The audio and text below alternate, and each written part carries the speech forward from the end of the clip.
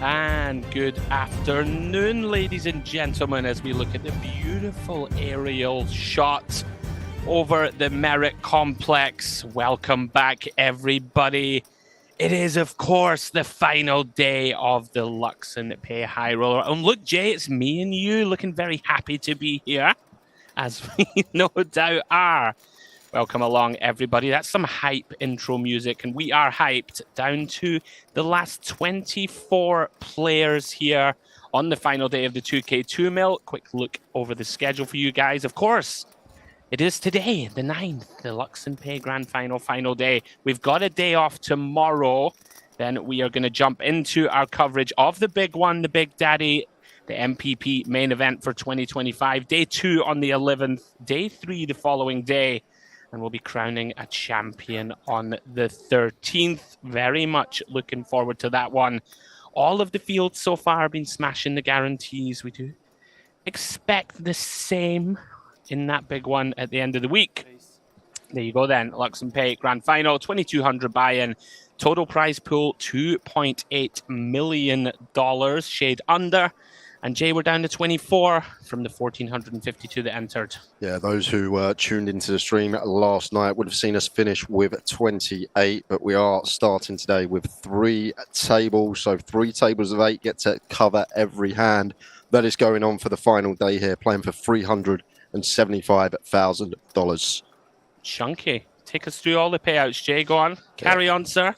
Yeah, so 4 6-figure payouts, nearly 5 with 95,000 going to 5th place. If you're lucky enough to make the FT, you will lock up £37,540. But everyone I set on that first place, $375,000.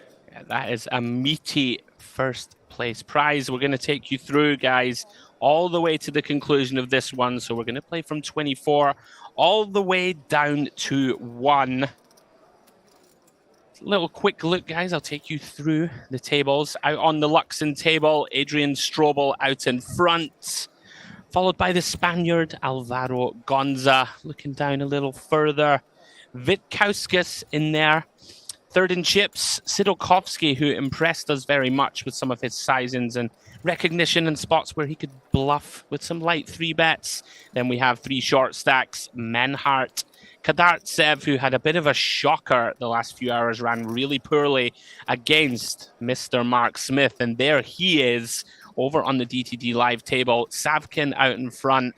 He played really well. We saw him lead a 7-8 of clubs on a 9-8-5 and check jam on an ace turn when he thought his opponent was going to be too wide. Sebastian, he's second in chips on this table. Down through a couple of Russians, Alexandrov and Briskin, and a couple of Brits. Mark Smith, the enigma, the wild card. And there he is, Mr. Neil Farrell. He has just a shade under 20 bigs to start. Got some work to do, but he's firmly in the hunt. And on the main feature Onyx table, we have Dmitry Kuktarev. He's got a chunky old stack. In the chip lead, 37% of the chips in play. Voronin and Frankowski, round about the 30 big blind mark. And then the short stacks, well, the man in 7th, Jay, Mihai Nist. Well, saw the hand yesterday. I'm sure it's been shared already across many platforms, but not many people are going to be able to find that fold. You need to be a certain caliber of player to be able to get 9 to 1 on a call and fold the nut flush on a non-pair board. But he sniffed it out and he figured it out. So credit to Mihai. All right, then, 24 remaining. Let's get after it. First look at the Onyx table today. Oh, Mr. Perfect. Loving that. I thought that was just my nickname. Mr. Perfect. Apparently someone else is called Mr. Perfect. Wonder if this is a wrestling reference. Jay, I don't know, you might be too young. There was a wrestler back in the day called Mr. Perfect. Never heard of him. I know the Big Show. That's about it. It's the Big Show. Right. Gonna be a big show today. Yeah, round 2 Corral in the hijack. We saw him play some really nice hands yesterday. Got trappy with a pair of aces. Some nice pot controls. Played a fun hand where he flopped trip kings and his opponent managed to fold aces by the river. It was a fun one. Round 2, Kuktarev, 31 million, Jay. He has a chunky old stack. We're probably around about 3x average at this point. Queen Jack on the button, in for the raise. Beautiful spot to be in this stage of the tournament at 30 here. Voronin going to defend the King 3 suited. One that potentially offsuit could be taken off, but suited feel like better playability. We are just going to call in C3, and what a 3 we see to start the day. Well, like the blue touch paper, Jack 4-8, 2 diamonds, top pair for Kuktarev. King high flush draw, 1 overcard for Voronin. 30 bigs behind Jay. Could see this one going a couple of ways. Yeah, I feel like on this board, top pair, just happy to bet as Kuktarev here. May even choose a slightly bigger size. Lots of gut shots out there from the big blind. Draw heavy board, 9-10 up and down. Let's go for 900 into 2.2. So just slightly size up between 40% and half. Yeah, Voronin decides just to call. Certainly makes sense. You're not thrilled to try and get this in for 30 bigs. Got a lot of playability down the streets, and he does pick up bottom pair, Jay, to go with that flush draw. Yeah, I feel as Kuktarev here is still fine to continue barreling here. Bottom versus big blind. There's going to be some 8x in there, some 4x, worse Jack X to get some value from, and then like charge some combo draws, the 9-7 of diamonds, the 5-6 of diamonds, all this type of stuff that have to stick along for another street. Is he likely to want to try and seek 3 streets, Jay, or is this a let's bet big turn and then decide? I feel like on some rivers we get to go for the 3rd street, but I feel like on most we are going to knuckle back. Like the obvious ones, the bottom pair in 3, the pair in 4, these are the ones that we probably do go for another street on as Kuktarev. But like when it rolls off a 9, a 10, sure, a diamond, these type of cards, this is when we're probably going to see check. All right, so very big river incoming, and what a river it is. Queen of diamonds completes the board. King high flush for Voronin, and he's reaching for leading chips, Jay. Yeah, this is interesting because Kuktarev here improves on the river, but lots of draws getting there. The 9-10 completes as well as the diamond draw, so it's not a comfortable spot to be in against this size. This is pretty grim. 6.2 million into 9.8, 2/3 pot. Like the problem, Jay, we just have a bluff catcher, right? Essentially, yep. I don't think Voronin is gonna, like Queen 10 with a diamond. I don't believe he's just gonna come out lacing it. Yeah, especially not for this size, 6.2 into 9.8, so just shy of 2/3. So it just becomes a bluff catcher. Like there's no like Queen 4 worst 2 pairs that are going to call turn. I don't even think Queen 8's going to call turn. Where the Queen of Diamonds, Queen 8 of Diamonds, not a thing. So it's going to be a bluff or a hand that we lose to. Right, and what are the natural bluffs? Like we basically need him to turn 8-9 or 8-10 with a diamond or something into a bluff? Yeah, I think that's about it here, Jack Andrew. 10's not going to do this, is it? I don't think it would be. Like Jack 10, if it is going to bluff, probably plays better as a check raise if like we're met by a small one on river. But it's a real tough spot from Kuktarev here. Yeah, pretty rare spot where you improve to top 2 pair on a river and have to go deep into the tank, but you can see the wheels turning. Kuktarev just recognizing really under-bluffed, especially with the presence of that 9-10 draw there, right? That can also be value betting. All the flushes got there. Let's see if he can find an elite level laydown. Maybe 5-6 diamond could be one as well, Andrew. That fancy little punt on the turn with up and down. That's the only other one I can think of. What a lovely release. Well done, Kuktarev. Oh, and he shows him. Okay. A little bit of Russian solidarity, perhaps. Are you a fan of that? Like, I mean, I suppose he's going to find out in whatever it is, right, an hour's time. I'd keep him guessing for a couple of hours. Not going to be getting info for a while, so may have made him wait there. What a start anyway for Voronin. Beautiful Queen of Diamonds River, up to 18.4 million. Voronin, plenty of cashes here at the Merit Complex. Plays here a fair amount, just shy of $300,000 in live earnings. Yep, looking to add to that today. Over to the Luxon table. First look today for us at Gonza. Opens from the hijack with ace-9 off. Menhart on the button, Jay, with the decision. Shade over 12 blinds and the king jack of diamonds. Yeah, I think perfect one to just move all in here as Menhart. We can fold out better hands. Some of the ace-x won't be able to call off, and it's a hand that's going to have decent equity when called here. I feel like this is a nice find from Menhart, leaving himself a few chips back as we are potentially on a ladder here. Yes, we are. we can outlast one more opponent. We led a $3,100, so just keeping those chips back. Yeah, nice.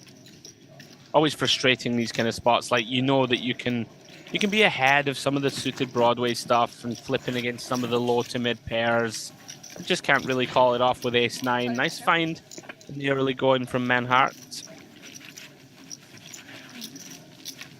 So we can tell the viewers at home, Jay, he made the elite level fold last night, but we lost Mihai Nist in 28th place. There's just no justice in the game. He makes a worldy fold, and you think there's going to be a story how we come back to that fold at the final table, perhaps when he's sat there and we talk about him making one of the best folds you're ever going to see. But unfortunately, it was Mihai who was first out today. Yeah, for anyone not aware, Mihai folded the nut flush on an unpaired board when he only lost the one combo, which was the straight flush of that man in this hand, Sebastian. Made one of the best folds you will ever see. Unfortunately for him, not rewarded. GG in 28th for Mihai.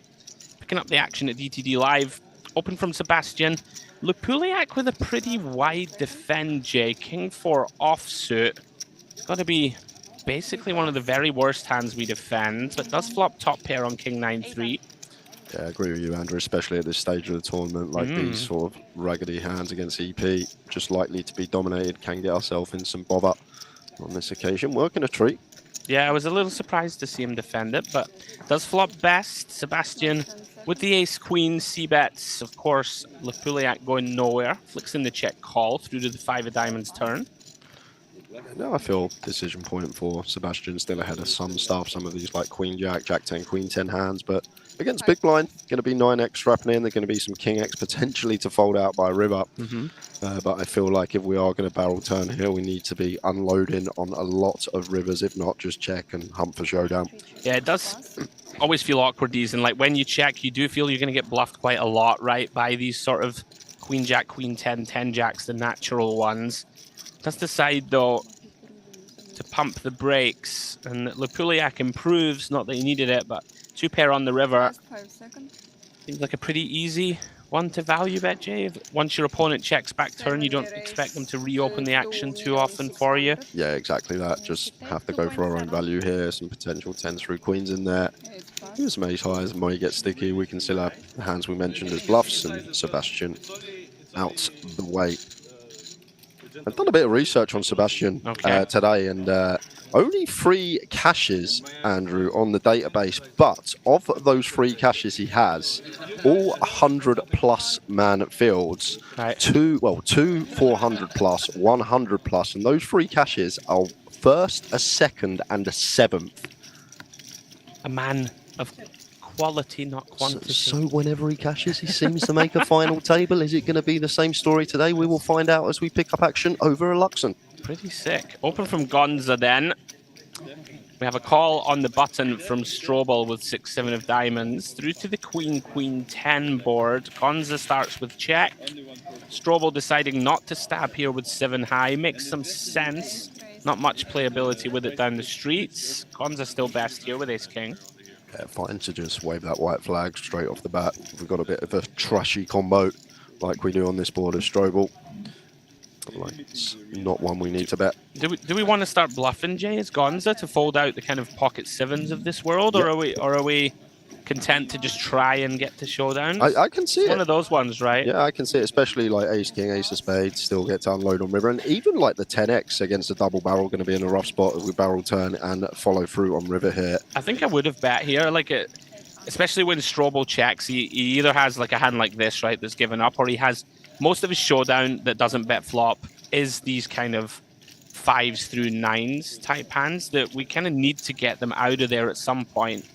Intriguing now, though. Strobel going for the delayed stab, excuse me, for half pots. Gonza now. Still has that draw to Broadway. Can have the best hand, as we can see he does. Does make the call. Ace of diamonds river. He's loving that development. Yeah, and it's just a awful one for Strobel to be unloading on here. Yeah. Just ace jack, ace king. So we're like basically targeting pocket jacks or something Yeah, that didn't yeah. bet, pocket nines that got sticky. And you feel like jacks is going to probably probe turn, so maybe I would like agree with that. specifically nines here, Andrew. So as Strobel probably would be giving this one up. But Strobel having another crack at the 2K this year, was one of our final tablists in this exact event last year, finishing 9th when Boris Kolov eventually won that event, come 9th for $45,000. Adrian Strobel in last year's 2K here at the MPP. Very nice, going for the back-to-back. Still has the chip lead here. At the Luxon table, as we see Gonza moving up to 17 million or so in chips. Musa and Heredia on the short stacks. Still with a little bit of breathing room. Off we go then, back to Onyx. We have all in and a call. They both have the same hand. Coral, though, with suited variety. They're just going to chop this one up. Chop, chop. Chop, chop. Take 3 minutes for... Я ж пытался тебя сохранить 3 тайбанка. Спасибо. No sweats for us in the booth.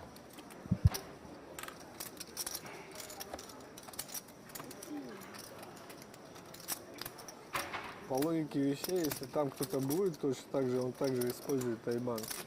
Just a heads up, guys, we are keeping eyes out on both YouTube chat boxes today. So any questions, anything you want to know about the players left in the field, fire away. Going to be a great day here at Merit, playing for $375,000. Lovely stuff. Yeah, of course, this is the Luxon Pay Grand Final, final day. And we're taking you through all the way to crowning a champion. Myself, Andrew Hedley, and Jay Harwood calling the action. And Mr. James Dempsey will be joining us in a little while. As we see at the Luxon table, Isaiah decides not to give his man a walk with the 8-4 offsuit. And well, Gonza finds number 1. The pocket aces. Let's try and get some more money in the pot. Unfortunately for him, Jay, Isaiah with a whole bag of nothing. I mean, you'd be shocked to see continue, right? Yeah. With this one really ever. Could even just walk Gonza here. Andrew, don't necessarily need to complete. I think I would walk this hand in this sort of exact lineup where he just has us covered. We're out of position. 3 tables left.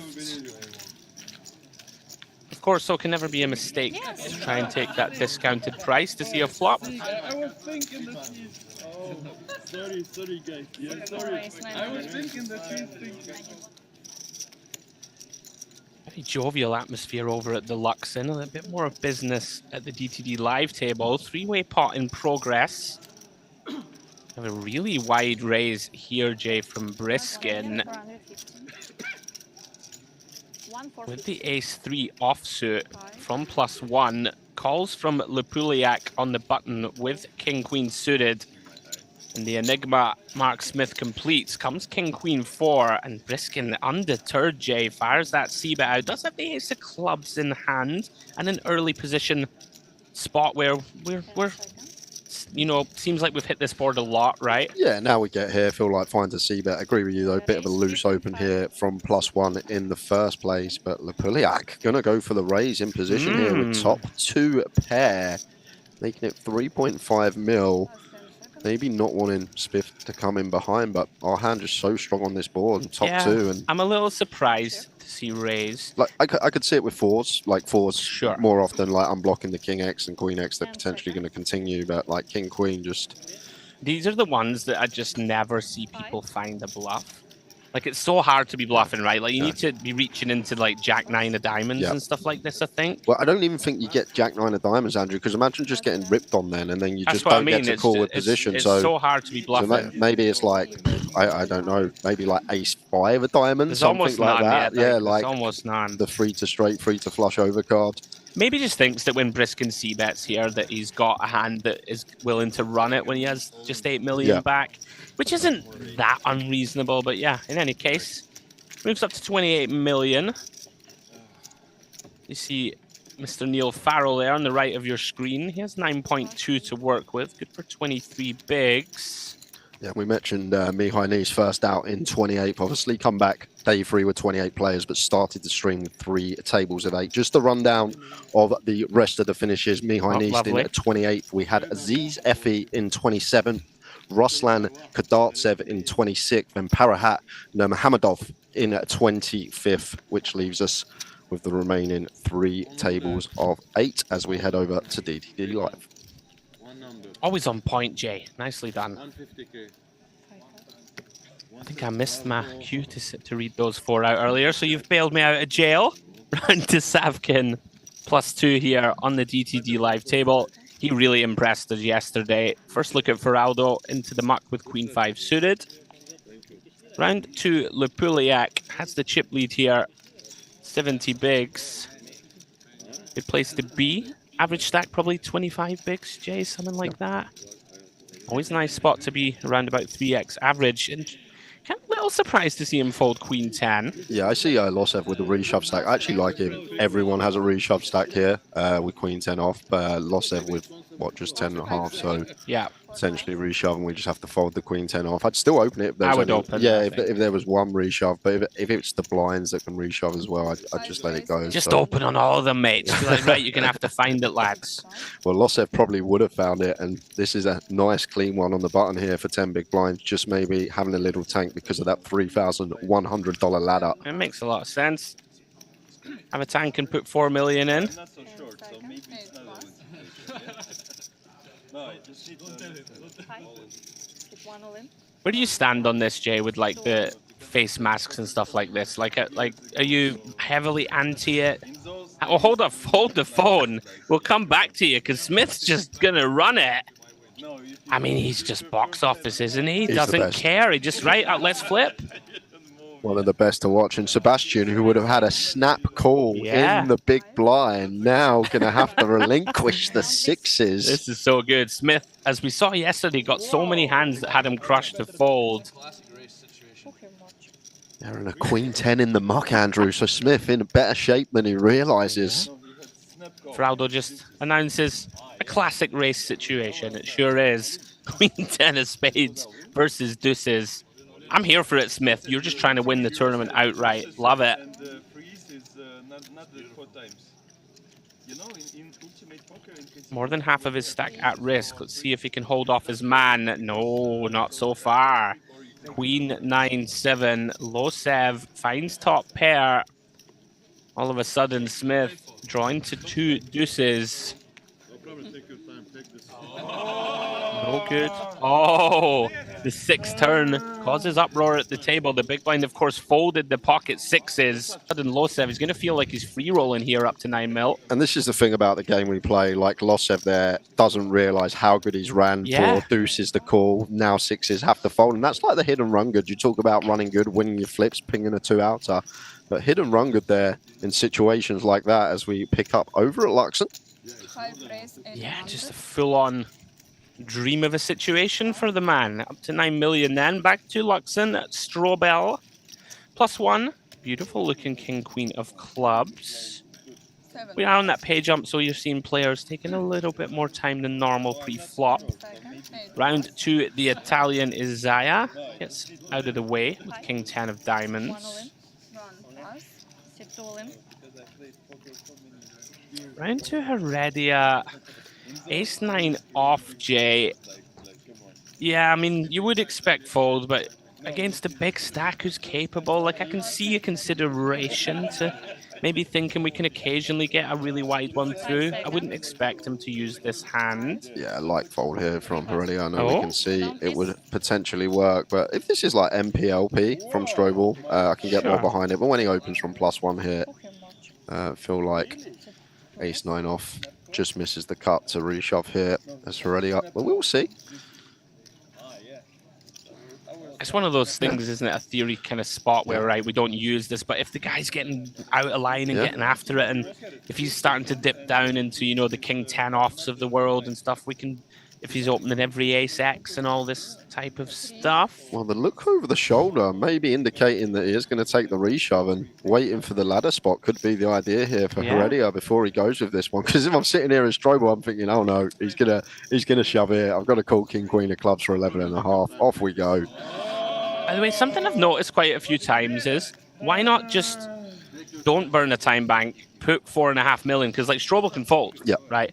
Then you save those time banks, and if he does put the chips in, then sure, we can just tank for the, and use all of our time banks then. I never quite understand it. There was a famous one at the World Series where a guy did this, burned about 10 time banks, rejammed 8 bigs, and then the razor just snap folded, and everyone was laughing and going, well, now you're in the mud, pal, and you don't have that 4 minutes of time you would have had. Yeah, so You hear where I'm coming from? Yeah, I completely agree. I would just jam and leave 100k back, and if he puts it in, then tank. Yeah, so indicating that he is going to jam when he's burning through these time banks, but I still think ace 9 off misses the cut here. But if he feels like Strobel is getting after it too much, then he does fold. Pulled us all. I'm a little perplexed. Okay. Anyway, round to Menhart. Jack 6 suited in the big. Just a min raise to 800k. Yeah, suited Jack fine to get in here for Menhart. See if he agrees. Yeah, you're not thrilled about it at this sort of last 3 tables stage, but we're getting a nice price. Over 4-1. Have a hand that has some playability. Post. Does make the call. Through to the 10-9-5, all spade board. Neither player loving this one. Strobel does have the betting lead, Jay. Yeah, I still feel like we're just going to see small from Strobel here, like 550, around that sort of size, quarter pot. Generally, mono boards, the ones we have the smallest sizes on.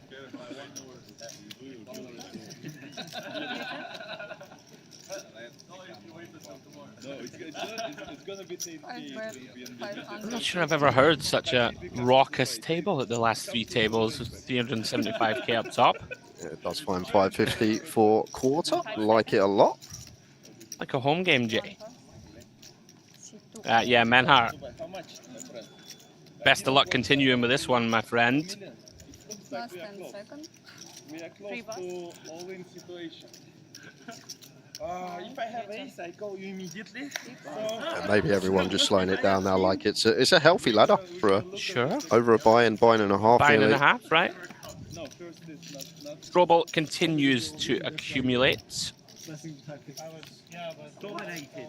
Dominate? I was going to not the dominated. Dominated if you have this. Yes. That's another story. I told you nothing before. Just asking the man with the ace-9. Thought you were all in there, buddy. Back to Onyx we go. Banicevic, Queen-8 of Hearts. Opening to 800k from the cutoff. Mr. Perfect. I'm loving it. Stick that in the hand and mob, Jay. I couldn't find Mr. Perfect. Stick it in and see what comes up. Round 2, Ricken. Getting very short. Less than 9 blinds remain in his stack. Queen 4 of diamonds in the small. Another one is just incentivized to slow things down, looking for ladders before he gets his chips in. However, Farrell in the big should be coming along, just north of 15 big suited king in the big blind. I really enjoyed watching him yesterday. Found some really nice lines. Has chipped down, unfortunately for him. Had the bones of 15 million or so last night. Yeah, well, you missed the hand. Aces versus kings versus queens, and Farrell was the man with the aces, and it come a queen on the flop to leave him crippled. Wowzers, and what a flop that is. For the opener, middle pair, queen high flush draw. Corral comes up. Stone empty with just king high. Once again, just seeing the guys slowing it down, trying to secure that extra 3k. In the background, guys, of course, the main event, day ones are underway. That's a 5k buy-in, 5 million guarantee. So you just ladder here, Jay. Even if you bust, you've got half your buy-in to the main. Should be hand done. Just south of half. And the corral just slowing things down, as everyone is right now, until that ladder is secured. And Banacevic, the man who sits second on the Montenegro all-time money list. Another one who had a run at this one last year. Finished 19th in this exact event last year in 2024. So looking to surpass last year's 19th place finish. But amounted nearly $1.4 million in live earnings. And that does make him sit second on the Montenegro all-time money list. Yeah, very nice. He's on course to better that run from 2024.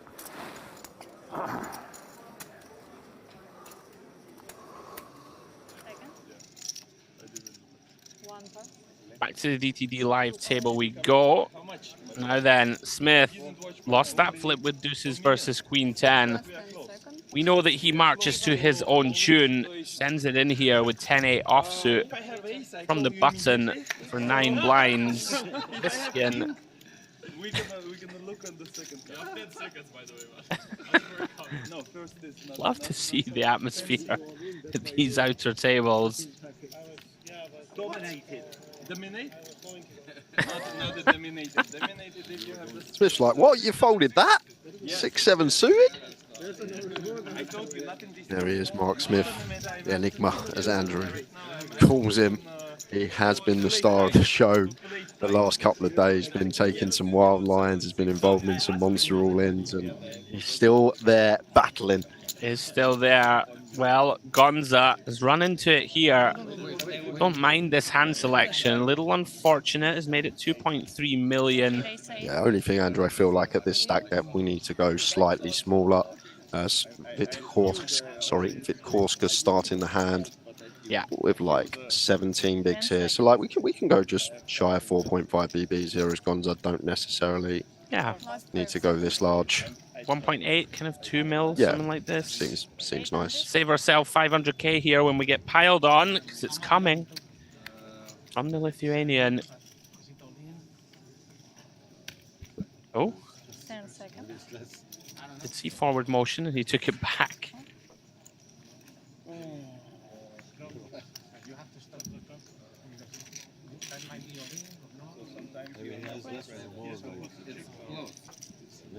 And they go now. I was a lot younger.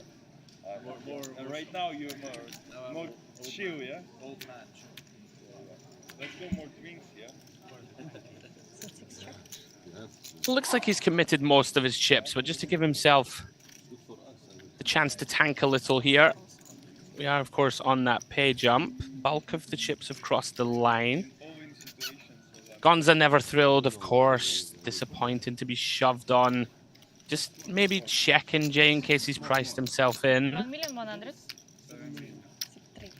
Another reason why we go slightly smaller. Just always account for the opponent's stack depth when they have like that 15 to 20 big blind remit at this stage. Like you can make it 4.5 BBs. It's still gonna do the same job.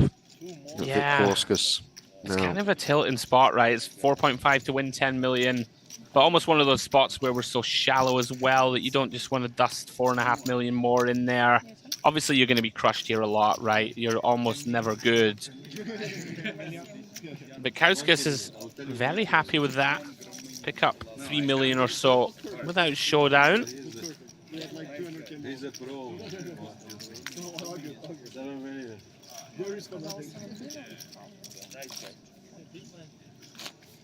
One of them was really close, I think.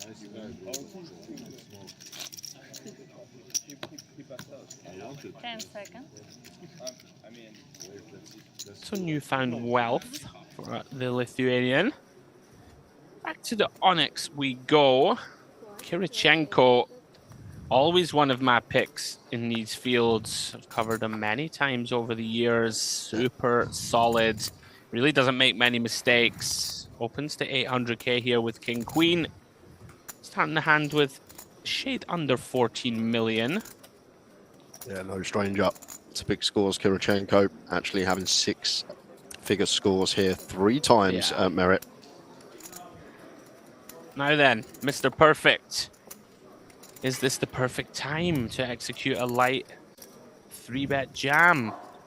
You don't love this one, Jay, right? From hijack versus under the gun. It feels pretty dicey.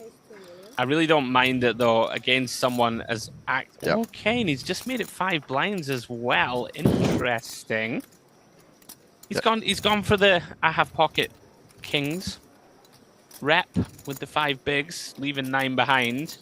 Yeah, but once again, like, if we are going to 3-bet not all in this stack, maybe we need to go like 1.5 million, because now we're just going to be priced in if we are met by Well, 4-bet send. Maybe so. that's the plan, right? That he's just going to try and rep something stronger and maybe get someone to hero fold, right? Like, it's not impossible that if someone's sitting there with 9s now, for example, and you make it 5 bigs out of your 14, it feels arguably worse than when they just face a 14 big blind jam, right?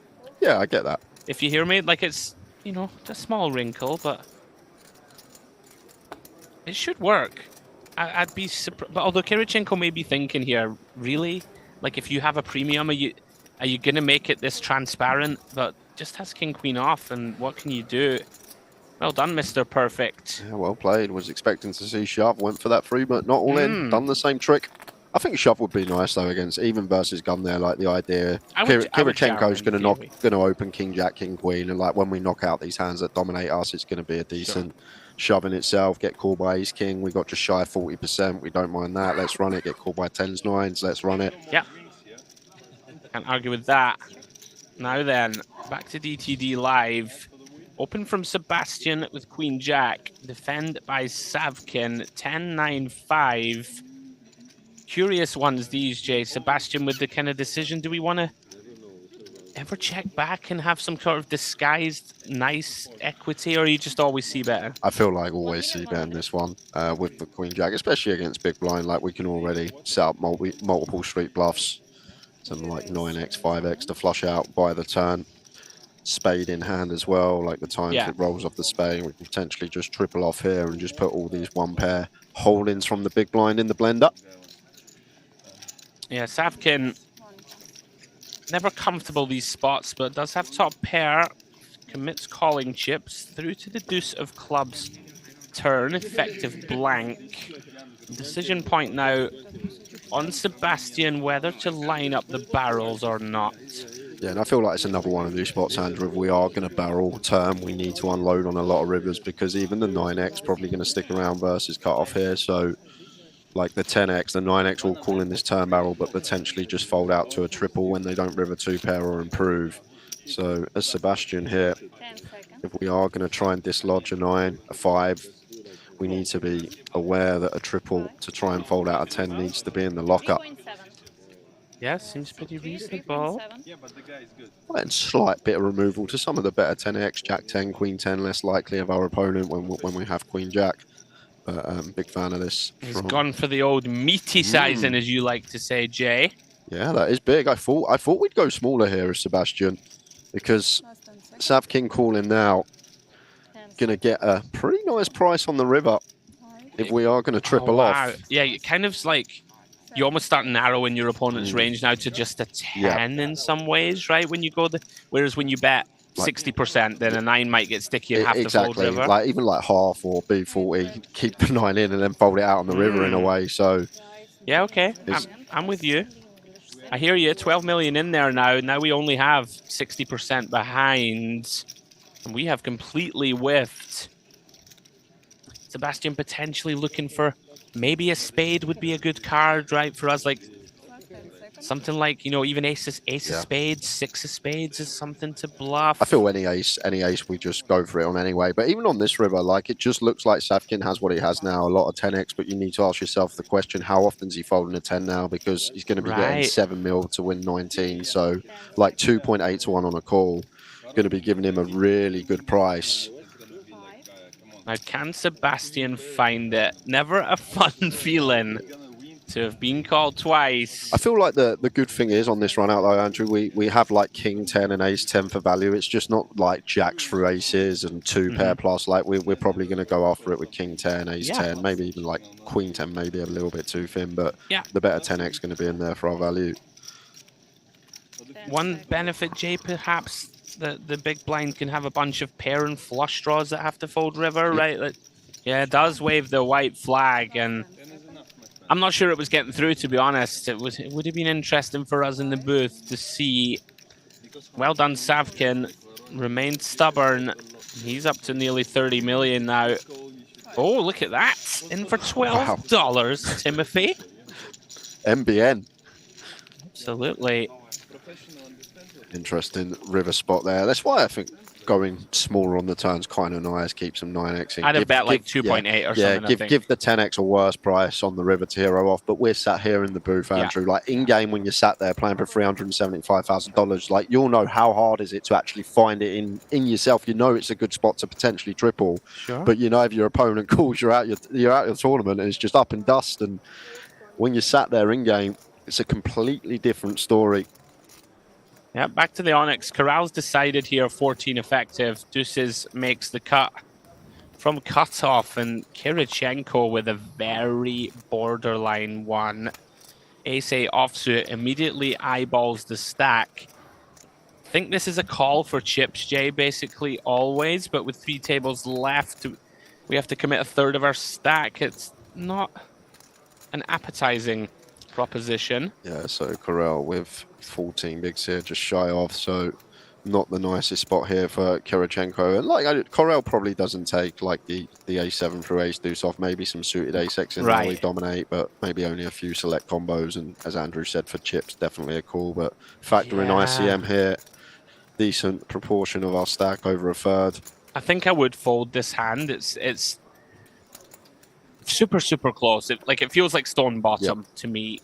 And when it's stone bottom and you think you might have an edge in some post-flop spots, I can get behind fold. And Kirichenko agrees. It's one of those, isn't it? Ace-10 call, Ace-9 suited call. Ace-9 off feels like it could be the kind of draw the line in the sand. Very close. I don't think you could fault him for either decision in that spot. Corral stays alive, 6.5 million. Kuktarev out in front still with 26 million to work with. Back to the Luxon table. It's Aya. Opening with a 7 of hearts. Interesting one for Gonza.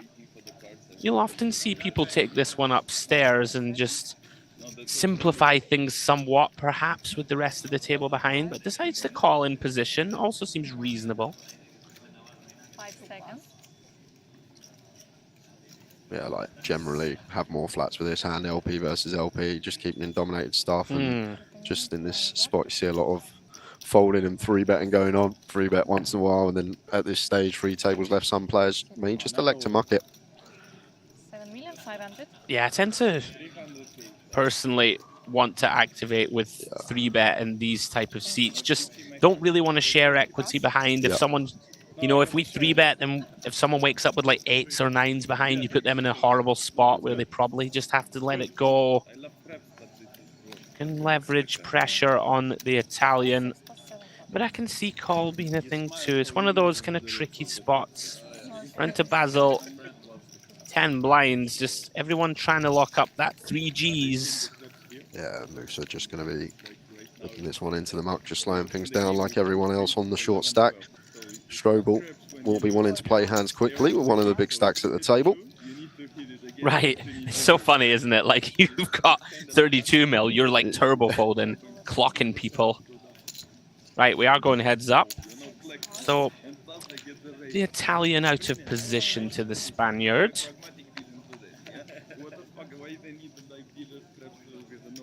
Comes up empty on the Queen 4 Jack Rainbow board.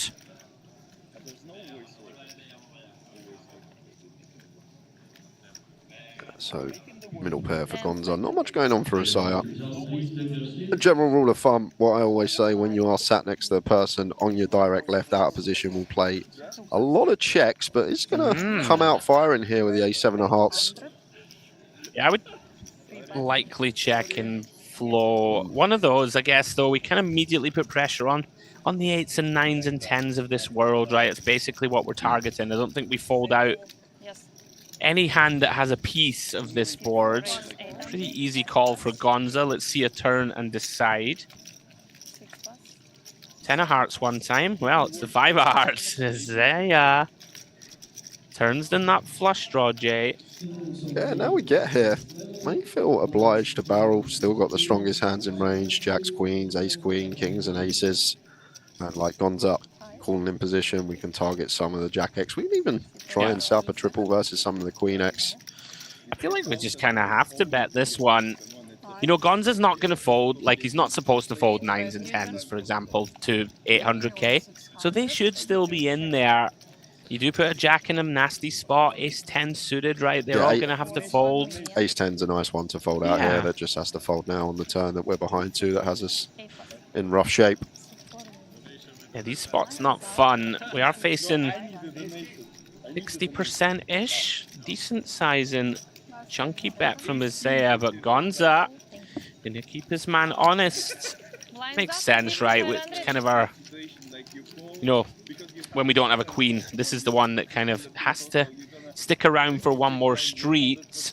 9 of diamonds, river. Isaiah comes up empty.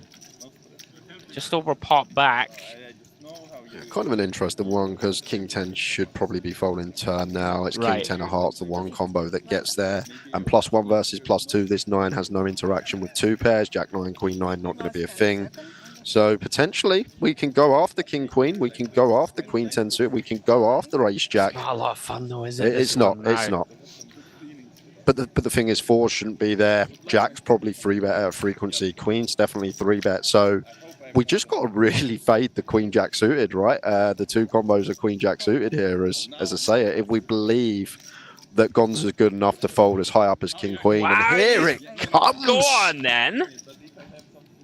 A sire. Wow, fair play. I think most people wave the white flag here. But maybe just recognizing here that we just need to fade the Queen Jack suited. Two combos, well, and the 1 combo of King 10 of hearts. So like 3 combos that are going to snap us off here, and then the King Queen, the Queen 10 suited, the Ace Jack are just all in the bin. Let me ask you, anything to read into the sort of 60% turn and now all of a sudden we want to overbet shove river? Like, not to be, you know, too picky, but I think often people will sort of size up bigger on the turn with value so that they, you know, like, because you want to get more money in the pot, right? And then all of a sudden, like, does this look a bit more bluffy now that we've left an overbet behind, or do you think that's not really relevant? Yeah, potentially. Thinking where the bluffs come through, though, we say, like, Isaiah can have King 10, whereas Gonza's only really got that 1 combo, so he does have the King 10 advantage here. Ace King and Ace 10. I feel like Ace 10's the one, as Gonza here, you're going to think is going to be the bluff when the 9 comes on the river. And look at this from Isaiah. Well done. Doesn't take too long before folding as Gonza, but what a move, and that just takes heart at this stage of the tournament. It takes so much heart to run it at this stage. Goes for the triple off and gets the job done. Well, he couldn't find the heart on the felt, but he found the heart in his chest, the heart to put the chips forward. Just critical moments too, right? Like if we give up here, we're down to like 9 mil. And now all of a sudden we have 20, right? And it could be a sort of key point in tipping the balance for him to continue a run towards the final. Great hand. Back to DTD Live we go. Briskin opens King 10. Lapuliak defends with the Ace 5. Good flop for the Russian. Top pair. Hand over. No, I need a donation. I need a donation. No. That's a gangster look, Jay. I'm not sure I'm pulling that off. The emoji t-shirt, the medallion, and the glasses. It's a bold choice.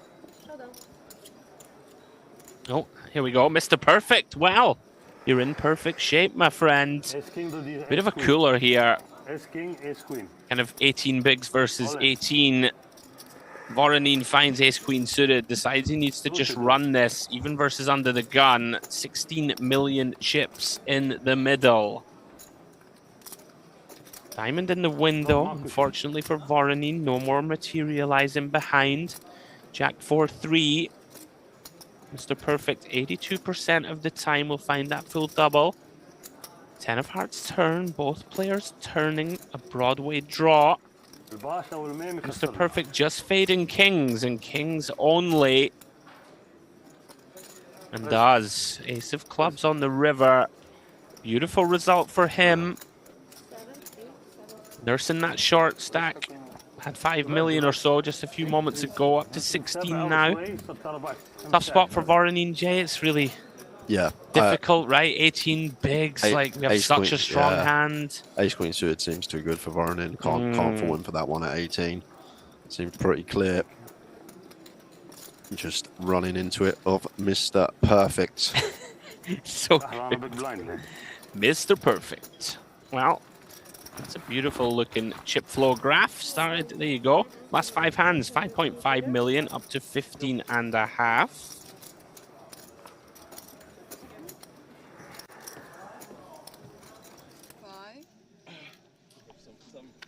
Thick and fast action then. Now then, Mr. Smith. It doesn't take long.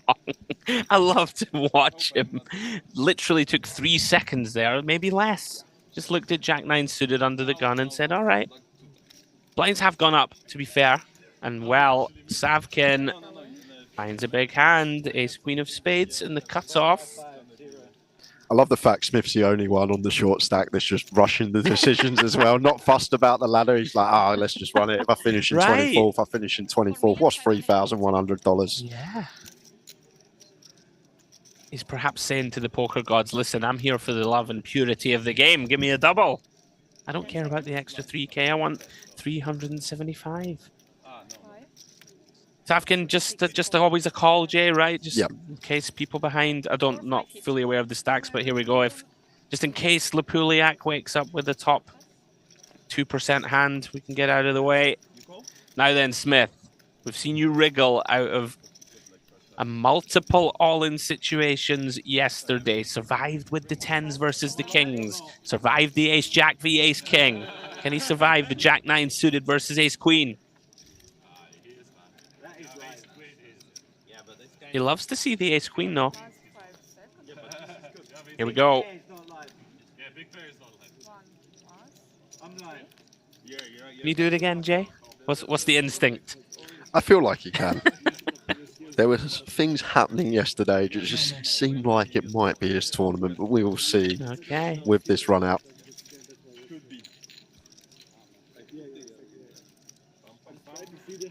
Not so far. King 6-3, couple of clubs and 1 heart.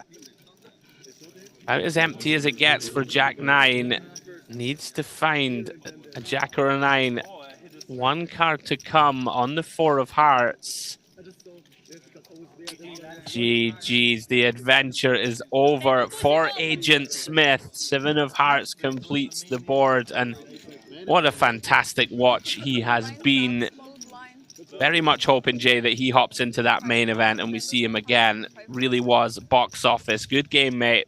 Entertainment value at its finest. Was Smith just one of those, plays his own game, doesn't really care what anyone thinks about his strategy, and it's got him this far and takes home a decent score. $16,700 in his pocket, but everyone up to $19,800 now. Yeah, Savkin was a guy yesterday. I thought to myself, I need to keep my eye on him, and he is motoring now in the mid-30 millions.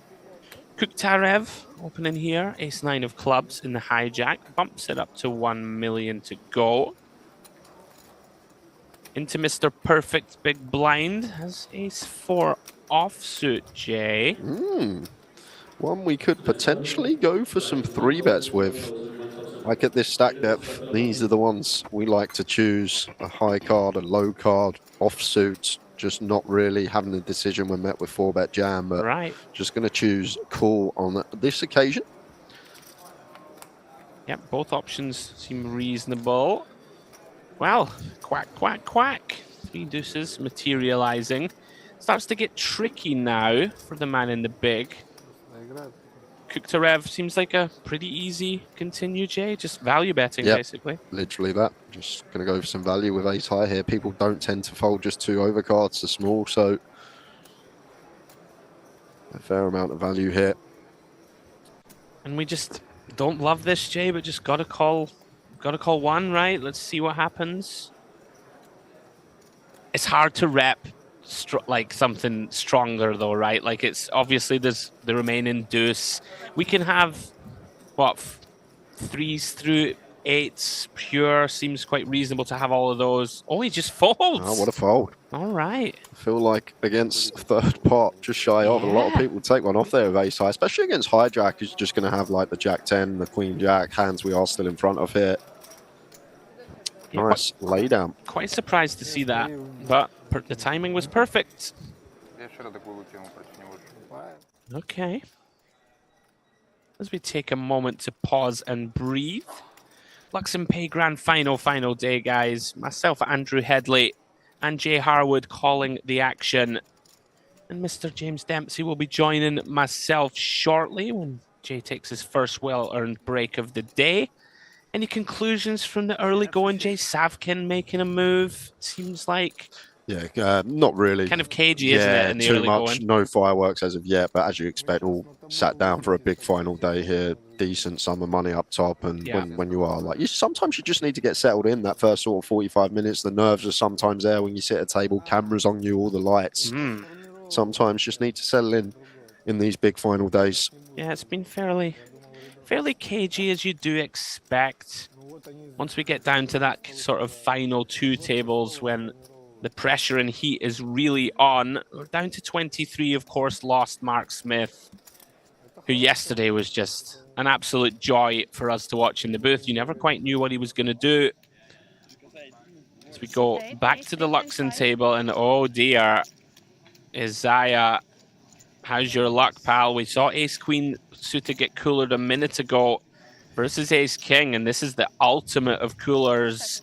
Menhart starting the hand with, what, 15 blinds? So Isaiah's going to have to call it off, Jay, right? Yeah, and that's why there's no flat in here for Menhart. We're just aware once Isaiah puts in like 45% of the effective stack, he's not going to have any folds.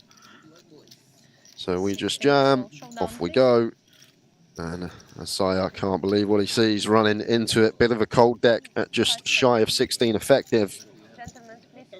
Yeah, this is really frustrating, right? Okay, fine, if I run into the kings, at least we have some sort of semblance of hope, but we've somehow got 11% here with a premium hand. Can he find some light at the end of the tunnel?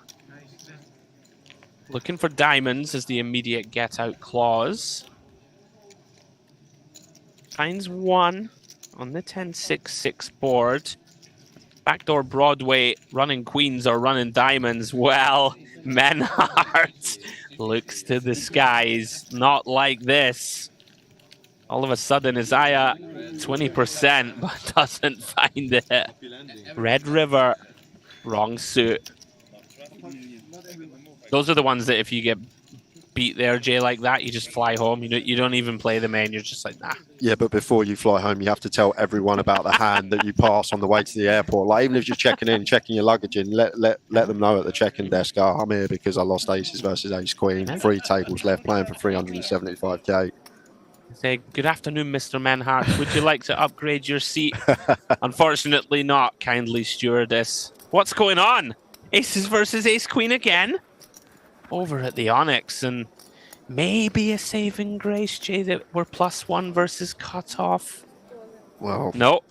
Frankowski sends it into the abyss, and Voronin can't believe his luck. Once again, we have the aces versus ace-queen confrontation, and this is bleak for Frankowski. Only 2 million back, 4 bigs if he loses this one. Really tough spot though, like the ace-queen off here. Jack 4 deuce then. 3% equity only. Needs perfect. Finds the first part of the equation. This would be ugly in the extreme. 2 outs though, with card removal. Looking for a king. No dice. 4 of diamonds on the river. Frankowski crippled. excuse the cliche, but always a sweat. Like there's meant to be a sweat like 30-40% of the time. It's just like the numbers don't add up. It's like it's 90% plus. There's always that turn card that gives your opponent some direct outs to get there. Just feels like the maths never make sense in these spots. What a spot for Voronin. Up to second in chips on the Onyx table. Kuktarev still out in front. Umrikin and Frankowski on the ventilator. 6 and 5 big blinds respectively. Back to DTD Live we go. Open from Sebastian. Alexandrov with the real bottom range defend with the Queen 5-0. Through to the King 6-6 we go. Yeah, a bit of a dusty one to defend here. Queen 5 off. Yes, we are against button and potentially can be ahead of some holdings, but just not the best playability here. Not going to flop any decent draws. When we flop a top pair or a pair of fives, can be in some grim spots. Alexandrov has a pretty withering stare down, by the way. I'm fully here for it. Quite expressive in his discontent. Nice pickup for Sebastian. Keeping himself afloat, waiting for a little bit of heat.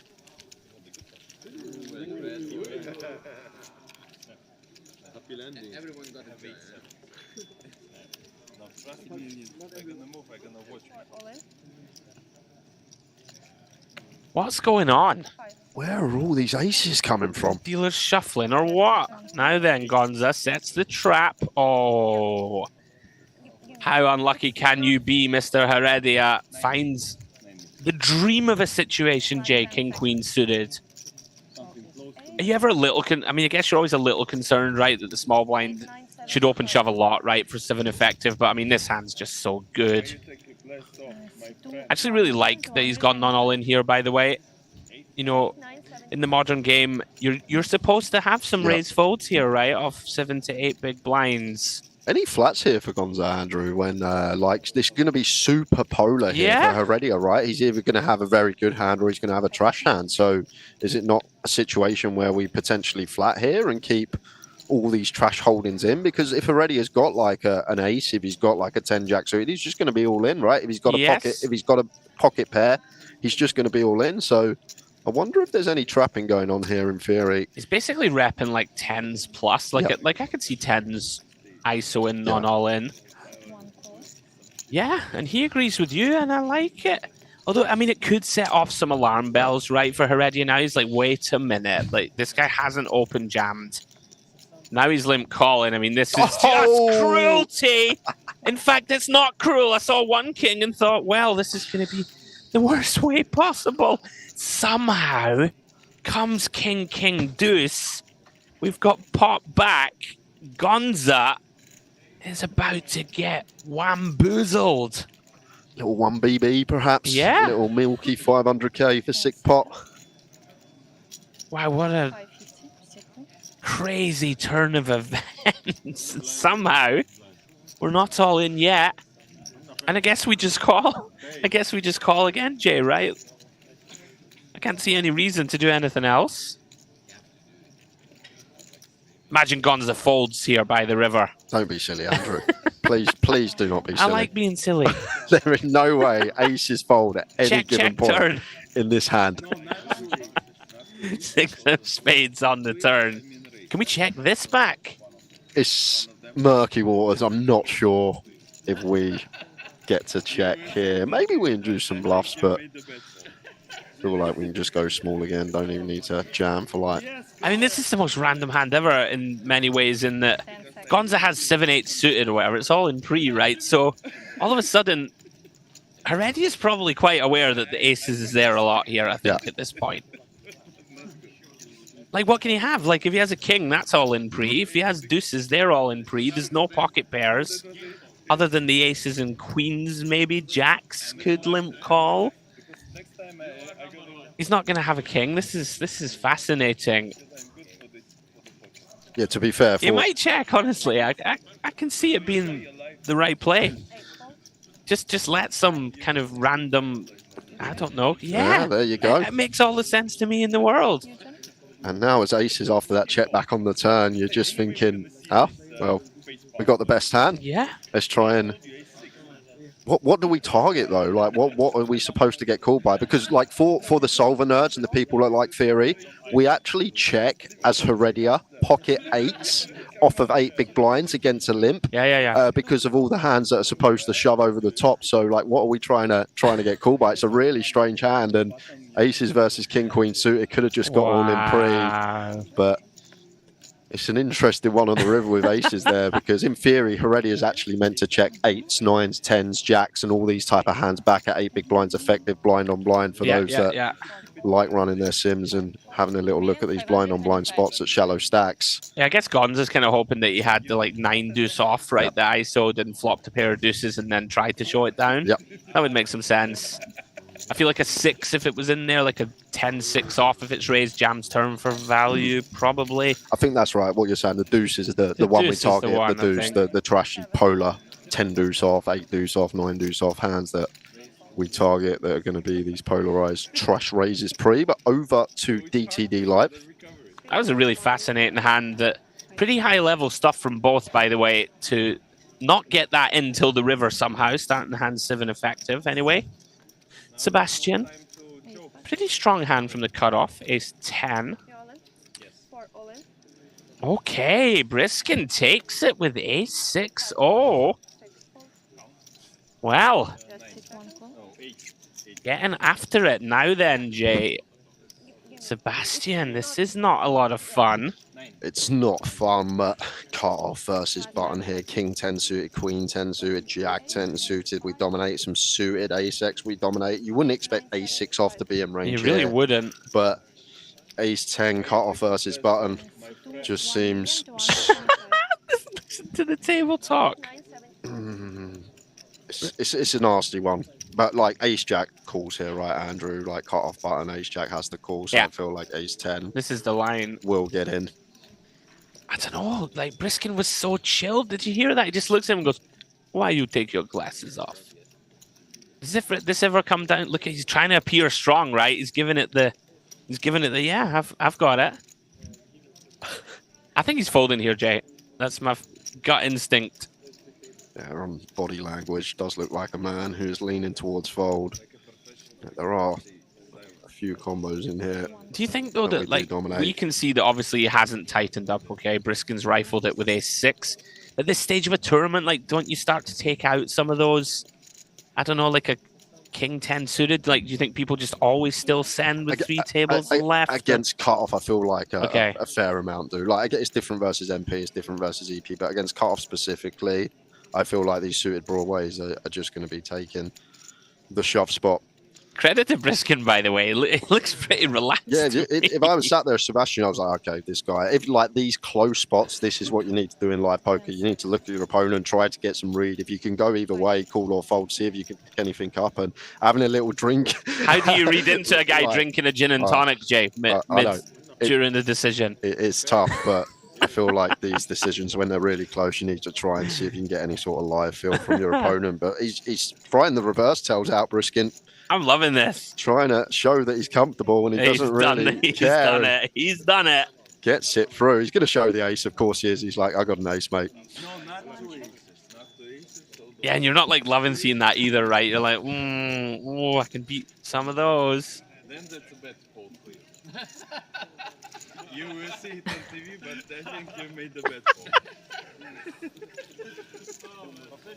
Yes, correct. Briskin, what a character. Let's keep an eye on him. Now then, Frankowski, unfortunately for him, ran into the aces a moment ago. Gets the bad news here that he only has 1 overcard. Can't fault him, of course, for running it. 3 bigs. Kirichenko, very happy to see. He's a 2-1 favorite with the 6s.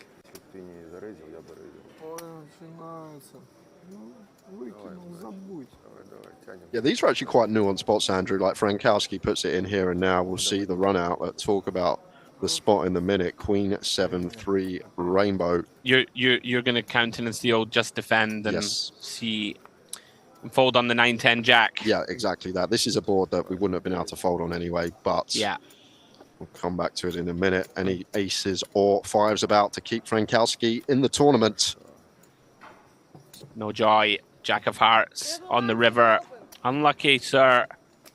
Yeah, but when we like have 3 here and we have no fold equity, like we actually have a few boards we can just actually fold, leave ourselves a big blind and still have a smidge of equity in prize pool. Like it comes Jack 10-9 all hearts, like you said, 10-9-8 all hearts. These type of boards are ones we can then actually just get away from it on. Yeah, I can see that being a thing. So 23rd place for Frankowski. Unlucky, sir. Good run. Shade under 20,000 for your efforts. You can jump in the main event, Jay. That's a bit of consolation. Yeah, our 5 million guaranteed main event underway. Second flight today. We will have a day off tomorrow, but we'll pick up with the main event on Sunday. 5 seconds left. So what is 3 raise 1 million. It's 1 million. Ace Jack? Ace 10? Ace 9? Oh, he's just read his out as well. Did you have Ace Jack? Did you have Ace 10? Said Briskin. The man knows 125. what he's got to fold. Well then, Sebastian might be about to face another decision. Opens hijack ace 5 of spades. Savkin. I'm not sure the big blind stack, but if the big blind sub 20 here, Yeah. Savkin just should be all in. There we go. 7. And yeah, Farrell was sub 20, so pretty clear jam for Savkin. Going to pick that one up. We like those. And healthy stack at 35 milli. Yeah, frustrating spots and moments for Sebastian. Down to 6.5 mil. But better, much better. Not a great feeling when you raise fold ace 10. So it's better than if I... And old Chuckles on your left is saying, I think it's a bad fold from you. Just picking up the YouTube chat, we got Garcia Gomez who says Heredia is a god. Oh, all right. We've also got Dynamo who says, why would you not shove aces pre? Let the king queen get there, Andrew. Yeah. No comment. Ricken, you've got it in dreamy shape, my friend. Opens the cutoff for a jam with the 10s, and Kuktarev more than happy to commit 4.5 blinds with pocket 4s, but sees the bad news. I fold 2 The fold. 10s looking to hold, get back to 10 bigs. 1 4 and 2 10s. Oh, hearts. Pretty good start. King, Queen, 9. A couple of hearts on board. Kuktarev with the potential to get there the dirty way. Oh, and gets there the normal way. 4 of clubs on the turn, and just like that, Ricken down to 10s and jacks to stay alive. Nasty, nasty business for him. 5 of clubs on the river. Unlucky, sir. Gets 2 outered. Final 3 tables of the Luxon Pay Grand Final. GG, sir. Played your heart out. Couldn't fade the Obama. 21 left then. Getting there, Jay. Slowly but surely as we Because he has a lot of chips. approach that final table, of course, we're going to bring you coverage all the way through to crowning a champion. Kuktarev, the rich get richer, 31 million for him. Я не знаю, как по-английски. Voronin, Kirichenko, Mr. Perfect, Banicevic, and Corral on the short stack with work to do. Now then, Nothing personal. Alexandrov Yeah, I'm really friendly person, yeah? possesses the most withering stare of all the players at Merit. Finds a really big hand in the cutoff, Jay. In they go. Kind of an Ace-queen. interesting one here, Andrew, whether to raise call ace queen or whether to just send. I think I'd shove for exactly kind of 10. Yeah. Like from cutoff as well, I think that now the sort of ace 9s, ace 8s of the world in the big have to start calling it off. Whereas when we're +1 or whatever and we jam, those hands always get out of the way. You know, like king, queen, queen, jack suited and stuff are maybe going to feel compelled that they have to flick it in too. I hear you though. I could get behind min raise. One of those where it's really kind of important just to maintain our chip stack. Also, you've got the big stack in the big who is going to defend, and if we raise and have to somehow bet fold, it's a complete disaster. Yeah, 10 seems like a murky area. Yeah. Like off of like 14 seems Yeah, clear to just raise easy. call, but 10, maybe we just send it into the middle, picking up action with the chip leader, Savkin in the hijack here. A couple of hooks for him. Oh, trouble for Farrell. This is grim. Yeah, just south of 14 here against LP. Wouldn't shock me if Farrell took this spot. Yeah, and he has taken it. Cannot fault it. 14 bigs. Just don't have quite enough chips to 3-bet fold. And Niall's ran into it. He's going to have to get there. Sebastian wakes up empty. Savkin going to have a turbo call. Niall's not going to like it. Sees the bad news. App of the table. 15 million chips in the middle. The Scotsman needs to find an ace. Some kind of straight or flush.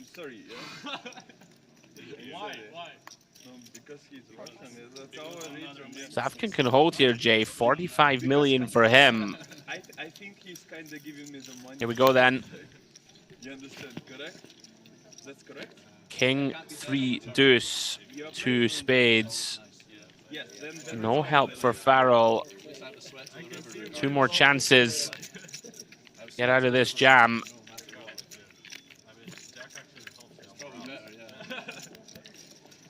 Three of spades on the turn, the blankest of blanks. 2 outs once for Farrell. Not to be. Here's his sidecar, 10 on the river. Good game, Niall. 21st place for Niall Farrell. Good for $19,800. Strong run. Just got short, Jay. What can you do? 14 bigs left. Got to send that one in. Seemed to be dealt out for the first hour as well. Can't really recall him V-pipping any hand, so just goes like that sometimes. These aren't the days you want bad card distribution, and when you look at ace-10 after being dealt spanners for the first hour, it's just too good not to get in against LP, especially the big stack as well. Savkin's playing well, going to be wide enough. Seems like a bit of a cooler of sorts. Timothy Savkin in for $12 and up to 45 mil. Let's go back to the Onyx. Mr. Perfect versus Banicevic. Looks like check flop here. Yeah. So he has opened with the Jack 9. Intriguing that he decided to check flop. Oh, would you look at this from Yeah. Banicevic here, going for the little check raise. It kind of makes some sense, right? When your opponent doesn't c-bet this board, all of a sudden you start giving him more of the sort of queens, jacks, ace, tens of the world that didn't decide to bet. Perhaps a bit confusing spot here for Mr. Perfect. Thinking, right, are you like, what? Aren't you going to lead the turn yourself with a bunch of your king X? Is this a semi-bluff with like a queen jack with a club? I'm going to try and make my straight or potentially bluff you myself on the river. Yeah. It's not something you see much, right? And he goes for the river check, all right. I think the river check's really nice. After we elect to check raise turn, like you said, Mr. Perfect checking back flop, not really going to have too much king X, and maybe weighted towards some like ace highs with the ace of clubs, like you say, queen jack that doesn't elect to c-bet. And then we can just potentially pick off some bluffs here. I mean, he set this up to perfection. Mr. Perfect feeling compelled to have to bluff. I was going to ask you, what do you think on, like, what are we repping here as Mr. Perfect? Checking back flop, bet calling turn, and now reopening action when check 2? It has to be 10x of clubs, right? Ace 10 of clubs, queen 10 of clubs, jack 10 of clubs. Like, these are going to be the ones that like to check flop, so... Yeah, we kind of need a flush, right? Yeah. So I feel like it's going to be a flush. Like, I don't feel like we ever take this line with ace king and go this size on the river for 2/3. So it's kind of interesting. Like, we expect king queen, ace king, king jack to bet flop. So what is our opponent meant to have here from Banicevic's perspective? It's like we've kind of painted. Wow, and he's got it through. Mr. Perfect in your eye shows him the jack 9 of spades. Wow. I was going to say, Jay, we've sort of painted ourselves into a corner here with this line by not c-betting. Yeah. We've got it through, though. Yeah, that's a weird line choice from Vanicevic. Like, if we're going to check raise and the board bricks out, shouldn't we just check Yeah, call and I check agree. call river? I agree. I guess he just gives him flushes, but He actually set it up. I know perfectly. And like, pick it off. it's nice to have the 7 of spades as our side card as well. Like unlocking all the queen, jack, club, ace, jack, club, this type of stuff. I can kind of see where he's coming from in that if he thinks under the gun has jacks and queens, for example, like they're not going to bluff, right? On the river, they're going to check back. So it needs to be ace of clubs X. Very intriguing.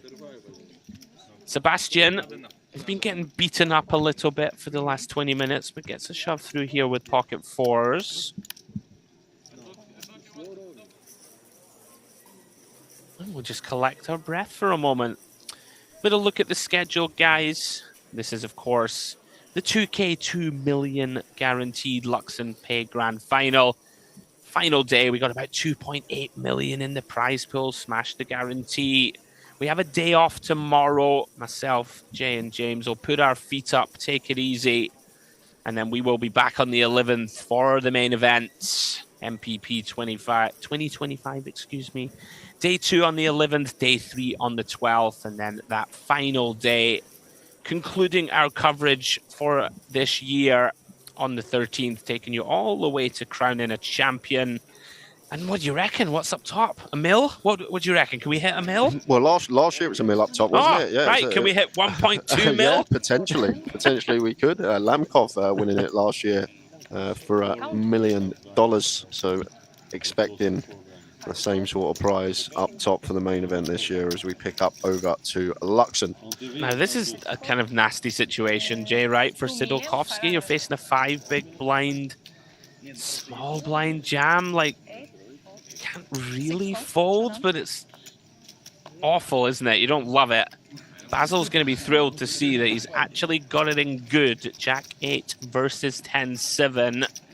Even if you're gonna double up for me, it's okay. As Farrell would say, a classic call. 2 diamonds, no diamond in hand for either player. Both blocking each other's backdoor straights. Well, he may block it, but it has materialized. 8 on the turn for Basil, looking to fade 6s, 10s, and jacks to cling on. Oh, that's close. That's queen. So it's like half. More than 50%. More than 50%. Does brick out. Ace on the river. Not enough. Not enough. But queen 8. Musa states he's surviving. Survive he does. Back up to 11 bigs. My friend. My friend. Here we go. Basil still the short stack here at the Luxon table. Menhart with the chip lead, but it's pretty shallow, Jay. 30 big blinds, the biggest stack at that table. Everybody in the sort of 15 to 25 big blind remit. Well, we've had 10 minutes without pocket aces, and here they are again. 1 in 221 hands, they say, Andrew. Well, in an 8-handed setting, divide that, so it's like 1 in 30 hands we should be seeing them. But 1 in 6, apparently. Yeah, literally 1 in 6 today. Interesting that Sebastian, oh, hello. Like I was going to say, he's raised folded lots of times, right? People may be thinking you're opening 2 wide. Savkin J, Jack 10 of spades. 6 all in. He does stick it in. My friend, you see? 3. But this situation, Oh, he's in the big as well. Excuse me. I thought he was small blind. Want to know his cards? How much? All right. Well, Sebastian, dreamy turn of events for you. No. After the river. What do you think to jam there? From big is kind of interesting. Right. I feel like we do knock out like Queen Jack, King 10, Queen 10 that's going to open from cutoff. I think when we're this comfortable a chip lead, I think it should be fine from Because we Savkin. have a deal. If he double It's like a heat check moment, isn't it? Let's see how good I'm running. Well, how good are you running, Savkin? You do have the cracker hand. his cards. Flops a gut shot. 9-7 deuce. Any snowman would send Sebastian home. 5 of clubs turn, no change. 3 outs, 1 time. Not to be. 9 of clubs on the river. Great result for Sebastian. Ace 10? Ace 10 offset. That's why Oh, they're still talking about that previous hand. So it's close. So you saw this is perfect. Can I check 1? your hand almost. 1 second. New said like Yes. an ace 10, yeah? So 6, 5, fold. You understand, yeah? Back over to a Luxon here. Menhart in the hijack opens to 2 big blinds. 7. Okay. Bikauskas in the small, all in with the 9s. Pretty standard shove here for just shy of 17 bigs, and going to be getting called when it's back on Menhart. Consultation, I want to know his card. How much? Let's discuss. No, after the river. Yeah. After the river. After Nothing to be done here but click the call button. Yes. No, Big old flip, 18 million chips in the middle. when I'm not gonna cheer on him, he's chip bigger. You can duck and dive as much as you want, Jay. Use that skill edge, but there is stages in tournament poker where it's going to come down to seeing all 5. Did see a king folded from Isaiah, so 56% of the time Bikauskas going to find that double. So far, so good. Jack 8, 3, 2 clubs, 2 overs, backdoor straight and flush draws for the German. 5 of hearts on the turn, no good. Needs an ace or a king. My friend, we have a deal. Ace 10? Ace 10 offset. That's why fold. 4 of hearts on the river. I'm just listening to Briskin in the background. Given the continued rub downs. 1 second.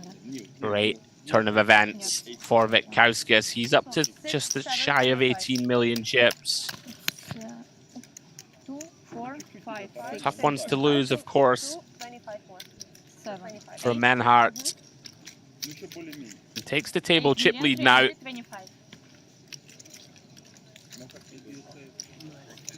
Menhart now at one of the short stacks alongside Basil Musa as we jump back over to the Onyx. Another huge one. Pocket kings for Banicevic on the button. Played that curious hand a few moments ago. Myself and Jay weren't too sure about it. Well. Mr. Perfect can't believe his luck when he looks down at kings in the small blind. These are interesting ones, what size to choose here. And he looks like he's gone huge. Yeah, just picks up a big stack of orange, deposits them in the middle. Music to the ears of Banicevic.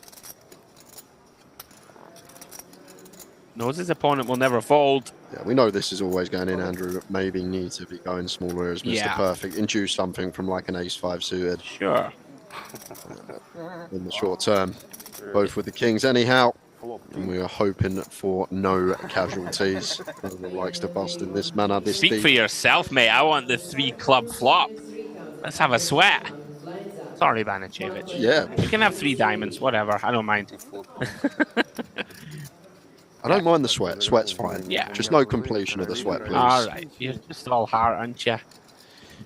Kings versus kings, then. Almost always going to be a chop and is confirmed on the ace-6-8 rainbow. Going to chop up the blinds and antes.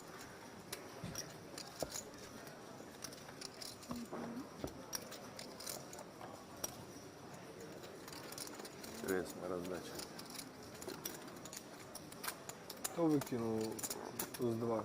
Priznawaj. Ace 2. Fold. You're sharing my shots. Because here will be fair. Widzisz karotki, plus 2. Foldisz, a tam Come on, koralik. who's going to double me? Ace fold? Ace fold? No? Ace. Now? When I open? As we listen into the table chatter, both players, I guess, happy enough. Always disappointing, right? Find kings on the button. Your man reaches for a big old pile of orange. You're like, yes, here we go. Oh, all right, chop it up. Back on Savkin then. Did take that little flesh wound a few moments ago. With the Jack-10 suited now then. Limps in with ace-5 of diamonds. Lepuliak, 50 effective, Jay. Finds a big hand, pocket jacks. Yeah, monster in the big blind, blind on blind confrontation. Just going to be raising this up in position. Yeah, Savkin with a deceptively strong hand of his own. Yeah, expect to just see call in this scenario. We speak a lot about ace-5 suited as an aggressive 3-bet, 4-bet bluff, but blind on blind situation like this, we just want to be taking the suited ace to the streets. Yeah, pretty normal stuff so far. And there's a jack in the window, followed by a couple of ducks. Lupuliak flops the second nuts, but you're going to be feeling pretty good about life. Why I'm so comfortable. I think I like this to continue with bet. Like, you know, a player like Savkin, you're going to give him opportunities, right? If he has some ace highs like this, they're going to continue.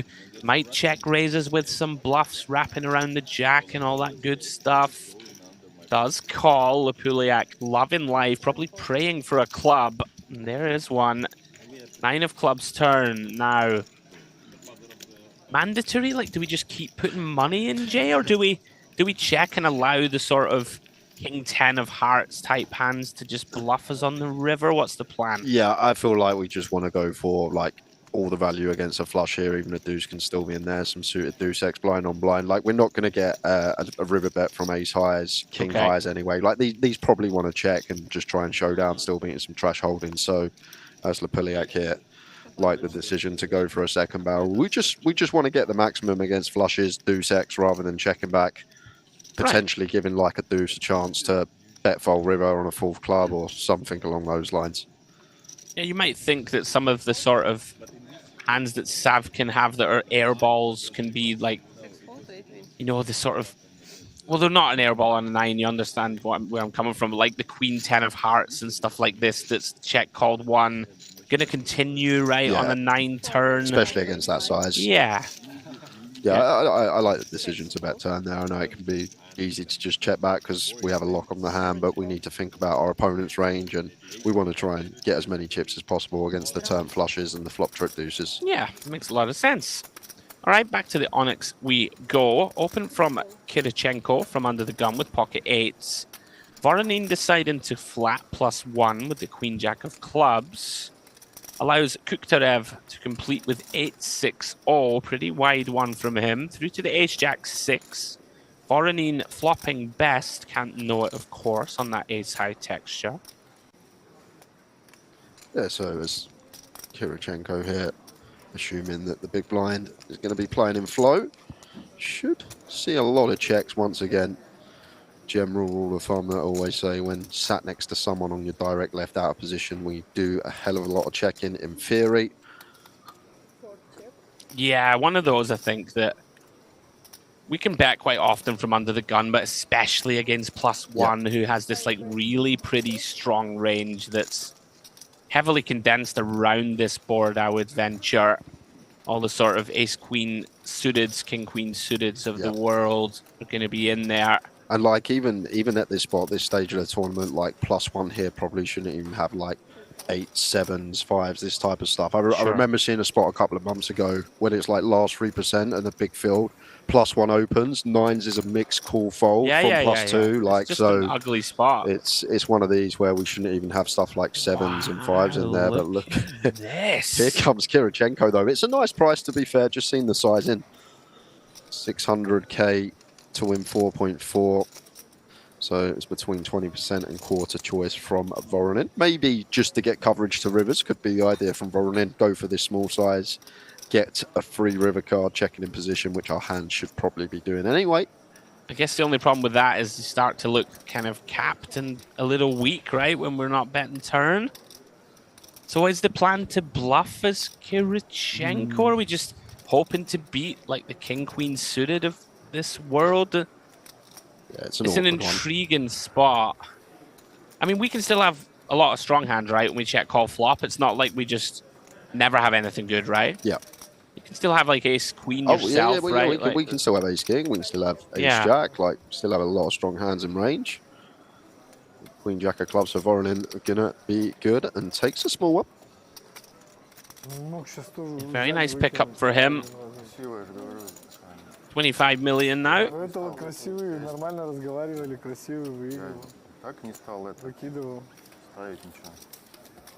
So one of the remaining 20 in this field will be crowned the Luxon Pay Grand Final champion later this evening. Over to Luxon. Musa, 11 blinds +1. Decision, Jay just decides time to go. I'm just going to put the lot in. Yeah, kind of. Seems okay, right? Yeah, 11 bigs. The only one problem I have with this, like if we're shoving ace queen, ace king here for 11, like we can't just open every suited ace x to 2 big blinds, because then we create what's called too big a raise fold gap. And if people are aware that our 2 big blind range is just going to be aces and kings specifically, they can then just attack with ace x and 3-bet us relentlessly. So it is sometimes good to have some of these like ace king in there. Maybe we choose suited as raise to 2 big blinds to induce, just because we don't want to create what's called a raise fold gap. But either way, wow, we are gonna get some action here from Gonza. Oh, what a spot this is turning into for Musa. You would imagine Gonza too strong a hand to fold. He agrees. In they go. Oh, oh wow. First all in, second fold. And Heredia Cold finds another combo of ace king.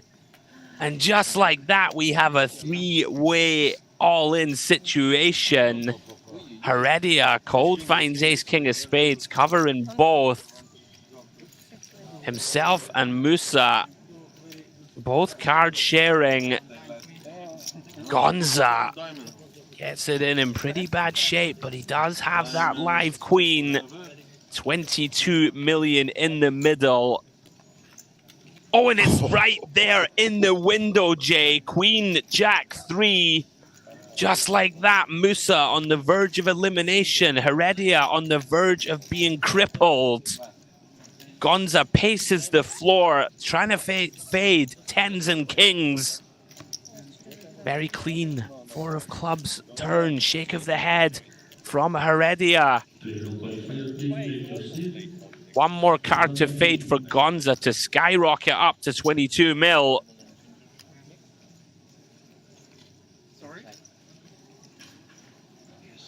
And he's done it, Jay. Little fist pump. 9 of clubs on the river. GG's to Basil Musa. Great run, sir. Stalwart of this poker room. Unfortunate. Gets it in. Good shape. And Heredia also crippled as we say goodbye to Basil. 19.8k for him. Down to 19. Grim, yeah. Jay, to bust like that. Yeah, and I think Heredia with the head shake, he had one last night, last session of the day, got it in, opponent drew into a 3-outer and pinged the 3-outer, so he's probably just thinking, and not again when I'm this deep in a tournament, but he's still got just shy of 3 bigs to spin, but the big winner, Gonza, 22 million, would be out the door nearly 70% of the time, but he sat there with the chip lead on this table now over at Luxon. Yeah, that's got to feel good. Things were looking bleak. We all know how quickly the situation can change in No Limit Hold'em. On we go then.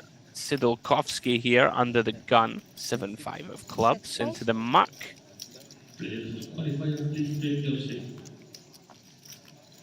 seconds. 7 fold. 1 fold. Walk is okay. Walk is okay. Time to Isaiah. You wouldn't imagine much of a decision here. No pay jumps now, Jay, right? No, next pay jump is when we're at 15 players. So a while before the next ladder. Round to the blinds then. Heredia, fresh off that bad beat. Well, just over 2 bigs. 10-9 off. More than enough, you would imagine. In they go. This is ugly for Menhart. We can't fold, Jay, right? Any 2 sub 3 when we're in the big, yep. But you make me situation when like just look at the price. We got 900 to win 2.4, so 2.5 to 1 on a call. I might just not look at my hand. Yeah, so we need 28, 29% equity against range, and even 8-4 off. Unfortunately, got to flick it in here. As you say, Andrew, probably just don't look at a hand to potentially see one like this and fold when feel like we always have to call for sub 3 when we have one invested. Well, good news for Heredia. Trying to start the rebuilding job. But I didn't tell anyone. So it was a good, not Most of the time, 68% of the time that is gonna hold, but falls behind on the Queen 8-6. However, it's a stone coin flip. sevens, nines, tens, and jacks. That's a terrible card. 8 on the turn. Improves Menhart. 2 trip 8s. GG's Heredia. Very sad way to bust any tournament, especially one as big as this. He is out of here in 19th place. Good run, sir. Played very well. Sometimes, Jay, poker gods just deciding this one's not for you, my friend. Anyone that's been around the block in this game knows how much variance there is in tournament poker, especially live tournament poker, when it can take years, decades sometimes to realise expectation. Great result for Menhart. On the short stack himself, gets a little more breathing room. Back to DTD Live we go. Absolutely loving Briskin, by the way. Just quite the character. Sebastian's like, would you stop looking at me? He's constantly on the eyeball. Opens to a mill. With the Jack 9 off on the button. Alexandrov with the decision. Looks like calling chips with the Queen 10. Yeah, it feels like the only way to go here. Offsuit Queen 10 at this stack. 5, 3 deuce, 2 hearts. Need a player a fan of this one. Floor, table 3. First decision falls on Sebastian. One of these that on the face of it, Jay, like you just don't really love for obvious reasons. But, you know, most of the ace-X are all in pre already. Deuces through 9s, 10s, they're all in pre already. So, like, some merit in my eyes to just betting and try and fold out the Queen and King highs of this world, right? Like, it's not fun, is it? But I think I quite like this. Yeah, I feel like it is maybe one that's going to be a good step here. Yeah. Heart in hand as well, just slight bit of removal to some check jams, the 2 overcards, flush draw type stuff. I agree with you. I feel like this is a nice find from Sebastian. Yeah, it's just one of these, right? Like, we don't really mind if we get jammed on per se. Just have a pretty easy fold. Okay, finds a call. All right, Alexandrov. What's the plan? 6 of diamonds turn. I must confess, did not expect to see check call.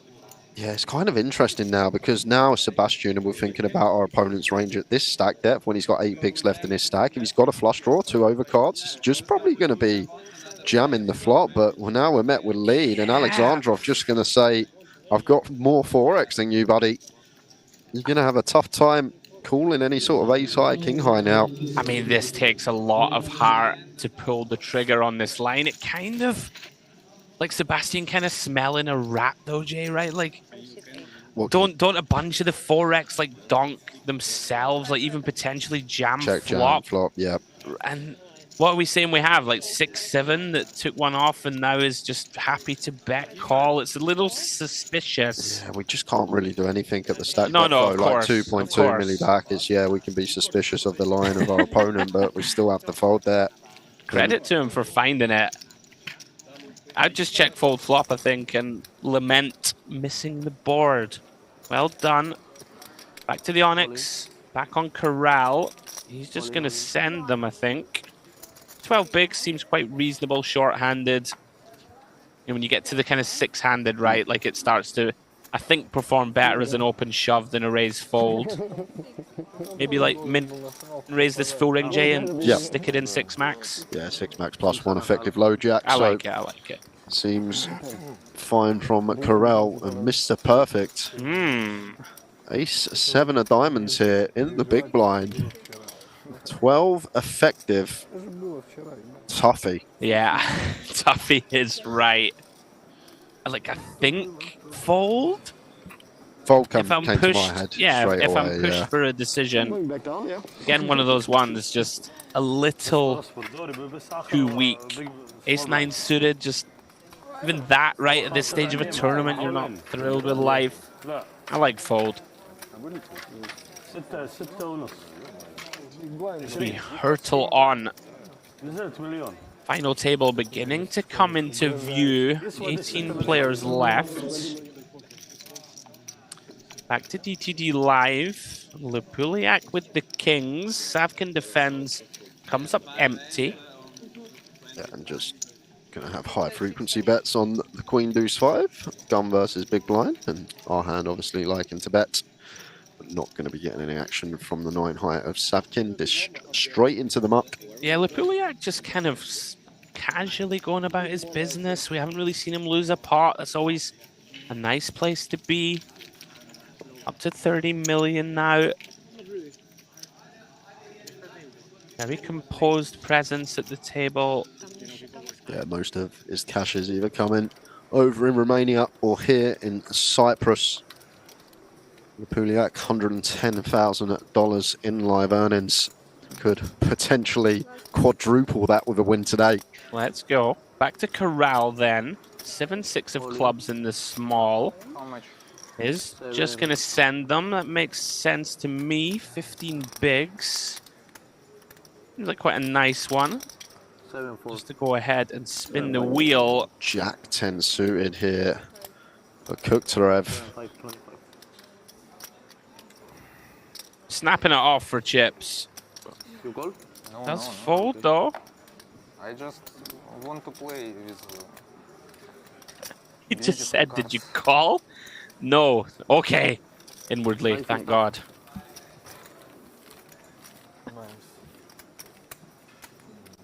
Surprised he folded quite so quickly, I must say. Like, obviously calling for chips, right? And with that, guys, we are going to head into one more hand before the break with less than a minute on the clock before we take 25. very nice. Yep, DTD live table open from Sebastian, defended by Lupuliak. He is an interesting one. Ace 4 with the ace of diamonds. Top pair for Sebastian. It's going to be quite an interesting one here versus LP. Not actually met by a C-bet. Deuce of spades on the turn with this ace of diamonds in there as well. And it's kind of an interesting one now, Andrew, because we expect like the queen jack, the king jack, like these type of hands to potentially go for a bet on the 10 high board. So maybe going to assess that Sebastian has a lot of better ace highs and potentially could start bluffing here with the fake diamond draw and the gut shot on this deuce of spades turn. Yeah, time to put money in, I would suggest. Lupuliak agrees. This is a really nice disguise from Sebastian. Knows on a low card, his opponent likely to start firing money into the pot. Yeah, look at the size as well. Find 75%, I like three-quarter this. pot, exactly. Just leverage in. Let's put pressure on. Don't allow, you know, ace, queen, ace, jack type hands to continue. Put a hand like an ace 3 suited in a tough spot, right? The bottom pair check backs. Once he gets called, oh well. Here we go. Here we go, indeed. And this is just going to have to be a mandatory bet here for Lupuliak, whether he goes for the lot He's and gonna asks for jam it all. here. I would be shocked if he doesn't shove. You can kind of rule out, right, pocket jacks. Like, the main trap is top set, right? Pocket 10s.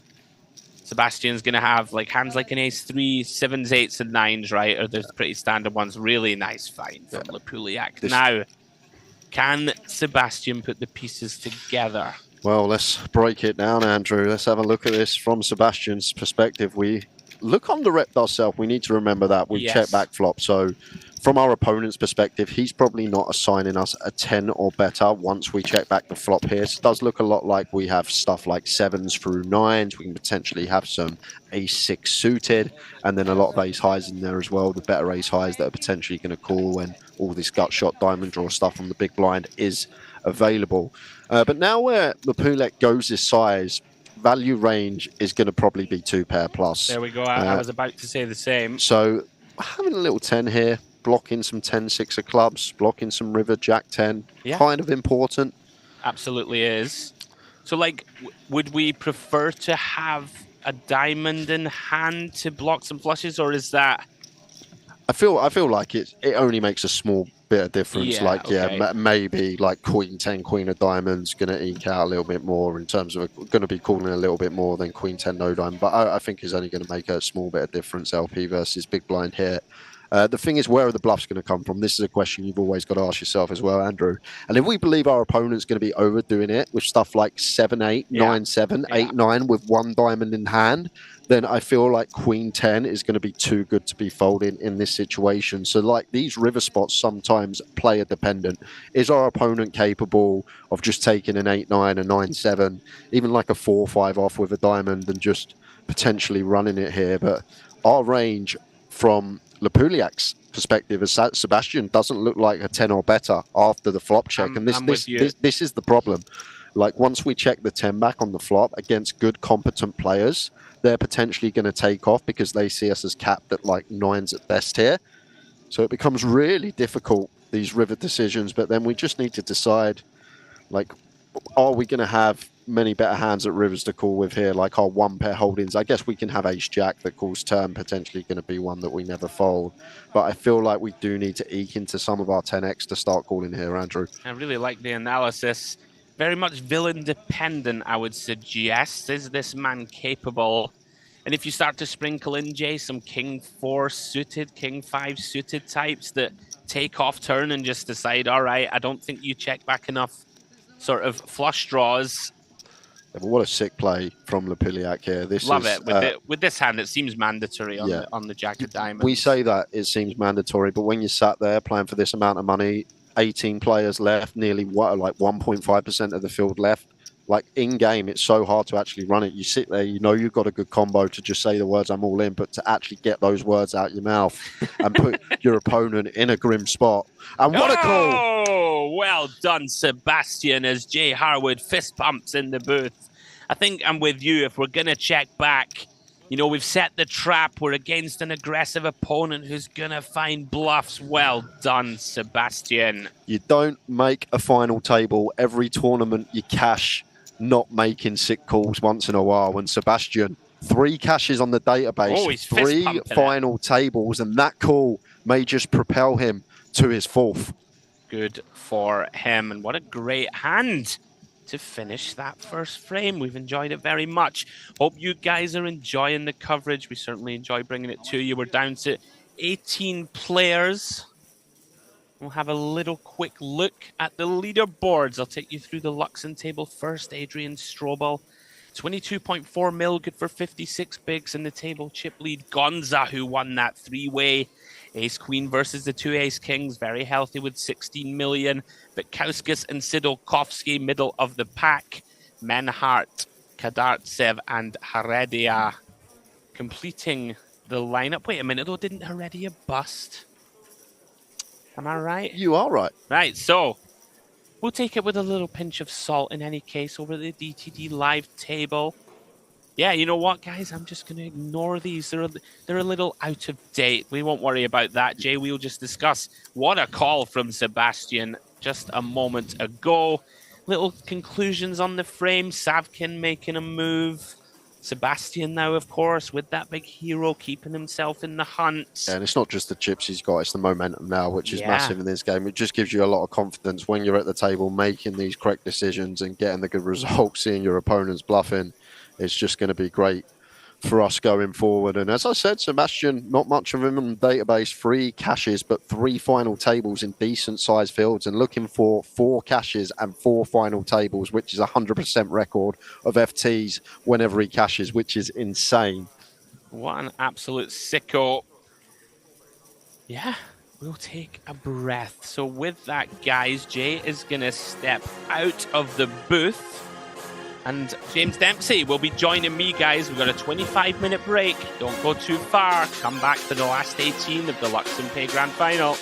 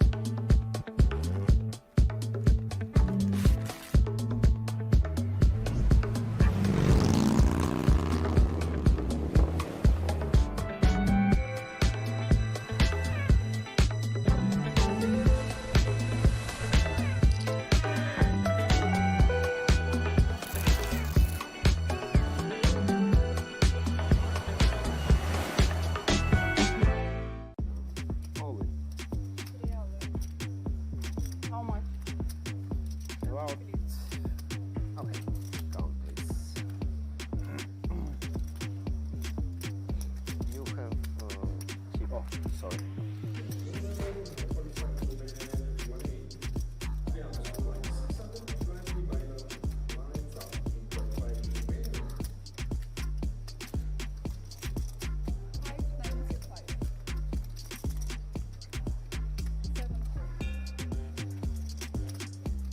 Oh, nice. What night? I had sevens. Did y'all? Sevens. Yeah, I figured. Probably close one.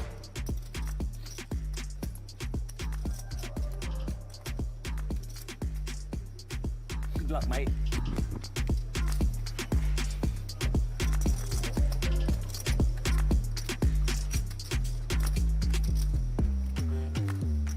Six? No. Not a six.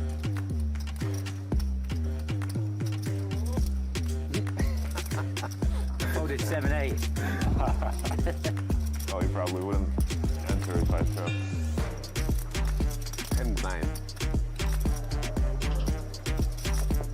GG, mate.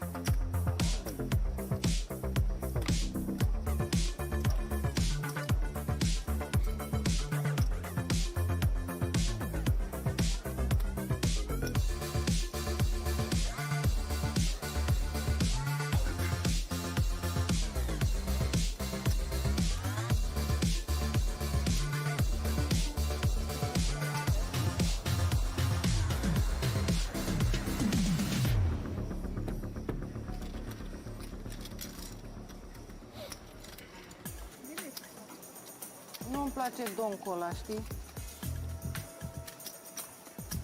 Mi-a dat și col la tribet și mama îmi face donc în față.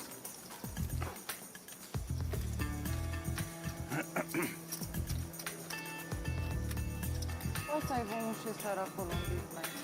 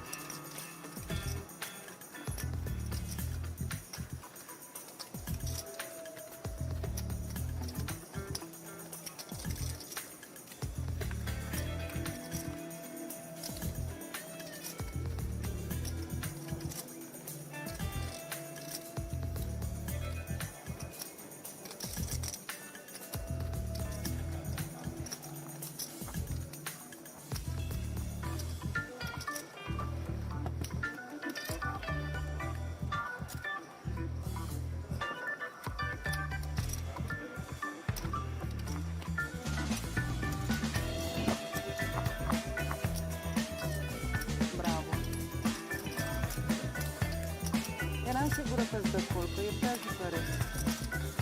Deschide din buton, nu eram sigură că îți dă col. Păi i-am dat. I-am dat tribet, el m-a băgat pe din. Eu am văzut invers, că tu le-ai băgat eu.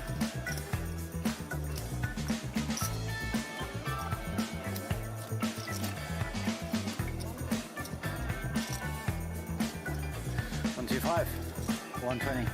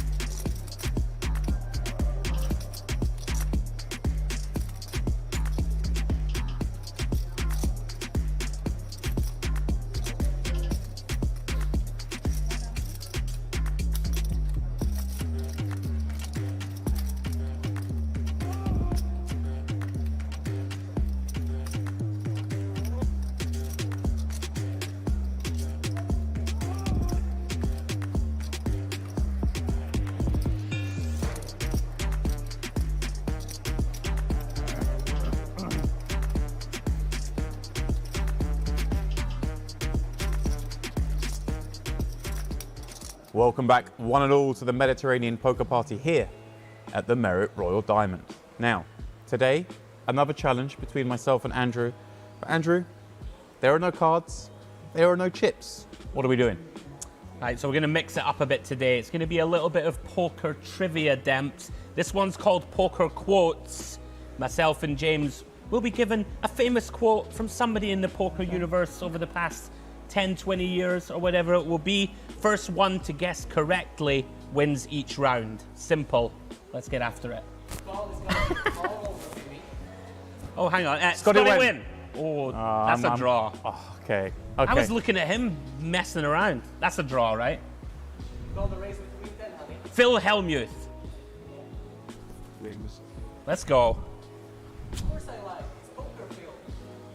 Tony G. Oh, I can think of the hand as well. It took me a second. He's got ace king, hasn't he? Crushing He's got him. ace king. Not even Damn hard. it. Not even difficult. You know you're supposed to say something. Just for your. Oh, it's so annoying. Right, go. I can just do it, baby. Phil Hellmuth. Oh, yeah, okay. All right. Did two of two. Ah, they got you. You see, you think you moved Phil from your mind, but you've got to be ready. I was waiting. I was like, right, I'm waiting for an Negranu, you know, whatever. Oh. Right, 2-1. Beautiful thing about poker is that everyone thinks they can play. What are they? Phil Ivey. I don't know. I think I know this one. Am I allowed to keep guessing, even when I've got it wrong? Daniel Negranu, then. Let's say it. Dean Eggs. No? Who the hell's that? Who the hell said that? I think we have to pass. I think if we don't know, then we've got to pass. Yeah? I've heard this before, Well, but... you should get a free guess, because I've had two. just throw a name out. Howard Lederer. No. Howard Lederer. I threw a name out. What do you want from me? That was poor. I know we're trying to raise him. Come on, who was it? He was amateur player in 2000s, and then he became legend and popularized poker. Oh, this Mike is a guess. Sexton. Oh, No. it's Chris No. Moneymaker. Oh, Chris Moneymaker. Well, I was thinking Mike Sexton. I was thinking legend. Right. Amateur was very rude for me. Anyway, Chris Moneymaker. Edit that in. Okay, last one. Oh, that means I've won. No. Right, go on. No, it's 2-1. 3-1. Lucky golf, I would win every time. Phil Hellmuth. I didn't even hear the quote. You just let Phil Hellmuth every answer. You need to pay attention. You just scream Phil Hellmuth and you win. It's Phil Hellmuth. I believe that's 4-1. Phil Hellmuth. I believe that's 4-1, James. 4. I think it's Commiserations. It's a loss. It's a loss. I mean, I was hoping it's got a bit more obscure. Just to be clear, a man with over, I don't know, 15 years commentating experience, 25 years, maybe 30 years in the game. 30 years in the game? I'm only 42. 30 years plus in the game, and he knew one out of 6. Well done, James. GG, come on. Don't be a sore loser. Now, should we go to the bar? Done?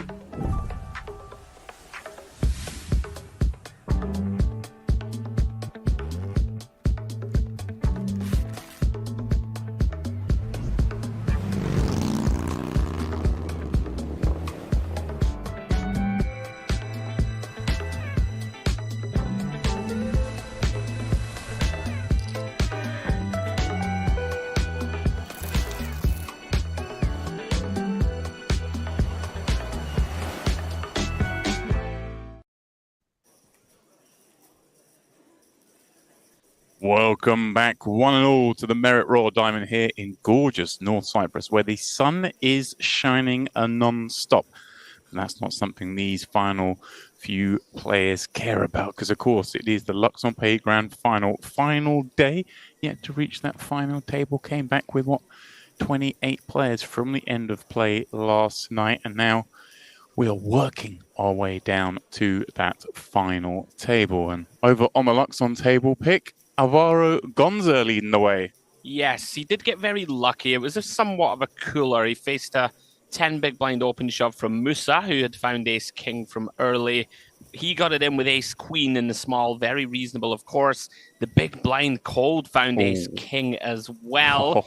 But we pinged a little lady on the flop, didn't we? So that was a treble. It was a bit of a cooler, but huge moment for him. That's not so bad, but I gather from what you've been saying on the break there when you were bringing back up to seed, it's Timofey Savkin leading over here at the DTD live table. That's been impressing you quite a lot, right? He's really impressed me. Yesterday, I thought, right, I'm going to have to keep an eye on him. He was doing some spicy stuff, seemed to know where he was. He seems very composed. He disposed of Mr. Neil Farrell, which is unfortunate for us Scotsmen. Kind of bit of a cooler against Neil Jacks v Ace 10, and Ionita Sebastian guy to watch. He rode it off hammer for the break, and he found a very nice call down against an aggressive player. Meanwhile, over at the main feature table, the Onyx and his two Russians leading the way, and Dmitry Kukhtarev 29.1 million, just ahead of Vornen. And Mr. Perfect, has he been playing like Mr. Perfect? We've kind of been loving that reference and the old WWF wrestling references. I'm not sure if that's where that comes from. He's played pretty well a few spots. He was involved in a really strange hand where he opened under the gun with Jack 9 suited. It came King 10-8 against the big. He checked back, which don't normally see. The big blind had King 7. Turn was a 3, which brought the front door flush in. The King 7 checks. It was Banicevic there, who you can see on his right. Mr. Perfect now bluffs, and Banicevic check raised with King 7 no club, which we thought was a bit spicy. Mr. Perfect floated. Oh my word, what is this hand? Yeah, the river was a blank. Banicevic now checked his top pair, and Mr. Perfect bet like 80% of his stack and got it through. So it was a weird hand with a perfect result. Okay. Whether or not it was a perfect line, I'm not so sure. I like how you're caveating. Yeah. It wasn't bad by any means, and it worked, right? If it works, it was good. All right, then.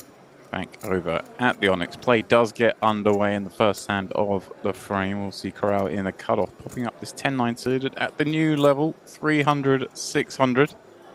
Coming in off that shallower stack. This is a man that was in so much of the action last night, Corral. Obviously, still sort of clinging on to a not ideal stack, but hey, we're in the mix. Yeah, I like the cut of his jib. He seems to know where he's at. This is one that I think for chips we could consider just open shoving from cutoff, but this kind of last 3 tables, you know, you don't want to do much open shoving for 14.5. Uses it as a steal and works out nicely. Yeah, welcome once again to all of those you just joining us. Maybe a couple of minutes late back from break. Wow, Pick, I tell you what, I've just got you to grab me a coffee on that break, and it hasn't quite taken its toll on me just yet. But I'll be back with you. I had a little nap. You know, I was in the sun this morning. The mind's that little bit slower, but I'm sunstroke, isn't it? I'm racing up the speed. Well, let's not get too dramatic. I don't think a sunstroke needs to be banded about. You know what? You know, I'm feeling the effect, shall we say, at the moment. Gotcha. I'll be back with you as Losev facing a jam from Bryskin in the hijack. Briskin's been box office, very funny, amusing character at the table. We saw him reshove an ace-6 off, which we thought was pretty wild, but he got ace-10 out of there. I'm not a fan of this open jam for 17. I think Jack's is far too good a hand. We should induce this one. So something to keep an eye on. Perhaps he's, you know, valuing that tournament life and just sort of looking to keep things simple with the open shove. As we jump over to Luxon, Menhart, I'm going to go for the old pre-flop sneak, raising with ace-8 off. But Kauskas, undeterred, flicks in a call from the big blind with king-6. It's a really good flop for the opener. 8-3-3 feels like the effective nuts when you open this hand. Obviously, the big blind can have some of those, you know, suited 3x and stuff, but we're just going to run this one. If our opponent check raises us, so be it.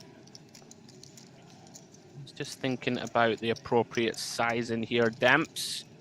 Normally small would be the order of business. We don't mind allowing Vitkauskas to do something funky. We'll just hand over a king-6, no interactions. Yeah, Vitkauskas, very impressive in my eyes throughout this tournament. Let's see some of him over the last couple of days. Also, I was just looking through before coming in, you know, the overall chip count, and it was interesting to me that Savkin actually bagged the chip lead on 1C. And you know, okay, so he started with a big stack on day 2, but to still be leading here, obviously, Kutarev, the day 2 leader with a big stack, but also Voronin bagged the chip lead in day 1. So 2 of the day 1 chip leaders still in the mix with 18 left. It's kind of a little bit surprising, I guess. Absolutely, not easy to get there.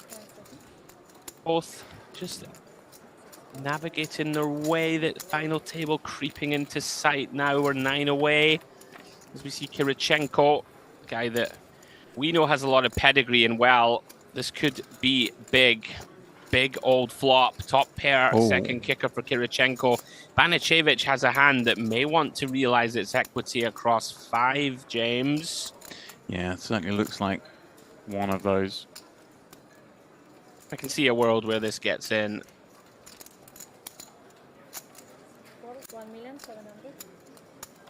Yeah, and I like this sizing choice from Kirichenko. Goes just north of half. Knows, I think, that the big blind's going to have a lot of hands that check jam here, and we don't mind just trying to get this in over 2 streets. Or 1 street, as the case may be. I would jam this hand, and Banicevic agrees. Here we go then. 18 million in the middle.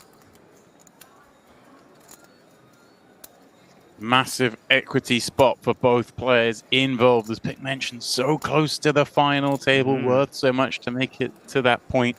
We know how much ICM just escalates at this stage, getting to that final table, and the king on the turn. Now, of course, not dead yet. Kirichenko would love to see that pattern repeat on the river.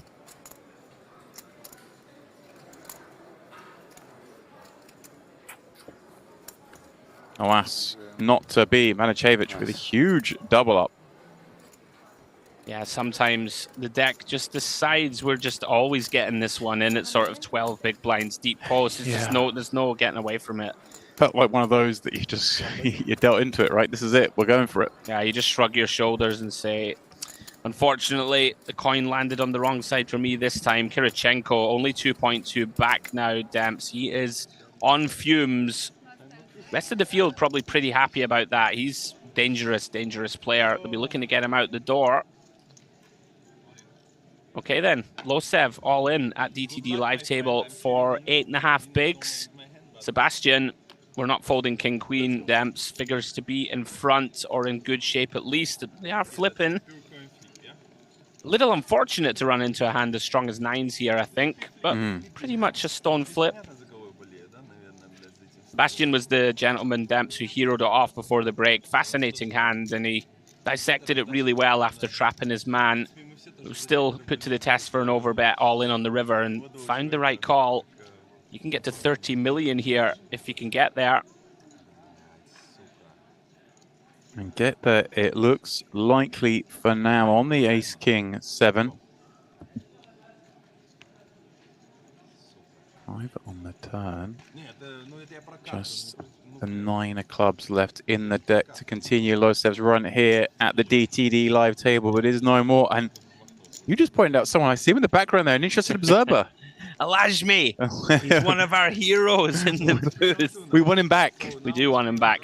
I hope we get to see him in the main event at some point. He's box office. I was about to say, I'm sure that is what he's out there playing right now. Day 1B of the main event taking place in the very room. So, you know, I guess some players, when they bust out here, like Lucic just has, you know, probably maybe I'll go jump straight in. Maybe I'll wait for tomorrow. Maybe a little bit of food in between. But plenty of action for the players to get into here at the Merit.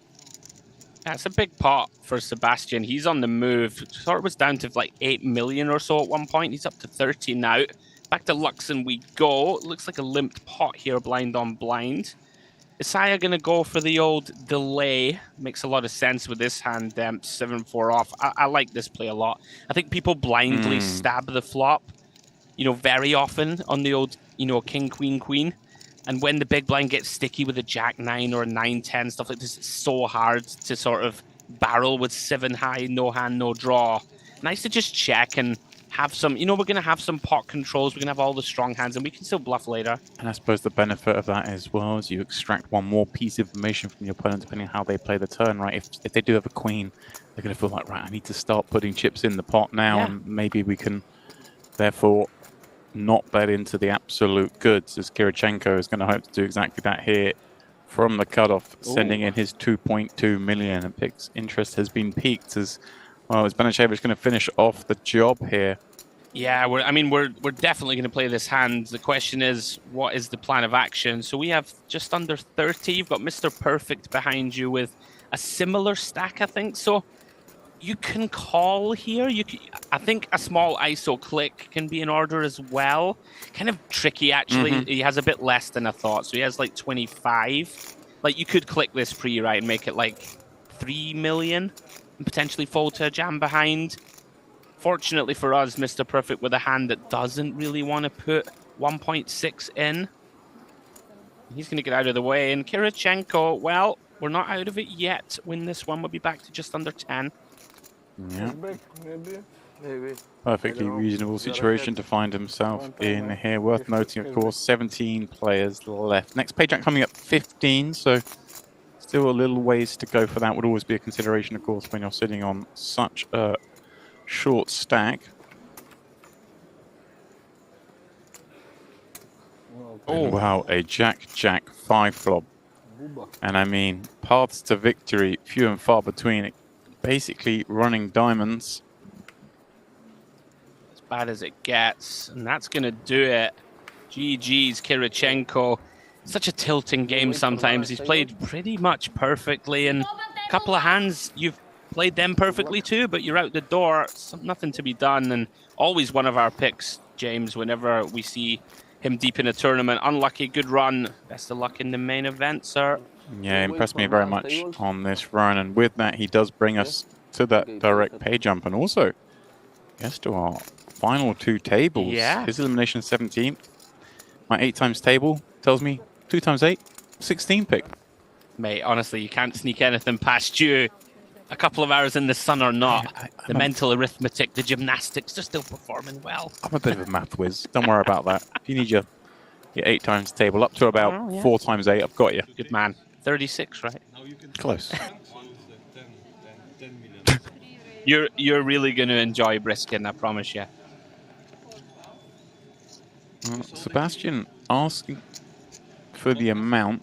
Obviously very relevant given he's opening into 2 shorter stacks behind, and ICM being what it is, we know that a lot of hands want to open jam, but when he gets the answer that Briskin is over 15 blinds, suddenly far fewer hands want to open jam, but Ace-Jack gonna slip in as a raise cool, and yeah, I'm all in here. This is just a cooler. Yeah, you gave the motion that all in the booth, and oh, I mean, yeah. Our cards are what they were before, my friend Sebastian. You get to press cool, and it's Alexandrov gonna be at risk with 16 players remaining. You need to find a 6. Yeah, I mean, I like jam, right? You've got an aggressive opponent who's got newfound chips on the button. He's going to be raise folding plenty of hands. Gonna have to get there.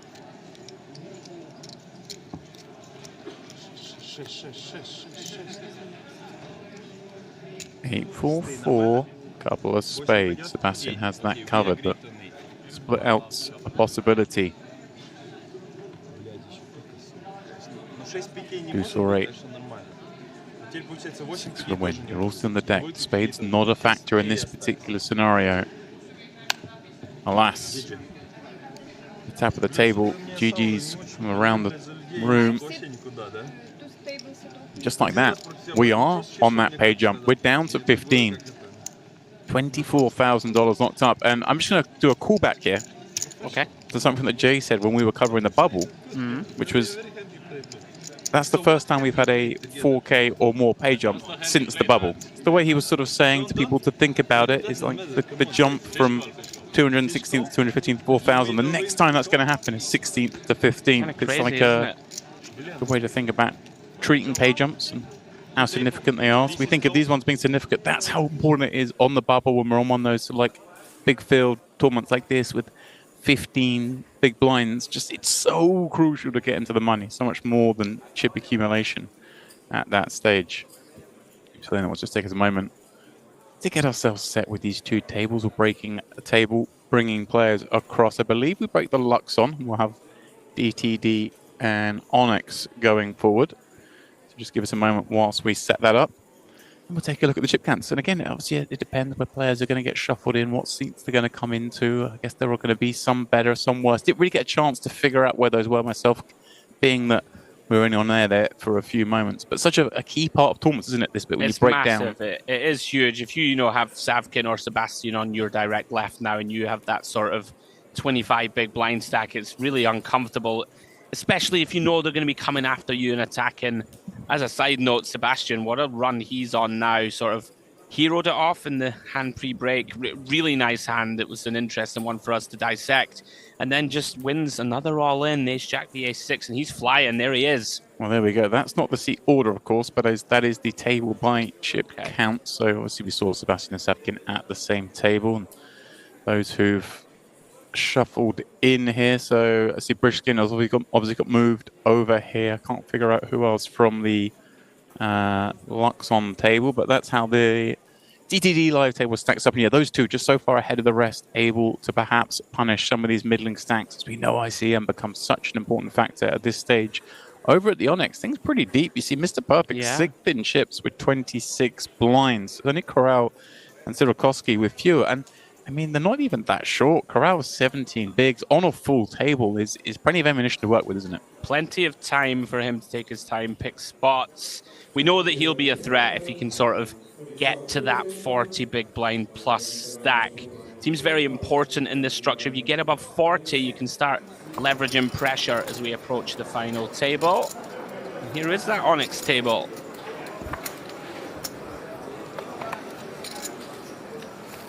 Way back underway as we work our way down to the final table of this 2K buy-in. 1,000 runner guaranteed blitz through that in the form of 1,452, generating a monstrous prize pool that includes 375k for the winner for a 2K pick. It's chunks, it really is. As we see Corral gonna go for the old under the gun steal here. Seems nice.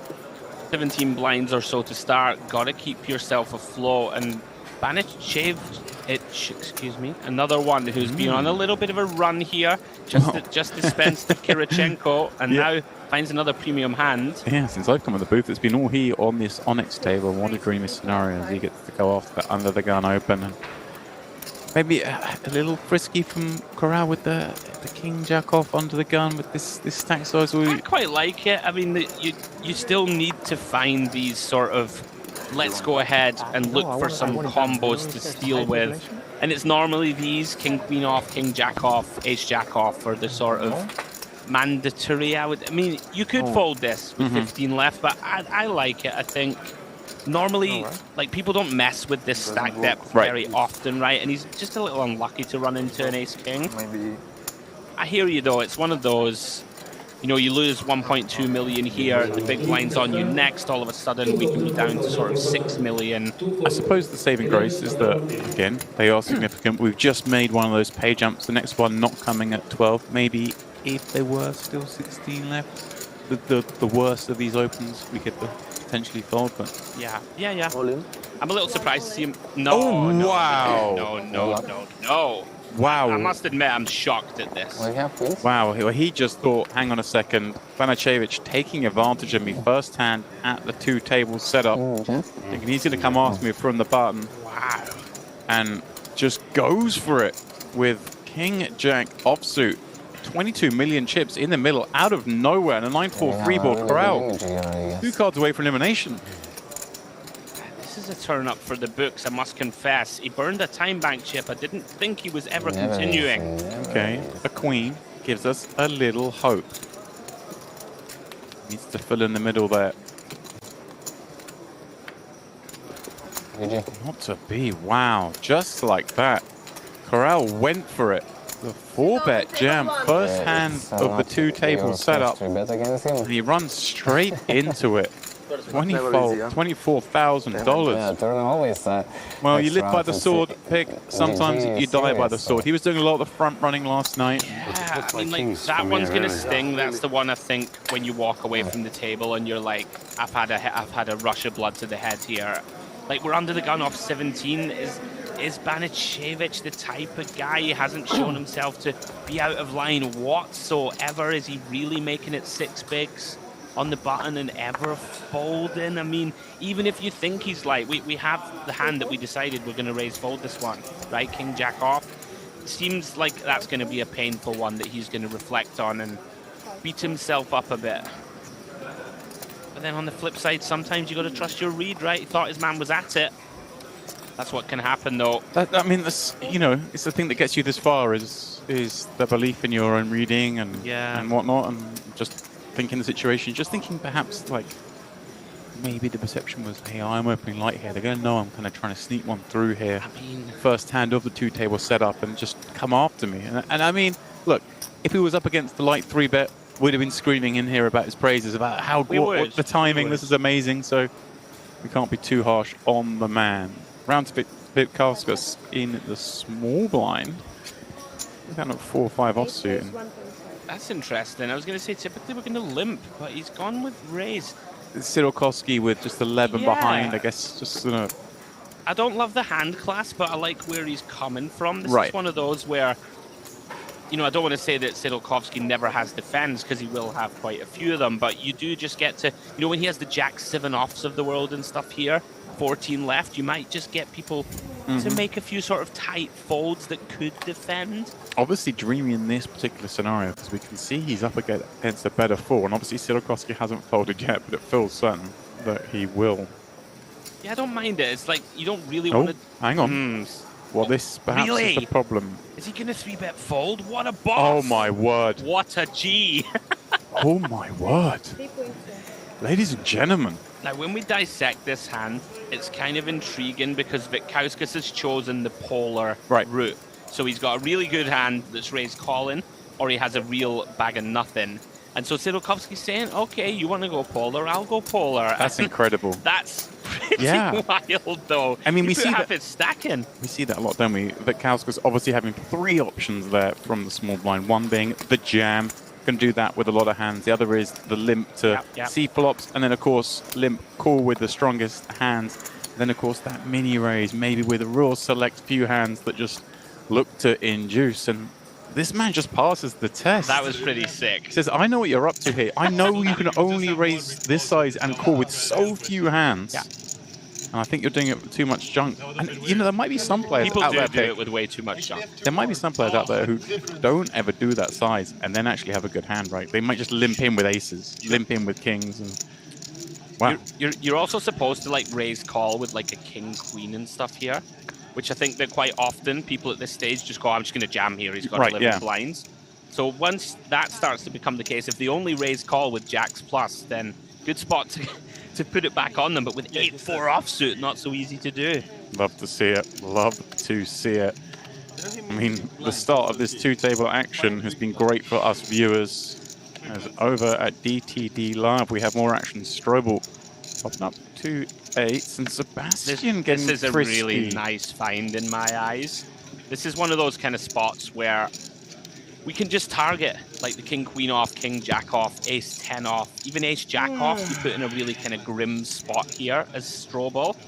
I really like this from Sebastian. He's got a little smaller than I thought he might. Like Strobel has what, 35 big stacks, so thought he might go 5.5 to 6 blinds. It's not a massive deal, but I'm actually a big fan of 3-bet with this particular hand because you can be kind of dominated by the steel type hands of Strobel, and even there, pocket 8s, it's just in the coffin. Yeah, and just understanding ICM, what it is. We see it in place here. Just these hands just don't want to call 3-bets. You don't want to be playing a 3-bet pot out of position against a covering stack. And you can just send that into 1.2. Try and get yourself to the final table.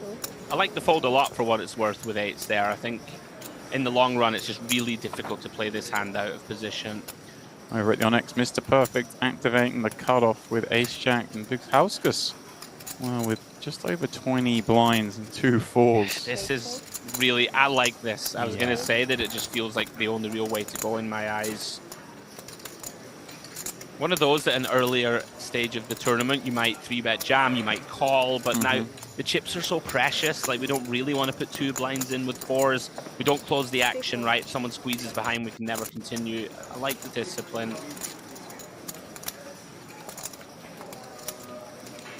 Kuktarev gets to defend, though, with king 8. Won't like seeing the queen 7-5 2-club flop, but not exactly the dream for Mr. Perfect either. No. Interesting to see if we see some chips going in here on this flop. No, he does elect to check back on a board where his opponent, I guess, checks calls with so much that he ends up getting bluffed on later streets. Rather go for perhaps some delay or just even try and check this down over 3. But Kuktarev, 8 of clubs working pick. This is where we start to go. I think he'll bet this almost always. Just immediately start leveraging pressure on the ace highs of the world. Even a hand like an ace 5 suited, like typically cutoff's going to check back some bottom pairs. They don't like to face aggression. Yeah, Kuktarev, he knows what to do. Just a question of sizing, James, whether we go a little bit of a size up. I think I quite like this. He's gone for 2 million. Putting pressure on exactly these kinds of hands, right? Yeah. The ace highs, no club. Like, what can they really do? I think 6. also when Oh my word! What is going on? My word. I mean, That's what they can do. These guys are swinging for the fences. I mean, wow. This is so out of line, by the way. I mean, if we break this down, right, Mr. Perfect is raised pre-flop and check back flop in position against the big stack. Now, he is going to do this with quite a lot of holdings. And, okay, we can argue there'll be some balance in there. But surely the queens bet. Surely the clubs nearly always just bet the flop. So what do we rep now? I'm kind of hating the selection. Against B66 is the most frightening thing about this. I mean, it's going to work, so credit to him. We could, from cutoff, like, you can check back the sort of queen 9 suited, make a nice one here, like the like mediocre queen that doesn't want to stack off, so queen 9, queen 10. They you just call in They position. never raise turn, I right? don't think they ever do. They play as bluff catchers. You don't want to elevate that part, but we're like basically trying to say that we've got king jack of clubs, like ace 4 of clubs that could check back, but even that just calls in traps. That's why I feel like we're calling because our opponent is just going to take off with so many holdings. So again, I mean, we've been on air for 15 minutes and we've seen 3 like really elaborate plays already. So I mean, if this is what we've got ahead for us today, then well, we're in for a treat. Sebastian tries to sneak one through here from under the gun with that 40 million chip stack, but Savkin, the other big stack, 2 kings in the hijack. These are where the leveling wars can sometimes commence. Obviously, again, going to get ahead of ourselves, Sebastian. Oh, he's playing tricky, okay. Okay. Well, maybe recognizing he just doesn't have, I guess, that many hands that want a 3-bet, but also we have to study the stacks behind, because this may well encourage those behind. We think, oh, well, if he had a big hand here, he would definitely 3-bet. Nice find, by the way. We've got, like, you let people squeeze jam behind. They are not that compelled to overcall with too many hands, right? It's one of these where people are sort of chip preservation mode. You've got Menhart in there from the big 15 blinds. There was another couple of shallower stacks. Kind of like it from Savkin the more I think about it.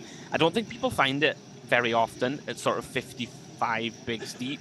They just go, oh, I've got kings, I'm going to 3-bet, but Savkin's going to have so many Sebastian's going to have so many raise folds off this stack. Against us, I don't think he's going to want to tangle that often. Let's see. Kind of nice. He manages to pick up any more post-flop. So you see a queen 8-6 board with a couple of hearts. Good flop for both to see, and Sebastian will start it off with knuckles over to Savkin. Yeah, typically just going to go with check call here. Savkin, you know, I don't think people ever check this back, and this, with good reason. We've got an overpair. Our opponent's checking. Let's get money in the pot. You know, all of those hands that are trying to pot control from under the gun. We're going to get called at least once. This is working out beautifully for Savkin so far. Of course, that ace of hearts in hand makes this even more of a slam dunk continue. Never folding, never raising. Let's call. The 8, of course, would be the most disguised value for Sebastian. Deuce of spades turn. First kind of big decision point is coming, because you'd imagine a large bet is about to be deposited. Right, there's so much potential for draws and whatnot on here, and Savkin so far up the range, having slow played these kings and receiving a check call makes him, well, likely to sort of think, hang on a second, is this the dream scenario? Have I trapped in a Queen X here? One thing that's kind of going in his favor, Sebastian, with the ace of hearts in hand, a lot of the hands that barrel for Savkin, natural bluffs, not flush draws, right? They make a lot of sense. Yeah, I like the size, 4.5 mil, so that's like 60%. So when you start to dissect this, okay, for value, Savkin, you probably wouldn't give him kings, but you're going to give him king, queen suited, king, ace, queen, offsuit and suited, both reasonable. Set of 6s, sure, that can be in there, but these are the kind of value hands. We block a set of 8s. There's no real 2 pairs in there to worry about. So the natural bluffs are going to come from the sort of Jack 10 suited of the world. Yeah, I think having exactly the ace of hearts makes this not an easy fold, because of course it never is. But yeah, makes it more reasonable to lay it down.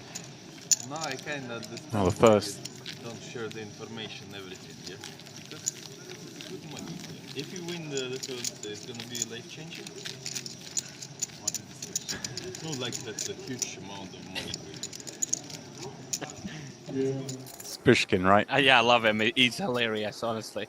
Obviously, guys, watching at home, this is the Luxon Pay Grand Final day. And as best we can, we never know when the players are going to start speaking, but we will always, of course, lay out for their chat, especially if it's Brishkin waxing lyrical. Seems like he's... Honestly, you weren't in the booth, but there was a hand Sebastian opened hijack, I think, ace-10 off, and Briskin just ripped it with ace-6 offsuit from, like, cut-off, and we were like, woof, this is thin. Anyway, for 17 bigs or so. And it's a tough spot for the ace-10, right? And Briskin just picked up his, like, cocktail. I think he was drinking a gin and tonic, and he literally was, like, sipping it and just looked at his man and was like, this is not the spot for you. And was, like, super focused and confident, and then he folded, and then afterwards he's like, I think you made a bad fold. It was great. Wow. Okay, over here in the Onyx, where such antics haven't yet kicked off. Voronin are going to raise things up with this ace-10 and Mr. Perfect. Well, a suited ace, albeit dominated. Going to have a little look from the hijack, and it's Gonza in the big blind with a hand you want to squeeze with. Happy days. Mr. Perfect's call, not to be overly critical, it's not a huge mistake, but at this stage of the tournament, 14 left, I'd rather 3-bet fold this hand. You know, again, it's just you don't want to be in there against the ace-10, ace-jacks of this world, that when it comes ace-high, we can end up getting stacked. Gonza, 30 bigs or so. You can just shove this, Demps. Like, I wouldn't hate that. You know, I kind of like to maximize fold equity here against something like a pocket 8s or 9s that Mr. Perfect can have flatted with. You know, if you just stick the lot in here, can you really call off for 30 blinds? He's decided the non-all-in route. Again, nothing wrong with this decision. So makes it just 8.5 blinds. Good size and choice if we're going to go for the non-all-in. You'll often see people just jam the offsuit variety here for like 30. Now, Mr. Perfect's in this pretty grim spot. Seems like a fairly trivial one to just let go of. There's just not much we can do. Not deep enough to peel. Yeah, and even here we see, obviously, Gonza, no additional action with the ace-king, but it's just a lovely pickup, isn't it? Like, a handful of blinds. Dreaming, yeah. Goes so far at this stage, and you just preserve yourself still in the tournament, 14 left. Yeah. Keep mentioning ICM coming towards a crescendo before you make that final table. Nobody knows what's going to be. So funny. But it's a good feeling, you know?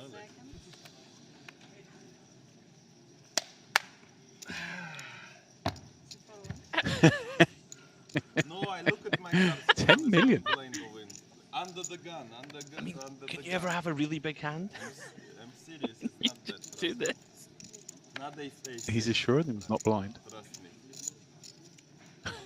me. Not ace-6. He's honestly box office. As much as I love him, James, I don't like this play. Right, it's like, a lot of blinds, isn't it? Like we have to just, you know, we are always, of course, objective in the booth. Menhart asking for a count for some reason. Are we on a pay jump? That would make some sense because he's never calling this in a million years. I mean, 2 away. Okay, so why not? Jump. Yeah, sure, why not? Right, and it's going to be what, a 5k jump at this stage? And maybe also just wants to see exactly how much it was that was shoved. Kind of curious if his opponent's going to have. He's been doing this to Sebastian constantly. I'm not sure it's a great idea to show. It confuses people, I guess. I think it's something like minimum under the minimum. Yes, it was like, it was close, but that was enough for moving away. I'm liking the fully kitted out GG necklace, polka oak t-shirt. What a legend. It's impossible not to root for him. Obviously, we're objective and impartial, but also, sign me up. I'm in the fan club. I'm massively in for it. This is an intriguing one. He's one of those that if someone was doing that on like a day one, you're like, all right, mate, give it a rest. The show point. But he's doing this with 2 tables left, 375k up. This is as genuine as you're going to get as Banacevic. Going to try and get those 6s to the river as the best hand. That's what he's done. Voronin. Yeah. Giving up. I was just wondering if we should, you know, as Voronin, this is like the worst hand we get to the river with. Like literally, there is, apart from like the 7/8s of the world, there is no worse hand. It is hard to kind of credibly rep too many ace-X in this line, but King 9 high, you just don't want to lose to 4 or like a deuce 3 offsuit that stabbed him, turned a pair. I would have liked to see him take a little bit more time and consider a river bluff there.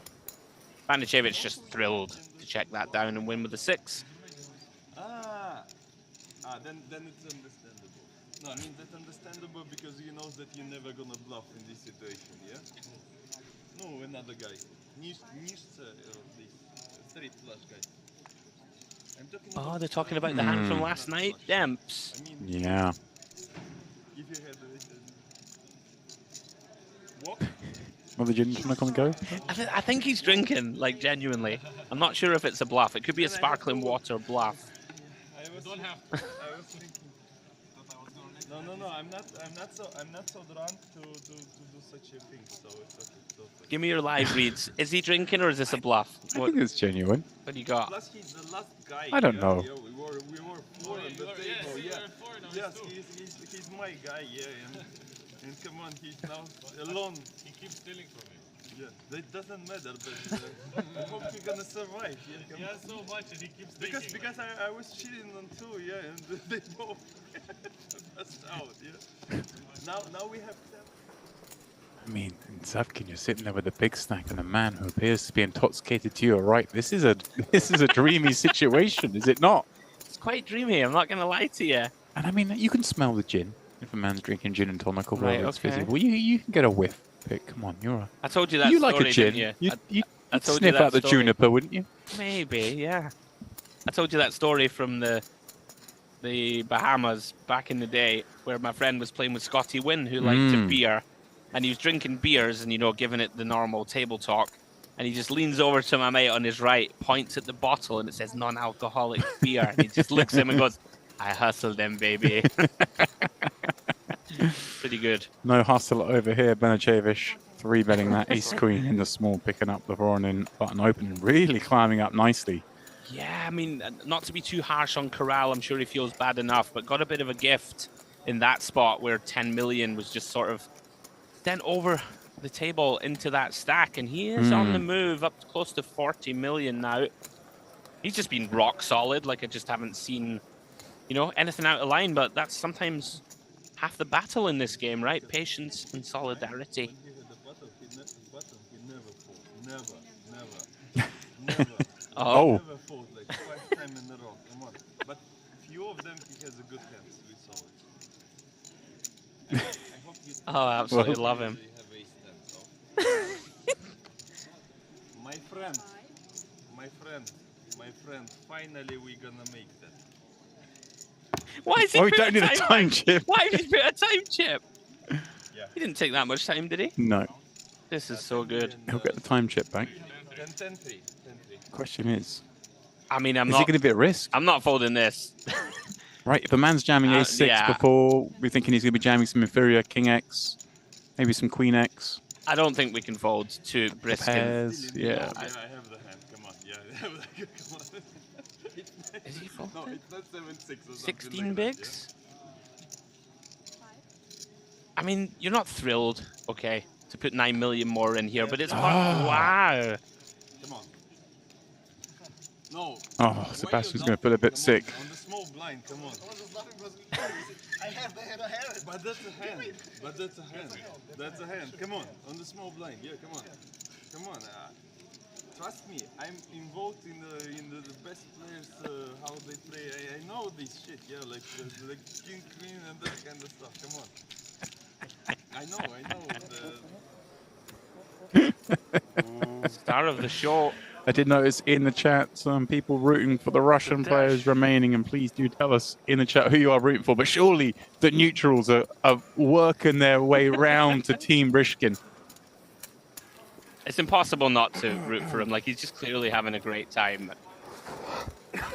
The funniest thing is he just keeps trying to converse with Sebastian and get him involved in the banter. And he's just not really having it. He's just sort of like, oh, why are you talking to me again? It's funny. Oh, here we go again. These two at it once more. No, it's like it's the same. It's 14th, like 9th or something like that. That's double the money. It's quite a big difference, I think. No, that's the same by the feeling. The feeling is like money-wise is double. My friend, it depends on your bankroll. I almost feel like we're not needed at this on the DTD live table at least. Pay jumps. And Vishkin saying there's no difference between 15th and 9th. I can assure you there is quite a big difference between 15th and 9th. Because I bought a lot on 2.5, then it goes to 2, I bought a lot on 2, then it goes to 1.7, I bought a lot there, then it goes up to 1.5, I was like, fuck sake. Talking about crypto? And I said like, well, last 100, just like to hit this bottom, yeah, like something like that, because last hits was much better, much bigger, and now 2.175 when I go to the bed. When I wake up, it was like 2.475. I'd become to Dubai. Sounds like he had an overnight spike. Life is good. What a great time. The candles. Yeah. I never understood what that meant, by the way. I thought that like people perhaps had invested in a fragrance candles? company. Yeah, I don't know.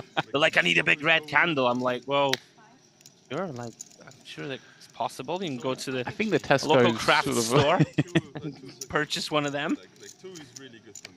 2. BTC stays at 100, it's gonna stay at 2. Yeah.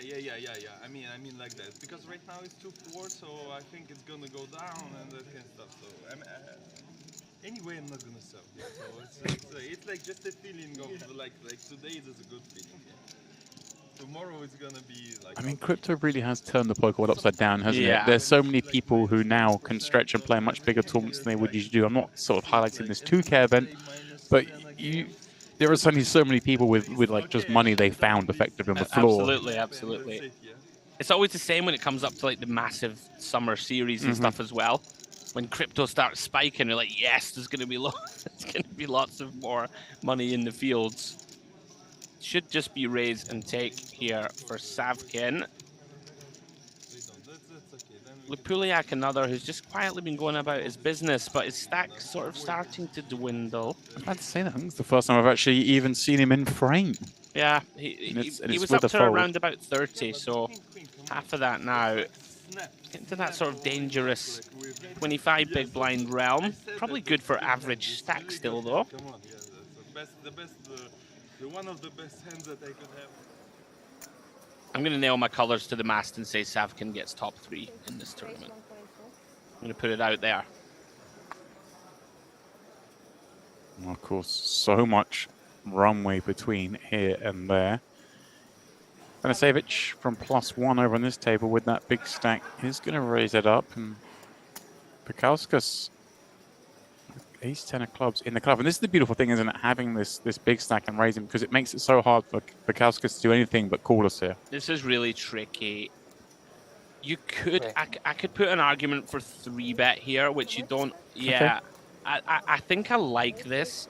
You sort of, if you get shoved on, it really sucks. Don't get me wrong. We don't really want to enter the pot too often with call, right? We don't. It's all the usual stuff. We don't close the action, and it's hard for Banichevich just to stick it on us here, right? Like it's not like he always is able to 4-bet jam. You know, in an ideal world, I'd rather have ace-10 off, right, or king-queen off or something to do this. And Banichevich, he does have the type of hand that could, if he thinks his opponent's really out of line, jam, but I wouldn't countenance him doing that. It's going to call out of position, which is maybe my least favorite of all the options. It's going to work out well for the Lithuanian. Ace-9-6, 2 hearts, 1 spade. Typically just going to see small c-bet demps. There could be some universe where we decide to check this one back and maybe induce some bluffs, but 1.5 pots back. Typically just going to see him do his own work. Yeah, very nice. I like that 3-bet though. I think people just sort of play this hand similarly than they would with 300 left, and they just click call and you know, I feel like if you have to 3-bet fold, it's not the end of the world. Well, I mean, I posited it. I thought that, kind of we're in an awkward spot here. Awkward, we just kind of have to 100%. call, but there you go. You and he finding a second route. I think it's really nice. Naray's just find. clearing things up. I have the one teammate here on the table. And I'm cheating on him also because he needs money, so it's okay. I mean, the table's called DTD Live, but I'm renaming it. It's the Brishkin table. It is the Brishkin table. Can we have 2 of those? Sponsored drinks? by Hendrix. Can we find out what those drinks are and get 2 to the booth, please? And she took the 100K. Yeah, 100K. That's a fucking best Talking about the Poker Rope Mystery Bounty. I don't actually recall the name of the lady, but ripping out the 100K bounty. She was excited. She was shaking, wasn't she? It was a nice moment. More than first prize. Everyone happy. Everyone I'll play happy. devil's advocate, Demps. Is there a chance that this is like a well-constructed act from Briskin and this is his thing? I'm not saying that he's not a jovial, fun character, but like, can he be like, right, I'll make them think I'm a bit of a goof, like I'm not a threat? Yeah, he's probably playing into it a little bit, but I mean, it's pretty full-on to be doing that. Non-stop, isn't it? That'd be pretty exhausting. It's quite charming for us, but like maybe if it's relentless for You're you, next to it it. might start to annoy you after If a it's, while. you know, normally these things come in waves, but it seems every time we cut the table, he is front and center of the activity. They ask the players, yeah, but you don't need to ask the players. Come on, you don't never. That's a basic rule of like if you run. I haven't heard Sebastian say anything. He's just kind of going about his business, You should decide. which can often be the way to go. Back to Onyx we go. Kuktarev opening with ace-7-0. Voronin decides for the price. 7-4 suited passes the test. Blocks best on the 10-9-4. Awkward ones these with ace-7.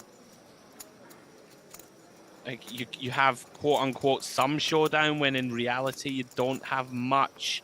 But it's also not really appetizing to start lining up shells into a board like this. Just going to keep it simple, maybe just try and fold out hands that don't have much equity. Don't mind it. 6 of spades on the turn. Now with the decision, one thing we've got working in our favor, Demps, is when we're on the button, we have, you know, some of these, all these kind of 7-8 suited, right? Like we can even have like a 9-6 suited type hand here, so it's not like we don't cover this board well from button. Does this side, like I thought he might decide to go after this with a 7 in hand. Voronin's going to block. It's more than block, actually. I don't know if I like this choice. Like, Kuktarev can definitely pot control turn, right, on a 6. Like, he's going to have some checks with hands like a 9. Like, maybe even some 10x don't want to go for 3 streets and check turn. It's not like he can never have a hand like a 6 here, right? That's also a consideration. Like, it's about 40% here with bottom pair. I don't know. Like, you're trying to get called by ace high, right? And your only real brick draw is queen jack, king jack. I think I'm not loving 40%.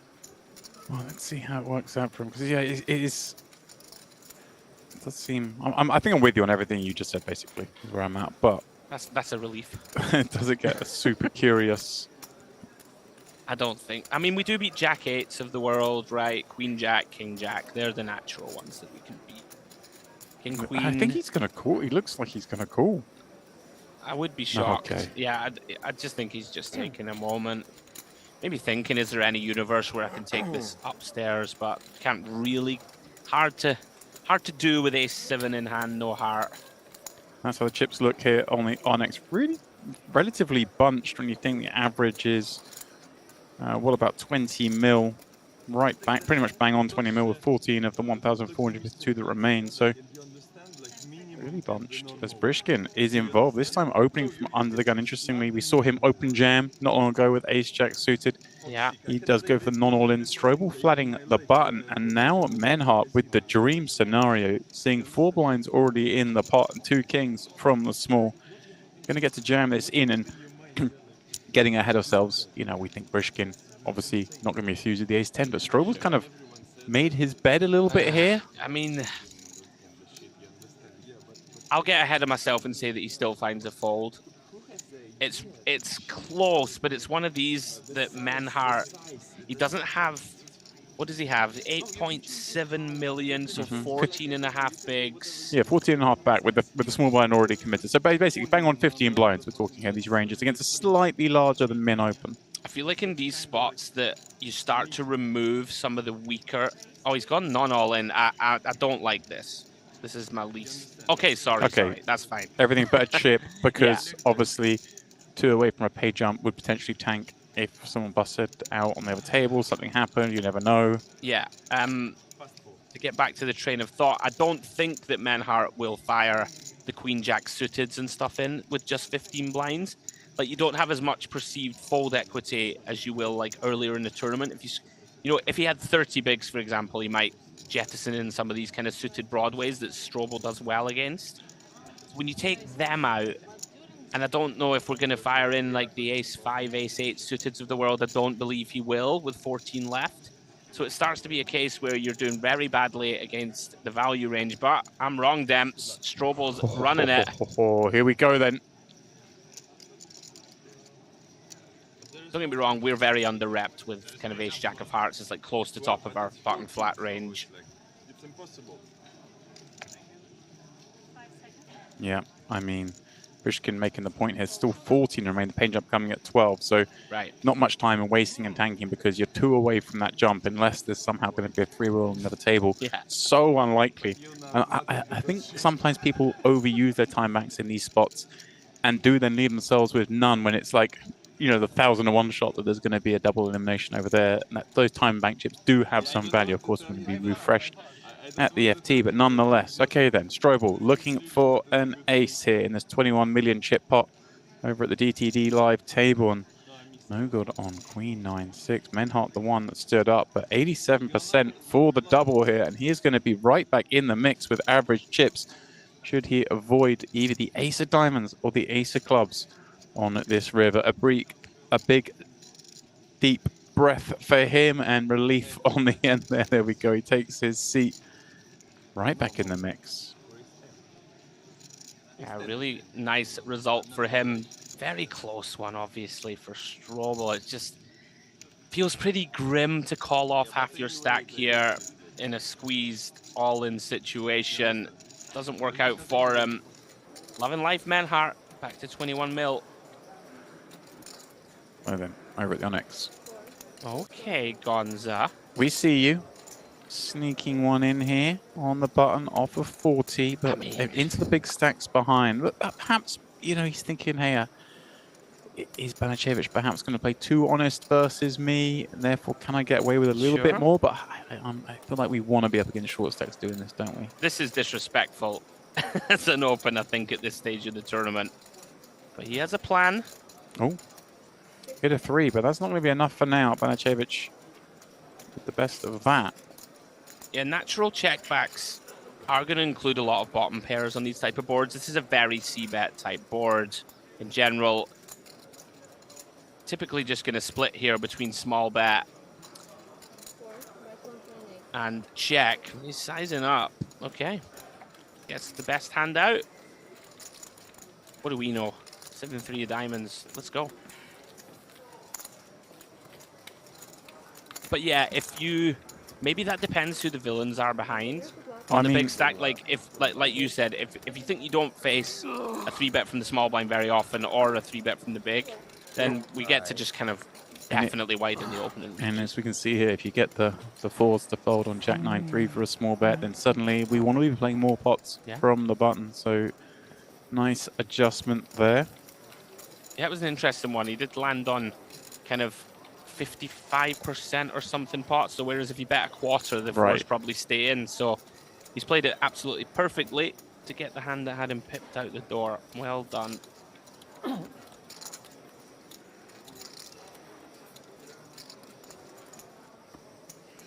going to stay at Onyx here with just 2 tables remaining in the Luxon Pay Grand Final. Beautiful setup here on the main stage for these guys, of course. Final table not too far away. Just 9 players, though, will squeeze onto this table, who will be forced to sit it out. That is the question. Zidokovsky perhaps quite likely off that shallow stack. Katarev right around the average stack. He's hoping to punch his ticket. Hoping to perhaps accumulate some more chips in the form of this king-queen as he raises her up. And a kind of not ideal seat for him with Gonza behind covering, Voronin with basically the same stuff, Banashevich, pardon me, with a big stack as well, and even Mr. Perfect behind with well over 20 blinds. So not the best scenario for him, but this scenario developing quite nicely as he does take it three-way as the opener with the dominating hand. Share cards throughout, but it is a 10-high board that will put Voronin out in front. Yeah, good start for him. Mr. Perfect with an interesting combo. 2 overs, King of Spades in hand, Jack of Diamonds relevant also. Kuktarev, we spoke about this earlier, you're going to check a lot when you're out of position to a guy sitting close by. Seems like one for Voronin to just go ahead and bet and try and thin the field, and he's got, that's not 600k, that's 1.6. No, you're right, 1.6 it is. I'm on top of it. Yeah. I quite like this 40%. It's quite a wet board. You know, we can expect Mr. Perfect to continue a decent amount, but we'd rather just define where we are. Nicely done. Not much for Kuktarev to do here, really. If he has like a king-queen of diamonds, I think he'd continue in the form of call or check raise, but king-queen off, just gotta let that one go. Another one of these sneakily big pots, though. Yeah, when you get in they're these all situations. super important. On that table where things are a little bit more evenly bunched. Strobel, of course, just the wrong side of that encounter with ace-jack versus kings. Now finding the far more palatable ace-king in the cutoff, raising it up, and look who's in the blind. He's hoping for one of these crazy jams that he's seen some of. Okay. Not much to worry about. I'm not the guy who's gonna like push this shit. Anyway, I'm gonna have out. I don't know, Mr. Brishkin, I think you might be. Too many people watching this game, yeah. I think he's doing the flamboyant thing where, you know, in poker where people like dress in like funky stuff and look all zany, they're always the biggest nits. Yeah, always, just like without exception. It's the quiet ones you have to watch out for. Certainly is. Back over at Onyx. Been perhaps a quiet one here, because I think Vivkauskas has... Oh, okay, so we have had the 3-bet there. I was going to say, I saw we'd gone 3-way. I assume we hadn't, but I wonder if this has come from... How can there be 16 million? Let's have a look here. I'm not sure, to answer your question. Is this a 3-bet from Mr. Perfect in the small, and then Vivkauskas just cold calling, or was this a squeeze from Vivkauskas? Let's think about this. So Kuktarev has opened a squeeze from Mr. Perfect, and then cold call from Vivkauskas is the only thing that makes sense. Kuktarev is just not going to peel, in my eyes, in position versus a big blind squeeze. Very confusing. In any case, we are 3 ways on the turn. Mr. Perfect decides, all right, there's 16 million in there. I'm going to protect it. And Vivkauskas now just in a horrendous spot with 2 jacks. It's just a mandatory fold, I think. Dempsey. Holding 2 jacks is a disaster. We block the semi-bluffs, got the jack of spades in hand. There's just nothing to be done. And Mr. Perfect picking up a very big pot. I'm going to look at what gets pushed over here, because I'm not sure there can be 16. I don't know if there's a universe where there can be 16 million in there. There's a lot of chips. It is a lot of chips, yeah. Is Vivkauskas going to cold call the 3-bet? I think maybe it was a Vivkauskas squeeze, and you think the King Jack of Hearts? It would depend on sizing, I guess, but right. he'd put like half his stack in if he squeezed, I think, because he only had 10 million back. 13.7, I think. Okay, so maybe squeezed to like 400, 800k, right? So 3.6, wasn't it? So maybe he made it like 5 mil. 5.5 5.5, and that got us the 18 million chip pot. Sounds about right. And Mr. Perfect overcalls ace-4 suited, huh? Wow. Okay. Somehow that pot had developed.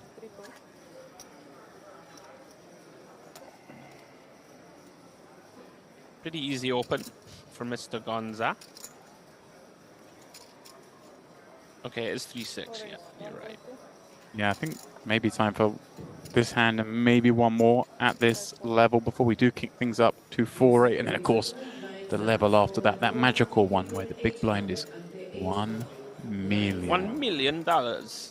Interesting that Banicevic decides to fold King Jack there. Certainly could have considered 3-bet. Having Gonza covered. Not unreasonable, though, to get out of the way. Versus +1 allows Mr. Perfect to play his hand perfectly, perhaps, on the button. Ace-6 of clubs, another one that I wouldn't mind to see 3-bet rather than call. From the button, though, can never be the worst idea. We've seen he likes to V-pip, like he wants to just see flops. Saw him peel Ace-9 of spades earlier and the like. 8-8-7 flop 1. Well, I guess in theory doesn't really rate to hit either too much. Mr. Perfect maybe in there with a little bit more of it, especially with the player in mind being Mr. Perfect, right? He sure might be in there with some 8-9 suited, maybe some 9-10, these kind of hands. It's typically a spot where I would have expected Gonza to start with check very often, and has a kind of funky hand that could have played well as check raise. These are the ones 3 to a straight, 3 to a flush. If the button's over stabbing in position, quite a funky potential to check raise, but he seems to like to do his own betting in terms of C-bets, and nothing Mr. Perfect can do with Ace-6 high. Yeah, that's the thing. I mean, he gets plenty of hands that have peeled here to fold. We see the Ace-6 out the way, plenty of King highs, and maybe even like the Queen Jack, slightly better Queen highs that will have to get out the way. You are watching the Luxon Pay Grand Final. It is the final day. We have just 2 tables remaining, both tables containing just 7 combatants. As blinds are about to go up to 400, 800k, and that little pinch coming more and more on the short stacks, even the medium stacks. I mean, we're getting relatively shallow now, as is always the case in this stage of a tournament with 2 tables left. Average stack right around the 20 million marks. We're talking about a 25 big blind average. This always happens in these big tournaments. I mean, we've got so much money up top, and 50-minute levels. This is nowhere a quick tournament, but players recognizing that they've got to get that little bit more snug. And wow, look at this. Banicevic, was that a peel of a 3-bet? Nah, this is wrong. Like, I was keeping my eye on the stacks for sure. This is a mistake. It's saying that Banicevic had opened like 3.8 million from hijack, and Kuktarev is not defending 9-10 off, so we can ignore the graphic. I think it's like 1.5, 1.6. I'm almost 100% sure, because there's no universe where Banicevic opens for 4 million here. Yeah, you can see from him dragging in the pot that it's not that size. So just don't worry, everyone at home. We've got our BDI on the chips. You know, I just can't see Banicevic 6xing, and there's not a universe where the big blind defends with 9-10 off. He's just been very, very solid. Been impressed with Banicevic. Just, it's hard to play against this style. Tight, aggressive, winning most pots he plays. So then back at DTD Live, Sebastian from +1 9-10 suited. Savkin taking the opportunity here with the Ace-Jack off, and Zaya, well, with King Queen on the button, but such a scary proposition. Just have to fold. Just even if you suspect you don't really have enough fold equity. Is this like a King Queen suited? We can YOLO it? I don't think we can for 11 million. If you have 20 million, absolutely you could. You know, when you get... Savkin would probably just be priced, even with a hand like Ace-Jack. He would hate it and click call, having already put 5.5 blinds in himself. But yeah, these two, Sebastian and Savkin, are 2 of the technically impressive players in my eyes. Savkin's been one of my picks since yesterday. And this is just really, really awkward for Sebastian. You know, you have a pretty hand that would like to see 3, but there's arguably, in my eyes, softer spots here. Like, you don't really want to peel out of position. You're also dominated by a lot of the 3-bet bluffs pre, which are like the Ace-10s of this world, Ace-9 suiteds. And I'm pretty sure Savkin's going to find all of those, so I really like laydown. Both of these guys playing strong.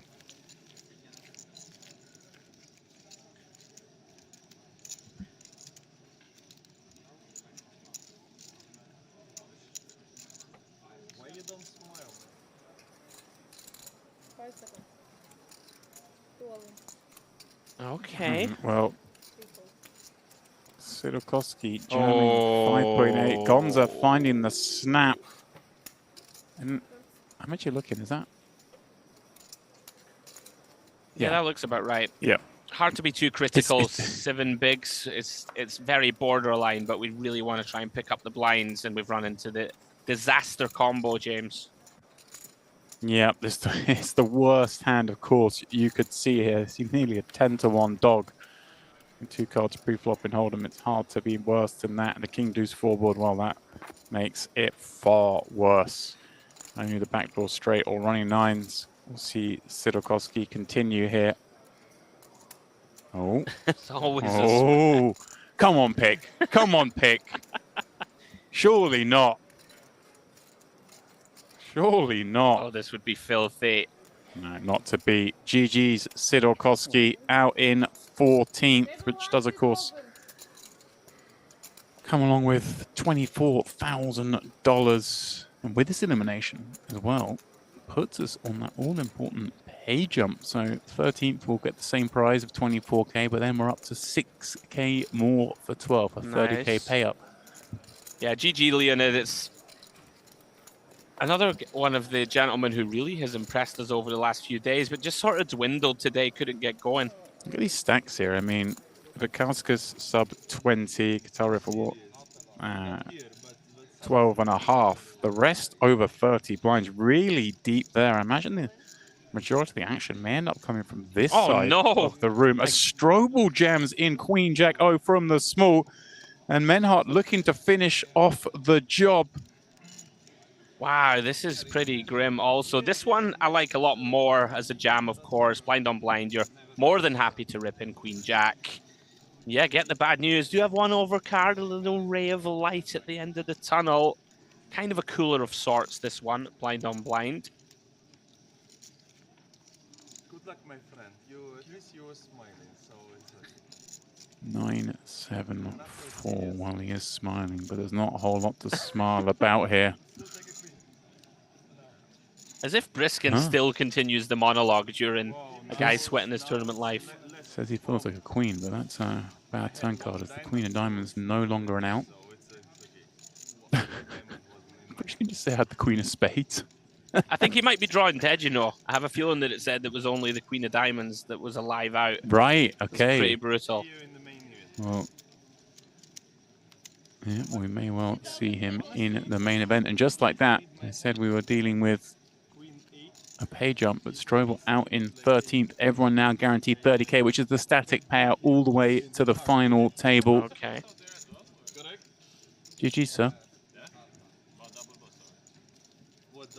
And wow, that's a 1-2 punch. Menhart, isn't it? Finding kings, finding jacks, just the right time, catching a bit of heat. Of course, nothing wrong there, but with the king managing to induce the ace-jack into the pot, this one was just standing downwind and catching an easy one. It's always just such a beautiful feeling to wake up with a couple of premiums. He himself was very short, right? Getting 14 bigs when you find those kings. Yeah. Shows you if you stay patient, things can change quickly. He's got a good shot now at making the FT. Oh, hello. Oh!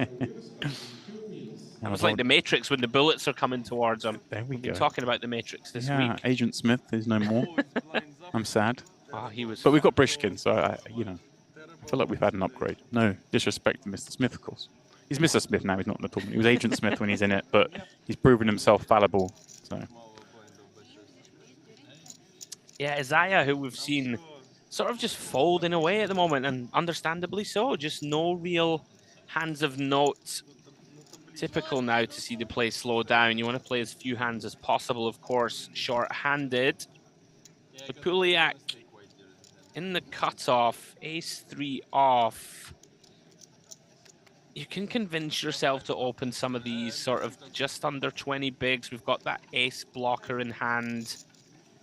You'll be thinking about all these things, looking at the lineup of players behind them. How likely is it that they're going to fight back? Not fun here to open into Sebastian with the big stack. Menhart, though, in the small, 9-7 off. Normally going to see limp. He agrees. Onto Sebastian with the 10-6. This is one of those normally just going to check. Right. Like the hand's just sort of strong enough in position to C3.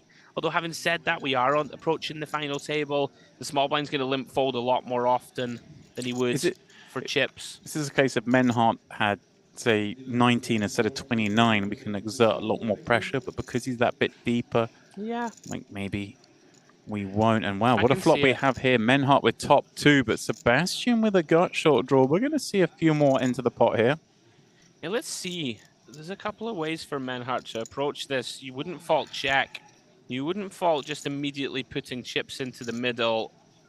There's a lot of draws out there that we unblock. Like obviously and we can just immediately try and get action from the 6-8s, 5-6s, 10-6s of the world. Sebastian can't fold this not to half pot. One overcard, and of course that miracle 8-ball could see him win a massive pot when we see Menhart's holding. I think you just call this one, Demps. Like I don't love the idea of bumping this up. He could though. I think he has. Okay. 3.6 declared, and Menhart now the one with a decision, but it's a nice one to have because we're working out how best to seek value. Is it in the form of allowing our opponent to bluff? Do we reactivate on this draw-heavy board? We are so deep in an unraised pot. The thing that's intriguing here is that, let's see if he's, okay, it gives me a minute to talk. Well, he considers his options. We know this is going to take a moment because he has to consider how to proceed with so many of his holdings here, doesn't he? I don't expect Sebastian to raise Demps with the really good draws, like the 5-6, 8-10, 6-8s of the world that have, you know, sort of 8 clean outs. So most of the raises are going to come from like a flop 2 pair, right, for value. Maybe like a set of 4s if it didn't raise pre. And then maybe hands like this that are like a gut shot with an overcard, right? They make sense as the sort of bluff raises. So he might decide to re-click. And I think I don't mind it. Yeah. I mean, if you've cooled your opponent, right, and they have 7-4 here, you're going to get it all. And you do get to deny against some of the draws. It's a tricky one. Because if you think they don't raise in position with like an open-ender, and it's all gut shot kind of related and stuff, there's not that much then to protect from. And blocking the 2 pairs, it's hard to get your opponent to put more money in is what I'm getting at. It's just one of those, I guess. Yeah, like you can't fault him for putting more money in. Could just call though and like kind of let him bluff it off. Well, look at this. Menhart up second in chips over on that table, but all of a sudden we are all in at Onyx, and Katarev at risk, and more than at risk. He's out of the door as Mr. Perfect's King Queen holds up. Katarev picking up 30K. Yeah, GG's. He came in as one of the chip leaders at the start of today. Just hasn't gone his way, Demps. And Mr. Perfect, he's on the charge. I always think of the wrestler every time. Do you know who the wrestler is? Mr. Perfect? I mean, wasn't really my thing. Sorry, mate. Jay didn't know either. I'm gutted. I can't do some pop culture references with the boys. I mean, are we calling that culture? Oh, Briskin, hang on. Sorry. I realize I'm going to anger like so much of the community here, but yeah. Oh, hello, yeah. Briskin, Queen, 7 of hearts. Let's go.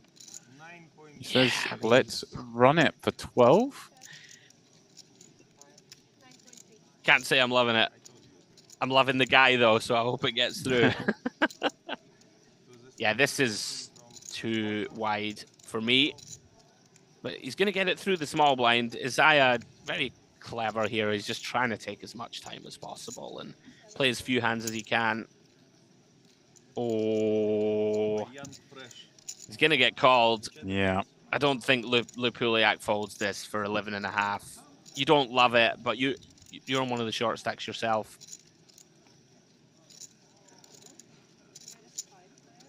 Yeah. Does make the call. And as you say, Briskin is at risk with 11 players left. He'll be not too upset to see the situation, of course, when called holding Queen 7, finding that he has over 40% equity. Lupuliak, you know, can't really afford to lose this one. Would be so short himself, although not at risk. So, my friend, Yes, yes. But by the matter cut off. Is okay. Cooler. Cooler. Is he checking? Is this approved? He is. Am I okay with this Queen 7 from the cutoff? It's gonna be the tips in the tournament, yeah? King 10 3. 1 high. Okay. Apuliat reporting it to the interested rail. Сейчас вставать надо будет, блядь, походу по черному. 10 of hearts. Never easy. Brishkin finding another way to survive. No, it should come. You get the tips, you know. You know where to open. Brishkin says it should come. Yes! Come on! Let's go! Go.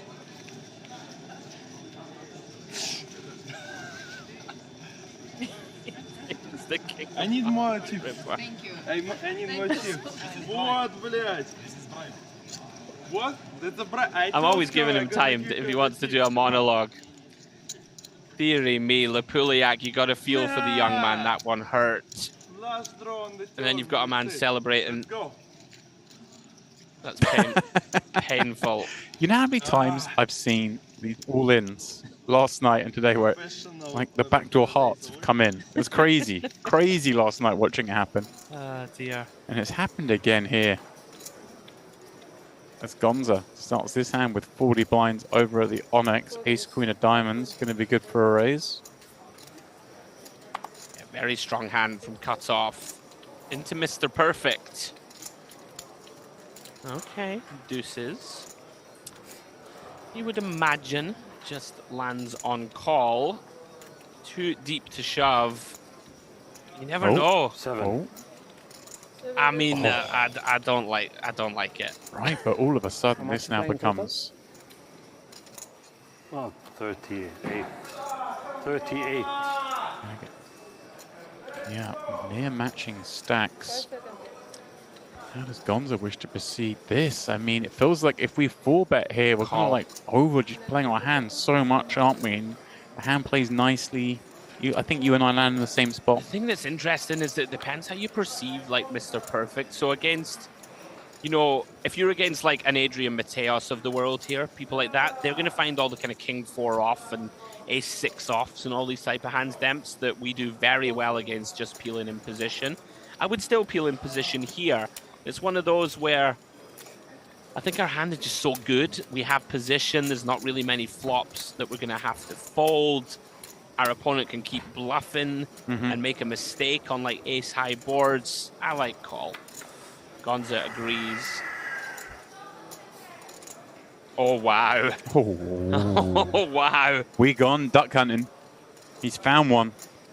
This is incredible as well because so much of the hands that continue on, they are Broadway combinations, you would imagine. 6. You would hope that he finds small enough here. This is really nice. 40% seems very reasonable.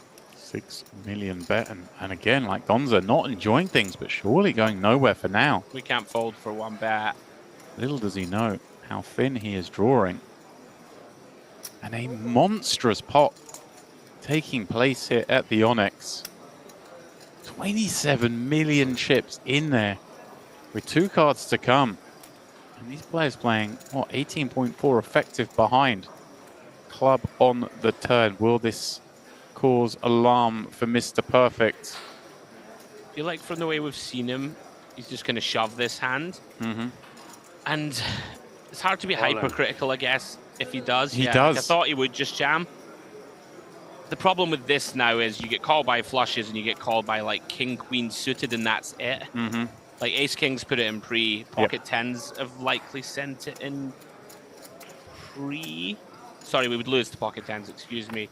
But it's this one of these where it's really hard to get called by a worse hand, I think.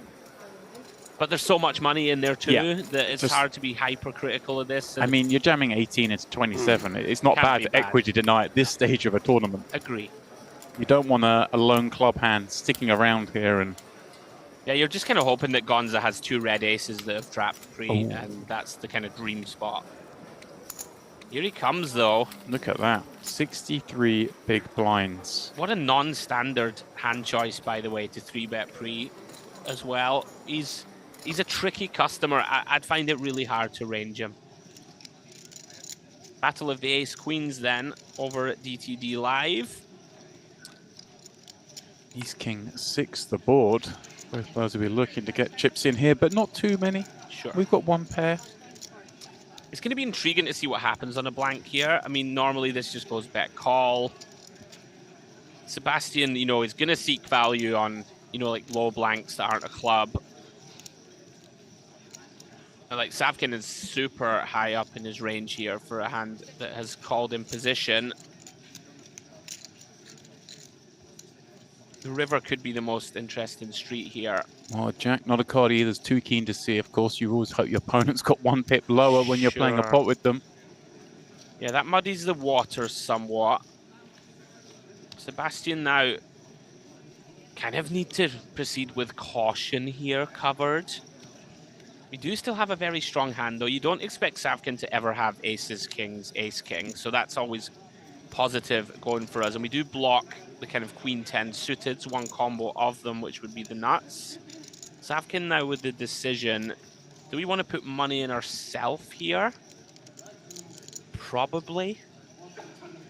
With ace queen, you know, like Demps maybe check our ace 9 suited, right? Ace 8 suited, and it's an interesting one though, because you could just pot control here. It's not like Sebastian doesn't have strong hands. He's still going to have a lot of them. Yeah, looks like he's going to go for the old set the price, maybe value bet on some rivers, but not too many. It's intriguing here with our best kind of 1 pair. Yeah, I always find these hands so interesting in this stage of a tournament. Yeah, obviously earlier on we can kind of go quite big for value, but in this stage, how often are we going for value? And well, bad river for both the sea, of course. You're hoping you're up against an inferior ace. Now would be chopping as it is. They always were, of course. Yeah, really quite an interesting river. If Savkin just gives his opponent a pair of aces on the turn and just 1 pair of aces. What happened here? Okay, checked. Thought you announced something else. Were you thinking, does Savkin ever go for fold out a chop? Right. You could get value from King Jack specifically, but that seems optimistic. So just decides. I think like Sebastian can still have some really strong hands, and we just don't really want to blast into a range that has some trouble attached.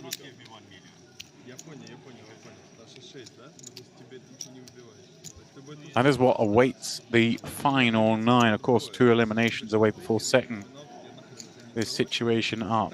11th and 10th guaranteeing 30k. Rishkin improbably still here. His queen 7 of hearts getting that flush on the river. So close to jettisoning him and being on the FT bubble. Yeah, selfishly for us, we're kind of loving that he got there. Of course we are. I feel bad for Lupa Lucia and Big Blind. That was a critical one for him. But for us in the booth, we want to keep risking around a little bit longer. Yeah, and I hope all of you watching with us along on YouTube feel the same. And remember, if you are watching, please do jump in the chat. Have one eye on the GG Poker YouTube chats. Please do post away. I see plenty of comments coming through, and I expect lots more as we play this one down to a champion tonight. And here's your chip leader, Mr. Perfect. 50 milli. This one quite close. If you perceive Mr. Perfect to start getting after it, which he should do. You don't love ace 8 off, and he does decide to bin it, whereas this one is never getting binned. Yeah, Gonza with the king, queen of spades in the small. Feels like just a fist pump to me. 6 million. You could. Okay. He's going for 3-bet non-all in. Is this, he's seen Mr. Perfect involved in a lot of skirmishes and is willing to take the risk of allowing him in here, perhaps with some dominated hands that a lot of players might fold to this size, but he thinks this player in particular might call. I think as long as we're prepared to call off here, facing 4-bet shove, then this seems fine. If Mr. Perfect will never fold like the King Jack, King 10, Queen Jack, Queen 10 suited of this world, then kind of like it actually. 6 million? And I mean, he's calling with Jack-10 suited, so I think we can feel pretty certain that he would call with the dominate suited as well. Yeah, and then of course there's inherent risks. Right. That if he's calling with 8-9 suited and stuff, then it can start getting kind of a little bit scary. Well, let's see how he navigates this one. Ace-8-4, one that you would imagine favors Gonza. But he's got to be scared. I mean, we've seen You're Mr. absolutely hating it with this exact combo. Right, we've seen Mr. Pub in there with like the Ace-4 suited calling 3 bets, but I guess we're going to go small and pray. Yeah. Yeah. And as it is, I mean, he's up against the kind of hand that just can't continue. But it is a big gulp as you bet this 3.5 million, because if he calls, you're left with just 9. This is almost like a triple up when you bet here and get him to fold. Huge. You're like, why didn't I jam? Yeah. Why didn't I just jam 3? I'm such an idiot. Oh, I'm the best in the world. Yeah. It's okay, folded. Back up. We got 5 million more. So 26 mil. I quite like Mr. Perp. He just is, the whole thing's just kind of cracking me up. Number one, the name, and just like he's just getting after it. Like that deuces 3 bet. He strikes me as a guy who's just not going to be folding anything. He's just going to play to win the title, and that's fun for us. And he is. Like there's always wild cards in this venue. There's one. There is one.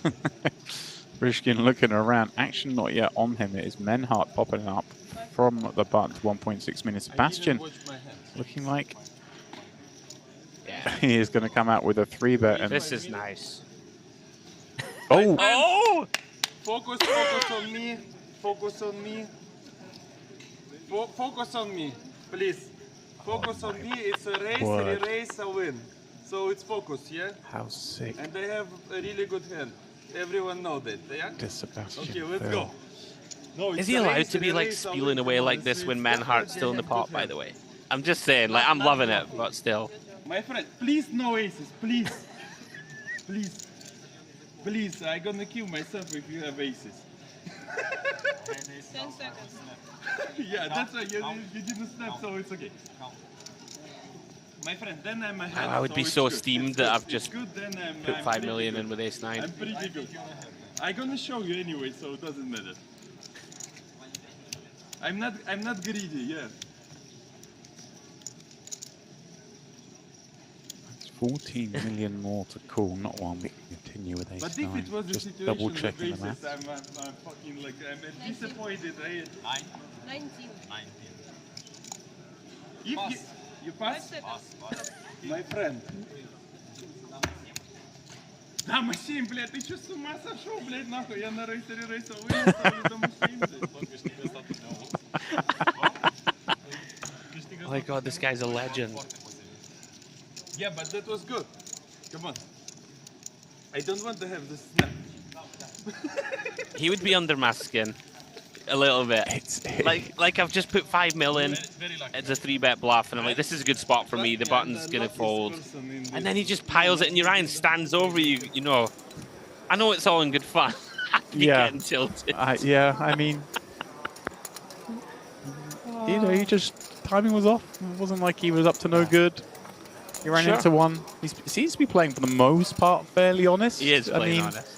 It's hard when you're, exactly what you're saying, when you're the guy giving the character, giving all that, you kind of do have to play that a little bit tighter, because everyone instantly assumes you're far more likely to be up to no good. Over at Onyx, we have, well, some honest play thus far with the King Jack up against the 8-9 on this board, but Voronin gonna bet again. Yeah, nice recognition of where he is. You would normally see turn check here and decide. But you do get to deny against hands like this, sort of pair and gut shots of the world. You can get value from some flush draws, some worse Jack X and 8X. Pretty nice. I don't think we can fold though, Demps. For okay, he is gonna. Against 40%. I guess it's not. There's not that many clean rivers. Even if we're to improve. Yeah, I guess he wants to be. Seems kind of reasonable, actually. Yeah, ahead a reasonable amount of time to be calling there, of course. And fall behind and catch, but let's bet for Voronin firing that second shell. I need to remember now, just don't call any action when Briskin is all in, because he's going to call it for me, and everyone wants to listen to him and not me. Understandably so. Well, here he is opening up. And Savkin behind. This is probably what Savkin's been waiting for. Right, I've downwinded this guy. He's got some chips now. Let me get in there and make some hands. Really? Yeah, I could see him going either way here. You have decent hand? People typically just call, we have position. I could see 3-bet actually being completely fine also. You really do leverage pressure. The fact that we cover him makes calling a bit more appetizing, I think. You know, if you have about the same stack as Briskin here, I think that flatting can often be a mistake. When you're against the king-jack offs, king-queen offs of the world, it's a bit of a disaster on the FT bubble.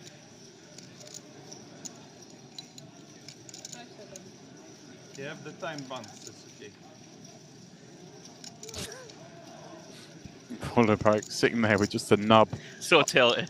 After getting his ace-9 run down by the queen 7. The button, not with cheeky hand. Deuce, deuce, 5 board. Go Which 1.4. still with the best of it, coming out 1.4. Yeah, and it's just such a horrible combo to try and continue. Queen Jack of clubs would be in there. Queen Jack of hearts, absolutely not. Honesty on display. Ты когда там ты колешь, да? То есть они чё не делали, их снэп просто. Просто снэп call. Up to 30 million chips. I show ace queen. Ace queen. It's a snap call. Everybody. Yes, yes. No. My friend. No. Over at Onyx. A little bit quieter as Bukowskis jams in his 6.7 remaining. How much? Ace-8 just hoping for folds behind. You don't want to hear that word. The old how much. Yeah, and Voronin with what looks like a fairly slam dunk call. I don't think we're folding this, Demps. Just looking behind at the man he has in the big blinds.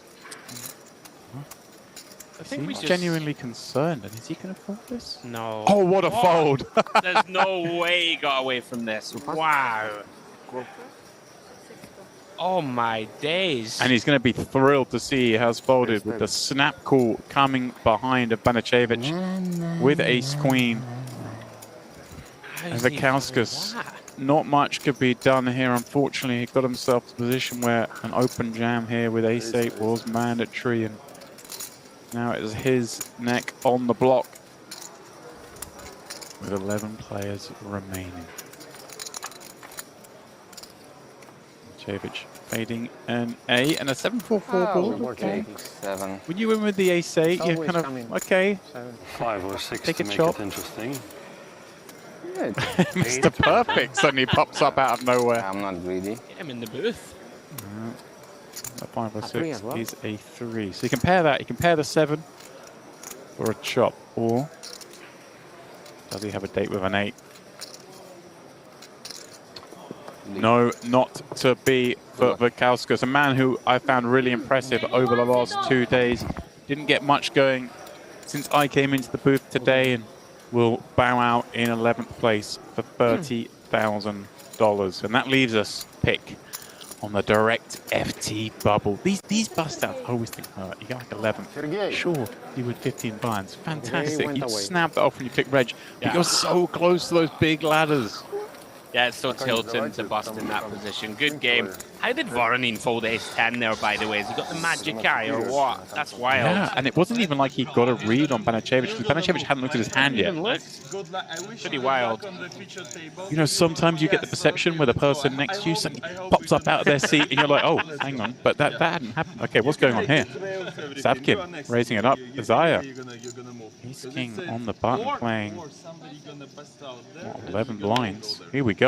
This is what we're dreaming for. Yeah, he's been incredibly patient. And, Yes, of course. Because you know, this is a great spot in that if we just get this through and get to 13 mil, like you've got the short stack on your direct left. And if we can just sort of stay above this 15 big blind mark and get to 9-handed play, it's going to be much more easy to sort of navigate it. So this is a dream of a spot for the Italian. You know, you don't even mind if you just get folds here. Like, you cannot... You'd be happy, I think, just to take down the pot pre.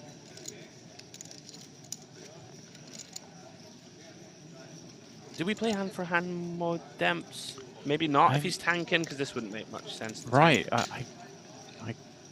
I guess he's up to something. I'm not quite sure what. Sure. Maybe, I don't know if the blinds are about to go up. Maybe he's trying to position it so they go up on his button.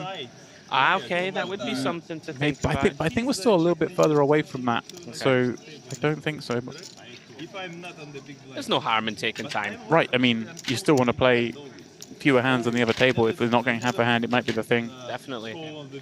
I think we're going to be losing a player as well, because obviously there's only 4 over there on the Onyx, so I assume we're losing the next big blind, which would be, is that Sebastian we're losing then?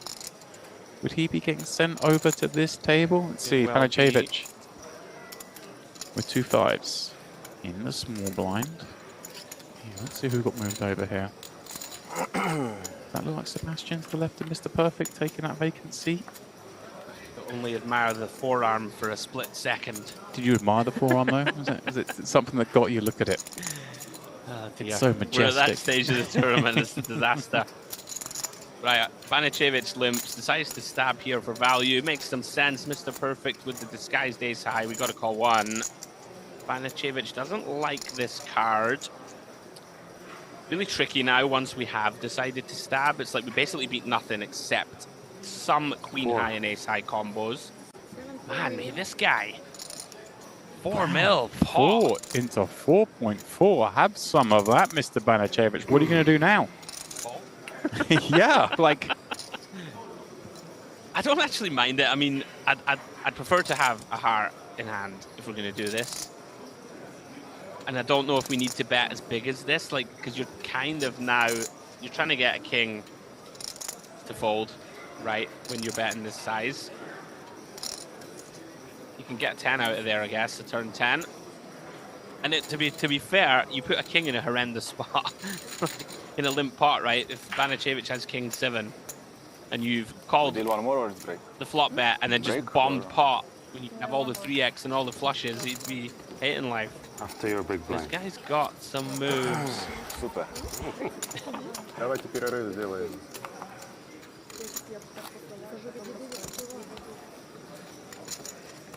You were right, Demps.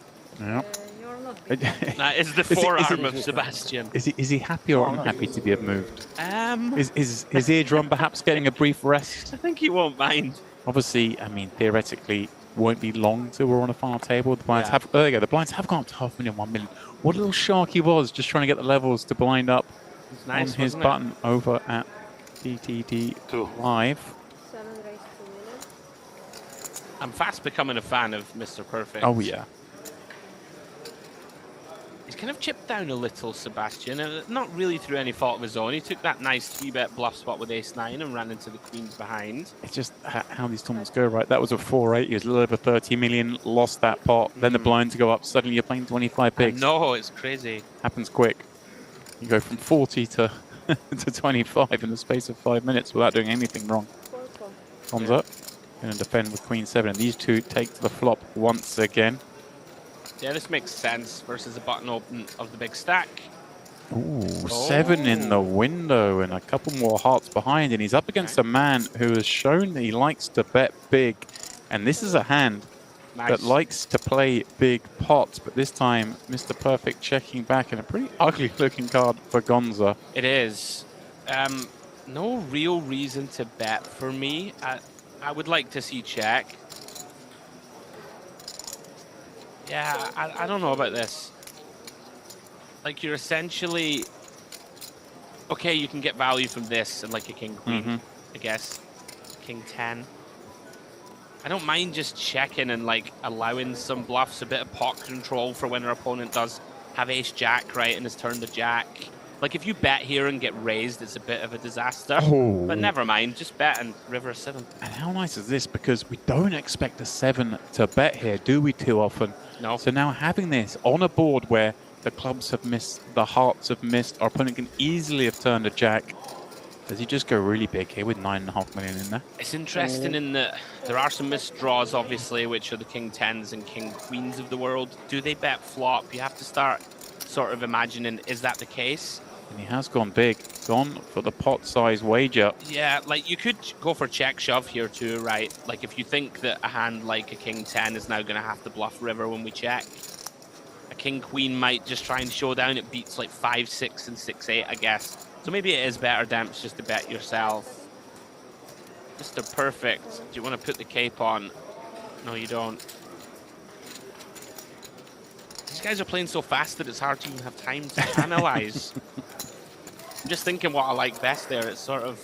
I think I land on just the big bet. Yeah, seems okay. Absolutely. Oh. Friendly talking, friendly chatting. Oh. That's a hand for hand? Puliak. That's a hand for hand right now. We don't have hand for hand? Yeah, I mean, you're not unhappy to find this for 5 blinds.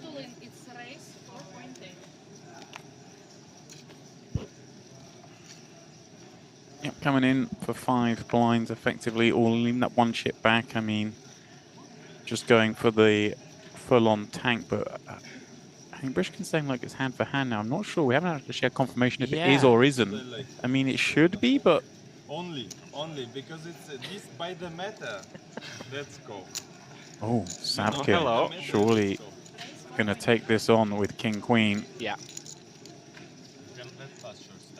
Just considering who the stack is behind. It's Isaiah with, what, like 15 blinds? Okay, all in then. Yeah. That's what he's gone with. Friend, I'm gonna cheer on my buddy, yeah? It's okay. It's okay? I wondered if that was a spot where Savkin ever calls and checks this down with Lupuliak, knowing that continuing this situation, and also, you know, as Sharkly is just having the button, you know, not going to pay any blinds for a couple more hands, maybe keeping him in, you pretty much get to win the next hand because everyone wants to fold and get rid of Lupuliak, who will be in the big blind. That does make some sense. Maybe something we see more often on final tables than with 2 tables left. I think so. So then, Lupuliak, he's at risk. Got it in good. Or will be at risk in a moment. What? Oh, he's not happy. No meta, so you should know it's bad ending. No, A7. Oh yeah, understandable. Yeah, he's had enough of the kind of Briskin show, and It's one of those things. If you're chipping up and Brishkin's all like, you think, oh, this is great. When things have gone awry, you know, it can be a bit much. And yeah, I think Briskin is like sweating for Savkin. Like that's kind of poor form, right? When yeah, I couldn't hear what was said, but sure. You know, it's likely Brishkin's going to be getting a bit overexcited the way he's been. A Jack 9-5 board. He has backdoor flush also. Savkin needs to fill in the middle there or find a pen card. He will spread the information about the hand. Now it's time to give the tips. 6. Puliak. No! He holds the turn. One time, dealer. No To card. fade 9 live cards. Lose the card.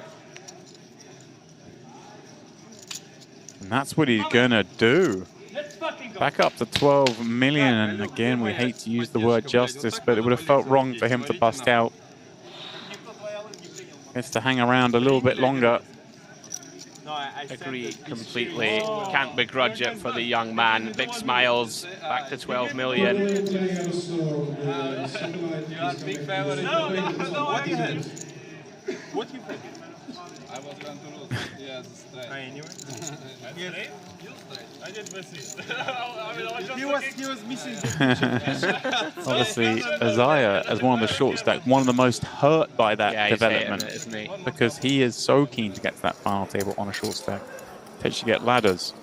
Well, as we continue with 5 and 5, we find Sebastian on the button at his new table, raising up this ace-10 of spades, and Voronin defending 9-7 of hearts, and wow, what a flop for Voronin.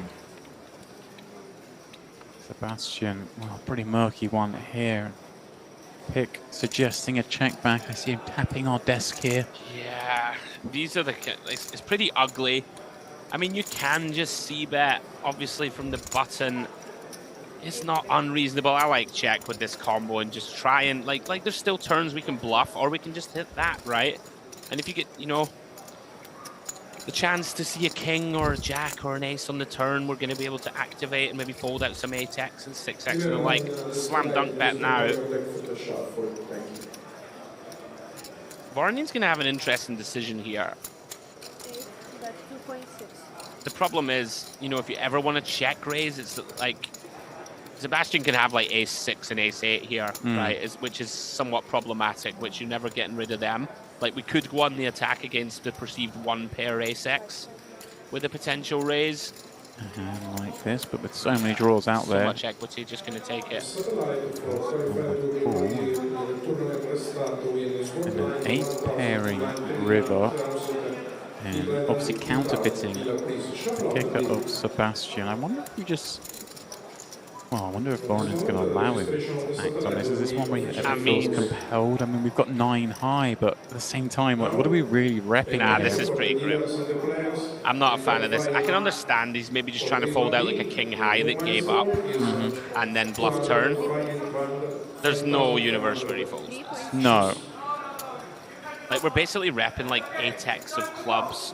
Right. Or an ace that decides now it's going to lead. And like an ace typically just checks, right? Like you just allow the button to bluff. Yeah. And I mean, he's just going to flick in a call here. I don't imagine we do anything else. Yeah, I think, you know, not a fan of the bet, but the size may be quite nice in that we are just targeting those unpaired hands. I can see that. I can see that. And there we go. First kind of misstep from Voronina, just a bit of a clunky one. And Sebastian with a lovely pickup on a board that once the flop came out was very unlikely he was to win the hand. I'd almost rather just check raise turn if we're going to like funky stuff. As we hear commotion over at the DTD table. But Brishkin's excited once more. I mean, maybe a drink has been delivered. Isaiah, all in with, pardon me, not all in. Oh, he is all in. Oh, wow. Oh, wow. Wow, he rifles the 6-3 suited, takes the bottom end. These two have got the same stack. Oh, I think Lepuliak just told him, hey, look, I'm going to be calling you. He's told him I'm going to call. Yeah. Ah, you have the time, sorry. Your friend didn't have it, yeah? 5 seconds. Yeah, so Isaiah hating life, knowing he's about to get called. Lepuliak trying to waste as much time as possible, and Isaiah is the one at risk, but effectively they both are. Lepuliak with just 100k chip behind. And what a spin up this would be from the shortest stack a moment ago. A chance to get to the final table.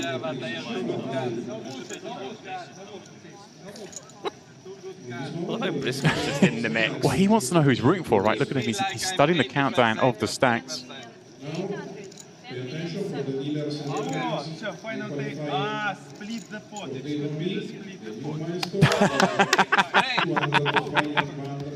Oh, what a character. Isaiah, man who got second in the 1K Open at the very first MPP. Where are your friends? But I have many friends. Nobody cheating when I made them with Queen 7. It was so silent. You saw it was silent.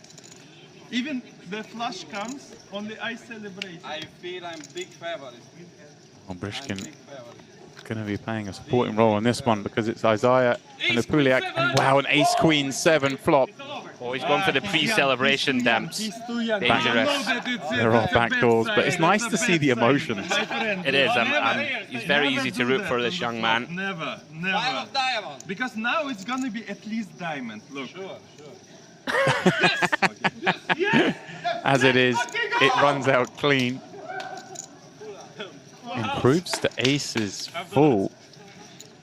And yeah, I just love seeing some emotion. Of course, it's cool in Isaiah, and I like that he's quickly switched round and given the fist bump. But the young man... The friends now. He's friends with Briskin now. He's got 22 mil. Good for him. Unlucky Isaiah. Yeah. 10th good for 30k. And as I say, a man who has a litany of results here, so no doubt we will see him back. Maybe a deep run in the main event on the horizon for him, but he is the last one looking in at the final table. What a spin up this young man has had. Sweating it. You're okay, buddy. No need to sweat now. You've made the final. Yeah. And there we have it. That's how things ended on our 2 feature tables. We are going to merge them shortly. It is the DTD live table headlined by Ivan Brishkin with just 34 million, 34 big. Savkin, he brings 31 to the final. Menhart with 29. But look at that. Lapuliak with 22.5 million in chips. Was almost out a moment ago with just, what, 4.5 million chips when he shoved it in. Nice to see him make it. And yeah, an easy one to root for, just given the way he's carrying himself at this table. Over at the Onyx, things a little bit deeper, but overall the field's so very bunch with Mr. Perfect. It really is. Leading the way with 45 million. Vanasevich, he's in the mix here with 35. Sebastian, the same stack effectively after a nice little pickup there against Konstantin Voronin. Who, well, I mean, Sebastian was destined to lose that hand once the flop came out, but the turn found the ace, the river found the brick, and he brings a healthy stack with him. We are going to go on a short break, around 25 to 30 minutes, guys, so please do set an alarm, grab yourself a drink, grab a snack, and join us for the final table.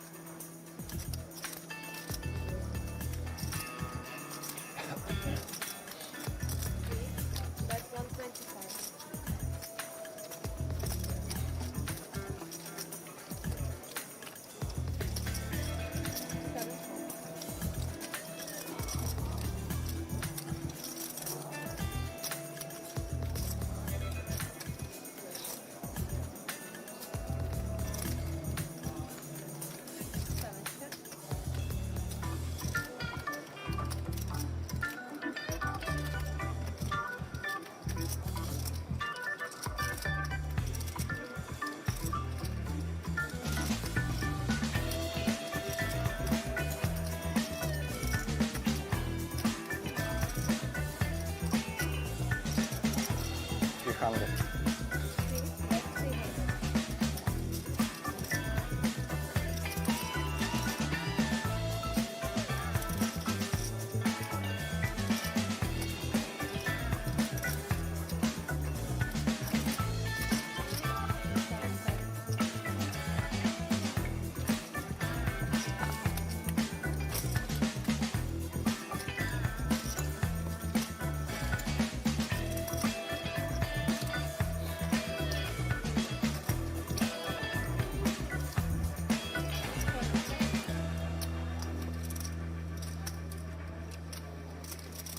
All in.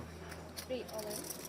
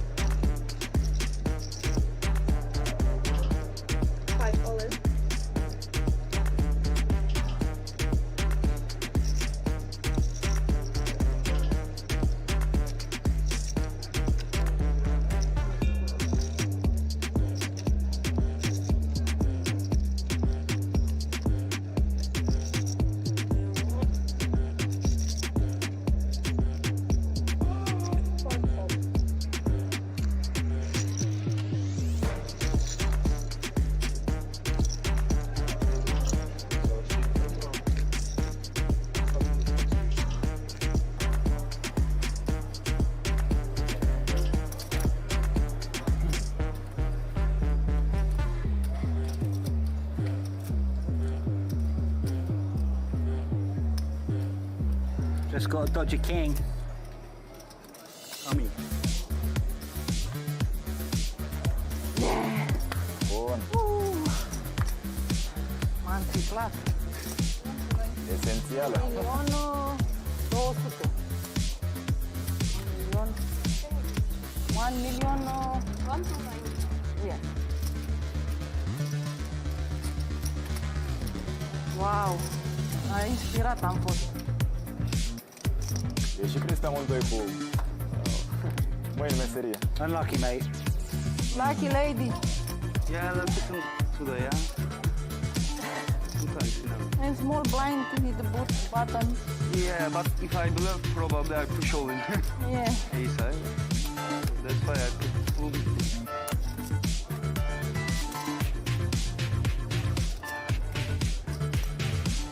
Mamă, ce aer am luat acum.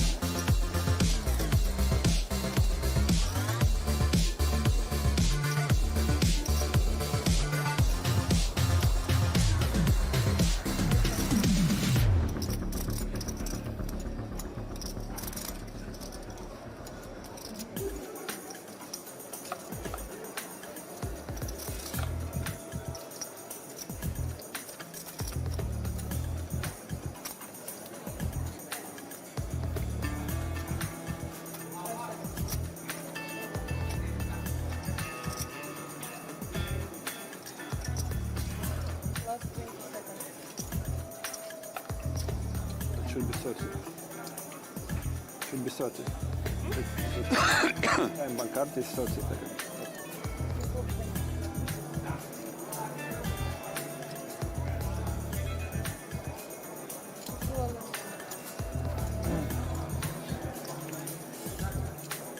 Count, please.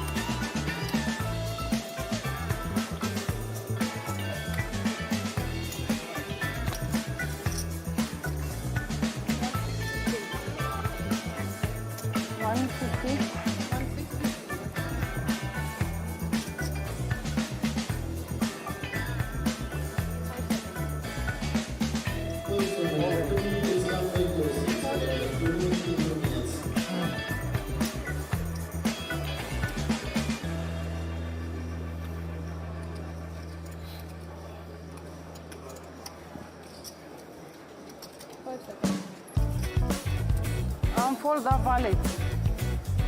Valet. Ce vrei să fac? Că jocul cel mai mare stai de la masă. Nu pot să dau col la o linie. Depinde ce vrei de la turneu. Adică e bună palez de asta, chiar dacă... Da.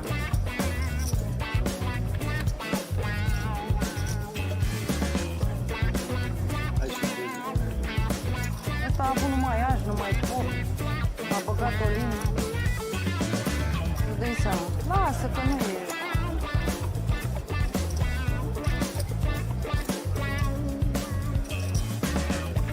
Eu am făcut race, mă, mâncați-ți, am făcut 5 și mă bag o linie. Jack. 4 or 6.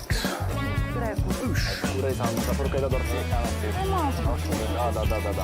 Mă bag o linie, cel mai mare stai. Thank you, mate. Saved by the bell.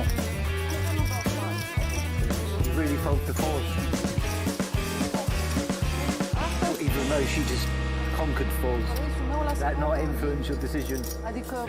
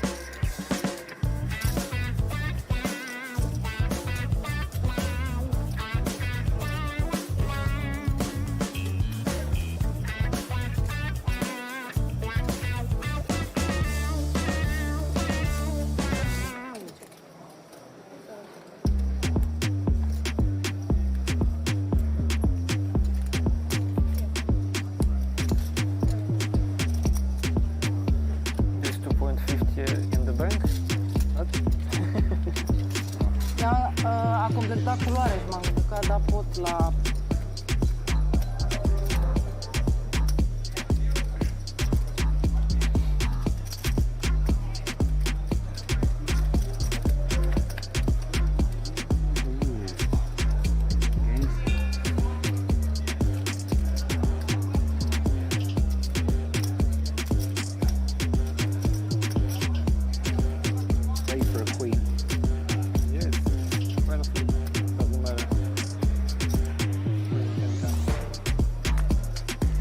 Can I get a water?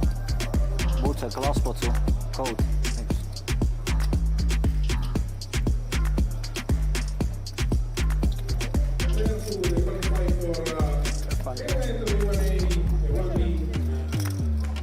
Așa, da, pot să dau...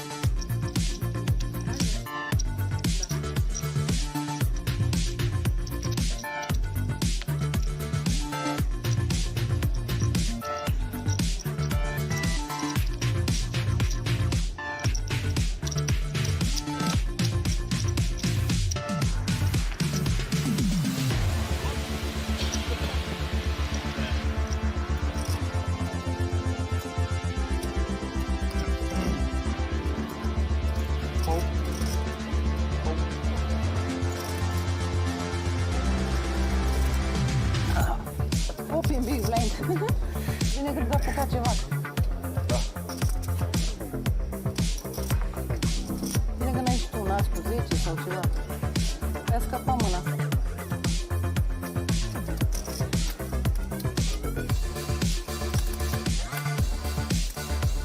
Deci ai înțeles mâna aia, nu? There's no point counting that. Da, Valentin, da, am înțeles, am înțeles. Ăla, Olin. Da. Vorbești Olin. Ce-ai făcut acolo? Are fizic minim. E minim ați făcut. Minim. Minim, că de care nu-i bagă. După Forbeck.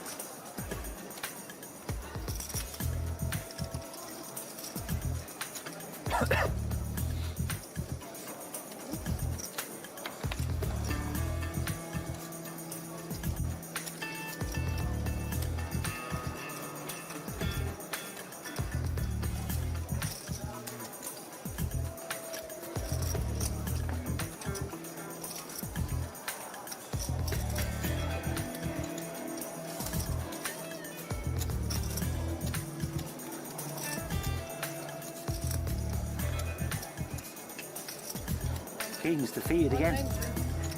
King's no good today.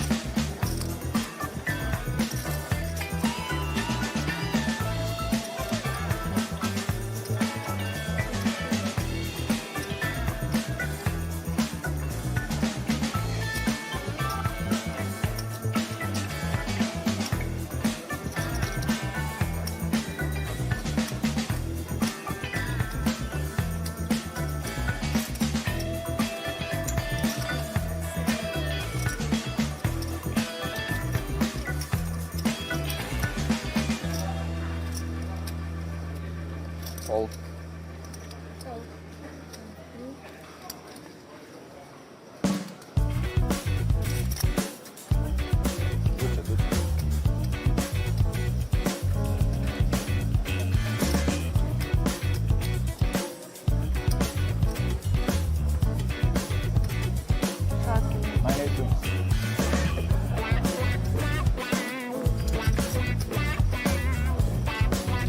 Asta ai văzut și loc 9 și 6, 9 bine.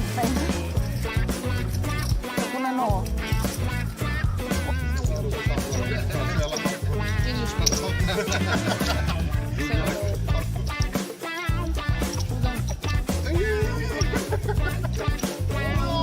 No way! No way, man! No way, Hector nostru, așa lungă, ale de sus, asta e local mai activ. Merge, merge. Somebody wants to jump?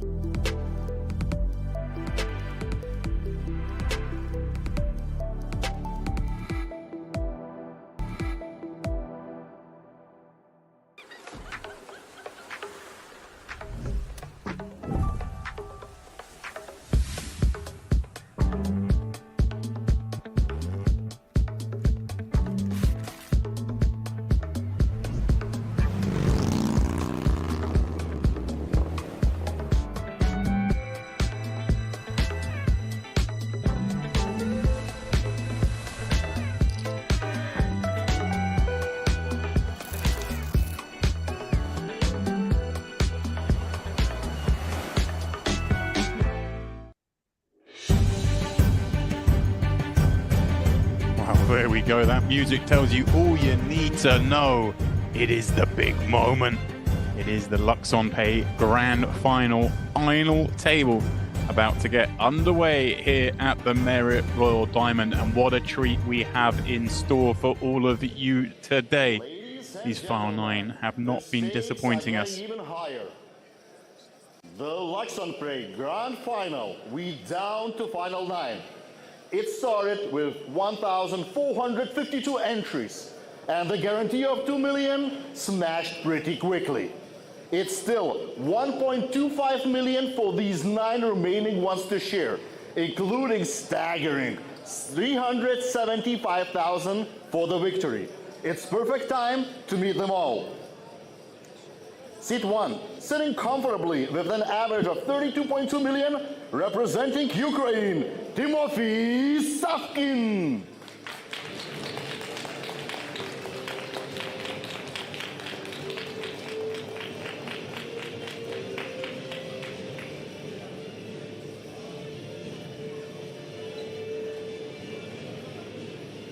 Sitting in this second seat with more than average 36.2 million from Montenegro, Vlado Basijevic.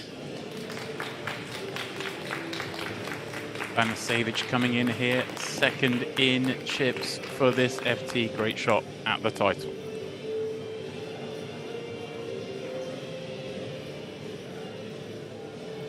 Such a rare occasion. We have the chip leader with almost 45 million in front of him.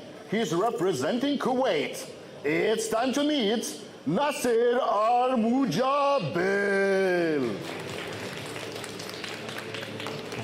As Milbuta says, not often you have a Kuwaiti leading the way. It is the man known in this room as Mr. Perfect coming in with the chip leader position on the man. Every final table has a chip leader, and everyone, they have the short stack. So 22.5 in front of him from Romania, Alexandru Lupulec.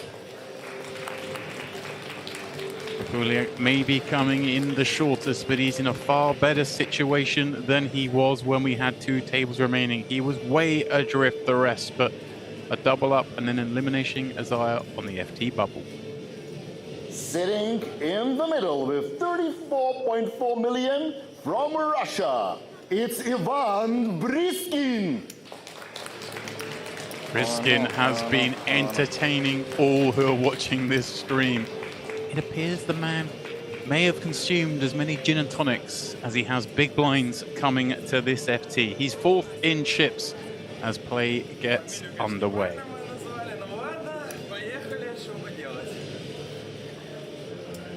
Another shorty in seat 6 from Spain with 26.6 in front of him.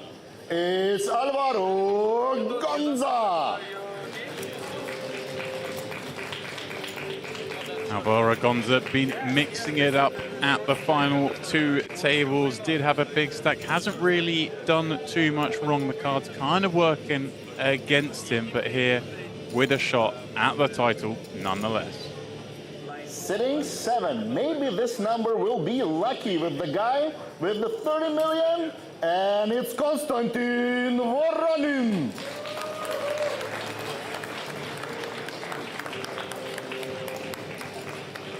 Konstantin Voronin bagged up the chip lead on day 1A and probably still here in the mix at the Luxon Pay Grand Final table. In the 8th position of this final table, the 35.2 million, another Romanian here, it's Stefan Sebastian Ionita. Sebastian really put through his paces on that final 2 table run-in, clashing, pardon me, often with Briskin, but mostly in the streets of speech. Good seat draw here for him today. And last but not least, just a couple blinds shy of an average with 29 million from Germany, it's Julian Merhardt. Menhart, just like the Pouliac, was very short, had a fantastic spin up before the FT. A 1-2 punch to eliminate Strobel, and here he is. I wish you all the best. And dealer, please shuffle up and deal. Let's go. We get time banks, yeah? We get the Looking time forward banks. to this one at Dempsey. And just first thing to note, not been here for 2.5 hours now, but the stack distribution at this final table is pretty insane. We've got 22 bigs at the bottom, 45 at the top, so a double for Lepelec, and suddenly he's chip leader. It's such a cagey affair, and like maybe strategy coming into this one, just maybe not get involved too much. Let the collision effect take course. Ladder, tens of thousands of pounds. Yeah, it's insane because it is, you know, so deep in effect that the shortest stack is 23 binds. But as you say, no one running away with it. It's always interesting in these spots. You see a lot of people come with the mindset you just mentioned, which is obviously the theoretically correct one. Let's lay out, clashes will happen. But as we know, everywhere around the world, but especially in this room, there'll be some outliers who go, right, I'm going for this. I'm setting out my stall. And I wonder, who in that list is most likely to do that? I actually feel in my mind, the one most likely to do it is the one atop the counts, Mr. Perfect. He's shown a willingness to really get in the mix. Yeah, going to be a fascinating, intriguing first couple of hours or so at this final table, because as we well know, the one thing about dynamic a table is it always changes, right? Of course. Interested to see how it plays out. But as you say, Dempsey, if someone could potentially take initiative and maybe widen up more than they're supposed to, put a bit of leeway between them and the pack, could give themselves a really good shot of winning this. But then you've got the flip side, play tight, potentially lad up a decent amount of buy-ins, let the collision effect take course. Looking forward to this one. Well, as play gets underway, just a quick reminder, $37,500 is what has been locked up by the final 9, but all eyes on that 375k top prize. We will see someone step up. Well, here we go, straight away. Come on, not the spot you really want to have, is it? Like, we like our hand, but we're under the gun opening first hand on a 9-handed table in a bunched build.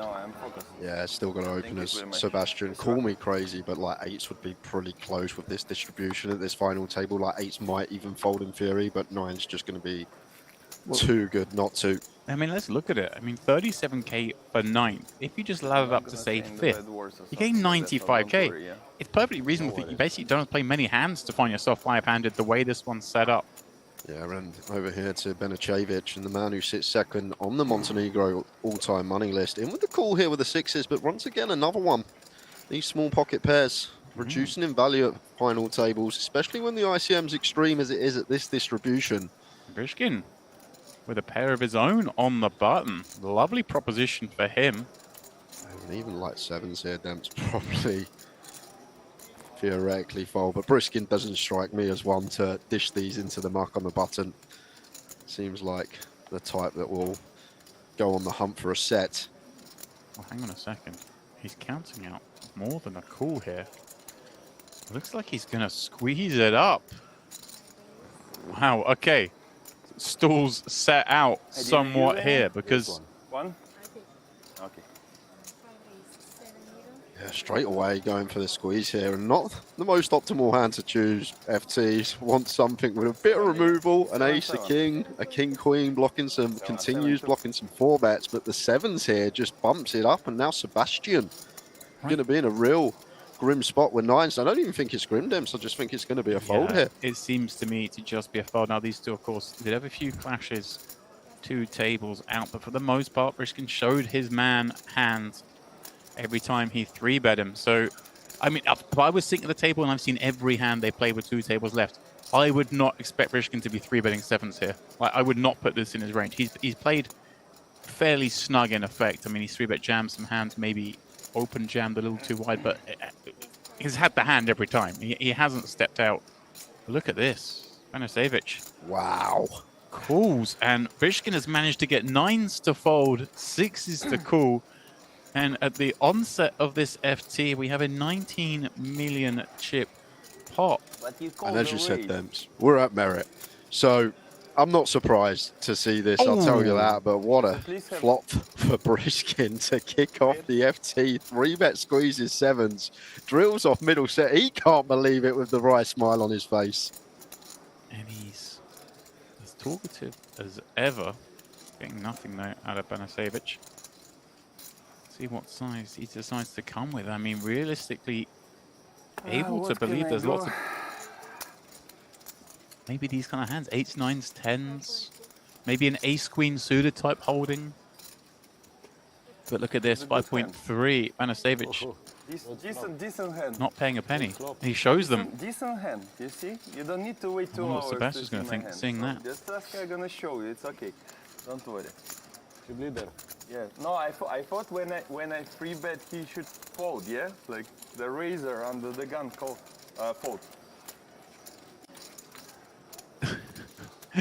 Gonza's so space. It's okay.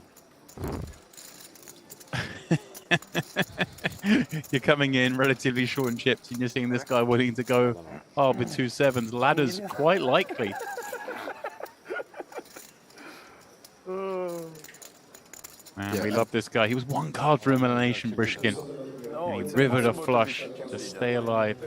And I think for the viewing pleasure, it's a good thing he did. If you sat there, Demps, though, and you've seen that hand and sevens have been shown, gone for the squeeze against the under the gun open, like straight away in your head, you're like, oh, okay, I don't really need to get involved here if stuff like this is going to be going on.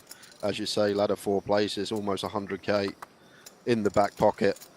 We'll see how things play out, but that sort of advertisement firsthand, squeeze with the sevens versus EP. They make a few tighten up or potentially change the strat that they come into this FT with. Over to Savkin from +1. We've been to 2 bigs and Mr. Perfect with the Queen 9 of hearts here. Gotta love Mr. Perfect, just wants to get in the mix all the time. Queen 9 of hearts here from low jack, makes the call. It'd be fun if I 3-bet again.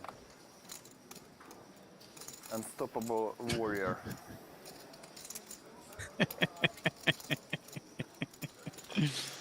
Again, we will do our best to lay out when Brishkin is indulging us.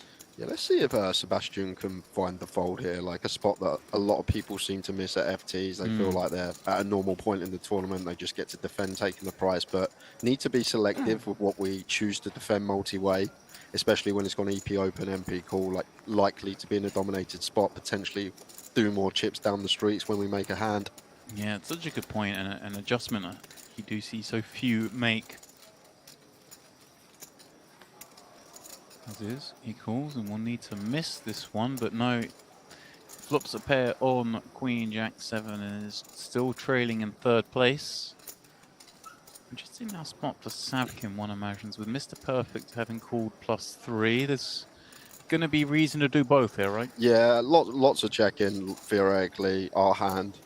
Even with like our ace queen, potentially one that does still happily check it over to Mr. Perfect here, just going to have a lot of checks out of position to the chip lead up. May even be some pure checks going on. And look at this, he's going to raise it up with the top pair. And I mean, careful what we wish for, of course. We've got a great hand, but all of a sudden we're looking at this going, hang on, am I going out in 9th?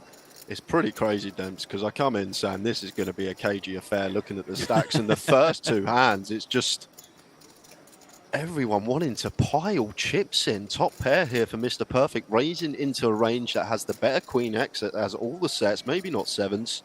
Aces and kings in there as well. I wonder if Savkin ever ascribes something like a worse queen to this raise, or is he just always thinking, hey, this is Queen Jack, maybe a set of 7s, and then the King 10s, the 10 9s that want to bluff, but it's hard to imagine what wants to raise here. Yeah, that's true, because you think the sets are just going to call in position, try and keep some bluffs in, got like the Queen X, Aces, Kings drawing very thin. And then even like from our perspective as Savkin, having the Queen of Clubs, Queen Jack off should not be in there, so only one remaining combo, which is Queen Jack of Spades of the top 2 pair.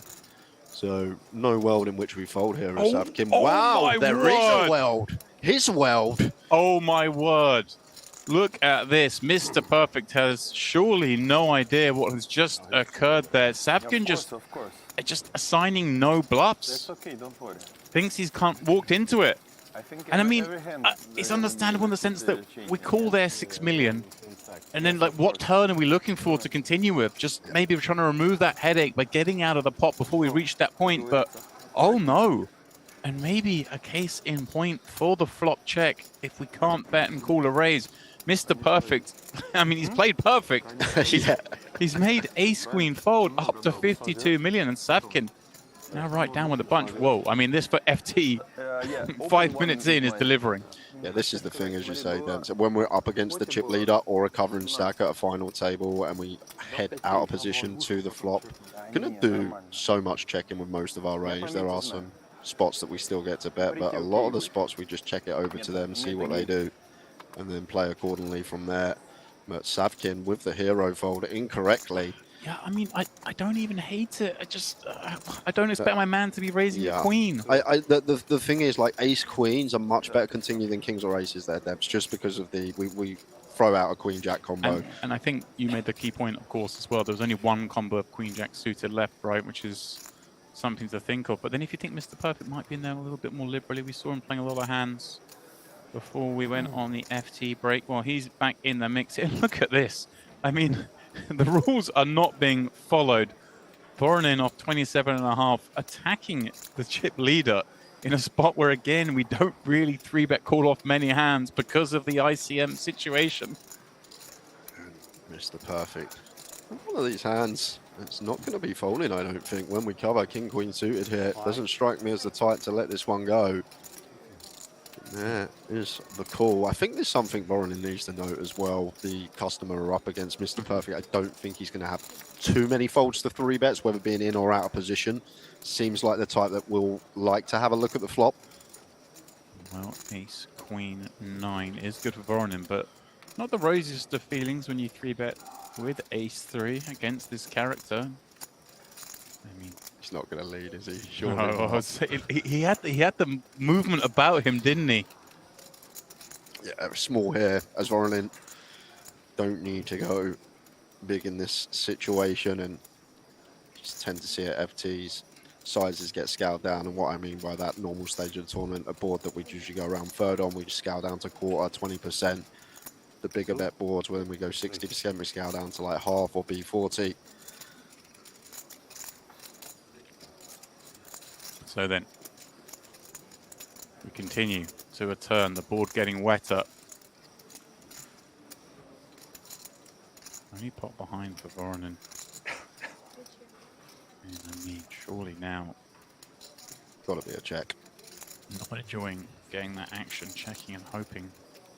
This goes through, and look at this, Mr. Perfect. Rivers Broadway.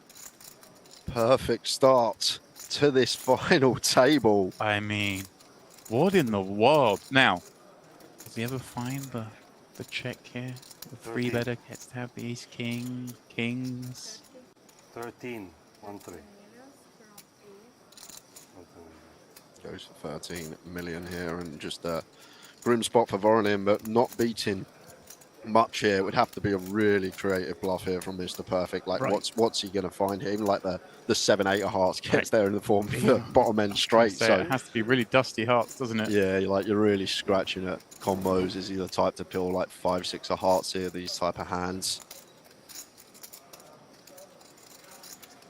Well. I mean, Gonza again sitting there at the left of the screen has folded all these hands, but has seen action after action after action. And on the short stack, you are loving seeing a final table out of this. As Jay set it up so beautifully at the start of the FT. It is really set up that it should be really a cagey affair, but the rulebook, well, I don't think it made it to the island of Cyprus, if we're being honest.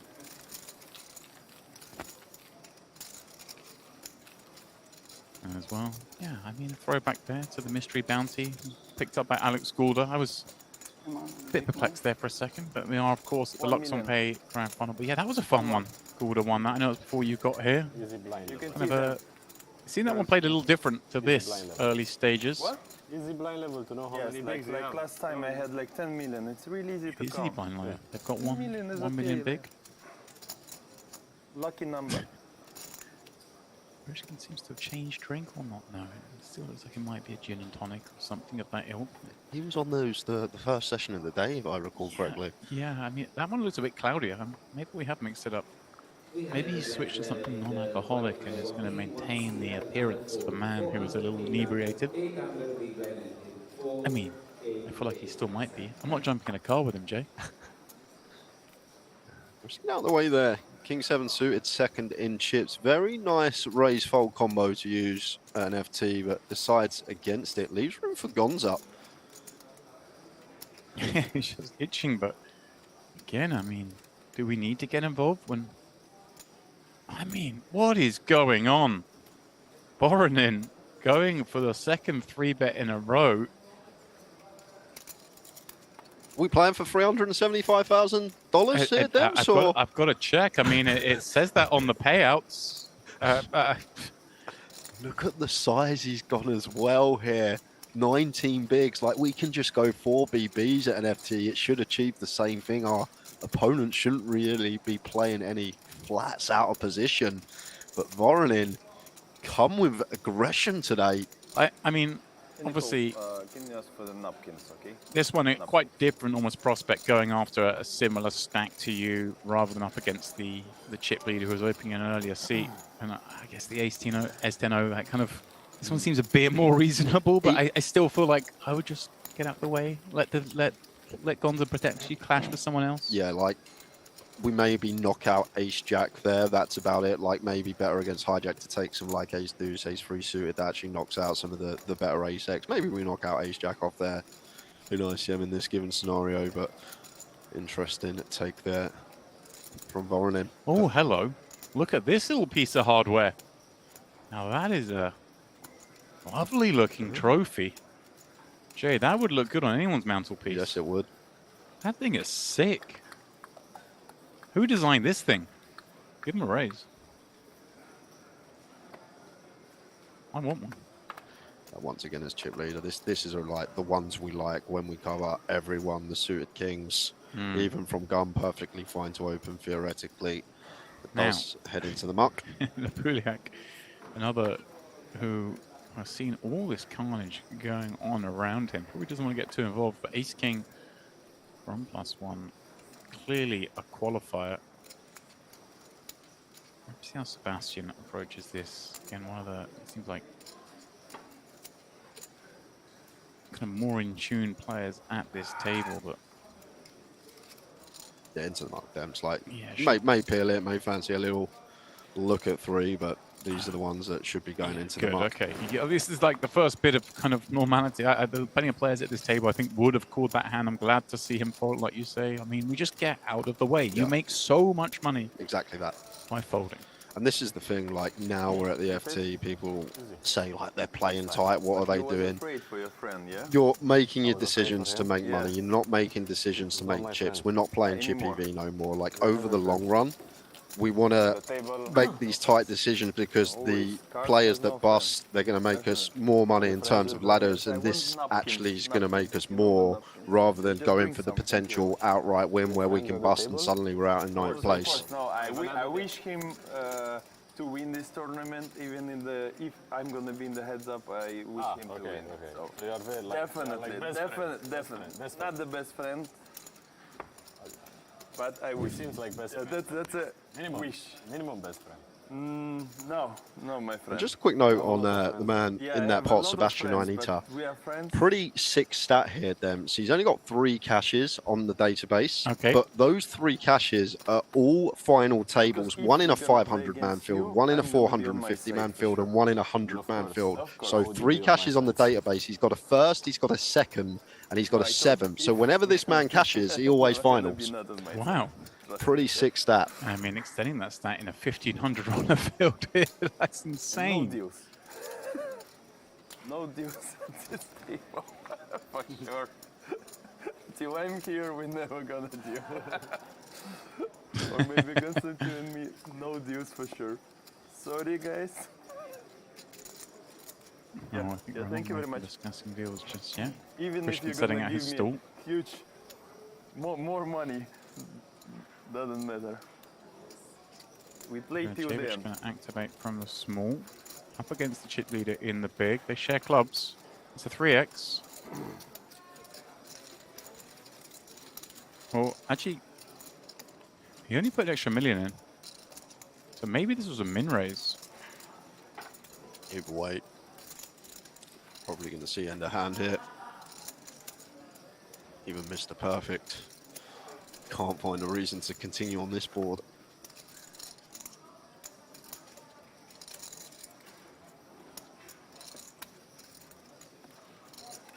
Oh no, my apologies. I misread the colours of the chips. He did call with 2 1 million chips. So the yellows, they look quite similar to the orange under the lights, but it wasn't open to 3 million. And as you suggest, C-Bet gets the job done. Все правильно, Константин. Без дележек играем. 100%. Невероятно. Это будет что-то It's fun having Brishkin here, Jay. So often the farm tables such serious affairs, but obviously, as he's speaking Russian, go over this, but we will try and lay out when he's waxing lyrical, because, well, Jay's been very amusing thus far. He just looks the character, doesn't he? He does. Looking straight back to his table mate. So you don't even know him, you're just from the same country and that's it? We know from each other from Bucharest. Yes. We met a couple times for sure, but no. The shisha everything, yeah? Or shisha? Ah, no. Just a talking. Sunday meeting. Gonza, +1. Probably fold here as Gonza. That's a good find. Not everyone going to find that at this table, I don't think. No. I don't think everyone will find that fold. Yeah. It's a good fold here with the ace-10 off. Sebastian in the low jack. Let's get involved with the ace-6 suited. Pocket sevens here for Savkin. Once again. Yeah, good fold from him. Stay out the way. There are going to be collisions. You've got the likes of Mr. Perfect still in the pot. Look at this, even with Queen Deuce O, he's inquisitive. I mean, this would be just not even disrespect, just a straight insult. And Puliak. Yeah, and once again in ICM, just probably gets out the way, can be dominated here. Like if it's a bit low down, maybe one of these low frequency free bets, offsuit, high low. It tends to be these king wheel cards, isn't it? Yeah. I think best, and I guess the king 5-0, the best of those. That's the one the solvers like at least. How much people actually take them, I'm not sure. Oh, he tried, yeah. It was not a donation. Nice little pick up there for Sebastian. Just getting raise and take for his nice. I guess in this particular spot on a final table, perhaps the best of those 3-bet bluffs actually lean back toward the ace right for the blocker. Yeah. Stop the 4-bet jams. To be fair, like I probably wouldn't even take them the way this Right. FT started. I'm probably going to play a strategy that can get exploited, but only I know it can get exploited. Just play super tight, have no bluffs the way this particular final started, because what we're doing 2.5 mil in orbit at the moment. Like, we've got 26 mil. We do 7.5 million in 3 orbits, 24 hands. In 24 hands, I think at least the probability of one person busting, probably at least 2, is going to be likely the way it started. And we've got to include in that time, of course, that might just find a hand. Yeah, in exactly. a good situation. Yeah. And we might, like, if we pick up a pot once every orbit, that just lets us sit there on the same stack and keeps our head above water. But the way this FT started, I mean, look at that bunching. So 23 million up to 32 million, splitting 3rd and 9th. And I mean, even more concentrated in 9th to 5th. Literally, just the blinds go through and they all swap positions. Mr. Perfect out in front. Brishkin, 2 seats to his left, 2nd in chips. And just the fact that Brishkin's been so active, both vocally and on the table, kind of, you know, maybe he gets away with a little bit more. Really deep. Everyone have the same stacks, yeah? Approximately. Yeah, approximately. Because usually it's so many short stacks, one chip leader. I think Brishkin knows what he's doing here. I think he's saying this because he's recognizing he's in a situation where he gets to play a lot of hands. He's drawing attention to the rest of the table. Hey, you guys have all got similar stacks. Don't be fooled by the exterior My friend is performance gonna be we've seen thus far. I didn't wash my hand.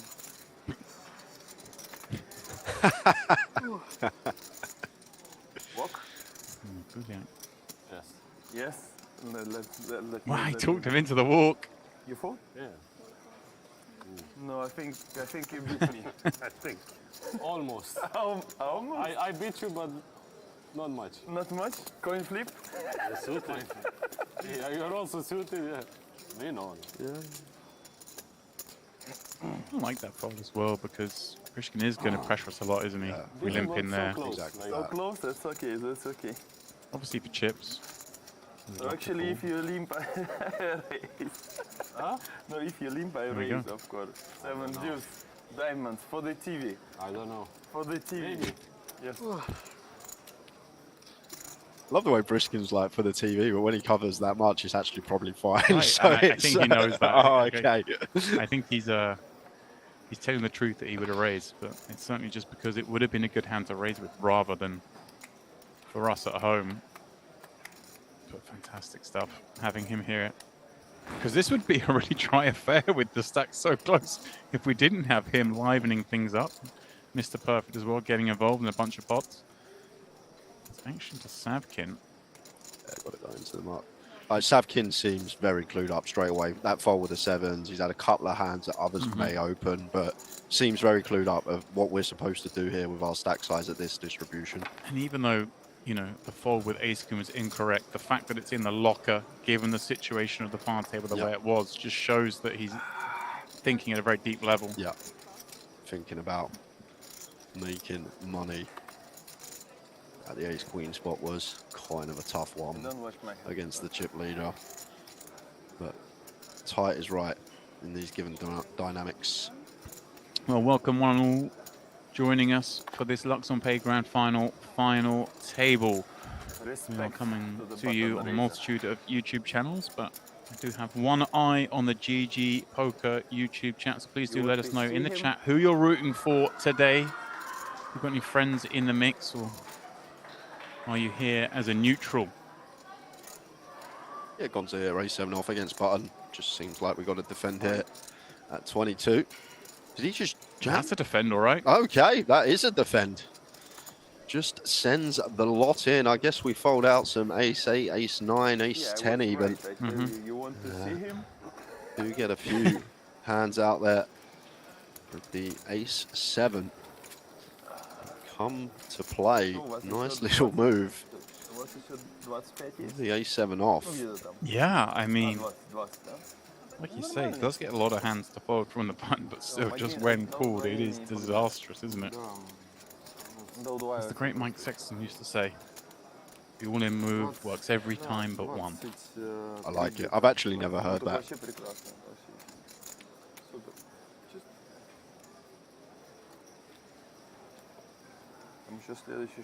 So he'd be enjoying this. He'd be enjoying Brishkin. Oh, hello. That's one we're going to play from every seat.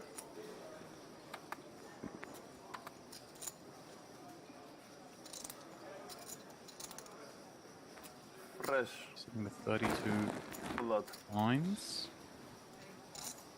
Looks like we're gonna Opens and gets the good luck. Love it.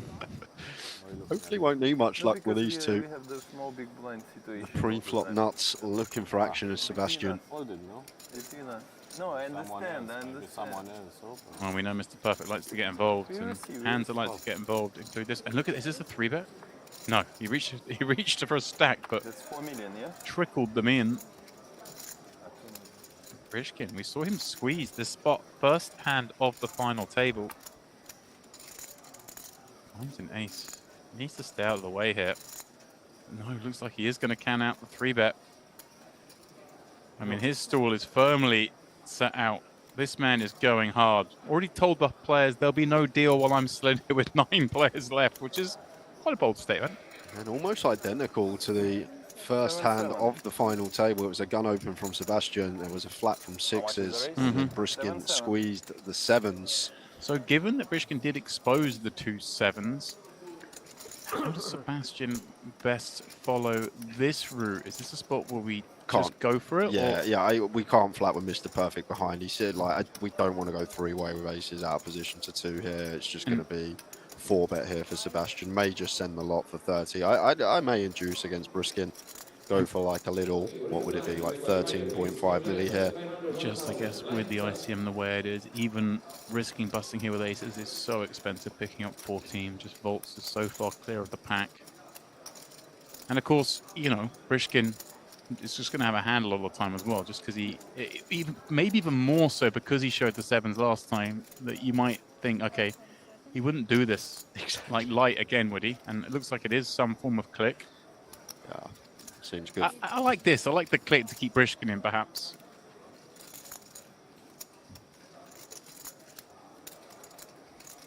It's like about 12.5, 13, something in that order. 13-2. It's my turn. Yeah, just setting up the idea that there's 13. some room for folding.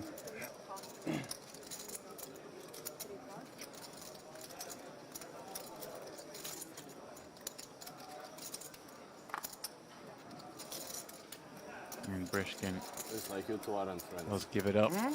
You two aren't friends either. No, he's good guy. He's good guy. I wish him all the luck. Not friends at all. He's number 3 on this. No, number 4 on this table. I like the click though. Clicks it back. My last. And Brishkin out the way. Nice pick up for like Sebastian there 4 with and the 9, aces. yeah. Somewhere. It's almost the dream spot, like the identical situation Yeah. to the previous orbit. Guys here, so it's okay. Because I think if Brishkin did have a strong hand, he would just still go with it, level himself into saying, hey, not like you know, I'm not gonna wish I you exposed to that I 3-bet this guy light before. double up through you or something like that.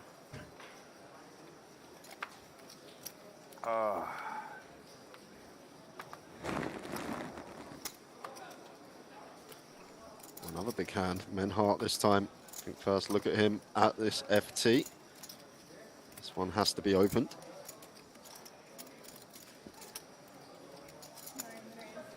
But we don't really like getting 3-bet when we open this from gun at an FT. I was just thinking, it's like the 9s on the first hand, the FT. This is a very similar situation. It's like, okay, I'm playing, and I am going to have to commit a lot of chips if requested, but why'd you deal me jacks right now? Just happy to get this through, I'd imagine. Yeah, Queen Jack off here, Voronin. Highly likely to be in a dominated spot facing this gun range. Also, does sometimes bring the big blind in and splitting equity 3 ways. That's Sebastian with one that should be hitting them up once again, similar to his Jack-9 off reasons. Although, we're going to piece together some 3-bet bluffs. This seems like a good candidate, but certainly the fold better than call. Well done to him for finding that fold. As you mentioned before, so tempting sometimes to flick in one chip.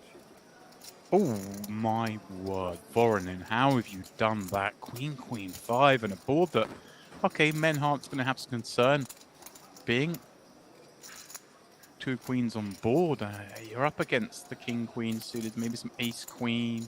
Obviously, Queen, Jack, not too liked when we hold 2 of them, but yeah, Ace Queen for sure. I think that should just flat. It's not going to rip in this stack distribution, or at least it shouldn't. So Ace Queen for sure in there. King Queen suited, Queen Jack suited, Queen 10 suited. But we shouldn't really see any offsuit Queen Jack or Queen 10 like Voronin has in this given scenario. And when you get check called, you're thinking, okay, maybe this is like a 8s, 9s, 10s potentially holding.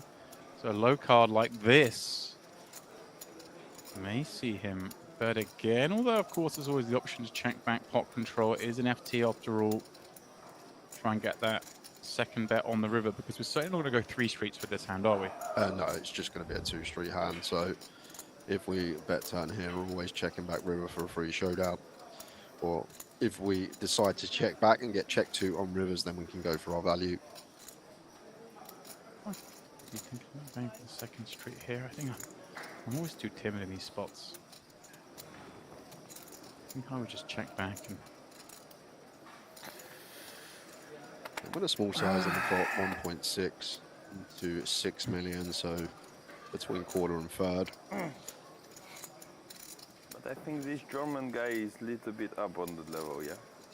You understand? It's WSOP, GG, everything, so it's kinda. I'm just choosing So I'm guessing my this favorite function here, players the on the function table. of this bet from Menhart is to get some value from, like you said, 7s, 8s, 9s, these type of hands, and to get a free showdown. Just going to always snap check back any river other than a jack. Actually, a queen's kind of a funky one, actually. If it does come the case queen on the river, whether to check or go for value. Him, and then I didn't 4.6 and 2 and 9.4 here. How do you feel about Spain? Just south of half. How do you feel about Spain?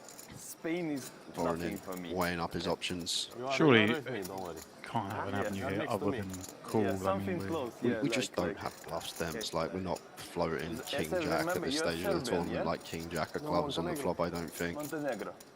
And I feel like once we spring the raise here, our hand just is face up. And we'll see if it is, because Menhart, back in his court with the jacks, when you really think about this, when someone's check called, what, like 20, 28, 29% on flop, they're not going to have these like jack 10 of clubs, king jack of clubs hands. Potentially some like ace king could be one, ace king of clubs potentially, that doesn't want to, because of this stack distribution, but that probably just sends at 20 now I think about it. So there's just no bluffs once again, Demps. They come a lot. Let's see if Menhart can figure this out, getting a ridiculously good price, nearly 5 to 1, but even still becomes an easy fold in my opinion. Yeah, good fold. Warren ain't going to show them. I assume the queen. One card was shown. Did he flip the jack out there? Yeah, because it should be the top secret. I know Menhart's hand is always checking back anyway, so we don't get any value, but for that time that he does have the bluff, that he's got an ace king that's barreling, that he's got an ace jack that's barreling, just potentially get them bluffs out of our opponent on the river. I feel like once we spring raise after calling flop on queen, queen 5, there's just no real bluffs that we can find. Well, Voronin climbing up the counts, big smile across his face. А потом он меня опять трибейтит, а? Следующую такую же затягаю. Ну, видишь, там хорошая была, ладно. Видишь, я немножко бухой, но я понимаю... Thoroughly enjoying the start to this FT.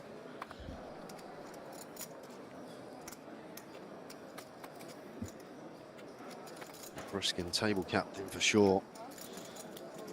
Keeping everyone talking, letting them know that he's going to be getting after it, and there'll be no deals while he's still sat at the table. And right on cue, big slick. Race 2.3. Let's go. 2.3.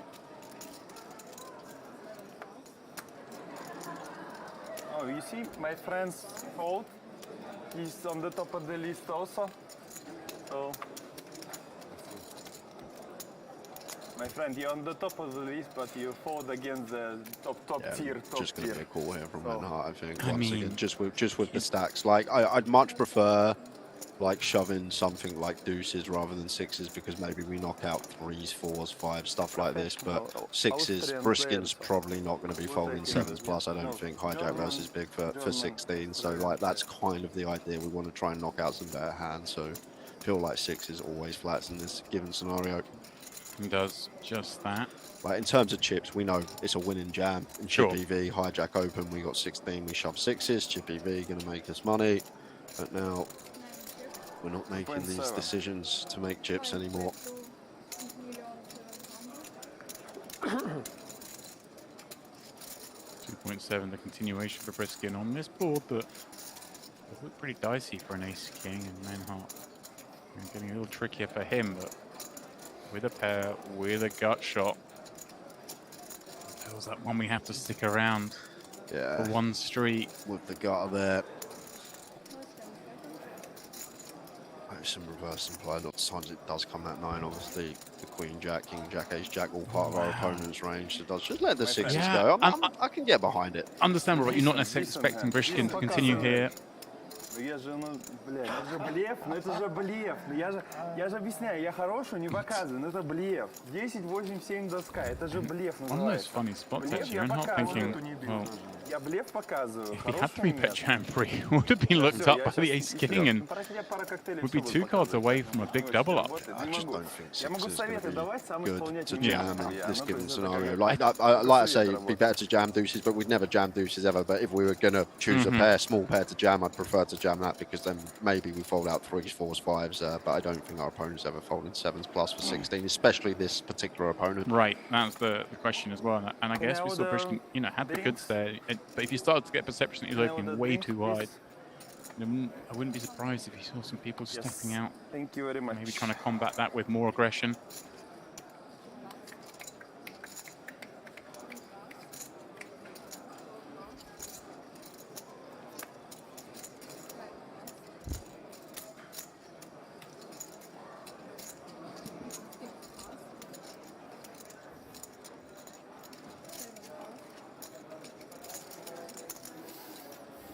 To Sebastian, this one should hit the muck. Oh, one that may be used once in a while here, blind on blind at 15. Like go for the little 2.5x here to 2.5 million once in a while. Some of these offsuit high-lows, as they're called, ones we can potentially attack with even when covered. Just going to have an easy decision when jammed on. And then Hart just going to let it go. Gives Savkin a walk with a 10-6. Imagine going back 15 years ago, folds you in the small blind, you see king 3 or king deuce, you're like, oh! Potentially get to raise this one.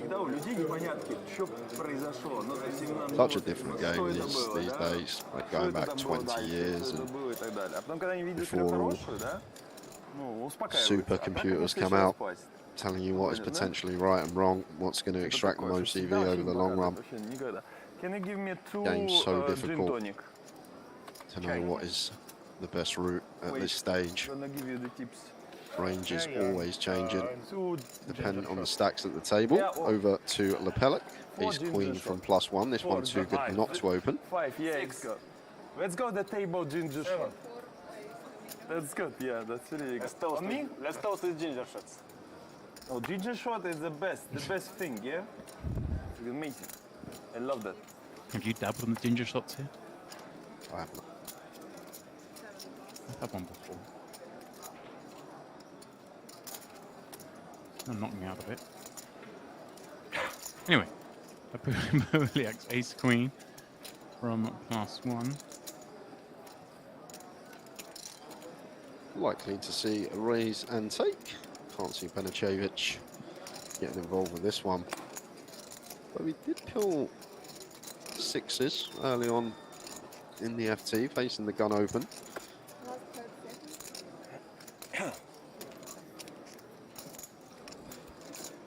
Okay. Somewhat of a normal hand. A rare beast at this FT. Actually, you know, the most surprising thing I think right now is that we're still 9-handed. not at the onset of the FT. I would have said we could be 9-handed for like 2 levels easily. But just the way these guys are playing. The way it started, yeah, the first few hands were pretty mental. The way things were situated. Nice to see Poliak still in here. He's the one who doubled up Brishkin. We are so 2 deep tables that left. you Got don't rivered. even care, yeah, about the Actually, yeah. If it's one or Because usually it's like, please faster, come on, guys. Yeah, faster. Yeah, play faster, yeah, like. I mean, something, but it's like. Yeah, right now, yeah, I understand. Perfectly understand what are you saying. Must be near a level up coming up as the conversation seems. 2.4. Interesting one for Brishkin. I'd probably open this +2 because that would mean Mr. Perfect would have folded gun when folded to us, but we're opening into his big blind. One of the 2 players that can bust us. Sebastian now just having a slightly covered, I believe. Undeterred, happy to get in the mix with the King Jack off from +1. Savking with the King 6 suited here. Thought about it.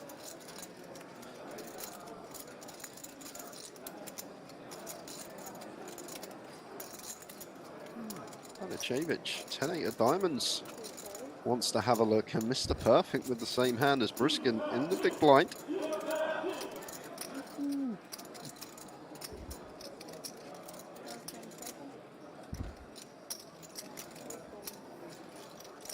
He does complete the action. It's, I guess, one of those hands where, like, I feel like King Jack off are always calling here, even though it starts to get a bit scary, right? Yeah. King 10 off, maybe we start to think, but. All right. Nobody with a piece. Imagine this one finds its way to Brishkin, and I mean, 3.5. with as many chips as he has, seems like a small bet. Probably going to work out quite nicely. Multi-way, like could go quarter here for like 2 mil. See what Briskin chooses. Goes fairly hefty, 3.5, and already now the gut shot of Mr. Perfect. It's a pretty rough spot.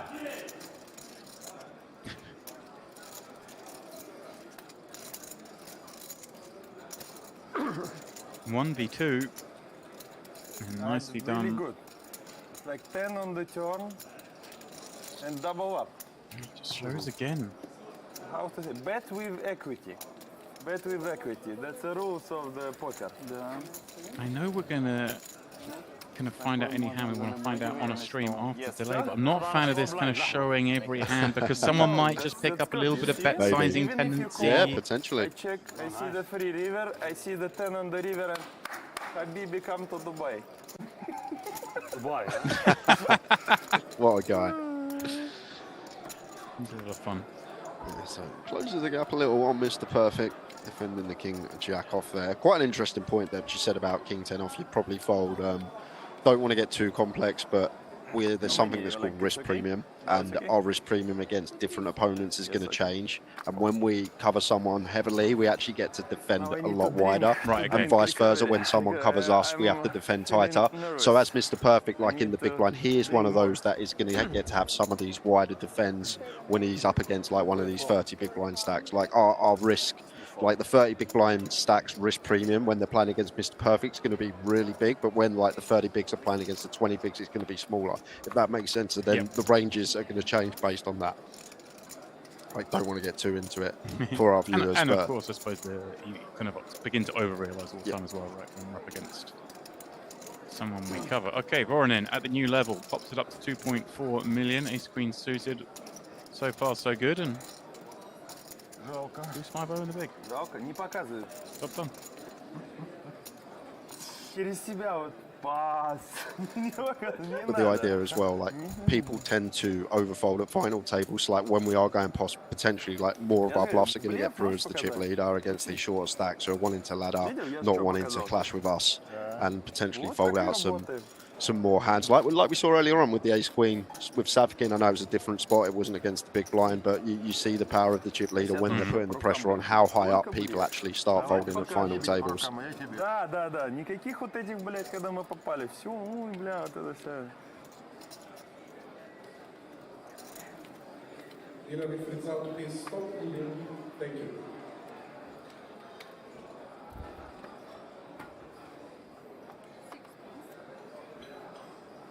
You're still so deep. So it's not the all-in situation, it's just a race situation anyway. Correct, my friend? My young... I feel like Briskin's going to make our job a lot easier this evening. Fun, I just say so rare you get it in a big FT like this. That young, fresh, sit back and regular. I mean, most time it is just him talking to himself, but he's getting engagement from some of those around him. It's quite nice. Mr. Perfect, 2 jacks. There'll be some chat heading his way. Who's blind? He's opening on. Whoa! First time I see Wow, such going a big. raises, yeah? I always play with regulars. They raise 2 times, no more. Never, never more, never. Impossible. No, sometimes 2.2. 2.2 big blinds. That's it. Yeah, never. This guy knows his stuff, to be fair. Regulars do usually just raise 2x, sometimes 2.2. He's most certainly been around the block, Briskin. It's like, the first was good. Yeah. But the second is, I'm drunk. You can choose one card. No, that's, no need. We should... You can see after 2 hours. No, we should hide the cut. I don't want to see. Okay. You see, when you're drunk, it's like drunk aces, you see? if you play in ultimate or something, is when you take one and the second is. Oh yeah. It's close. Ultimate It's close. aces. It's close. No, it's close. No. I mean ace and close. Ultimate aces 4x. Yeah. Any ace. Any ace. Yeah. Any ace. Trust me, I'm professional loser in ultimate. So I know any. Even if I see the king is all-in situation immediately. Trust me, every One of the night popular we games in the hear casino in here. Ultimate, His so Ultimate it's good. Texas Hold'em. Great game. Played it a lot in Vegas. Done a bit of money here. I'm one of those that they always say, "Oh, come and play it. 5-6 of us. We'll win. We beat the casino. We can look at each other's cards. All of this, and still don't end up Hasn't winning worked out games. for you, no? Hasn't worked out for me. That's why I was I actually surprised can't that you remember raised ever like having 4 a winning million when Texas one Ultimate pro Hold'em is session. blind, yeah? It's first time here in the whole tournament somebody raised like that, yeah? Usually I'm the only one person who is doing some shitty stuff, nobody else, yeah? Voronin. Onto the gun. Ace Queen suit once more. Oh, Julian finds the boots. Aaron, one of these spots where we probably just go like Everyone have the chips 5.2, right now. 5.3 mil seems nice. Like quarter of our stack where it looks like still some perceived fold equity for our opponent. And this is going to be grim when it's back on Voronin here, Demps. Especially because he has opened like a reasonably high frequency, far higher than he's supposed to. You know, in terms of actual the sheer number of hands. If we can see the cards, he's had Ace Queen twice, but we saw him 3-bet or Ace 3 and Ace 10 as well. So he's going to look hyperactive. Where's my drinks? That's like Lapulik here. We are going to have some jams for 20, but this one has the 3-bet, not all in, and yeah, it does find 5.2. I think that's like the nut size around there to go at this stack depth. Oh my young. Oh, here is it. It's okay, yeah. Thank you very much. He said it's going to be grim for Voronin. It certainly is. Looks like he's going to just kind of quickly call. Good fault here for Voronin, and now 13 million in the pot. 14.8 effective left to play for, so like 1.1 just north of SPR here. Voronin will not be wanting to make a top pair, I tell you that, at this stack depth. One for constantly, yeah? Oh my word! No way!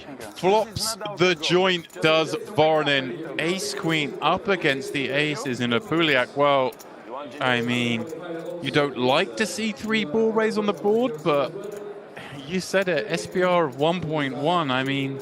This still may be a board we still knuckle. Yeah. But we just knuckle back with the ace of clubs. Need to think about Voronin's range. He shouldn't be continuing 9s or 8s, stuff like this. So his range going to be potentially 10s, jacks, not wanting to 4-bet rip.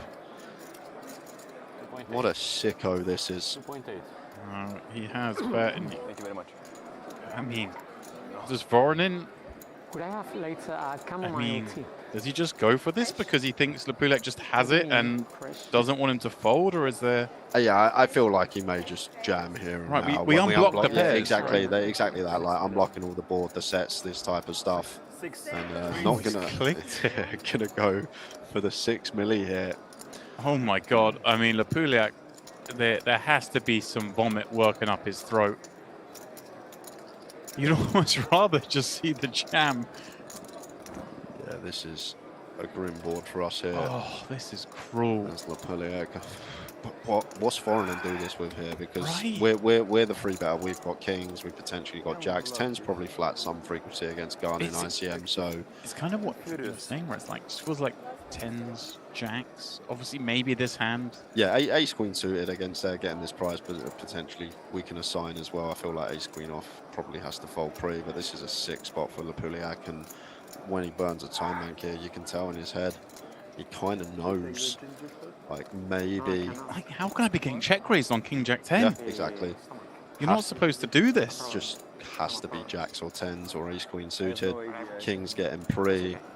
Ace king gets in pre. So what else is he supposed to have? And any I mean, hero just- folds about. We saw a pretty sick hero fold last hand of the day yesterday. No, he has gone all in. Completely understandable, of course. So many chips already committed. And you're up against a player who has shown a propensity to get involved. And well. He's a queen. Largest pot of the tournament thus far. More clubs. And the Puliak's aces No, are deuce in of, big trouble diamond.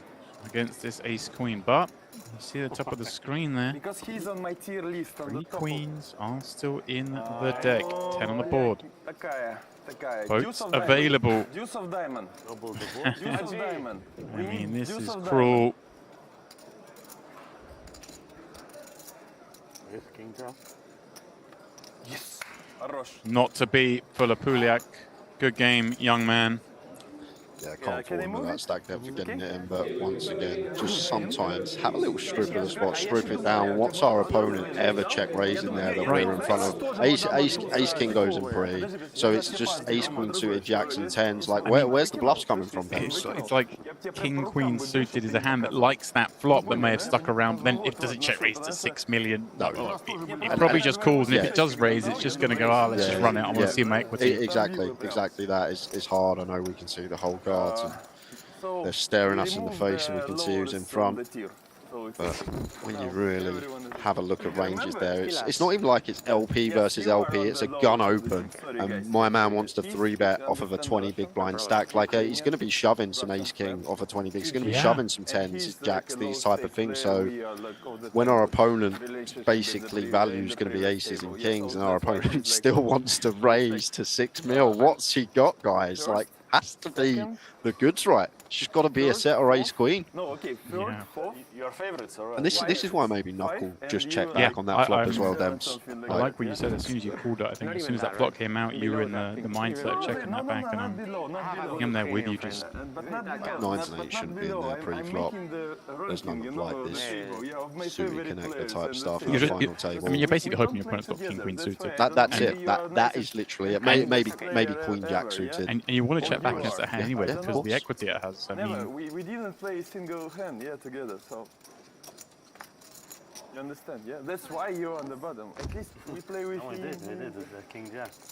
No, I mean previously. King jack is like we just begin the game. Yeah, so with those guys I played so too much. Right now, Dubai. You live in Dubai? Yeah. Yeah, sorry guys, I actually didn't realise blinds were up 1.2 million. That was the first hand that you leveled. Oh, okay, so it was actually a 16 big blind stack, so there's good games in Dubai. Difficult not to get away from it. Still love the 3-bet not all in. Can't be results orientated just because ace queen has flopped the joint there. Yeah. Like on another day, it's more likely to come queen high than it is to come king jack 10. Put it that way, guys. Think of it like that. Just because you've seen the ace queens flop the joint doesn't necessarily mean the 3-bet not all in isn't a good play. Can't be results orientated in this game. Comes queen, deuce 3, rainbow, suddenly he's a genius. And then I'm gonna return and Habibi come to Dubai. Sport, food, work, job. Nothing really impressive.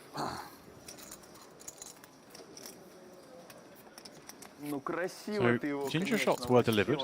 I see one untouched, bottom left of the picture. I don't know who that was. I did see Mr. Perfect indulged. They are on every table. Here we go. Here's one. We're in.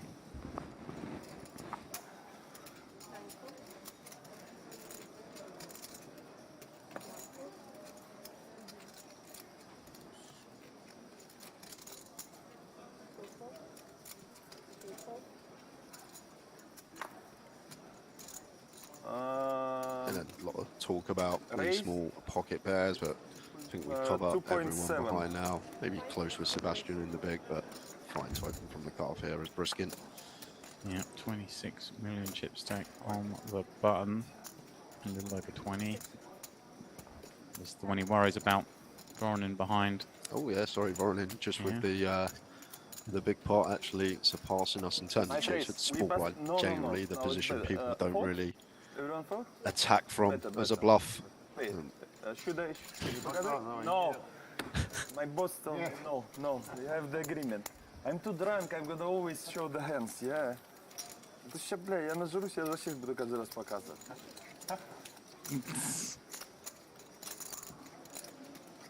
375k Прикинь, чем on top дальше, тем in больше this нажирания one. происходит. Ну, то Ladies есть and 7, gents. 6, 5, там уже надо уже по See, полной, да? Там уже к 3 we did lose Alexandru in 9th. Means the final 8 guaranteed 46k apiece. Часть этой игры. 23 buy-ins. It's getting chunky as Brishkin gets things underway with a fresh drink. I wonder if he has swapped to non-alcoholic at some point through this session. What, and just pretended he's still on the alcohol and he's going to be punting it off when in Yeah. reality he's playing very snug. And he's just setting up the image, but he's setting up the image that people don't really want to clash with him, which is what you want on the final table, right? You want people to stay out your way. That I didn't hit the ninth place. You don't trust him when you 3-bet him that he's not going to pile it in. Yeah, one of these dicey ones, 9s from gun this time for Savkin. And you actually live into it? Off here for Gonza. Awkward for him. Do we go 2 ways with this, or? I feel like probably just calls Dempsey. I don't think there's much free betting going on versus gun anyway. Oh, you understand? Like there's some spots in ICM, you'll see a lot of spots when like the distribution's very condensed that we actually get no free bets, like with even flat or aces and kings and stuff like that. It becomes very complex. Does make the call. It's gonna open in 2027. Yeah, it's gonna be fun there. Yeah, I think. I don't know if there's any poker there. It's gonna be. It's because the win. It's like American. Run it, so anyway they're gonna have the poker. King in the big. Americans, they love poker. 99.99%. 10 blinds behind though. They're gonna have the poker. Yeah, for sure. I feel like after that bust out, we're actually down at the bottom of the pack by ourselves now as Menhart, maybe one of those that can potentially kill and flop some equity, go with it. Like offsuit king has to go into them up, but maybe suited variety. Happy to get involved, even multi-weight. Does let it go. Sees Jack 8-4. All diamonds. Casino. Yeah, yeah. That's the biggest. It's gonna be the biggest casino in the world. They build the biggest casino. Yeah. Bigger than Venetian, Macau. Bigger. No, I mean the single casino, not like the whole casino altogether. But the single casino. This ace of diamonds in hand, and quite a nice one to have because Savkin now just stripped of almost all his flushes, can only really have king queen, queen 10, or king 10 of diamonds. So 3 combos in there for him. That was a part of the contract, I think. Do we want to start betting now? Maybe trying to fold out something like black 10s, trying to fold out a black ace queen, get that off a chop. Even getting black ace king out of here, going to be a win in itself. Goes for 2 milli, just north of quarter. So I think you've got to stick around for one, get nearly 5-1 here. 9s with a diamond, can't be going anywhere and does proceed with check call. The girls are safe, yeah, it's extremely safe. Yeah, so check they hearts made this policy, yeah, on the turn. Nice card to see for Savkin here. Just gonna make it a little less likely Gonza has one of these Jack X hands. It's kind of interesting against the gun open. Ace Jack probably goes into the muck, so therefore we're just having the suited Jack X, the Queen Jack suited, King Jack suited, Ace Jack suited. Like around, maybe Jack 10 suited gets in as well, although a bit dicey facing gun, but Gonza willing to continue the story. Oh yeah, here we go. When the night comes, no. But also gambling is illegal, no? Okay, another tough spot. In Dubai, of course, yeah, but they don't give 5 milli, just shy There's a lot of gambling. 40%, just over. Casino, it's run like for 3 months. 9s with a diamond in to the mark, and Gonza, aggression prevails. And this is what I talk about when you cover and you can be aggressive. People tend to overfold hands that would usually call at a different point in the tournament, end up hitting the mark, and we get the better hand to fold. Nice little play from Gonza there. Yeah, and look at that. It sends Savkin down to second from bottom, just Menhart lower. And as you mentioned, with just 10 blinds, he is actually in a position now where he's almost freed up a little bit. Busting now is no disaster when you are the shortest stack. Well done, Gonza. Interesting chat, of course, from Bishkin, talking about the impending opening of casino action and thus poker action in Dubai, somewhere like in the center of the world, and you know, a hub for crypto traders and whatnot, where the loosest money in poker these days seems to come from. It's going to be something special when that occurs. Mr. Perfect. Well, these 2 queens look pretty good. Pretty interesting. So. Oh my word! Oh my word! Oh la la, my friend, I think we have the situation. Well, this should just be a call for Briskin. First versus second in chips. Like, this is one of the spots I just spoke about. Let me tell you, Jay. You're right. Yeah. But let's not be silly here. This is Briskin. Okay. We're not worried about ladders. Nothing And this is gonna get spicy.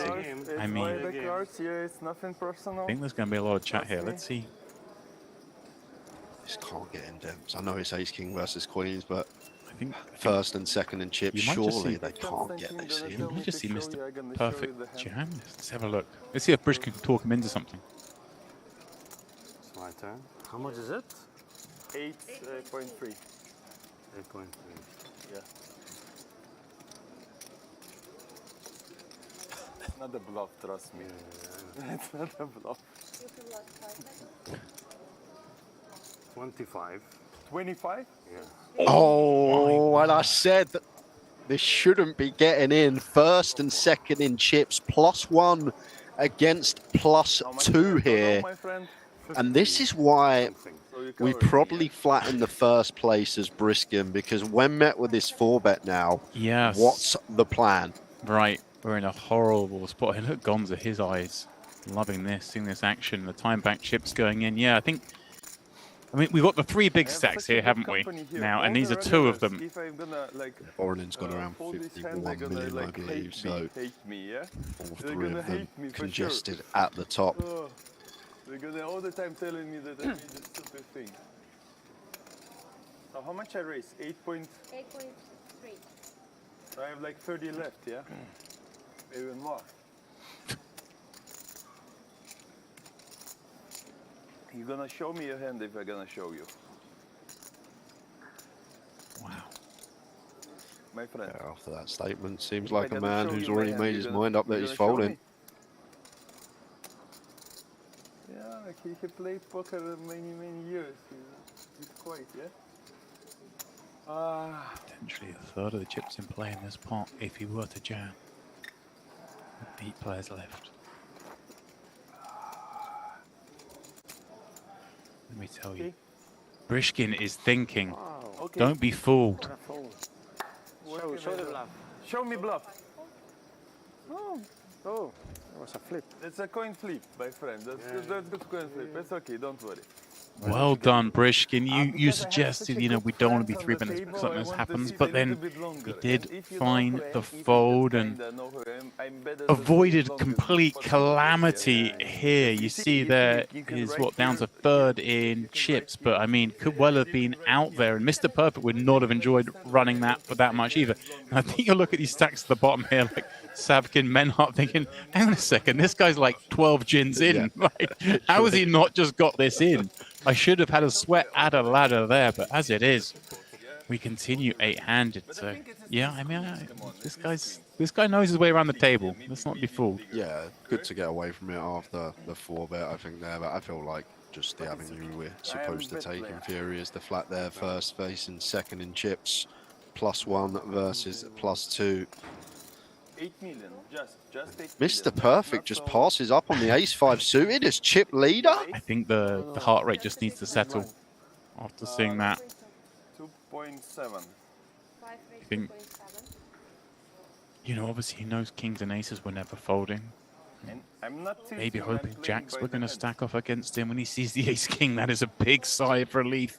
I mean, he did cover, but it wasn't a lot. Thank you. And you was good. Great hand to see when your opponent folds face up.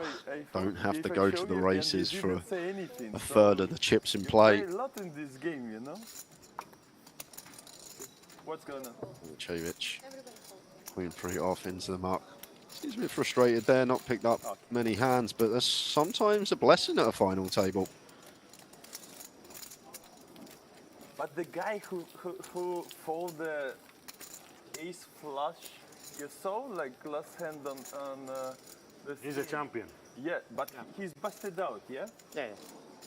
Yeah, he had against the straight flush. Yeah, this is the...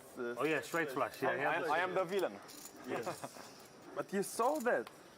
Wow. I could go into the cashier for the money, like to put more. Flush, come on. That was sick, yeah? And it was What like a guy this 1.2 guy million is. or something, 2 million, 2 million left. Yeah. That's insane. It's really insane. It was just 2 million chips more. Now I'm short stack, so it's okay. No. 30 million. Varnen's turn. So it's okay. Ladies. Still in the bottle. 7 raised to 2.5. Up to 55 million in chips. So he opens it up. I mean, Sebastian has a stack, but would like to Now it's attack gonna some be of the these spots, break in but 23 it's kind of like minutes. unlikely to be this player he goes after. Do you know if they pay here in crypto? Yeah, they pay everything.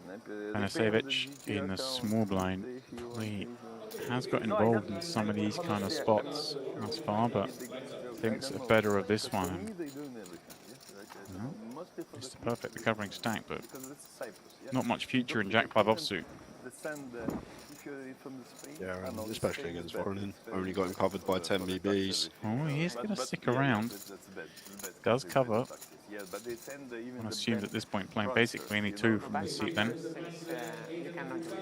Yeah, but I mean the Austrian guys, Slovenian guys, they can request for the bank transfer and they're gonna get the white money, 10, correct? 8, 3, mono. Like mono boards. We'll get some one big blind bets. Especially at FTs. But you understand, yeah? Because our See what ambassador, he size Varnen. first place. Gonna choose here. here. Out on the credit card, and he has the residence of Slovenia, and there's no gambling. Wow, what goes huge. 5 million into 7 million on the 10 high mono.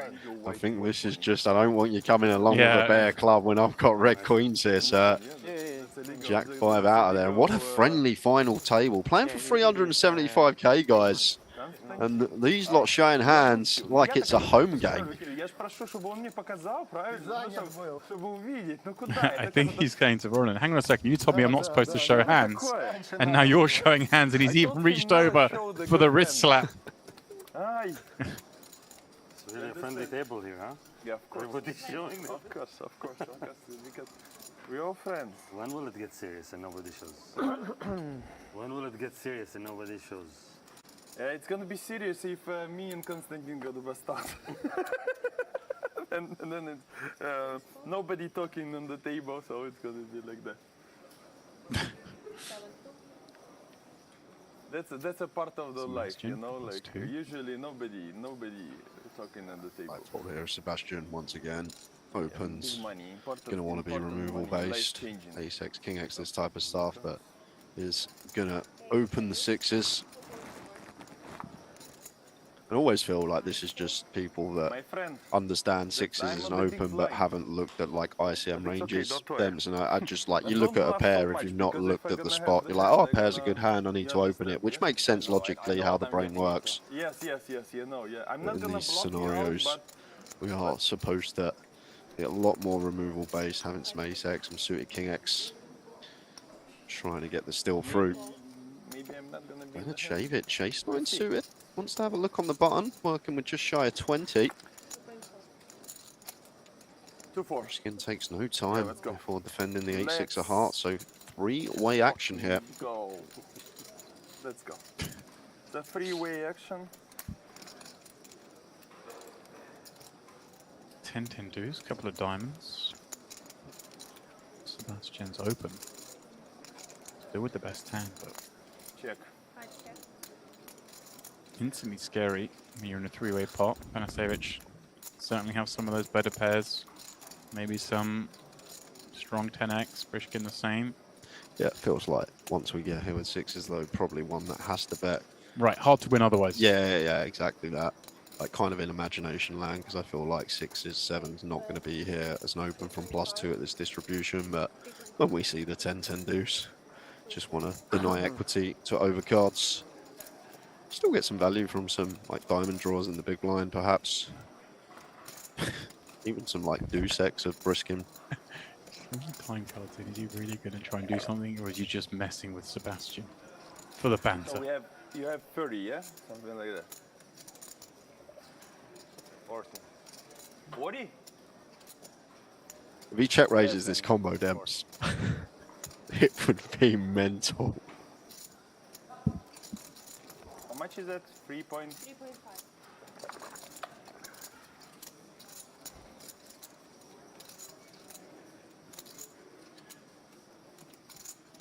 I mean, surely not. He must be messing with him. He must be messing with us. No way. No, he's not. Oh No, my word! He is not. How does he just 3-bet fold ace king and now wants to raise 8-6 of hearts on 10-10-2, 2 diamonds? Wow. And you see, when the action came to him on the flop, he just instantly threw his time bank chips in, right? Like oh, definitely going to play this hand. It wasn't like a late arrival to the thought of doing this. And I wonder if that plays into the mind of Sebastian. It would to me. Mm-hmm. It's just a grim spot now for Sebastian. There are some scenarios where drawing to 10% equity. Need to find a 2-outer. How can we continue? We can't. I don't think. How? And that's the other thing about these pairs. You do get yourself in a lot of awkward spots. You flop a set one every 8.5 times. That doesn't happen too often. And then always overcards to contend with can be difficult spots to play. Briskin just finds an outrageous check raise, but timing is everything. We're not running into top end.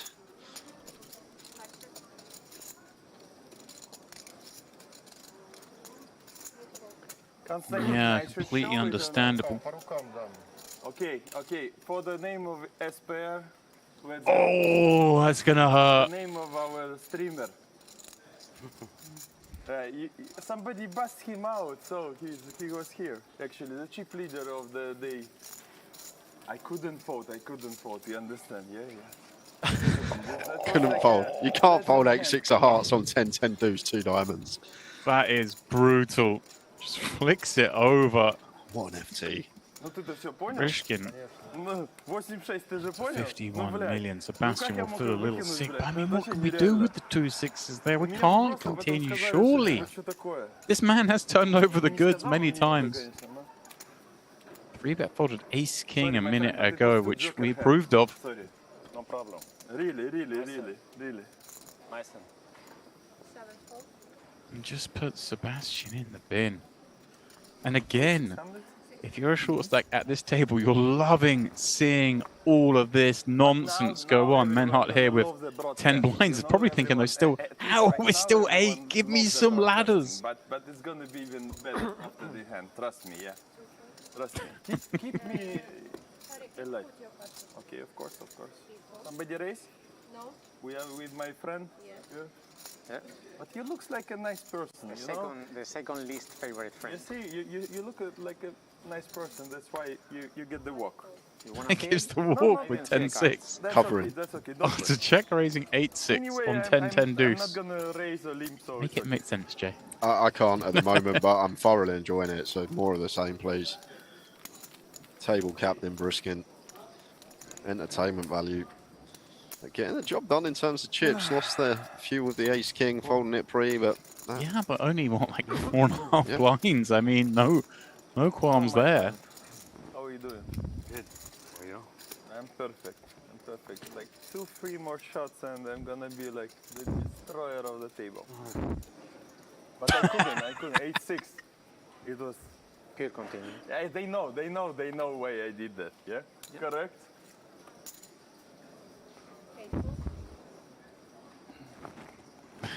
Menhart +1, 10 blinds, but imagine him wanting to get this one in. yeah, ace-9 off. Just misses the cut. What's going on? And I guess I mean, just every hand looks like someone could be all in. Well, Savkin's going to play for the more here, one would imagine, but 15 blinds, it will take a couple of bets to get in. Or does he ever find just the open jam, I wonder? Nah, just an open here. Demps. We'll see what Savkin comes with, but I feel like open's the way to play here. Honestly, he has gone for the all-in, but yeah, I'm with you. I think we're second shorters. We can afford to bust here. It's not disaster. We want to try and encourage some action. When we open 10 for 15, though, like maybe ace queen's the only one that calls that we dominate. Oh my word! Brishkin snaps him, and look at this. I mean, Gonza maybe saved. Oh, 4 in him with 2 10s. I mean, easy fold. Such an easy fold. Yeah. But I mean, there are so many different ways this could have gone. Oh yeah, literally, if Savkin opens and Briskin 3-bets, well, Warren probably still folds 10s. But right, but Gonza might have cold forward 8s because. This cannot Oh, be hang done. on.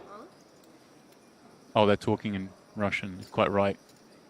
Man, I understand, but there's a level Yes, of, but you know, why- there's why a threshold, man. Why he's thinking? Come on. But there is a threshold, man, and you know it.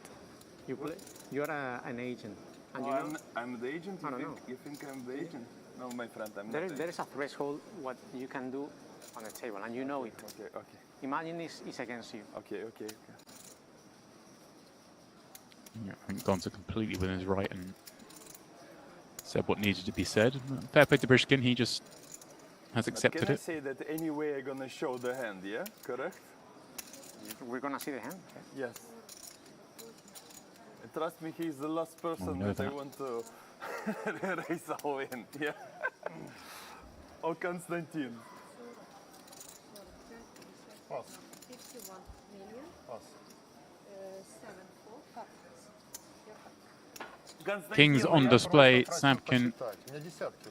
they're pretty rough for Savkin here, but I don't think I saw an ace hit the mark. So Okay. Well, the ace-9 off, I suppose, was the first hand up, yes, wasn't of it? Yeah, course. but still 2 in the deck by our reckoning. 26% should be having closer to 30. У меня меньше стек остается. Yeah, pretty grim for Savkin's played pretty tight, made that ace-queen fold at early stages of the FT and then just runs into it here. As I say, we still probably just open, but we're not getting away from this one, unfortunately, against this man. You see, they were on the top of my list. Tier 1, tier 2. Queen 7 4 You board. understand, yeah? I don't want them involved with in the high hand, hopes. both of them. Yeah.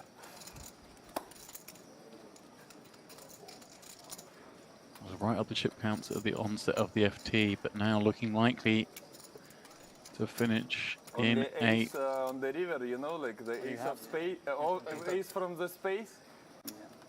I'm really waiting for him. But sorry, my friend. You And that is I don't how the want to race bust is you run out, for sorry. Savkin.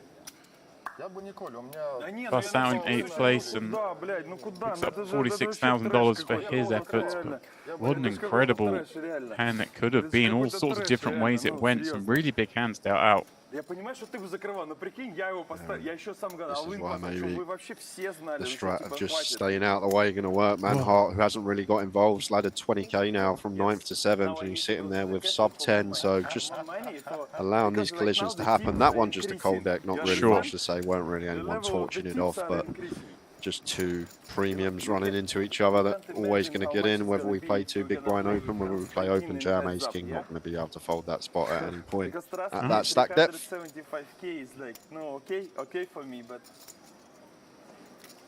Not so much. also because I'm not an agent, my friend. I don't know what you are. Man. You're higher than an agent. Yes, I'm really high. That's fine. That's fine. That's better. What I meant, I don't mean that you're an agent or whatever. No. I meant that you know that. Yeah, I know those. Yeah. But the last person, you know, because if he means the call, that's aces, correct? Yeah, that's it. But if it's not insta call, no. I don't want him to be involved, yeah? I know that you. It's gonna be bad. It's gonna be bad. Come on, it's gonna be bad for the poker for everyone, yeah? Like, come on. Like, I'm not so greedy. I don't need his chips. Come on. I'm not greedy. You Yeah. care about the money and you like to have fun in the money. Yeah. I understand. Sorry. But I'm kind of a little bit drunk, so. It's like, Yeah, sorry, I don't think there was anything malicious. Brishkin's been talking a lot during hands. The problem is when he talks to his power in a hand when facing a decision, multi-way points like that with all chips on the line. He was talking to Mr. Perfect before when he had the ace king, and this was a slightly different situation, but I do not believe anything malicious there. But completely right. I'm glad that Gonza spoke up because you do have to protect yourself in these situations. And obviously, in NFT, we know you're just incentivized to see other players get it in, and it could have been equity for him. As it is, this open from Banasevich, one assumes, and they get through. Sebastian Jack 7 off. I mean. Oh, now I'm gonna have time to get more Also, money. I just wanted to make a point. I was looking at the chat over on the GG Poker YouTube channel, and Bosa Burt says it's Menhart's birthday today. might get lucky. So if that's the case, well, happy birthday first of all, and also there's your couple of birthday ladders. 20k. Yeah. Don't mind 20 bag in the back pocket. Sitting there as the short stack. Like, has he won a pot yet, Menhart? What, we're an hour and 15 into this final table. I don't think he's won a pot yet, and he's made $20,000. And this is what we talk about when coming in at these stack depths. Sometimes just staying out the way is going to be the best avenue to make the most money. No, come on. Come on, no.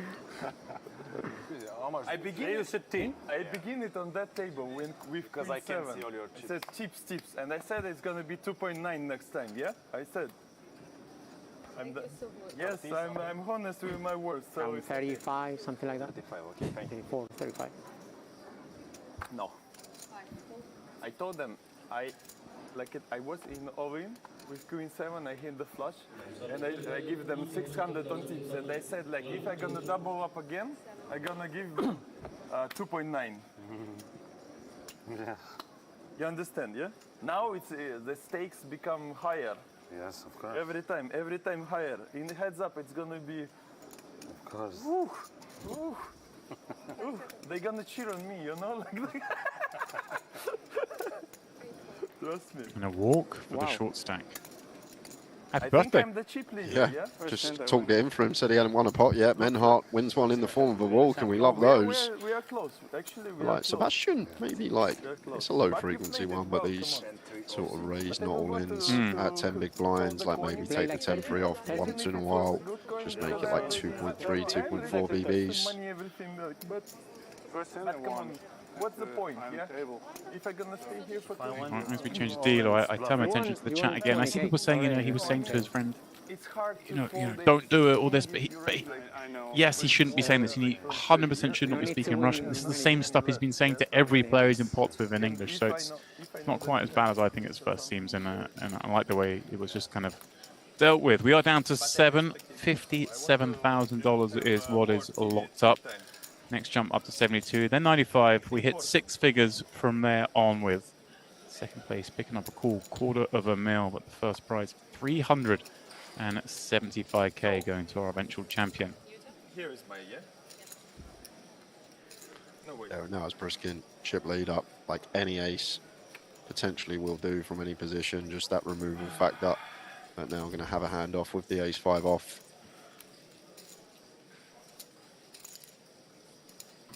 I'm just trying to look around these stacks as we go around. So Sebastian with 30, is he now second shortest, or we've got Menhart and I forget for some reason who's behind Menhart, but these would be the two shortest. He's in here with 10 blinds, King Jack of Diamonds. I mean, this feels like one we just go with. Right, we just want to stay at this table.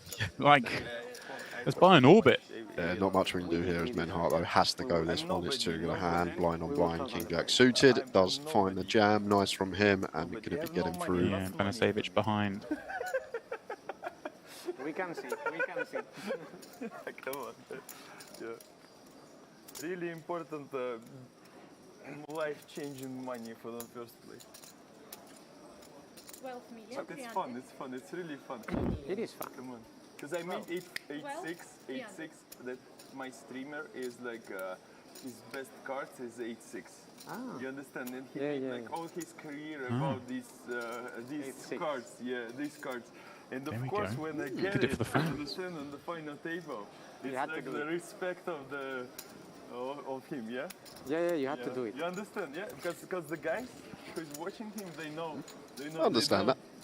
I actually had one at a final table not long ago, UK pro Tim Chung, you'll know Tim, where he got a message mid-final table from one of his friends who said if you go all in with the 9-6 of spades, which was his friend's favourite hand, he'd pay him a little bounty, and Tim went for the jam with the 9-6 of spades. He ran into ace-king and he got there, so he didn't just get the bounty, he also got a double up when that occurred. A bit different from the 8-6, but I understand why you might do that. If one of your mates, it's their favourite hand, and you want to try and win a pot with it for them because they're watching the stream. Maybe why we saw the outer line check raise with the 8-6 of hearts there potentially from Briskin.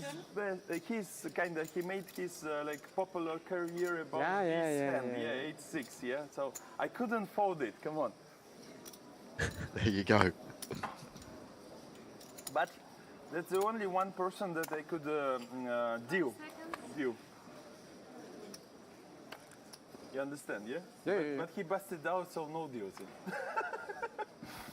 Because he probably need the money and that kind of stuff. So I'm ready I to play with him. Shouting at his friend playing the hand, but saying, well, you know, he needs the money. Yeah, like a. And the mic's always on. A bit tight. Oh, King 10. No, I don't know. It's where these ones get interesting, isn't it, with 12 blinds? I play like one time per half of the year, so I have no idea. I like this, just again, with all the action going on. You don't play much then, no? Just for fun, some tournaments. Banasevich may well bust this hand, you never know. I know, but I know we're quite far adrift though. Live. But Yes. No, online I don't play.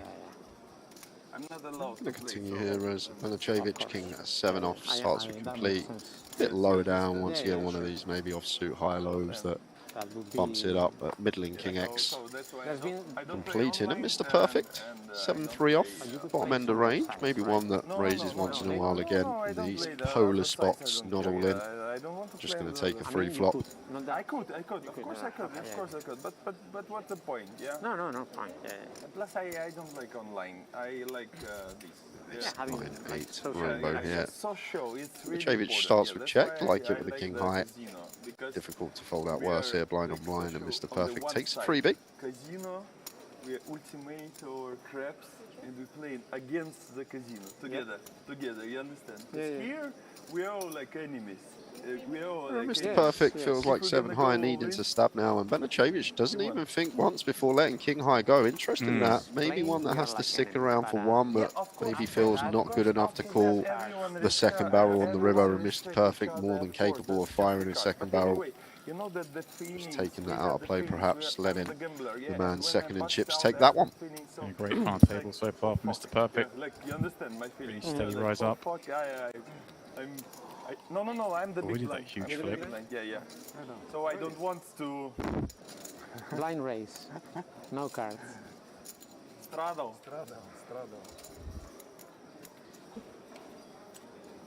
So you understand, yeah. Beautiful Luxon Pay trophy in the foreground there. That's what these guys are playing for alongside the 375k. If you talk Russian or something like with your friends, like I could talk with him all the time, but he don't understand the English, so it's kind of like avoiding, yeah? He's from Russia? Yeah, Russia. And most of the regulars, they don't talk at all. If you ask them the question, completely silence, yeah? Yeah. Well, where's my... You understand, yeah? Yes, I understand. It's like that, yeah. I prefer playing live too. It's more. Of course, live hold'em is the best thing, yeah. If when we're gonna have the translation in our airports, it's gonna be really good, yeah. No. You see? Michigan not going to defend. Right now, airports gonna translate during the calls. They already announced it. The EI gonna translate everything during the calls. It doesn't matter on which language you're gonna say. And the next step that we're gonna all talk together on our own language, and we're gonna have like airport, and we're gonna understand everyone. It's gonna be the future. Yeah, that's the future. It's gonna change everything. You don't need to learn the language right now. Yeah. Right now it's pointless. Yeah, it will be like automatic translation. Yeah, but it's gonna be right now. The next update of the airports is like that. The next one, airports. You know the airports, Apple airports. It's gonna translate automatically. Yes, during the calls. Right now, during the calls, they're gonna check everything, how it works, and then when? The next update, 19 something. No, the next update. They already announced it. So. They already announced it, so next step, they're going to test everything. You understand? They're going to test everything, and the next step is that we're going to have Jack-10 the suited airports. here for Menhart, hijack, outright short stack. One we like to jam because we knock out Queen Jack, we knock out Queen 10, we knock out King Jack, we knock out King 10. So the suited Jack-10 here, too good, in my opinion, not to jam. He might go for like the half stack when we have that unique situation when there's a reshove and another reshove behind. We can fold, potentially get a ladder and still have some equity in the prize pool, but Jack-10 suited here for Menhart. gonna go for this option. Like, I don't know if they allow. Does want a V-pip, but not the form of 11 big blind jam. Gonna go for open. So 12 bigs working with. Even still, seems like a really clean one as outright short stack from the hijack here. It's gonna raise the poker on the next level, actually, yeah? Because everyone gonna talk finally. We would have been picking it up in form of a jam, but now Gon's up with the queen nine off in the big blind. Good luck, my friend. We feel obliged to call in C3. Cool. Dominant for Andrew. Interesting one from Menhart choosing to open this. Feel like it's as clean jam as you're going to get. But look at this. Double gutted for Gonza and an overcard. And we got top pair here for Menhart. Yeah, this feels like we're wagering all the tokens.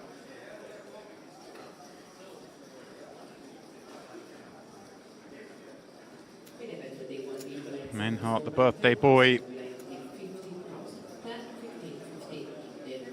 Yeah, this is going to be really interesting from Gonza's spot, because if you've got sat there, you're not assigning any 10x, because like ace 10 through like jack 10 suited, you just expect to jam, or at least I would in this given scenario. So when he opens off a 12 from hijack, like his value is just going to be the overpairs really trying to extract the most, and then just going to be a lot of stills in there, like some suited ace x and potential king jack, which also may like to jam.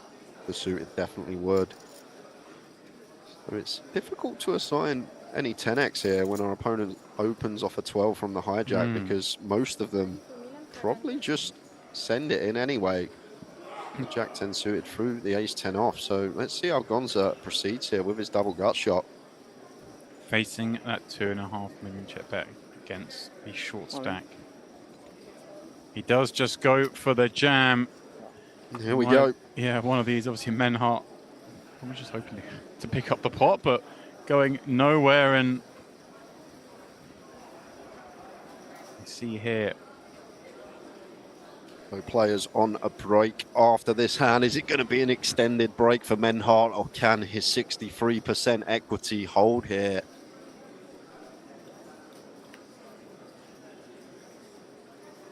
So far, so good for the birthday boy on the final hand of 600, 1200. He's just got to hope it's not his final hand for this tournament. Gonza needs a queen, a jack, or a 7. And he doesn't find it. The full double up for Menhart, who has been ultra patient, Jay. I think we've both been impressed with the way he's approached this final table. I think very much approving of it. Gonza very unlucky there in the sense that he got dealt that flop in a situation, as you broke down so beautifully, that, you know, it's reasonable to believe that perhaps the jam would get through, or might be even in better shape than he was when called. Yeah, not much we can do after we flop that amount of equity, but what I believe an unorthodox open there from Menhart, actually working perfectly in the short term, getting his opponent to flop a decent bit of equity to go with, and we get the full double up, and it's going to be Gonzo as the short stack when we return after break.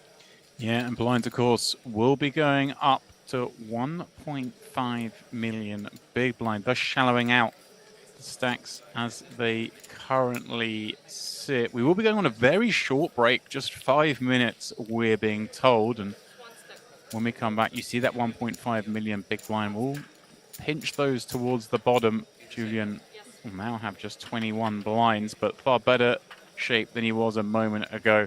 I'm going to be stepping aside during this break. Picasso is going to be stepping back in, and he and Jay will take you through continuing coverage of this Luxon Pay Grand Final table.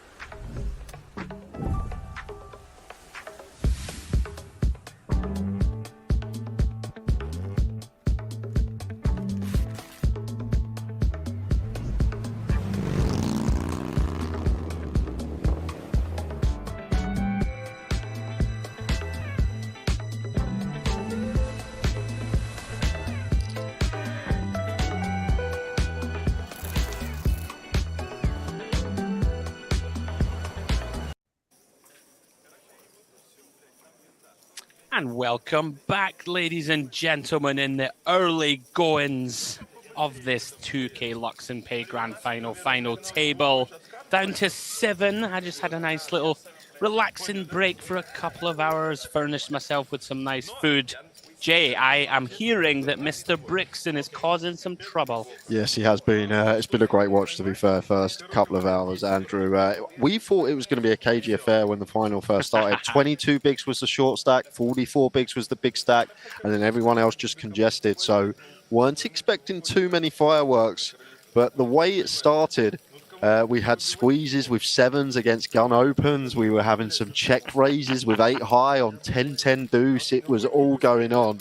But Alexandru Lepelec was the first casualty. 3-bet aces off of 15 bigs. The ace-queen suited peeled, and the king-jack-10 flop rolled off. It all went in on the flop. And although there was a sweat on the 10 turn, there was no boat up on the river for Lepelec, and then it was Timothy Savking who open shoved his ace king for 15 big blinds and run into the kings. Yeah, I did pick Savkin as sort of one of my men to watch at this FT. Sounds like a cooler, not much you can do. The other point of note, Jay, you saying you thought it was going to be a cagey affair. Have you ever been here before? There's no cagey affairs on the Merit complex. Everyone just gets after it. Yeah, I did think even at Merit, I thought people would look at the stacks and maybe look at the ladders and think if I can outlast 5 players. The jump from 9th to 4th was nearly 100k, so that's sort of what we was looking at when the stacks were so congested when the FT started. But it has opened up a little bit now. A couple of people busting, and we kick off here next session with Banacevic opening from the hijack. Yeah, always kind of interesting when, you know, the chip leader's only like 45 bigs deep himself. So it, you know, can cause some really interesting spots as we see Banacevic trying to sneak one through here with Queen Jack. Seems quite reasonable off one of the shorter stacks. Voronin defending Queen 9 OJ off to the Ace Queen Deuce. Chooses the 3 million size, just south of 40%. Feel like on Ace High Rainbow we are going to have some smaller sizes, but 3 million is going to get some value from worse here. Oh, 9 of spades on the turn. Only saving grace. We're not at top end in the form of Ace X here, and we're just working with Queen X as Banacevic. They're not going to be an utter disaster. Not going to be going broke this hand. Yeah, 4 of spades river. Pot behind. Decision on Voronin. What's the thoughts, Jay? What do you think he's thinking? Do we ask for it all? Yeah, do we go small? Like small doesn't make much sense. Yeah, I don't think we can ask for it all, because what's Banacevic's check back range? Surely if he's got like ace 10 plus, he's just going to want to continue barreling here, getting some value. So doesn't look like he's going to have too much strong ace X. I guess some stuff like ace 6, ace 5 suited in there. Yeah, checking back for some pot control. It goes for 7 million for exactly half here. I guess one of the good things, we credibly rep a few bluffs from the big blind. We can have some king jack, jack 10, king 10, and maybe the 4-5 suited, 4-3 suited that defends cover in. Yeah, I guess a nice thing for Voronin is that once Banacevic checks back turn is that the ace of spades is on board, right? So it's not like he can have ace 5 of spades here that backdoors into the nuts. Hard to call here, right? Like having a jack cannot be a good thing here. Yeah, I agree completely. Like if we are going to catch a queen, probably not good to have this as our sidecar, but then again, we're not going to open queen 8 suited. So I guess all of our queen X are just going to be blocking some of these bluffs, the king jack, jack 10, king 10 type stuff. And like really critical moments, like if we get this wrong and make the call, we're going to be crippled and down to what, 5 blinds. So very, very dicey moments for Banacevic. Yeah, I feel like how we assign our strategy here, we are going to have some ace X that check back, some ace 5, ace 3 suited. Like all these hands, I guess, are going to be the ones that we call. Maybe we don't have to dip into the queen X here when we can still plausibly have some ace X that get to the river in this fashion. And like to go back to the flop, he bet 40%, right? So if the guy has like a 3-4 of clubs type thing, like are they really sticking around? Oh, and he's paid it off. And about to get the very bad news. Nice sizing from Voronin. Looks like got the max there. Yeah, very nice from Voronin, and I agree. Would have potentially got the maximum. If he ekes towards pot, maybe the Queen Jack of Banacevic hits the mark, and nice bit of value on the end there from the Russian. That takes the chip lead now, Voronin. Believe he was the day 1C chip leader, so he's looking to go wire to wire. You see him brisking Mr. Perfect. You gotta love it. Top 3 in chips. So a big gulf now between that top 3. Menhart and Sebastian. Probably the guys that need to play tightest, Jay, right? Try and get rid of the 2 short stacks, Banacevic and Sebastian. Yeah, well, Menhart didn't win a pot until about 10 minutes before the first break. He was just folding, rightly so, letting the collision effect take course. He then got a walk and then managed to double up on the button 2 hands later and got himself right back in it. So just sort of patience prevailed for Menhart. Sorry, he was in the cutoff, I believe. Yeah, I mean, for himself and Sebastian, if they double, they're basically chip lead, right? So order of business for them, perhaps. Try and ladder up to the remaining 5 and then go on a bit of a tear. Nasty one for Banacevic, though, and he's put himself in a bad spot now, in early position.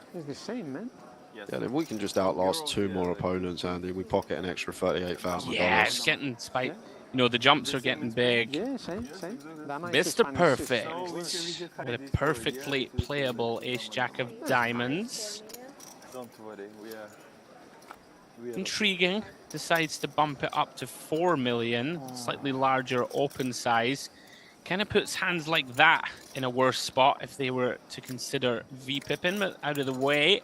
Should just get this one through in my eyes, with Banacevic on, you know, the 5 big blind stack about to be out the door, and very often, right? So let's just fold and, what, make 15 grand, something like that? Yeah, not just a 5 big blind stack. I think Gonzo's got around 10 as well. So just trying to outlast these 2. Kind of the idea. Pocket that extra $37,000, which in a 2K, good for a lot, 18 buy-ins. Yeah, it's a chunk.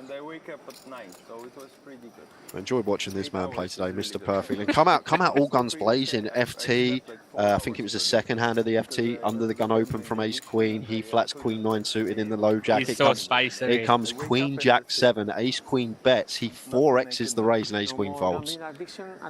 It was unbelievable.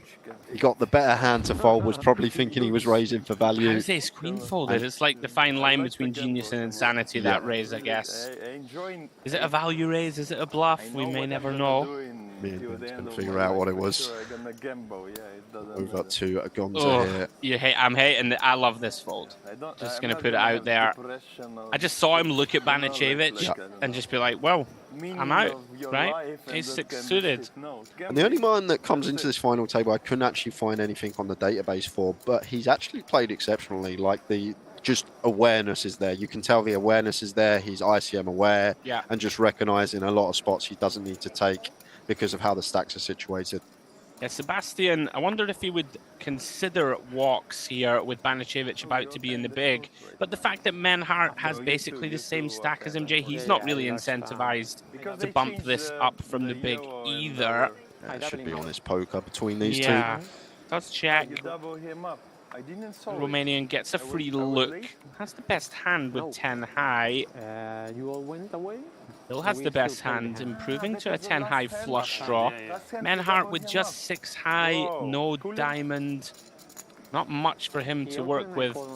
How do you think Sebastian is, how do you think the wheels are turning, Jay, so to speak here? What do we want to do? I feel like just check. I feel like these spots when we're like middle of the pack and we've got 2 short stacks or even 1 outright short stacks, when we're playing against a stack depth that's very similar to ours, it's almost very similar to when there's an all-in and call and there's a dry side pot. Yeah, like, we just want to play really honestly, even with our draws. Like, just check, and then when we make our hand, we can start betting it.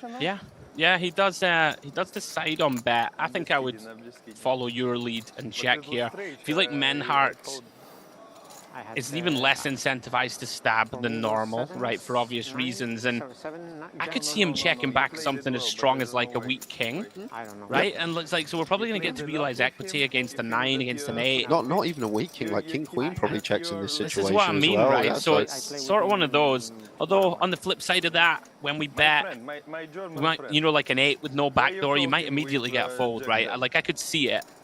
And you may get some sort of gut shots like we saw he had just out of the pot, which is not the end of the world. Nice pickup for Sebastian.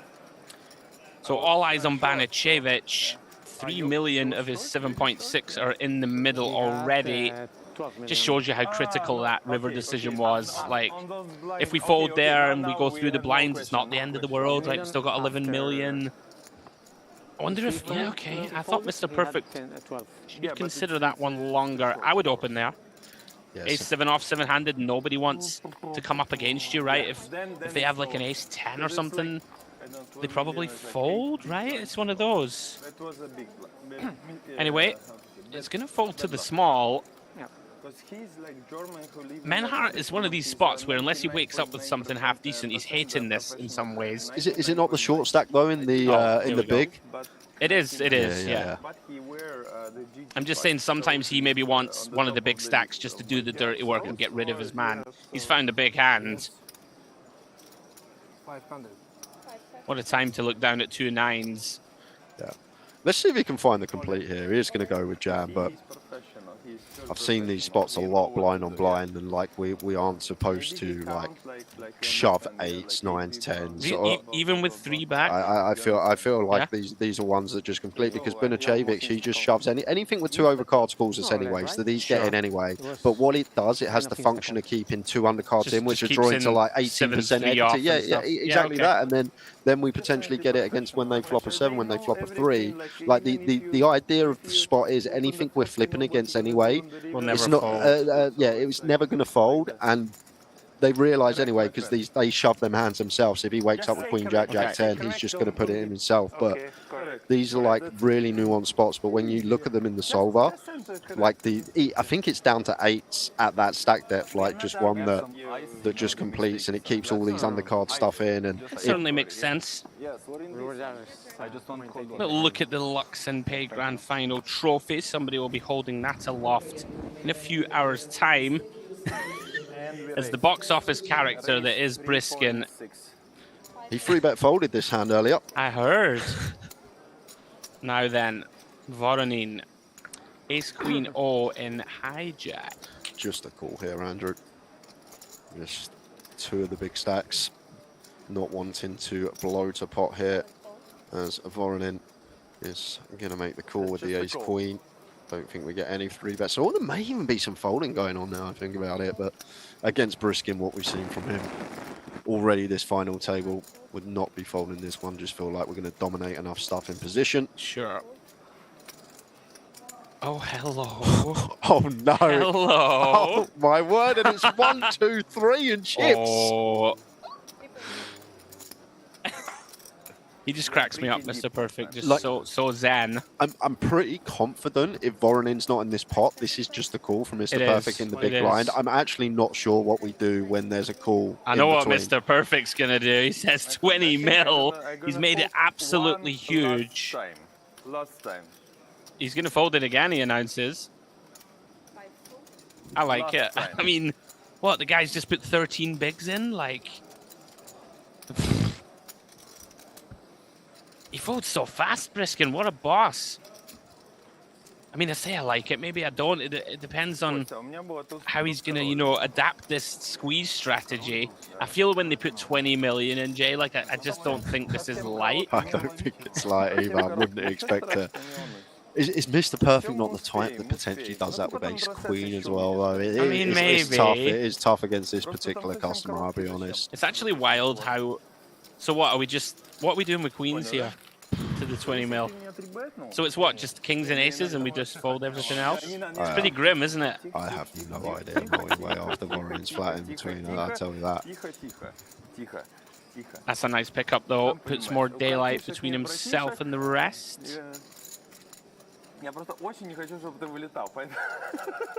20 mil. Have some of that, lads. Yeah, I kind of expect to see like 14 to 15 million, maybe 20. Oof. Well, he did go for the near 4x open with jacks on the button a bit earlier on the final as well. So he's an interesting character. Mr. Perfect loves mixing up the sizes. Keeps them guessing. Keeps us guessing in the booth. Yeah, I want some backstory on the Mr. Perfect moniker. I had really good hand. You can check the. Well then, the Banicevic, broadcast, you know? have you got something, sir? Yes, you do. Good luck. I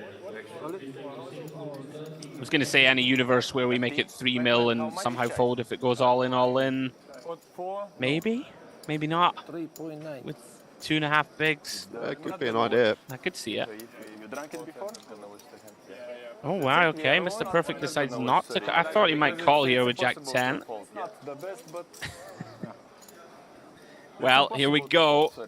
Chance to get back into the fight, Jay. 10 million in the middle. I told you, I know the meta. I know the meta. Somehow 8-3 offsuit has 31%. That's a lot. Feels like a lot. For a dusty old holding in the big blind that Briskin feels like needs to call when it's just 2.5 bigs. Good luck. Yes. Okay, Ace King 3, both flop a piece. 31% shrinks down to 19 for Briskin, looking for a 2-pair out. Not to be on the turn, 5 of diamonds. One more card to fade then for Banicevic to get back into the battle.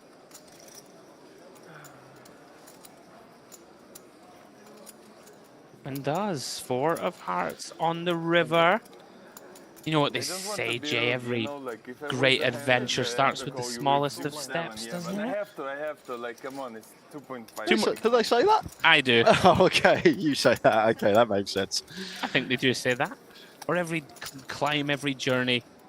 Whatever. I There we go. thought when you started the sentence, I thought a chip in a chair was coming. That was it. No. I like to make my own rhetoric. In any case, Banicevic, excuse me, back in the mix. Yeah, Manhart and Gonzo don't like to see that. But yeah, they're still. hating it, right? You're just anti-railing your man. Yeah, chat. Bit shocked to see 8-3 off all in there. It was less than 2.5 bigs, guys. Yeah. 22 will do. Exactly that. All right, then, on we go. Voronin folds the offsuit king under the gun. These ones very tricky in my eyes, Jay, with the distributions. I feel fold in this distribution. One thing I will say, Gonzo's in the big, so that makes this a bit more appetizing. And like, if we're gonna get a steal spot, I feel like early position might be the one. I don't hate it actually. I think it's borderline, but now we are in trouble because we're gonna have to call. Thank you. Yeah, it depends on the big stacks as well. How much are they free betting? Like How much are they getting leaning on you after it? every Yeah. time? This is the thing. If we're getting leaned on by the big stacks, I feel like fold, but maybe in Like the sometimes they will just let you get away with it, right? Like I've no idea. Like it's conjecture. What's Mr. Perfect going to do with ace-6 off? Is he going to 3-bet? But this is a bit of a disaster for Sebastian. Is there a world where we can fold? By the way, like. I don't think we can. I don't think it's 6.5, six and a half, and we got 2 invested. I think we could fold to like 8 on an FT, because it's a bit of a disaster if we double up our man and we flip-flop. Yeah, he's in. And all of a sudden, Banicevic, from having 3.9 million a moment ago, could take over Gonzo and Sebastian. Big old all-in moment. Sebastian praying for a queen. Nice 2 hands in a row. There's the immediate out. Wait. Ace, king, 9, 1 diamond. Now hunting for a jack alongside one of the remaining queens. Backdoor diamond's a thing. 7 of hearts on the turn. Banicevic still holding. So queen or a jack for Sebastian. Doesn't find it, and just like that, Banicevic on the spin. That's a nice feeling, Jay, when you feel like you're almost, what, 9 out of 10 times getting 7th? It seems pretty hard to spin it up. I'd say probably higher than that. Probability that we bust next just going to be through the roof and going double. Beautiful. And Sebastian perhaps lamenting that open. And it is big, right? That's a third of our chips. Like, it's a pretty big moment on this final for him. The thing is, as well, like, you weren't here the first couple of hours with me and Demps, but the way this FT played, it doesn't seem like everyone's ICM aware, and there's potential collisions that shouldn't happen that will happen at this FT, and maybe another reason why we don't need to open that hand. Just sit there, let 2-3 players bust, and make ourselves a decent chunk of money. I know, but folding Queen 10 suited, it goes against every instinct that a poker player has. Now, he had a tricky one a minute ago. This one has its own problems too. As the kind of shorty now, you like this more? Well, we outright short stack now, Sebastian? Has Gonzo not got around? Gonzo's just shorter than us, but we're kind of joint bottom. Yeah, going to take the ace-3 suit. It seems like a fine attempt to still, yeah. Like much prefer this over Queen 10 suited as the attempt to still, just with the ace blocker in there, more removal to reshoves, more removal to calls. Yeah, final table is just so tricky. Now, the problem you have is Mr. Perfect strikes me as the type of guy who will potentially peel wider than he should. You know, I might be casting aspersions, and it's not to be disrespectful, but he's in the mix. No, your assumption is correct. And like, if we're not getting this to fold, it becomes a lot less fun. We can see we're only 60-40. I like the open though. He hates this flop. Double gut shot for Voronin. One of those boards, Jay, that we feel like we need to bet, but this is absolutely bleak. Yeah. Feeling anyway. Maybe one we go like small quarter, like 2.1, something like that. Just the flush out. It's hard, isn't it? To just sort of targeting King X that has no connectivity. We might have to fire a turn shell on some favorable ones. Let's go for 2.7, about a third pot. Any universe, Jay, where more than just call? It's kind of interesting here because obviously, do we get any hands to fold? Right. You get these to fold, right? Yeah, Suited ace X. Maybe ace king if we jam, I'm not too sure. Ace king probably checks this one though because it don't want to get jammed on. You never know though, do ya? I hear you though. Deuce of spades turn. Sebastian, all of a sudden, is finding himself with pot behind, just ace high. So hard to pull the trigger here. Oh, but he's reaching. If this was the deuce of clubs, could get behind it. There are a fair amount of hands we get out, like some random 10x, 8x without a draw.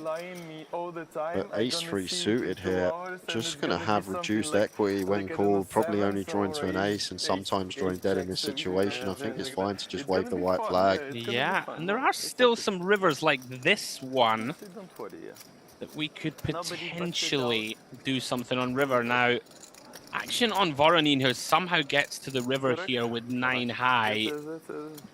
How tough is it to pull the trigger here? Like, I don't think we can on this river. He is going to find it with the glance of the chips, but there's just so much that's going to connect here for Sebastian. He's open from gun. He's going to have some King X. He's going to have some potential Ace Jack that wants to realize. Like, so complex in terms of what can I do here? Like, I can't really block, right? It doesn't really make any sense. We're not going to block a queen on this King River, I don't believe. So, but also, what are my strong hands? I probably don't have queens or 10s or 8s free. They might. You might have 8s. Yeah, like from a theory standpoint, though, we need to find bluffs, right? So, as Voronin, so like I guess 9 high blocking, some Jack 9. Maybe Jack 9 suit is not going to be in there, but I guess with 9 high here is Voronin. Can Sebastian solve the riddle? I mean, it does seem hard for Voronin to have a strong hand, and we can still have some. Like, what can we have? King 10 suited, Jay? Maybe. I don't know if it definitely opens. King Jack, we probably don't raise river. Do you think Ace Jack just sends turn with a double Yeah, gut shot? I do. I think it probably does. Pocket Kings definitely bets again on the turn. Aces bet again. It's so hard for either of them to have something really strong, I think. What a fascinating spot. Imagine he flicks call in here, by the way. You do beat 7-9. You do beat 9-6, but that's it. Maybe try to decide, Jay, if you can turn it into a bluff. Yeah, like... we can't call. Yeah. Like Ace 9. No, obviously can't call. Yeah, Ace 9's actually one that seems like a really nice bluff now I think about it. I was trying to think of more bluffs for Voronin because we need bluffs in this spot. Maybe Ace 9's one that that potentially is going to be a really nice bluff there on the river.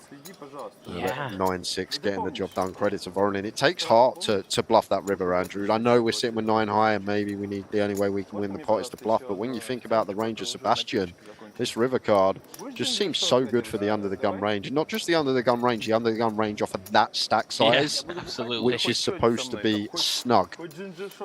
Interesting one. And you get some really fascinating shallow stack spots. The Russian gets it through, and a bit of a disastrous 5 minutes or so for Sebastian. Stack cut in half, and he's in the big blind now, under threat. You understand? If it's gonna happen.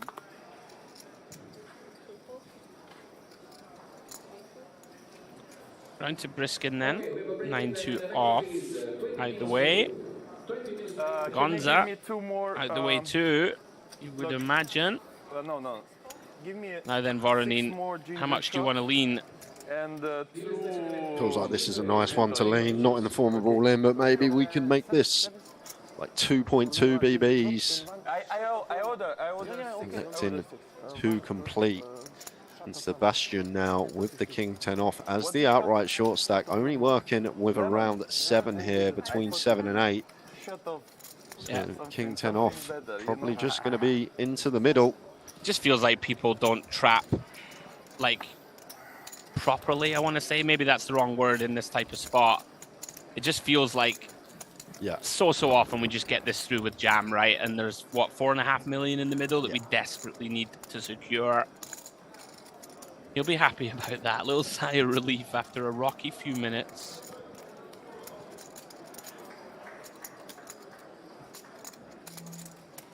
What's wrong with Britson? It's the first time I've heard him be quiet in about 5 hours. Just have no time. He's back. Only on the vacation, like the series. Mr. Perfect. He's just not in the mix, mate. He's not in the mix for a chat.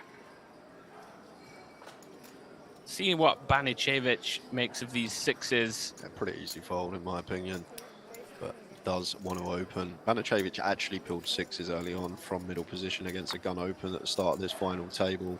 And I spoke to Demps about this. I feel like it's just people that know that in Chippy V you're supposed to open pairs, but maybe haven't looked at the ICM spots and don't recognize that we need to be removal based with our opens rather than like as made hands, if you want these small pairs, not blocking anything. If anything, they're blocking the fold, stuff like 6-2, 6-3, 9-6, all this type of stuff.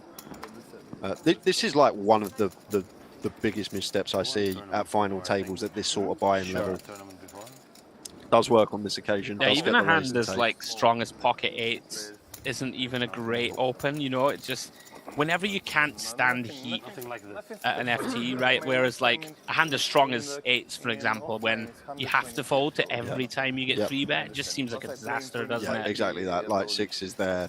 Although I'd never open ace deuce off. Ace deuce off's probably going to be a better open in ICM. Maybe not so bad, but nice spell for him regardless. Recovered from being on the ventilator. You can breathe easily once more. That means something, yeah?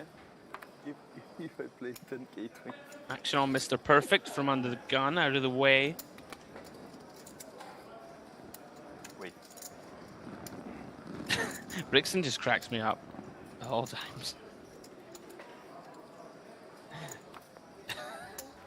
Jack 5 suited, off he goes. Going to be round to Voronin. Very playable Queen 9 of clubs. Can you shove here, by the way? Do you know what? It was just going through my head. I was just thinking of the stacks, and yeah, I'm all in here. What we got? 10. It's like 20 Sebastian. in the small. I would have open jammed this hand. Yeah, you're spot on. 10, 19, yeah, and 16. Perfect spot. Yep, really nice open shove prospect. Just something for Voronin to start considering. Yeah, got a nice seat for it as well, Voronin, with 3 stacks on its direct left with sub 20, so really good spot to play some open jams. With stuff like that, we like suited and gapped. We tick to 9:30 or so local time. Still awake enough to recognize that we could maybe rifle that one. You think that's an adjustment that like not so many players, if they haven't looked at it, might not be This- like it's not immediately intuitive, is it, to be like, right, I'm going to start open ripping. The thing about tournaments, like, especially in big fields, you don't make a final table too often. Like, you're not going to make an FT very often, but people that are just used to playing poker and play their own game, how they play throughout the entire tournament, maybe they've just not looked at final table spots and they're not aware of it. And I feel like that's what it always is, Andrew. Just understudied, not looked at any sims and how we are supposed to play when distribution is like this and we cover all the stacks behind. One thing I will say also on the flip side is that if you've got 3 guys behind you who just don't care, or less, like then all of a sudden open shoving doesn't become so Of course, attractive, yeah, right? this is the other thing. If they wake up with ace-10 off and they're just never folding it, then maybe it becomes a little less attractive to rip it in. Anyway, Sebastian burns a time bank here. Voronin opening hijack. We have ace-5 of clubs in the cutoff. Yeah, against chip lead up. Wouldn't fault Sebastian for taking this one. Yeah, that was good. Like, if we are going to have some bluffs, this is the prime one. Blocking aces and always having 33% versus any other hand at least that calls us. Is it one of those spots where we actually have way more fold equity than perhaps is, you know, than that is immediately apparent on the surface, right? Yep. Like 10 bigs is still, you know, Voronin should be opening so wide that we get a lot of folds. Exactly that. Like Voronin should open any ace here, any suited king. He should even dip into the suited queen. Yeah, definitely. So we're just going to get so many folds here, Sebastian. I really like this jam from him. I think this is a really good find. Now let's see how Banicevic wants to approach pocket sevens in the small blind. Does of course still have the chip leader behind. Yeah, would not be calling here as Banicevic. I know we can see the cards and he's in great shape, but we still got Voronin behind to worry about. You've also got the collision factor when Voronin calls, potentially bust Sebastian. We ladder a spot. Yeah, I would turbo fold that one. And Voronin, Jay, for 10? Like, okay, fine, we don't figure to be in the best of shape, but chance to knock off a player, we've got the chips. Then I realized you don't speak Russian because you talk on different language, something like that. Yeah, and I was thinking. We'll like, see what he lands on. I think people typically fold, of course. Just wondered if you ever felt like spinning the wheel. And that's a great result for Sebastian. Yeah, pendulum's back swinging the right way. Couple of setbacks early on this session, but gets the momentum going in the right direction. Yeah, credit to him. Not easy to pull the trigger, especially when things have been going against you. Yeah, but really enjoying this FT. Lots of spots to delve into. I do find when we're here at Marriott and we're covering the tournaments, we're not going to see note perfect fundamental play at the final table. People who have their own ideas, their own strategies. But always try and strip it back from a theory standpoint, just to try and give the viewers an idea of what could potentially be going on. If you are just joining us, guys, Luxon Pay Grand Final, final table, 2K buy-in, 2 million guaranteed. Myself, Andrew Hedley, and Jay Harwood calling the action. James Dempsey will be back in to the booth with myself in a little while as we fold round to Banicevic. Gets out of the way, Mr. Perfect now. 9-7. No, I don't know. I didn't. Brixton already trying to convince his man not to raise. To be fair, he early on in the FT talked someone out of completing the small blind, ended up giving him a walk. Yeah, it was 8-6 off to be fair, but he. Oh, hello. Now, it looks like we don't have ace an 4-4. Both of us. It looks like. Check. It looks Quite like like this from Brixton. Yeah, I check, of course. Gonna set the trap. Let's go check. Like, what can I do? Come on. Check. Wow. Oh, Okay, let's go 9 on the turn. Someone get Brishkin in the booth. No, we can't have What an happened ace. there? He just turbo folded. Wow. Mr. Perfect. Turns the 9 and just snap folds. Yeah, you see shitty hand. These guys. I'm honest with you. He's the quickest fold in history as well. How's he know? What a legend. How's he know? Yeah, he knows that the deuce 5 and stuff start bluffing the flop. That's true. That is very true. That's hilarious. What a fold. No, here, one. Yeah. And did you shot? Ну давай, надо тащить вообще. That's a pretty mad fold. Blind Look at on this, blind. the lads are on the vodkas. Yeah, correct, yeah. 2/3 pot was slightly bigger size, That's a but even recovery still, shot, actually, yeah. some fold there from And Mr. then we can Perfect. I make don't out think you the see goal. many, if anyone, Because it's fold there spicy with after ginger, turning a pair blind on blind. I've just seen 3 of the table take a shot of hard liquor. That's what we do here at the Mediterranean Poker Party. Loving this. Back on Mr. Perfect. Very playable. King Jack on the button. We see him do these big opens, right? What? How much you have? Mr. Perfect? What's going on? I have no idea. He's a different man to what he was first session. He's just not feeling it? Like one of those vibes? 11.7.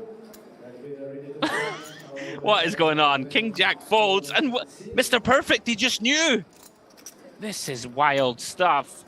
King Jack folds the button. 6-4 off of Brixton is in the mix. Shoves. Gonza snaps it off as he should. Somehow only a 3% equity favorite, Jay. Talk me through that. That can't be real. It's got to be card removal somehow. Yeah, exactly. That just means some ace and 10x in the mark, whereas the 6 and 4s are going to be live there. How is Mr. Perfect folded? Would imagine he would have raised, called the big blind. Would have got there with top pair. Gonza holding. He's trying to bribe the dealer. No, now you need to hit 6 or 4. Oh dear. For the bride, for the bride. Looks like $1,000 in hand. For the bride. Gonza looks to fade 6s and 4s and does so. Oh man, this is chaotic. Let's go like this, and tell me. So many unknown quantities, right? Like, give me a good reason for Mr. Perfect to get out of the way, Jay. Give me a good one. I haven't got one for you, Andrew. It doesn't make any sense to me. Sometimes, I guess, people just don't fancy it. I'm not that type. I'm very theoretical based. I know you are as well, but there are feel players out there, as we call them, people that feel whether they want to play this hand, whether it's their pot, whether it's their time. That's all I've got for you. Okay. You asked me the question. Yeah. I gave you an answer. You did. That's the best I can I'm do. not happy with it, but we'll take it. Right. Konstantin Voronin then. Chip leading, 74 million. Good for a shade under 50 bigs. Mr. Perfect closely follows. Then a bit of daylight now between Brixton and the rest of the field. Menhart, Gonza, Banicevic and Sebastian. Basically all tied for 4th, Jay. So that's going to be interesting now. Nobody's cut adrift, so we'll see how that impacts their decision making. And of course, we lost Timothy Savkin and Alexandru Lupuleac in 8th and 9th. It's like when, you know, there's certain people who like won't play a hand, like the hand after the dinner break or whatever. Is there? There is, or like the hand before it or whatever. There's certain people who are just like, yeah, I don't play this specific hand. I know before the break, they don't play the last hand before the break. Right, I've seen someone do that before. All right. I don't play the last hand before the break. Well, Brixton's going to play this one. Ace-9 of diamonds on the button. Yeah, when got no logical reason why we find King Jack off, we have to start coming up with other things, I guess, Andrew, of why he might let that go on the button. But it was well timed, because if he opens there, ace-10 shoves, he may even call it off, give him a spin. You would have had to, right? Like 8 blinds. Anyway, Queen 10-4. Voronin defends 7 high in diamonds, comes up empty. Brixton going to give him a free one. Voronin now takes the lead. This hand going faster than the speed of light, and they're going to chop it up. No, видишь, fair fight, it's okay. That's good. You see how good was my button, yeah? Yeah. Честная. The two Russians chop it up both with the flush. Going back to that hand, now I actually think about it. King Jack opens button, fold small, shove for 8. King Jack calls it, come King high. See you later. I've just realised. Oh my word, I've just realised. I was wondering why you were like, oh, then you might give him a spin, and I'm like, yeah, and you win. And Gonzo's out, just like that. Isn't it funny, like sliding doors moments in tournaments? We talk about it all the time. like sort of lost in the chaos there. Gonza just kind of gets a gift of a double, right? And would have been out.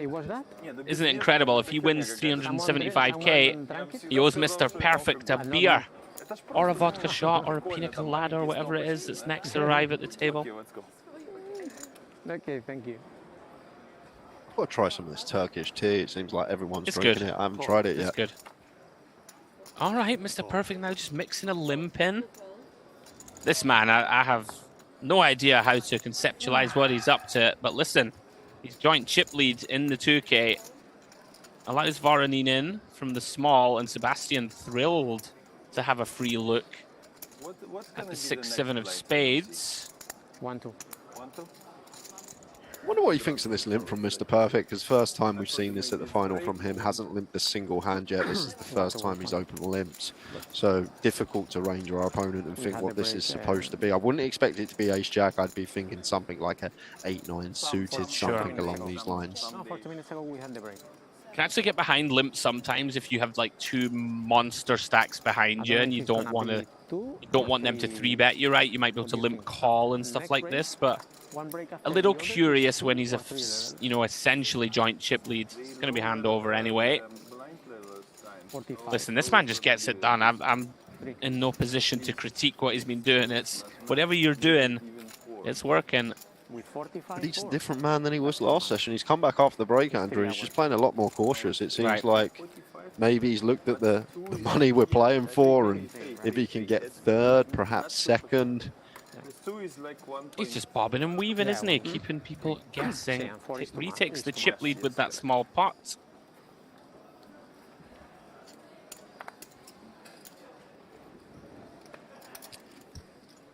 Action back on Banicevic, out of the way. You won last hand? Yep. You show something? No. So you Round to Gonza. Tricky. Queen 10 off, so he's got the big stack Voronin on his left. Sebastian behind him. Yeah, this man just seems very aware. Can't really get too out of line, Jay, with his pre-flop opens. Knows that Voronin's going to kind of keep the foot on the neck of the two guys behind and chip them down. Yeah, I mentioned earlier, seems really clued up about the situation. Just some of the folds he's made, some of the jams that others may have taken that he has not. Just hoping that there's some carnage ready to ensue in later hands. Like this from Voronin, just keeping the pressure on. It's really good. It's spicy. Very easy to just raise fold this one. And gonna get a lot of folds pre-flop from the two gents on his left. Да, но чисто когда уже скучно или во время алкашки тоже нормально. Тебя прям так назад и погнал обратно. Ну как двойной эспрессо, но поприкольней. What a beautiful trophy. Подача получше. The Luxon Pay trophy sits there. Going to be going to one of these final 7. Mr. Perfect in the driver's seat at the moment. Slight chip lead on Voronin. And Gonza, he's been patient all final table, and he gets his reward in the form of the aces. What a beautiful sight to see with 24 million chips in front of you. In for the min raise. Just praying somebody wakes up.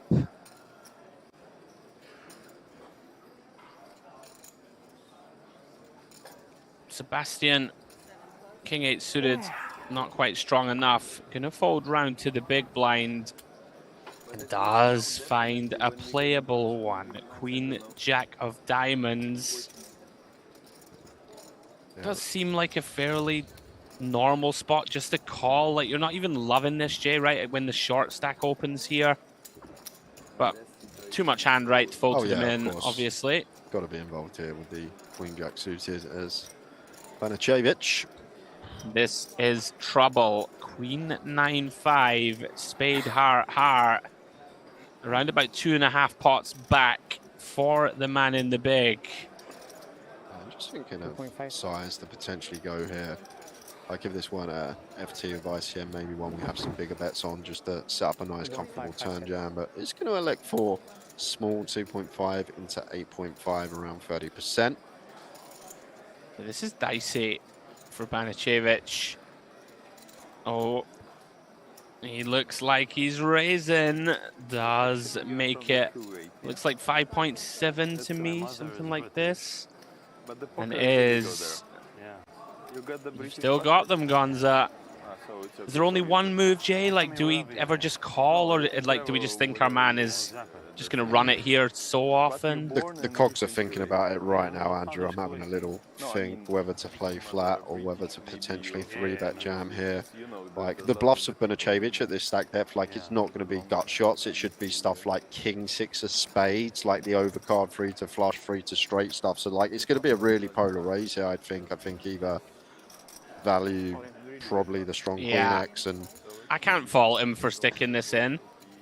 Banicevic all of a sudden gets the bad news, and we've just put ourselves into a grim spot now. Yeah, well, Banicevic, he has been around for years, amounted 1.4 million in cashes, and he is second on the Montenegro all-time money list. Been playing this game for close to 20 years on the database, and maybe it's the old school move, Andrew. Find out where I am. Yeah, just I'm trying to think in my head if I'd be happy check raise getting in king queen, for example, here. And even that in a final table scenario just doesn't. Yeah, and he's got out of the way. Fair play. There you go. Old school. It the old is. raise fold top pair. You would have heard that a lot back in early 2000s. I was finding out where I was. Not much of a thing this day and age in 2025, but the old school play potentially saves his tournament.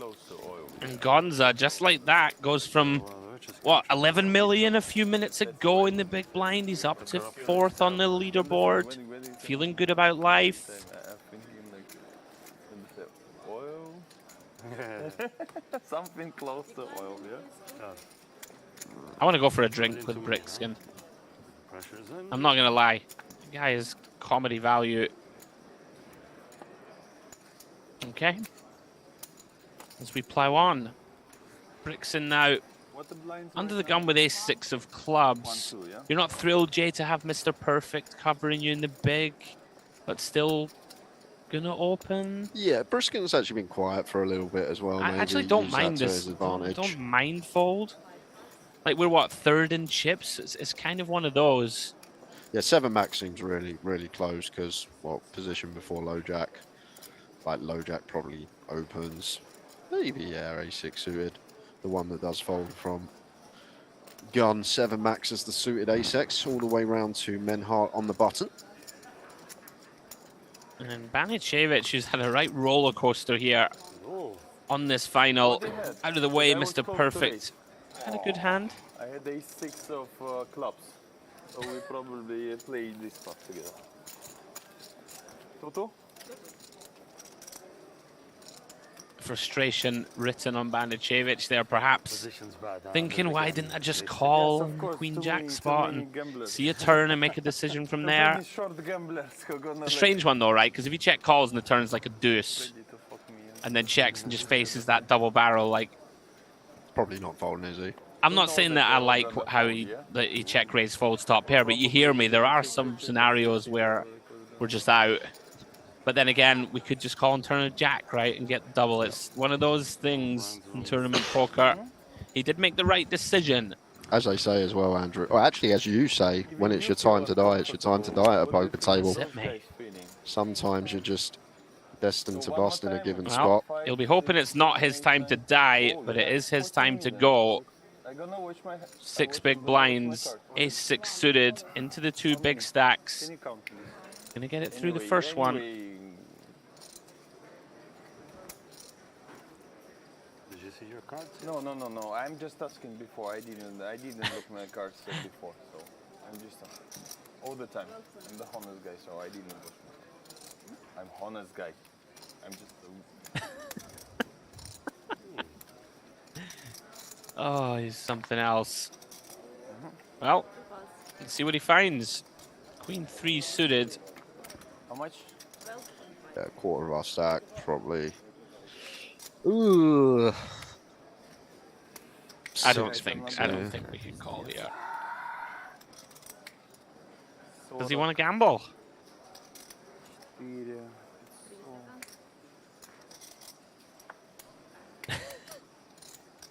Okay, you're on the top of my list, okay. My list. I wouldn't like to be on the top of that list, I'll tell you that. Oh, yeah. Yeah, but they had the suited queen. Had an ace pal. The other thing, Andrew, it's been such a friendly FT in terms of showing cards. A lot of players have been showing each other what they've had, keeping it friendly, knocking the shots back. It's like we're not playing for $375,000. It's like a home game, that's right. And just a reminder, guys, as Jay just referenced, $375,000 for the win in the Luxon Pay Grand Final. $250,000 for second, so big old prize pool. Of course, was 2.8 million in the end. And that advertised 2 million guarantee. We move forward, and just in time for Sebastian. Pocket jacks, 9 blinds, +1. At least you get back to the business. Yeah? You have like 9 big Is there any like half stacking, Jay, like, and somehow get away against 3 all-ins or something, or what do we think? No one's been doing it. Obviously, it's a thing. See it a lot more over in like the UK. Most of the regulars just always half stacking, 60% stacking at final tables. But at this particular final table, no one has even thought about going for the half stack strategy. Okay, Mr. Perfect wants a count. I'm just loving him and Brixton, and it just feels like something wild could happen at any moment. Like, you wouldn't be shocked to see someone take a really wild spin spot, right? But surely not. Folds king jack off on the button when folded to, but wants to call the 9 big blind shove from +1 with 6-7 suited. I don't think so. He does want to. Surely he won't. Out of the way. It's going to be round to Gonzo. One more time. Gonza, excuse me. Oofed. Again, one for chips potentially, Jay. We'd flick it in, but yeah, he just knows where he's at. I just can't call this one. Big blind I'll call. We're in a decent position now, right? We've got ourselves to 32 million or so. Not calling off with ace-9. Yeah, I've been thoroughly impressed with Gonza all final table. He just seems the most clued up in these given situations. Yes, he's not chip leader, he's not even in the top 3, but that doesn't necessarily mean he's not been playing some very good stuff. And at final tables, when you're in the middle of the pack to short stack, sometimes that's how you play the best. You just do a lot of folding and you make money that way. Yeah. For the man that I can't find anything online on the database, maybe one of these vultures that messages the mob and says, I don't want any of me results on there. So when people see their table draw, they look and they can't find him anywhere. Is that Gonza? Yeah, Gonza. And what, we've got nothing? Can't find anything on him anywhere. The man's got no paper trail. So maybe he's one of these that message the mob. I don't want my results on there. I don't want people to know I'm an Ocross. Message the mob. Well, in the mob. I don't want my results on there. I don't want people to know I'm crushing everywhere I go. And then when he gets his table draw, people Google him. They can't find him anywhere. Oh, I got a fish who don't play much poker on my table. But in reality, he's a shark lurking in the waters. I didn't know you could message the mob. Yes, you can. Message old Don Corleone and say, listen, pal, I don't want anybody knowing what I cashed for at GUKPT Wigan. Exactly. Right, okay. What's happening here? Brixton. C-betting. 5 million. Voronin coming up empty. Just hand over. Easy game. Right, they really are just showing every time. That's intriguing to me. Like, we wouldn't be showing, right? Like, just in general. Like, maybe in the situations where, I don't know, you get a walk or, you know, you've rejammed. I don't even know. I can't think of many situations where I'm going to let people have free info. A part of the enigma of Brixton, though, he just doesn't care, does he? He's just like, right, I'm here. I'm shooting for the win. I'm not fooled, by the way, by the act. Like, we've seen some shrewd, you know, we saw him turbo fold ace king. You said he folded it twice, right, at this final now. So he's not, you know, the jolly, jolly idiot that he might potentially try to portray, right? He's sharp. He knows what he's doing. He knows what he's up to, trust me. He's trying to portray this persona that he's having a few too many drinks. He don't really know what he's doing. And he knows exactly what he's doing. I was saying it to Demps, it's like the guys that dress in like multicolored wild clothing and try and portray that they're crazy. They're always massive nits, right? I'm not saying he is, but you know, it's normally part of a strategy. But here's a strategy from Voronin, limp trapping ace-king suited.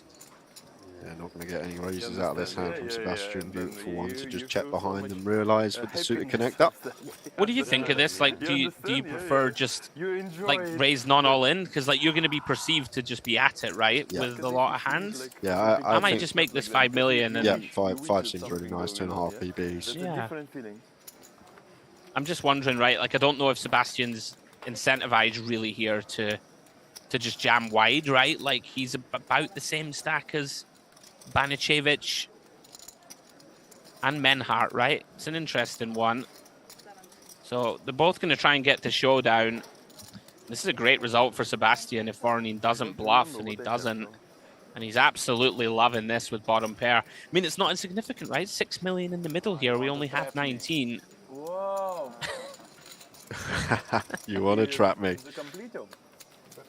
And the man, Sebastian Ianu, the man that only makes final tables, only got 3 results on the database, 2 coming in 500-man fields nearly, coming first and second, and then has a 7th as well. So 3 results, 3 final tables. Do you know why that is?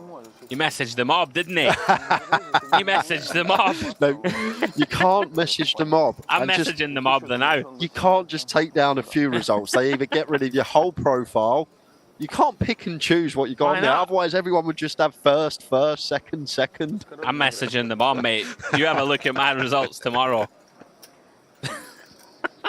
Right, we're getting carried away. Banicevic, ace-king, under the gun. What a great time to find it. Shade under 9 bigs. No. Just hoping someone has the ace-queen suited. Ace-queen offsuit, in fact. In any case, it's going to fold round to the big blind, which is Menhart. Hasn't had anything to work with, has he, Jay? He's chipped down to 20 mil. He's going to ask for a count. Luck, my friend. If it's going to be, if you're going to call, suited ace 8. It's pretty tilting this spot. The thing is, if we call and win here and bust a play, obviously we ladder, but if we call and lose, we're then like huge probability to bust next. What's like bottom range then? I wouldn't. Yeah, I was just about to say I wouldn't fold ace 10 suited. I don't think against this sub 9 from gun specifically. Like, feel like there will be some like ace 9, ace 8 suited in my opponent's range, and then they should shove like the suited broadways, king 10, queen 10 suited perhaps. Nice laydown. Jack 10 suited. It's like the clean one as well that we like that knocks out the pips higher. So does get out the way as Menhart. But yeah, I feel like ace 10 suited probably has the call there, Andrew. Yeah, I think even that, the more I think about it, even that is like pretty unhappy. But yeah, obviously we've got to draw a line somewhere, right? Banicevic just keeping himself in the mix. Had a very rocky final. He's still alive. Is that kind of shallow-natured final where a couple of double-ups for anybody here and they're in the chip lead? 10 million mistake. 10 million, nothing. Nothing much. Nothing, yeah. Nothing purpose. 5 blinds. Nothing purpose. Message the mob. That's my next screen name. Mob is short for Hendon Mob. We all know that. Don't ruin the illusion. I'm messaging some very bad people and saying don't just show my online results. Right, round to Voronin. He's kind of shown the most sort of forward motions, I'd say, at this final. He's kind of getting after it, and this I really like this with the ace. Into the 3 shorties, let's pressure them. Got a great seat as well when folded too. Oh, I think what a time to find jacks. What a roller coaster final table it's been for Banicevic. I'm just going to get to jam here. No traps going on. Happy to run this for 9. Just going to get a lot of folds from the chip leader. Would we trap like kings here? Do you think? What do you reckon? Like there does seem like a nice opportunity against the chip leader, but maybe with just the stacks aces. the way they are, just yeah, aces. you think just aces? Just because like Voronin should open any ace deuce off upwards. Yeah, so but it's like, fine. Let's just call, you know. Yeah. Well, we're going to let them realise that 30% when we're congested at the bottom with 2 other stacks. Of course. Okay. We get a C bet then. Yeah, king's too dicey for my luck. And I like definitely flat aces. I'm only being, you know, facetious. But he's back in the mix again. We can see Gonza, Banicevic, Sebastian. even Menhart, right? All kind of grouped. Any of them double, they're going to vault up that board. Yeah, if the blackjack, it's always call. Yeah. Somewhat surprising still to be seven-handed, right? We've been Yeah. going for a while here, about, what, an hour? Second time to judge. An hour or so, Yeah. seven-handed? Second time. No, you had 2 times. 2 all in. Very much enjoying But you double up. this with, FT. jack, no, he pulled. If you are, excuse me, ladies and gents, just joining us, Luxon Pay Grand Final, final table. Gonna cover it all the way to crowning a winner. Yes, jack last time, no. Round 2, Sebastian. A dusty looking jack 6. Now then. Menhart, 9.5 blinds. Ace 6. Offsuit, no. Suited, I'd go with. I probably wouldn't take offsuit here as Menhart. Obviously, you know, in terms of chips, 9 bigs, an ace on the button, going to be perfectly fine. But so congested at the bottom, he's still going to take it. Yeah, I think it's one of those. I was wondering if we could ever raise fold, but into Mr. Perfect. Oh, not loving raise folding into the chip leader, right? I could see it. Could see it. Yeah, I mean, off a 9. But the thing is, like, what have we got other than like aces and kings for value? Because queens probably doesn't even induce off 9, does it? So yeah, it does. I think you think it does? Yeah, from the button. I think so. I might induce jacks. I think. That I might be completely wrong, by the way. But Mr. Perfect's got a pair. Says call. Here we go then. First time in a while. All in a call at the final table. And Menhart, once he gets called, pretty happy to see pocket fives. And I love that when he's been called. Flipping here, 48% equity to double, and would be great when we've got 3 other stacks sub 15. On his feet. Looking to get there against Mr. Perfect. Not so far, but does have backdoor potential, and it can get there with an 8 or an ace. Or a 6, in fact, excuse me. 4 on the turn changes nothing. Really Actually kills the 6, because he can't hit a 5 or 6. As Mr. Perfect would boat up. Aces and 8s only then. For the German, no good. 3 of diamonds on the river. We lose Menhart J in 7th place. Yeah, no birthday title for the birthday boy. Menhart out in 7th. Think played pretty solid. Didn't really get involved for the first couple of hours. Ended up getting a double up towards the end of the first session, but laddered a couple of spots, $20,000 extra in his pocket. And that is going to leave us with 6 players. Everybody now with $72,000 locked. And all of a sudden, Mr. Perfect, 95 million in chips.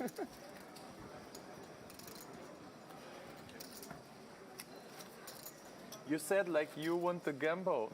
Nobody thinks that you have 5s, honestly, yeah? Because 5s is not a gambling. 5s is, you mean you are really good in this situation, yeah? A character, Brixton. Loads of stuff though, to be fair, like 5s against 9 from the button probably is a snap, and Bryce is just saying probably could have called quicker. Clear call. Yeah. I mean, it's a cooler button against a big blind with 9BB. That's a cooler. That's really cool. We might as well leave. Do you want to take the rest of the day off, Andrew? I'm going to go down and ask Brixton if he's going to join the rest of the broadcast. Oh, the sunglasses have gone on.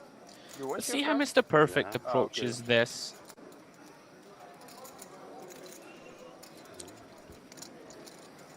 A little whistle to himself. I make it 8. 8? I like this. Raise first in. Brixton, no free ones, buddy. 7-9. He does have the opportunity now, Jay, doesn't he? Sorry to cut you off, just to really start putting his foot to the floor. Now I'm intrigued to see. He has almost double second, only Voronine, right, with 65-ish. Yeah, real good opportunity for him. Whether he does or not, I'm not sure, because we've seen a couple of things like the King Jack fold on the button, maybe not taking any like 3-bets. I'm still laughing because the man that's trying to tell everyone he's drinking loads of drinks and probably doesn't know what he's up to is saying, oh, 9 big bigs, button versus big. This is quite a cooler. It's just always going in. Yeah, he's just letting everyone know he actually does know what he's talking about. There you go, Mr. Perfect, 98 million. Voronin second on his own with 63. Brixen third place, still kind of chipping down a little. Still good for 25 blinds. Gonza, Banicevic and Sebastian, all with very similar shallow stacks. Kind of a race for them at the moment, Jay, just to outlast each other, sort of try and ladder up to 4th or so. Yeah, go from there. That's the aim of the game. Just to try and get some of these juicy ladders now. Really starting to get significant now that we are left with 6 players. I might lose one more and then the ICM shackles do come off a bit because we lock up a decent amount already within the prize pool.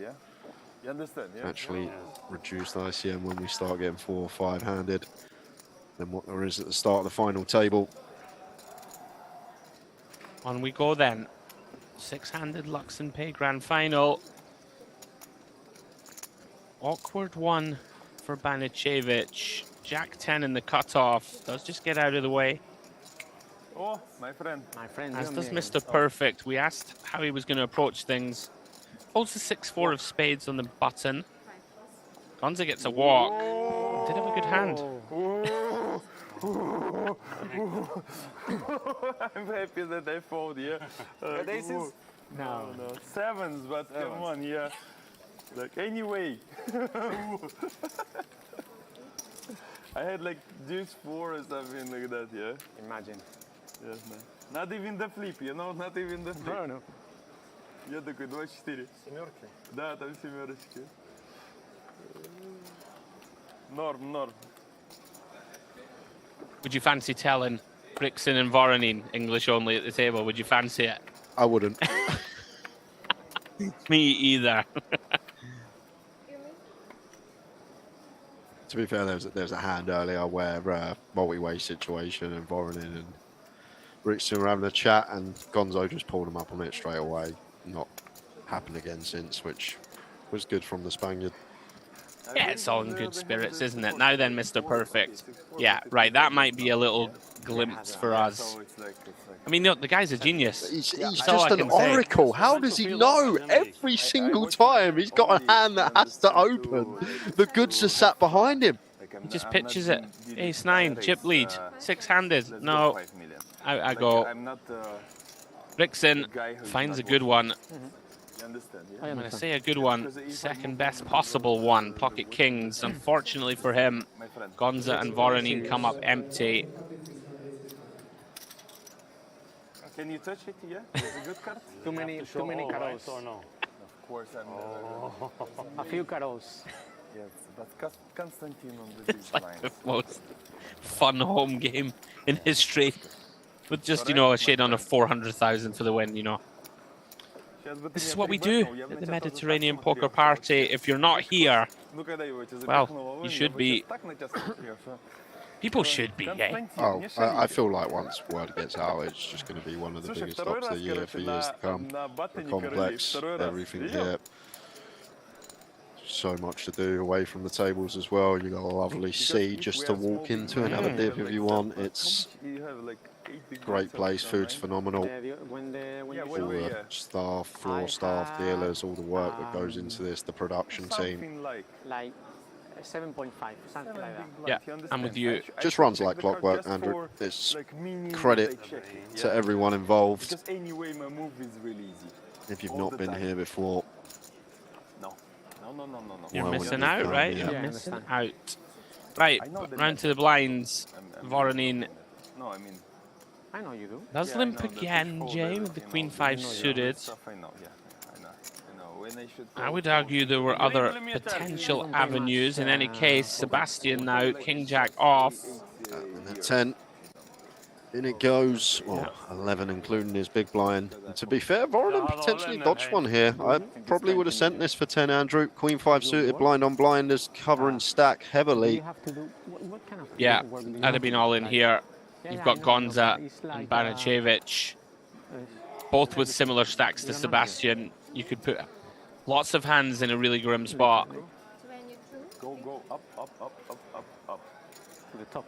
Yes, like straight to the top. Just a bit of posturing, I would imagine. Let's keep it private. Like, these things add up, right? Like, couple of blind-on-blind confrontations where Sebastian has just been able to chip up. Did we call that one off? It's interesting. It's close. It's got to be like Gonza's got 30, Banacevic has got 25. Maybe is the shorty we need to. Yeah, I feel like 6-handed now. I like it becomes close. I feel like it will one pip higher. Always call in, so I don't think it can be that far off. Like, we're not folding King Queen, are we? So no. King Jack probably does just get in. Feels like close to the line. Anyway, happy not to face that decision. It's okay, it's okay, it's okay. I like this. Brixton and Gonza now best pals. No, I like talking. I'm retired crypto investor. Let's say like again, Mr. Perfect. Little glimpse into his psyche. Kind of playing quite honestly, Jay, right? Just not trying to lean. I would argue that ace-5 off there more than good enough to open off the big stack. But look at this. Again, he just knows, Andrew. Just knows every time. As the big stack supposed to open any ace. But twice now, elected to fold and would have run into it behind.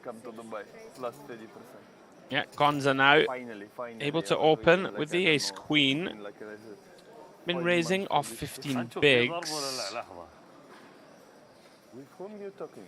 Sebastian He became out of the way. Now then, Banacevic got 4 million invested. Yeah, really, I don't see. 10-8 off. He said he played with you. Yeah, it seems like fine, just gets in. Would defend 10-9 off, right? Seems comfortable defend, heads up, so like 10-8 off would be fine. He agrees, commits 4 orange chips. I don't know, 11 million in the middle then. From 12 o'clock. And out flops Gonza, 8-7 deuce, 2 clubs. I don't see even the numbers here on the screen. So Interesting one here with the 2 overs and backdoor nut flush draw. That's a point, yeah? But I see your face, so it's a good. No, I'm drinking all the time.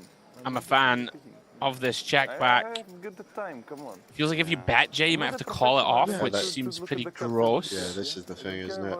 Like, we're not comfortable bet calling here with ace queen in this dynamics. It just likes to realise equity. So many good turns for our hand when we got the 2 clean overs and the backdoor nut flush draw. I'm playing my cards. Yeah. The cards are good. Let's go. Getting to fold here on the turn now, not the best card to see against the big blind range. And once again, Gonza seems to be playing perfectly here, Andrew. Playing pretty good, absolutely. I wondered, need to dig in and have a look at spots like this, but 15 blinds cut off, like any half stack with like big stack behind it, just probably still just men. Ace queen too good, I think, at 15. Like, yeah. I'm intrigued to have a look at that one. I'm gonna be a geek and have a look later. Let me know. I will. Friendly bet. Okay. I'll have 2 bigs. You have half stack. I'm not like convinced either. Like, you know, I just something I was thinking about. You know, with the times that you just get this through and you put more distance ahead of yourself and Sebastian, and the times that Voronin 3-bet jams and we have to fold our hand. What, we fold in ace queen? Surely we're not. Not now we're 6-handed. Cut off? No, we're not raise folded ace queen for 15 now that we're 6-handed, I don't think. I'm gonna have a look. Let me know, please. Just with the pay jumps, you know, this stuff gets murky. Anyway, Brixton under the gun. Let's go. King 9 of clubs. Sebastian on the button. Ace queen suited. Very nice hand to find. 12.5 bigs. Yep, And nice they go. clean one we can definitely agree on. It's going to be an easy shove for Sebastian and likely to get this through. Mr. Perfect not waking up with anything in the big blind. Ruskin going to have to fold the king nine suited here. Please put it inside. It's going to make his man sweat for a little bit. Has asked for a count.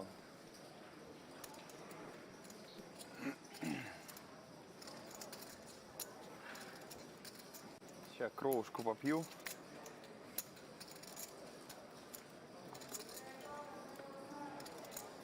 So how much is that? 25.3. Блять. Где? Уже, блядь, близко. Last 10 seconds.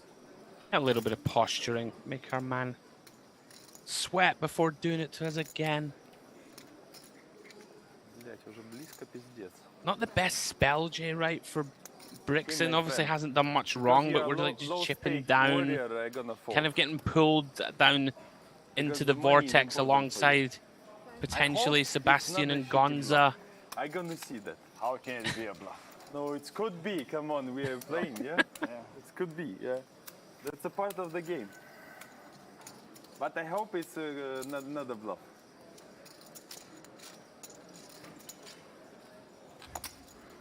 So as we move towards our next break, still six-handed. Only lost one player in the last couple of hours, Jay. You'd imagine there will come a tipping point soon. Maybe the next blind level really going to start putting pressure on the three shorter stacks. It's going to be funny when Dems jumps back in the booth. He probably expected to be down to 4, maybe 3-handed, the session we got to cover, and he's going to be like, what, we've only lost 1? How's that possible? What's been occurring? Dems is strolling over going, right, there's a chance it's heads up. I'll have a nice relaxing final frame.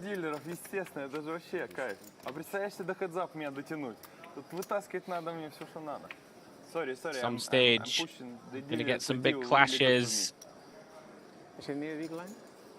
No. Keep it here. Oh, Gonza trying to straddle.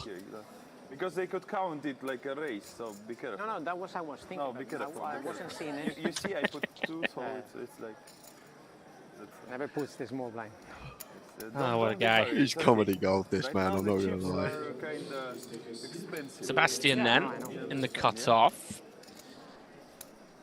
Interesting, okay. He's coming in for a raise. Okay, Mr. Perfect's in the small blind. Okay, that makes it a bit more appetizing to try and steal. And Brixton's kind of chipped down, so it's not easy for him to defend, Jay, right? Yeah, this looks like a case of perfect timing. Surrender. Certainly is. And Sebastian, after a bit of a rocky spell himself, Jay, early at this FC, he's back up to 40 million. В онлайне играет по $80 по 100. А кто? Он, не знаю, ну я там с ним пообщался. Типа я его спрашиваю, там продал что-то, а он за себя играет. Ну, для него это вообще пиздец. Ну, понимаешь, да? То есть для него это важно. Он там постоянно смотрит, да. Не, я имею в виду, для него это прям там вот эти там... I thought you told me that the English only got nipped in the bud. That was during a hand, though. That's why Gonzo stepped up, because it was ongoing during a hand when it was a multi-way situation. But it was cut short. But I think it was just... He was doing it all the time when not in a hand, and I think he was just on cruise control, because when he was speaking to Constantine, every now and again he throws some Russian in, but that was out of a hand. So I think it was just subconsciously in the moment. To be clear, it's only because he's so entertaining that I would love to understand exactly what's being said, right? I don't even race for this. Same goes for the chat box. I see a lot of different languages coming in the chat. Obviously, just English speakers, me and Andrew. Well, I say that for myself. Any other languages for yourself? I can speak some French. French, there we go. So French and English in the chat we can reply to. If there's any Russian, I've seen some Romanian, some Ukrainian in there as well. So you love to see that. Multicultural game, we love it. What can I do? Everybody in the world loves a game of poker. Come on. We really do hope you guys are enjoying. And please, whichever channels you're watching on, please give us the old like and subscribe. It really does help us to bring you as much world-class content as possible. We love to bring it to you. And the more we grow the channels, the greater the scope is, of course. to keep improving and keep bringing you guys the best product we can. Across two channels, dtdplayer, as well as the GG Poker on YouTube. We are monitoring both chat boxes, so whether you're watching from GG or whether you are watching from the dtdplayer, we are having a look at your comments, guys. Just unfortunately for some viewers, won't be able to reply. Interesting now that Sebastian is one of the short stacks is kind of maybe starting to recognize, Jay, that he's the big stacks might be letting him get away with a few light opens. But Mr. Perfect, once again, just times it perfectly. Finds ace king. So it was just I love this little, he does a little whistle to himself. Have you noticed? Just a little. so it was just 2. I don't know. I don't. Well, I didn't count. We've seen him do 20 million before. It's 20 million again. Thank you very much. Surrender. Just such an enigma. Like Jay, and we prefer an induced size in here, right? Like 10 million. Maybe Sebastian, you know, thinks we're at it and sticks it in with, you know, an ace jack, an ace queen. Mr. Perfect has just been doing these big sizes. He's just like good luck, isn't he? He's Exactly. just like good luck. He's just happy to run it when he's got one of these hands, so just bumps it up. 2 times is You enough. can see now 35% of the chips in play. Is more than enough. He's in position Правильно? to take a run at this title. What? I said you have to. Yeah, of course, of course. Gamble. Of course. No, ace king is not a gamble. Come on, ace king gets here. No. I mean, The you last don't couple have of ace king. hands Come on, it's not a gambling. before It's the like, next like break. Playing like a pro. Gambling is ace and don't look at the second card. That's a gambling.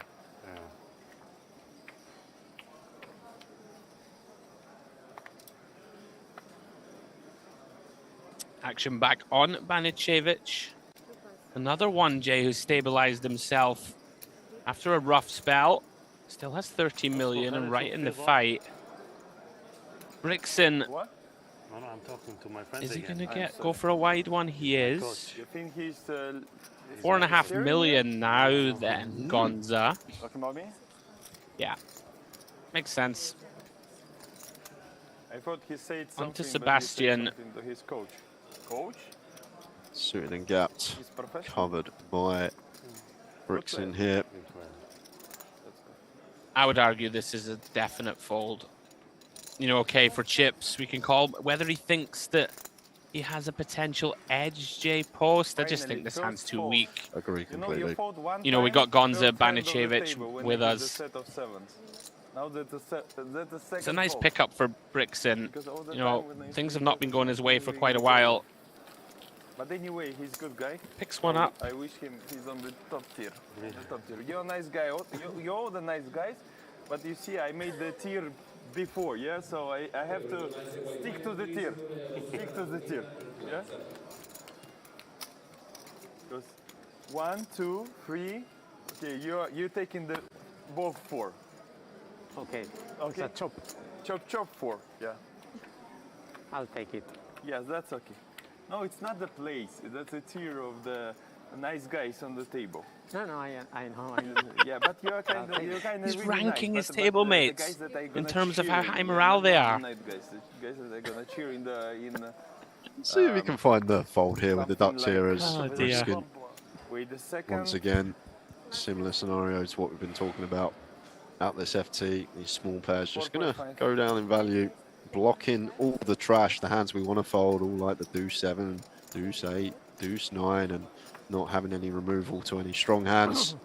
Just difficult to play, Andrew, when we don't flop a set. Only happens 1 in 8.5 times. Yeah, as we see Voronin very quickly call in position on the button with the ace 10 off. 14 million in the middle then. Check. Queen, Jack, 7, 2 clubs. Does quickly go check. Check. Turns the 4 of diamonds. check. Quickly check again. They do check this down. Little surprising. Like as Voronin, when your opponent's checking so much, he like just has showdown often, Jay, right? And we have a hand that maybe should start bluffing.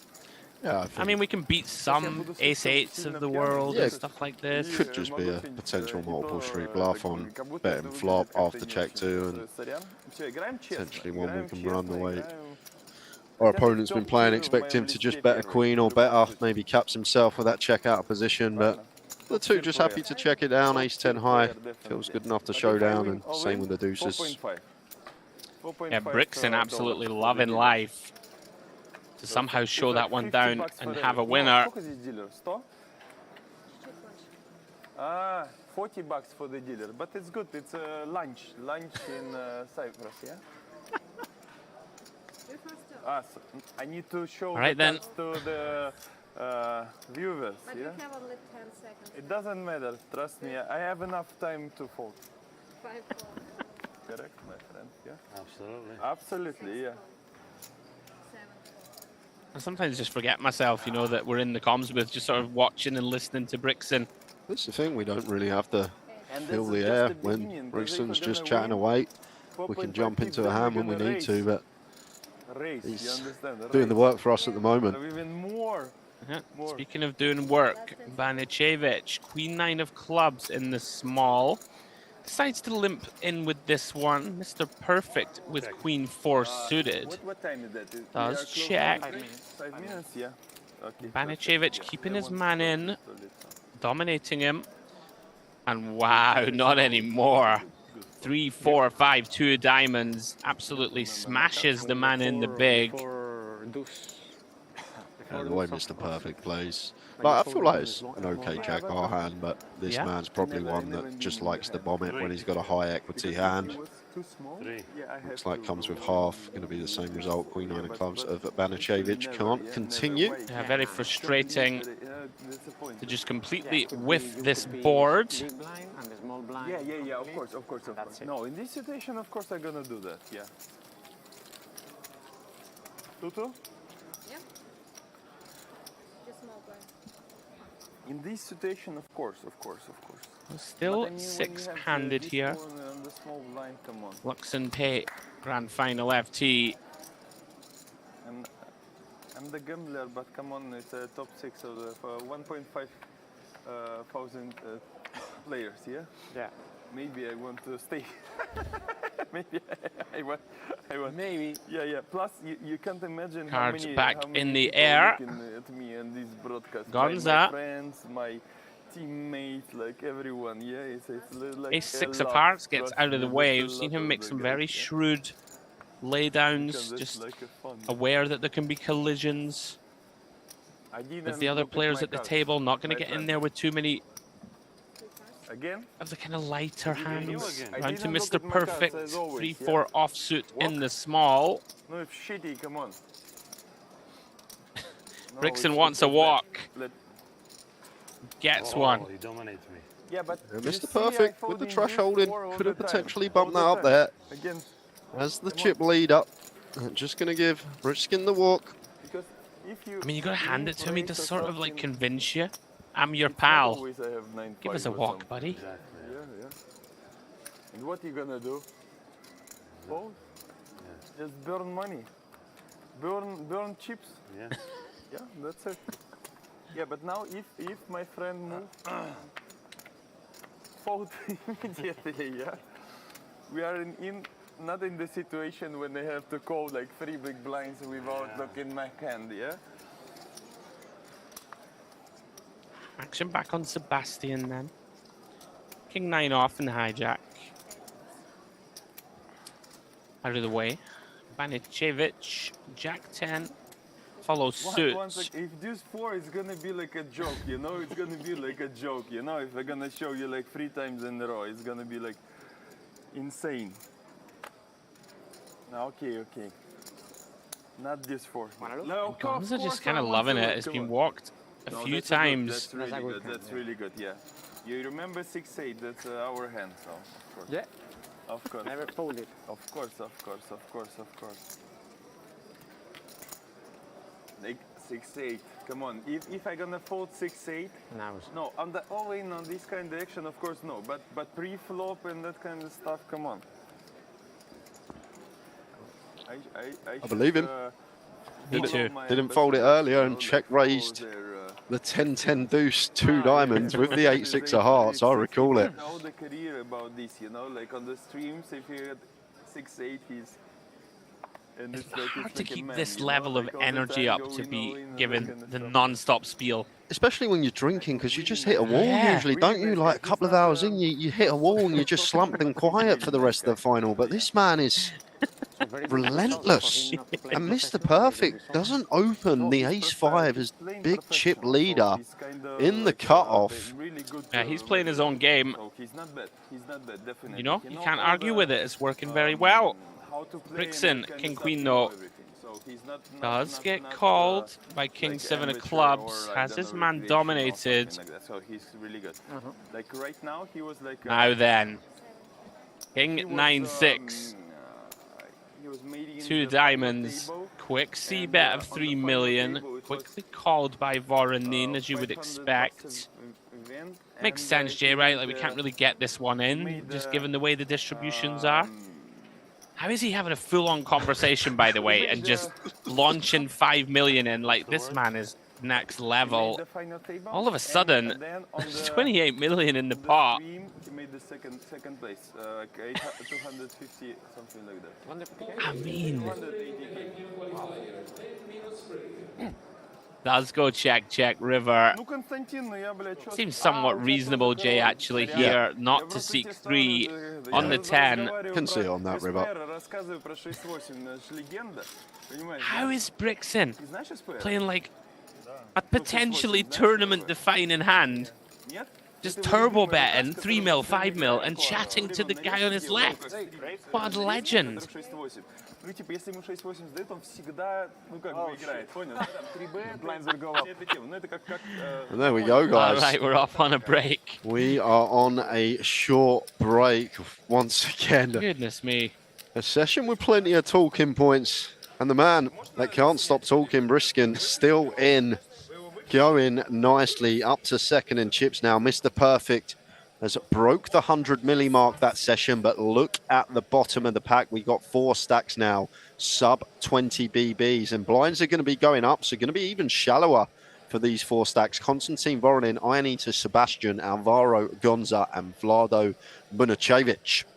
Yeah, I'm exhausted just listening to Mr. Brixton. Right, Jay's going to step out of the booth, guys. Please come back in about 5 minutes to join me and James as we continue through this final table.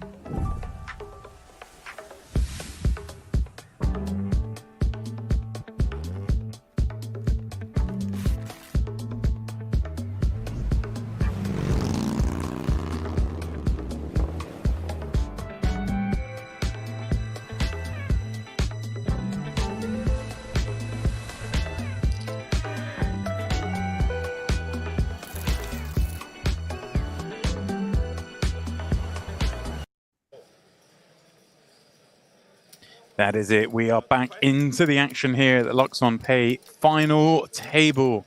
And it is Mr. Perfect sitting pretty with 6 figures. 6 figures? Well, a million figures, but you know what I mean. When I say 6 figures, I mean, everyone knows what you mean. Usually we think of 6 figures like 103,000. We're 103 million, but you get the point. 3 digits, shall we say. 41 blinds, though, at this increased blind level, 1.2, 2.5 million. And the real pinch there at the bottom, look at that. 4 players, 13 blinds and below. Now, pick. Obviously, I've been out on break at dinner. Yep. Not a lot has happened. We've lost the birthday boy and that's it. Talk to me. Yeah, it's been like kind of passive, like, which you would expect that with the kind of medium to low stacks, but I've been advocating for Mr. Perfect now. Look at that chip distribution now that the blinds have gone up. He can coffin these guys. Like, it's so hard for Voronin, Sebastian, Gonza, Banicevic. They're all just trying to outlast each other. And we have seen him decline to open some spots that I would argue at an FT we really should open ace-9 off, ace-5 off of this world. He folded king-jack off on the button in an unopened pot as the chip leader, wow, which we were kind of shocked at. But this is his strategy and he's deciding this is how I'm going to play. But now I hope he ramps it up because there's a chance to just run away with this here. I'm very surprised by that because he was certainly willing to get after it at the onset of the final table. Honestly, they're all heavily on the vodka. Vodka now, are we? I mean, I think so. Russian, right? A clear liquid in a shot glass? Fair enough. Gotta be. Brishkin got them all doing a ginger shot before, which would sort of perk you up a little bit, but... No? Now, decision on Gonza. I wonder if we have non-all-in is the first thing that comes to mind. We're kind of 5th in chips, so I guess we don't really want to incentivize like a king-queen off in the small to jam. This is it. Like, I still kind of think that jacks might be strong enough to just... Like, we're going to still have, I think, some raised folds from the button.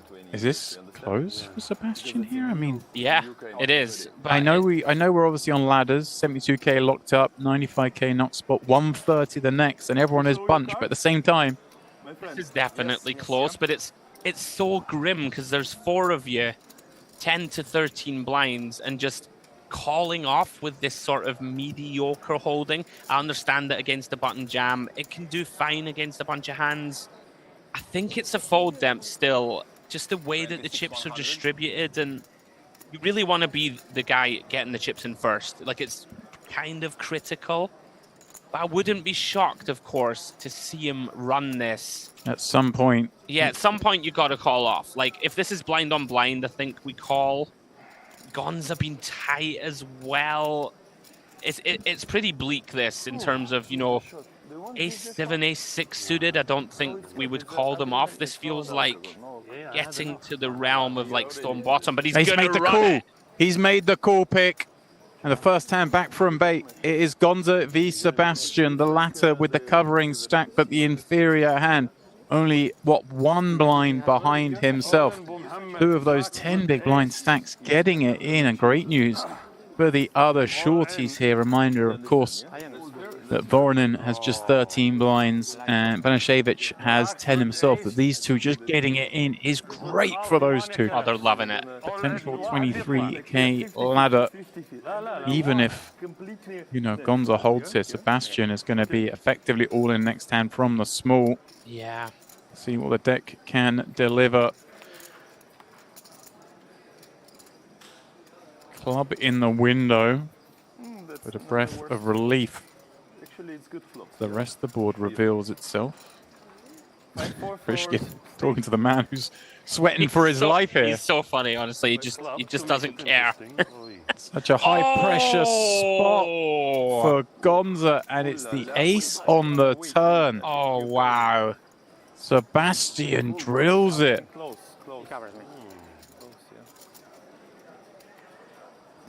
And king on the end. We will confirm the chip counts, but it looks like it's GG's Alvaro Gonza. Oh, brutal turn of events for Gonza. We've been very impressed with him. Rock solid. I really didn't see him make a single mistake. He's got a new friend, at least. He does have a new friend. That usually happens when you win 72k. You pick up some new friends, but this particular new friend's going to win more than him. And what a time to ping a 3-outer for Sebastian.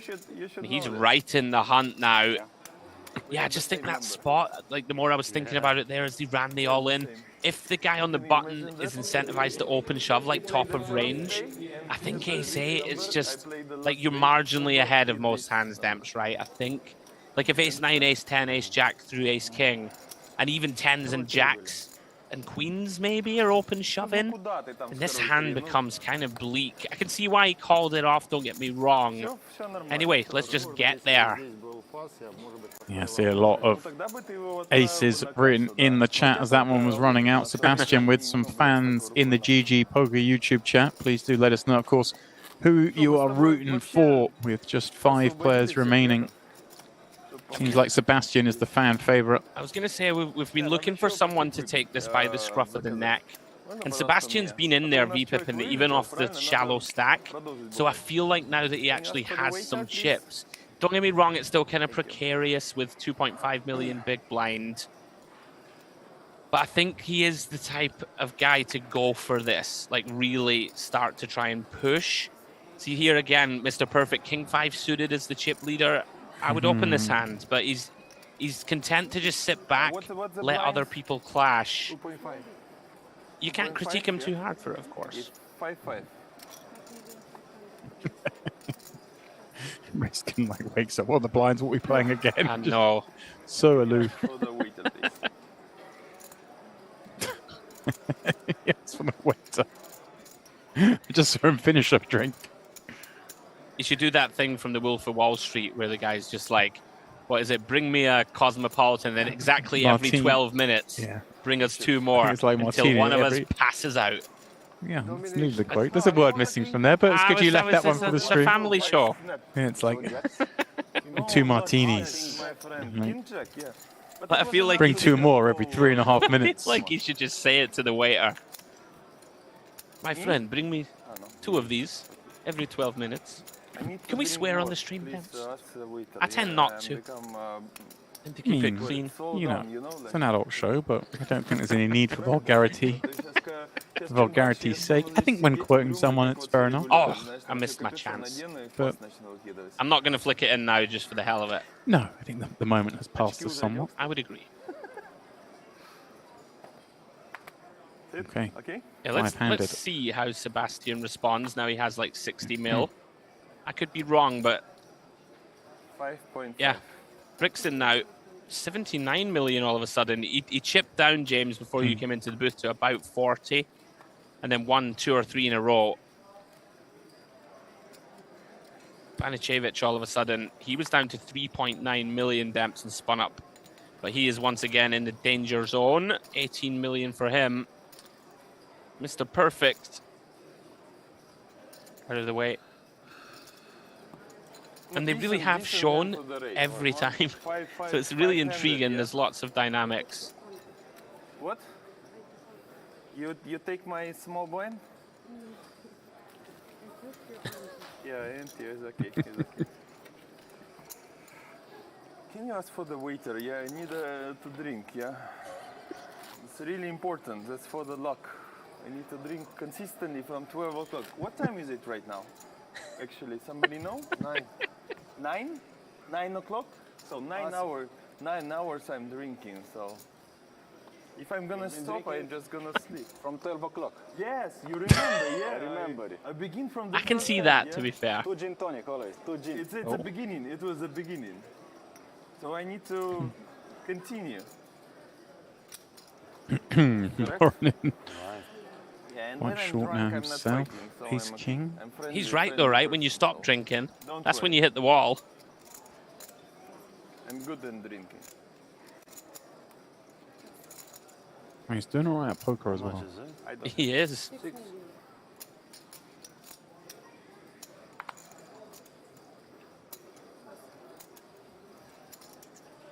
Phew.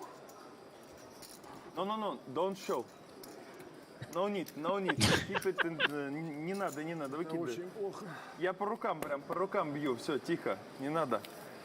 Неинтересно. Сколько блайнда?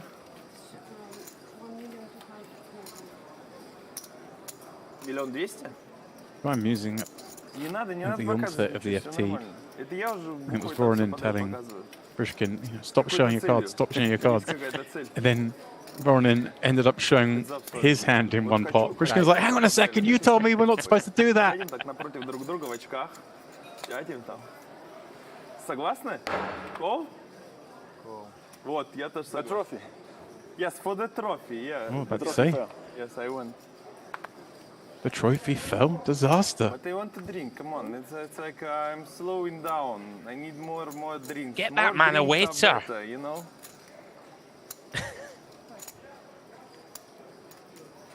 Okay, Mr. Perfect. Pocket deuces on the button. 5-handed. Chip leading.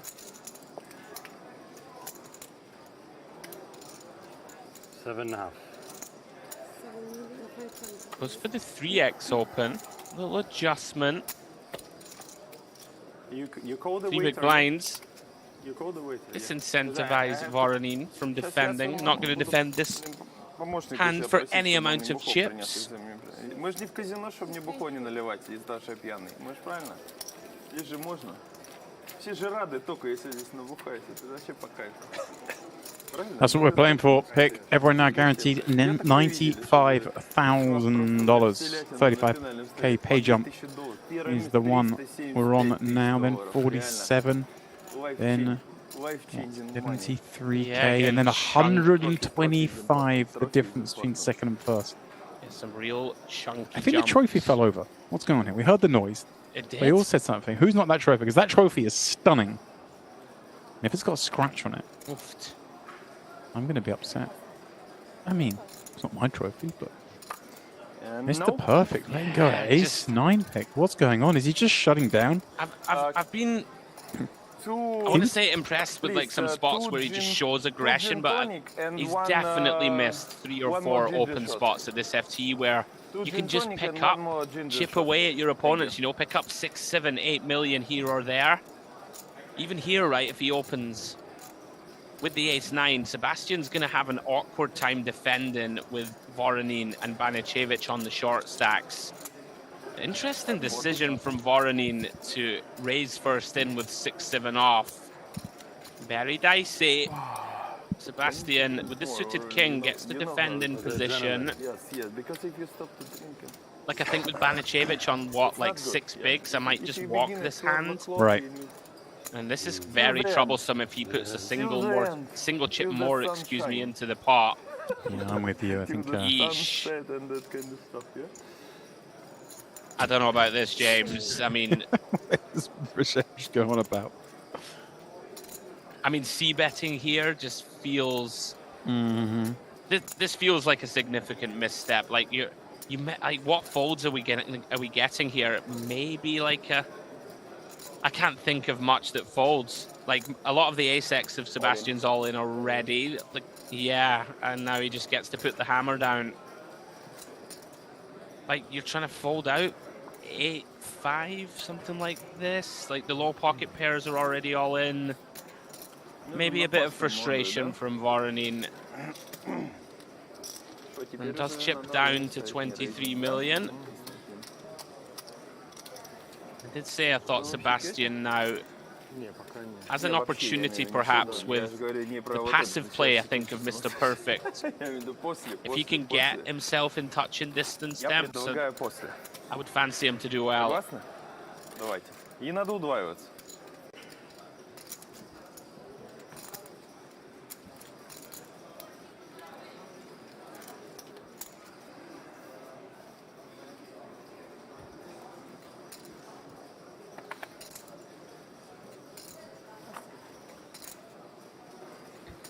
I'm seeing mention in the chat that some 5.5 of you wonderful viewers are joining us from having been on a different stream today that has just finished. So very much welcome along.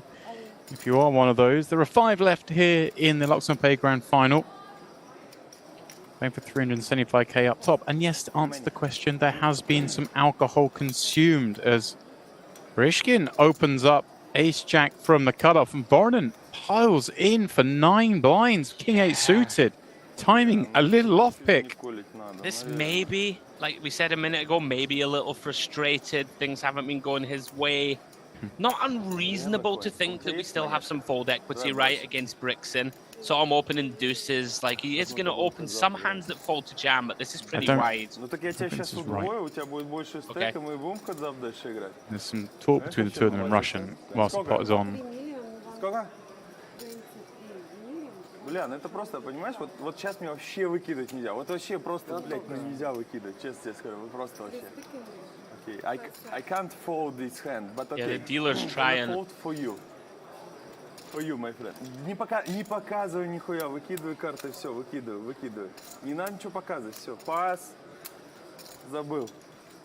Should this be allowed, James? Знаешь, это 99%. Did you hear the dealer trying to say? 99%. Ну ты сказал, как мы хедзап будем играть? Окей, пас.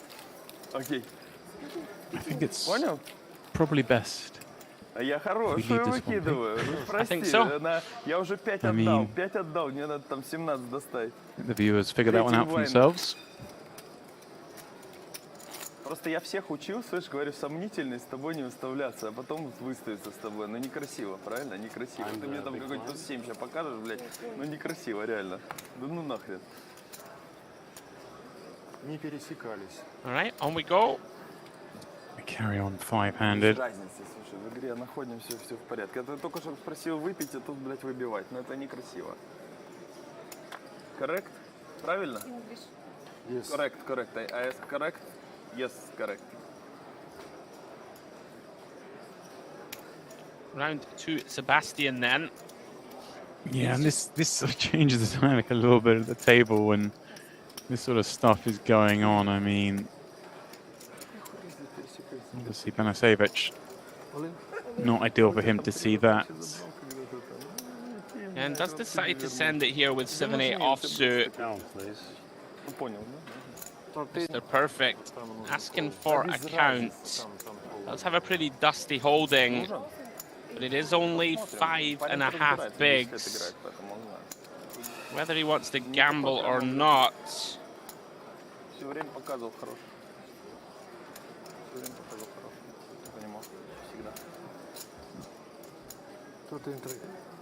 Yeah, pretty grim that he happens to find this hand, right? 9-3, I mean.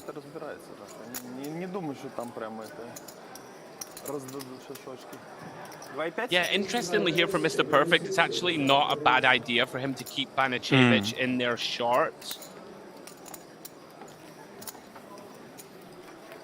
So credit to Banacevic, keeping it alive.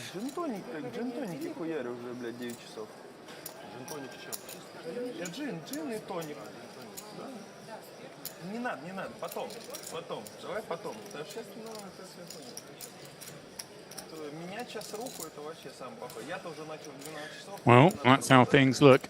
As we have a quick dealer change, it is Mr. Perfect still out in front with the 98 million chips, as Pick said, kind of profiting from this situation, should he wish to, with Panacevic on 7 blinds and Voronin on 14. Those two in the middle, Brishkin and Sebastian, kind of handcuffed at least a little bit, although only if Mr. Perfect makes it so, and he's not really capitalizing. This is it, honestly. I'm keeping my eye on Sebastian. I know I've said it a few times in the last few minutes. If he gets the sort of memo, Demps, that Mr. Perfect and Brixton aren't going to pound on the others, he can chip up here. And then, like, this is a case in point. Let's have a look. Ace-7 off in the cutoff. This is the type of hand that if you've got someone with the chip lead in the big blind, you just don't get to open this, right? Because he's just going to pounce on you. But I think Sebastian is adjusting and just recognizing here, these guys aren't going to punish me. So let's see what type of holding Brixton wakes up with.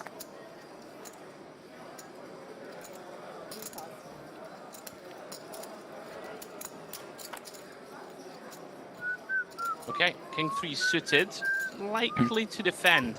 But you hear what I'm saying? Like a chip lead-in spot here. Like you could just 3-bet King 3 here and it would stop Sebastian being able to open, right? But I think he's just recognizing I might get away with some light ones, and he gets punished by running into top 2. Here we go then. I mean, Sebastian here on borrowed time, that ace-8 up against the 2-jack, spiking the ace. Everything from here, basically a free roll. Well, let's see if Brixton can find a bit of deception. Oh, man. I mean, of all the hands that you just call, this is close to number 1. He is counting out raising chips, though. I feel like this is a mistake. Just the game's cut off open. Like, just let Sebastian have the chance here to barrel off. Obviously, it can never be a mistake, right, to raise top 2, but you hear me, this board is so dry. Don't put like that. Correct? No. I mean, he's just going to get out of the way. Almost been let off the hook here, Yeah. Demps. Like, yeah, could potentially have got himself in a bit of trouble down the streets. Absolutely. But you may also think you don't get to raise much, right? And that is certainly true. Yeah, can't do anything with this one. It could be 4.5 for here. If you don't show now, that means you had good. You always show when you don't have. He's right. Okay. He's got him absolutely pinned.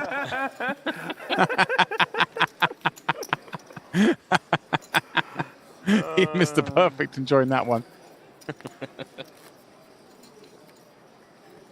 Сколько малый? 1.2. А, тут такая херня, да? То есть еще вот это, ага. Сейчас бы я его на кассу, конечно, отправил бы просто. Молодого. Sebastian, ace king from under the gun. A little over 20 blinds. Obviously bitten off the last hand, but this one will be taken to the house if need be. And Banashevich finds ace queen. Oh, wow. The shortest stack, seeing this action in front spells disaster for him. Montenegrin's been so patient, got himself into the final 5 and finds a hand where Mr. Perfect with 2 10s behind. I mean, he's been so adverse of action, but surely we play this. I mean, we're not loving life, but come on, we've got 10s. I think one thing I will say, whenever he has a real hand, he just picks up one big stack of chips and launches them in. I think we just... I'm wondering if we ever have call fold. It doesn't make sense against 20 bigs behind for Sebastian. Just with Brixton behind in case we run into it, but I think we're just all in Demps. Firing as the under the gun stack. Yeah, like it's really important to get this right. Okay. Here we go. You called it. It looks like he is just piecing together the big bet, gonna move all in effectively. Oh, wow. It's like a bet of 50 million. I mean... And all of a sudden, I mean, Sebastian can't fold. Nah, Can he? Nah, we're not folding ace-king. Not in a five-handed game. The good thing is he knows, like, even if Mr. Perfect's got aces and he calls, he's still going to get the ladder if Banacevic doesn't run down the aces, right? Exactly. If we outlast Banacevic, then we get at least fourth. Yeah, currently 5 left, 95k, the on-deck payout, fourth 130. I mean, Mr. Perfect can definitely look down at ace-queen suited, ace-queen off and do this. Even if he has, like, hand like he has, tens or jacks, we do okay. There's not many universes where... How many... Show. Yeah, he's got no time bank chips left, has he? Oh, wow. I'm looking, I couldn't see a time bank chip. He gets away from it. And what a situation for Banacevic here. Because somehow he's got ace-king out of the pot and is flipping against Mr. Perfect. Wow, this is nuts. I genuinely think he had no time bank chip left. And he just... 30 seconds wasn't enough for him to work it out. What a moment. What a huge fold as we see it come 7-3 deuce. Could this be like one of the sort of most fortuitous suboptimal folds we could see if this one continues to brick out, which is what it's doing? I mean, Mr. Perfect could well have failed two here. Yeah, it's almost tilt for him when he finds out that he's king folded. Is it a king river for the punishment? It's not. My word. Mr. Perfect knocks out our short stack Banacevic in fifth place. $95,000 for him. And what a turn of events this has been. Sebastian's folded ace-king here with, what, 23 blinds to start the hand? He's absolutely loving it.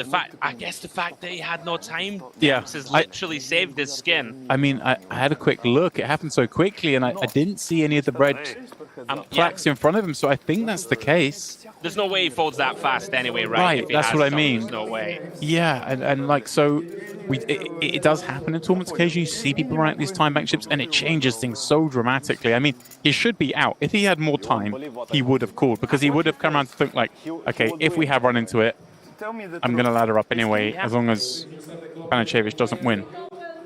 Incredible though, but like that mistake, if we can call it a mistake, I think it is, could well pay dividends here. Loving life. I mean, he was free rolling already, having hit ace-8 against two jacks.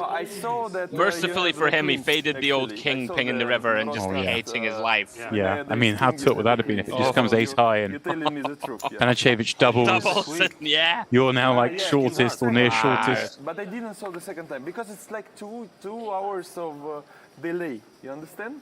Yeah.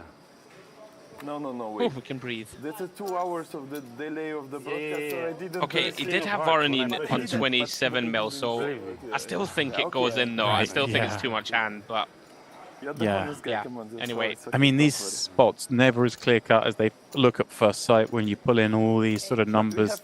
I mean, it is bottom. Like, if we have ace-queen there, then we definitely pitch it. Yeah. So it is kind of bottom, but... Just such a difference between those two hands, though, isn't it? Yeah. Always feels like, well, there is. He's still in here. You and I would be out spending our 130k at the free bar. We would be out. It's like we... So Voronin limping here, 12 effective. I like this flop check, makes sense. Also makes sense for Sebastian to check back. Don't want to bet fold the open-ender. Voronin now with the green light to seek value makes a lot of sense, 40%. Awkward this for Sebastian. You probably feel compelled for 3 million to see a river. Hard for us to credibly rep anything at the moment, right? Like, we're not gonna... I don't think we have any raises is where I'm coming from. Yeah, and just fold, and I don't hate it. Lots going on. Voronin up to 35 million. I'm the small blind, correct? No, you are the big blind. Big blind, yeah. Yeah, you are the big blind. Now the blind's gonna raise every 15 minutes, so it's gonna be fast. It's gonna be fun.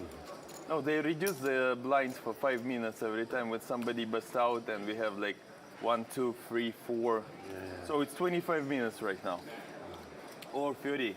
Incorrect. We are on a regressive clock.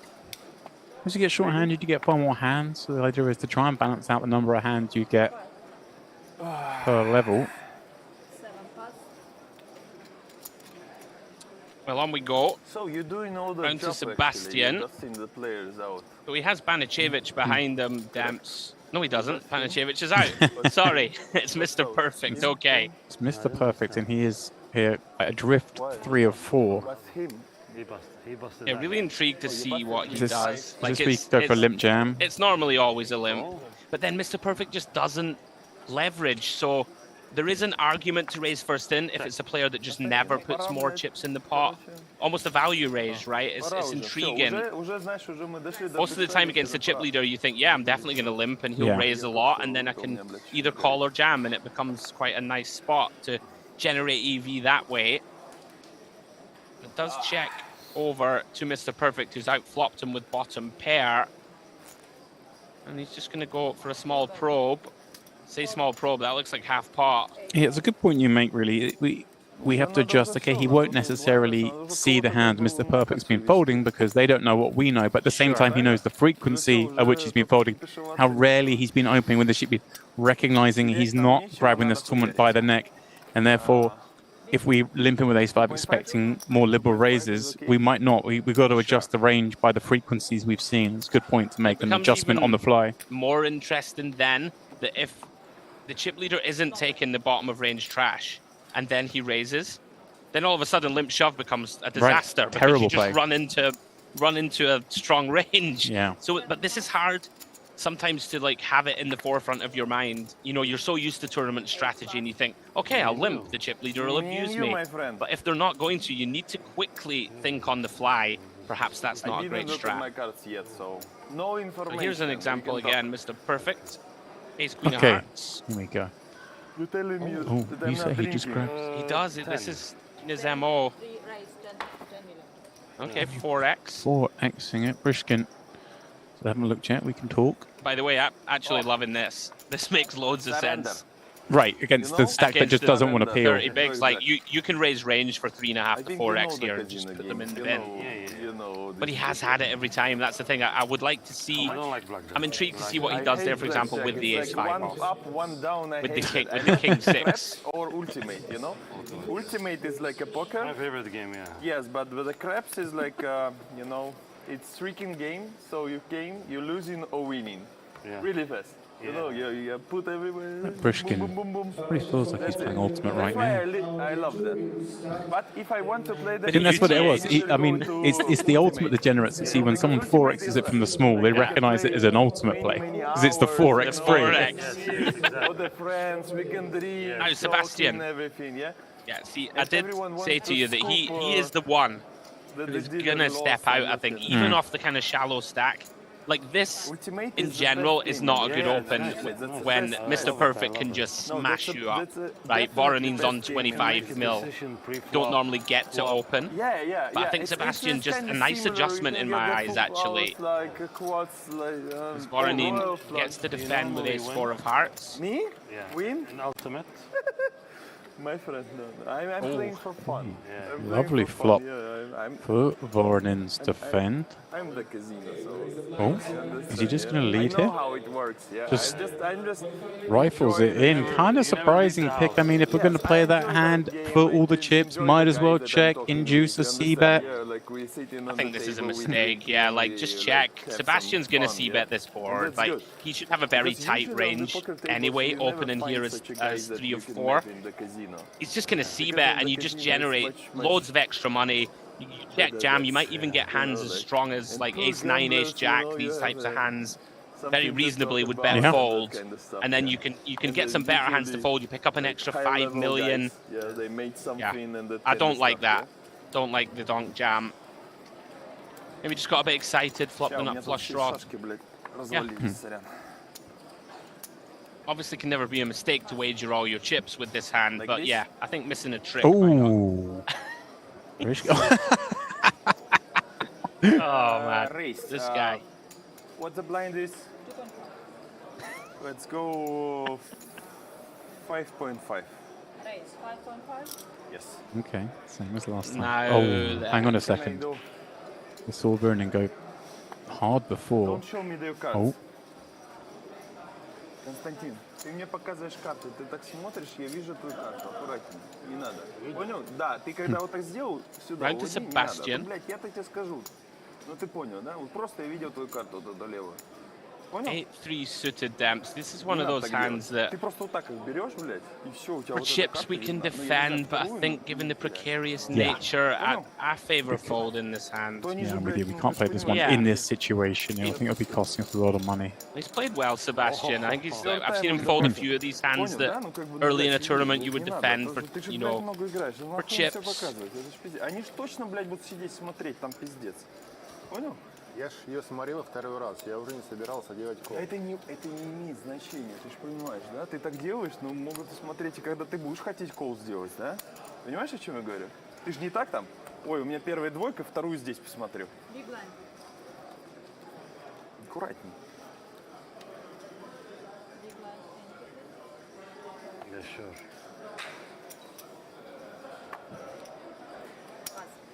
Ну понял, да? Ну, просто, блядь, ты же пойми, они вот так будут сидеть, смотри, они вот так будут сидеть, вот так, даже низко будут сидеть, вот так, чтобы видеть, ну, если что, карта, ну ты же понимаешь, с кем ты играешь, блядь, ну ты что? Тут же, блядь, у картишек нет братишек окончательно. Здесь надо вот так вот смотреть, блядь, там... Action to Sebastian in the small blind. Once more up against Mr. Perfect. Gonna limp in again. And yeah, we're just recognizing, I guess, that if we're playing against someone who's going to be punishing us, we can't play these kind of hands. But Mr. Perfect is allowing us to take flops. Although 10-10-3 board, not the flop Sebastian's looking for. He is still ahead. Sorry, yeah.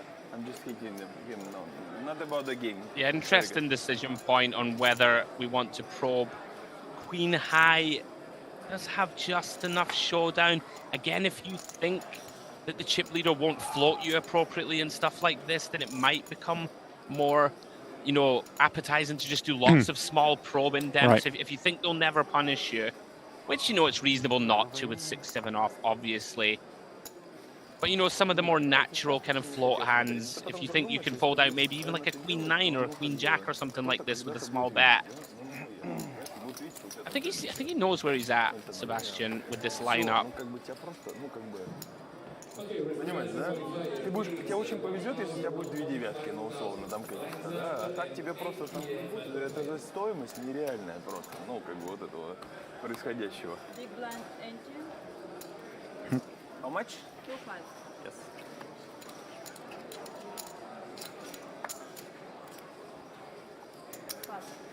So we continue four-handed here at the Mediterranean Poker Party, where it is the Luxon Pay Grand Final. Sebastian. Yeah, tricky ones, these. 40 million, so 16 blinds. Feels like too much to shove. Okay, well, he disagrees. Just deciding to run it against a tricky opponent in the big blind. Why so much? Yeah, a reasonable question. I guess, But you know. 30, 40, Obviously fine to 40 just jam. million. The adjustment I'm kind of making there is, well, Mr. Perfect's not going to punish me. Briskin hasn't shown any inclination to 3-bet jam. No, So when I raise and Mr. Perfect reaches for the 20 million and announces, I just think that, okay, I've dodged it. I just don't... Yeah, I hear exactly where you're coming obviously from. for chips, if you're playing against two aggressive opponents who cover you, it makes more sense to open rip this, because then you don't get lent on, you know, by every... There'll be, you know, if you've got two crushers behind you who find every suited ace reshove, every low pair reshove, every king queen and all this malarkey, then it becomes less appetizing just to min raise. But in this lineup, I thought he might. I mean, it's not a mistake to jam. Mr. Perfect giving up another king on the button and a walk from Brishkin. Definitely been an opportunity here for Mr. Perfect to accumulate more chips than he has. Which is good news for the other guys, I guess. Having said that, he did fold 2 or 3 times when I thought, well, you got to open. And people just had massive hands behind. So it may not have worked out as well as I'm suggesting. Good result in this tournament. Now then. Brishkin, he's jack. I raise 5.5. Gonna pop it up once more. Once again, Voronin with a candidate Dempsey's gonna call, which not immediately intuitive to me. I guess we can keep in some hands we crush. We maybe feel like we would like a slightly stronger hand to 3-bet jam, like a king-queen. I think we would always shove. Maybe just deciding, okay, I still have a little playability. Ace, king, 8 board. Voronin checks it on over to Brishkin, who's going to bet 4 mil on a swift call.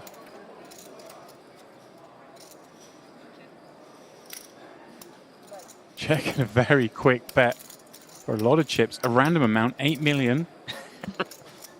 Random amount is 1/3. Part of the problem when you just call here pre, Yeah. is that we don't we lack ace X, right, in the small blind.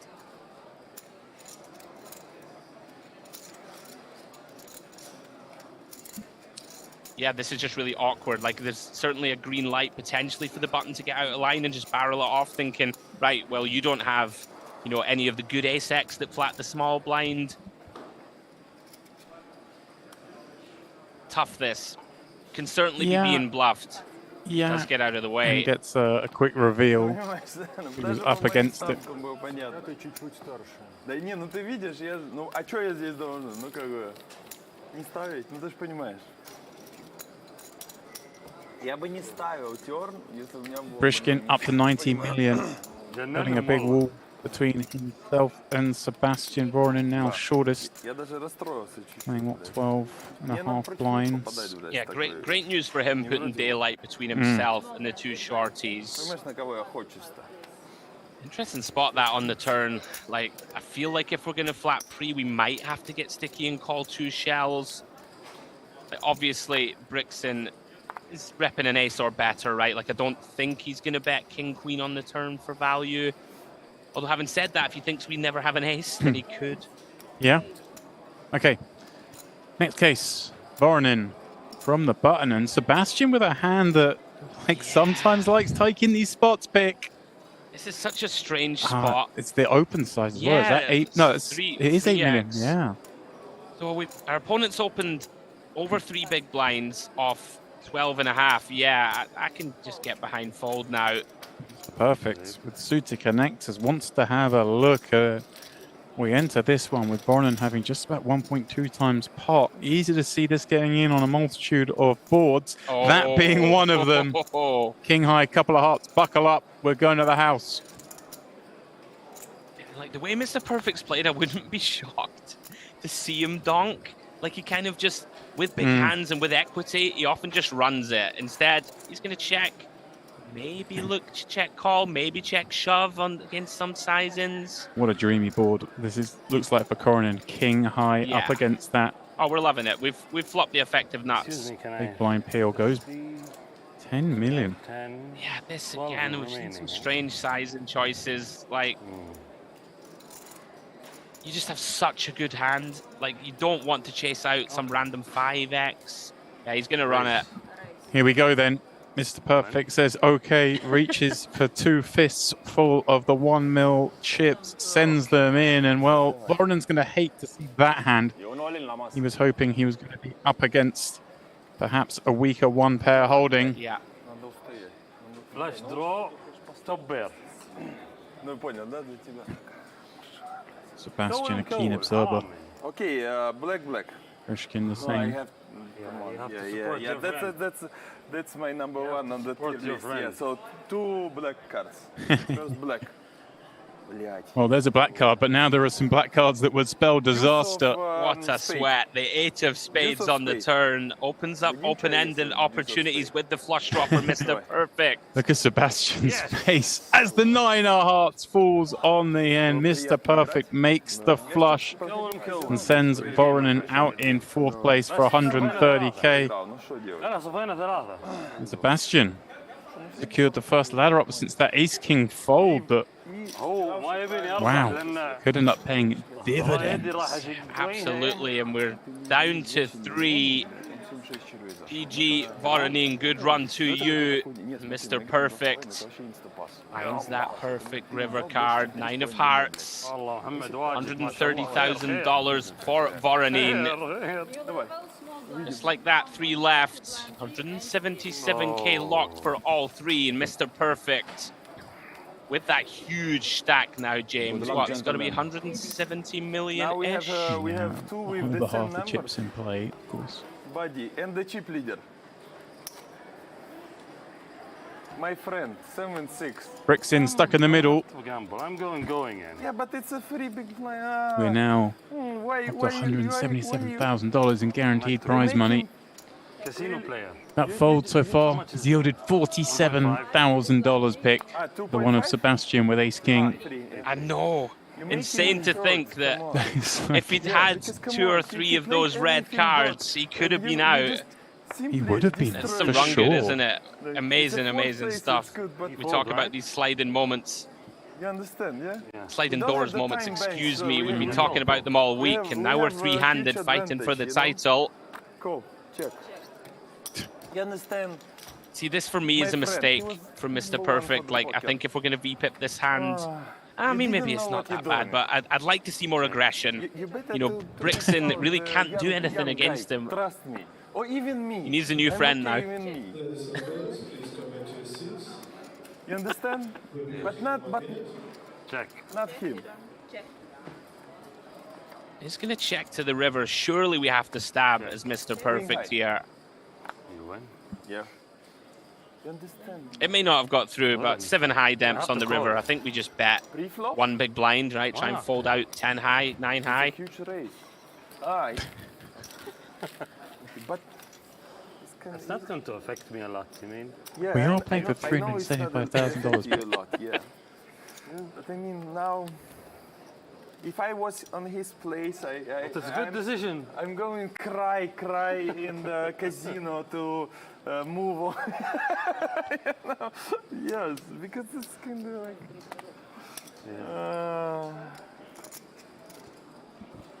No, at least Mr. our Perfect on the button now. You made by the qualification? No. No, it's direct? 9. Real premium holding 3-handed.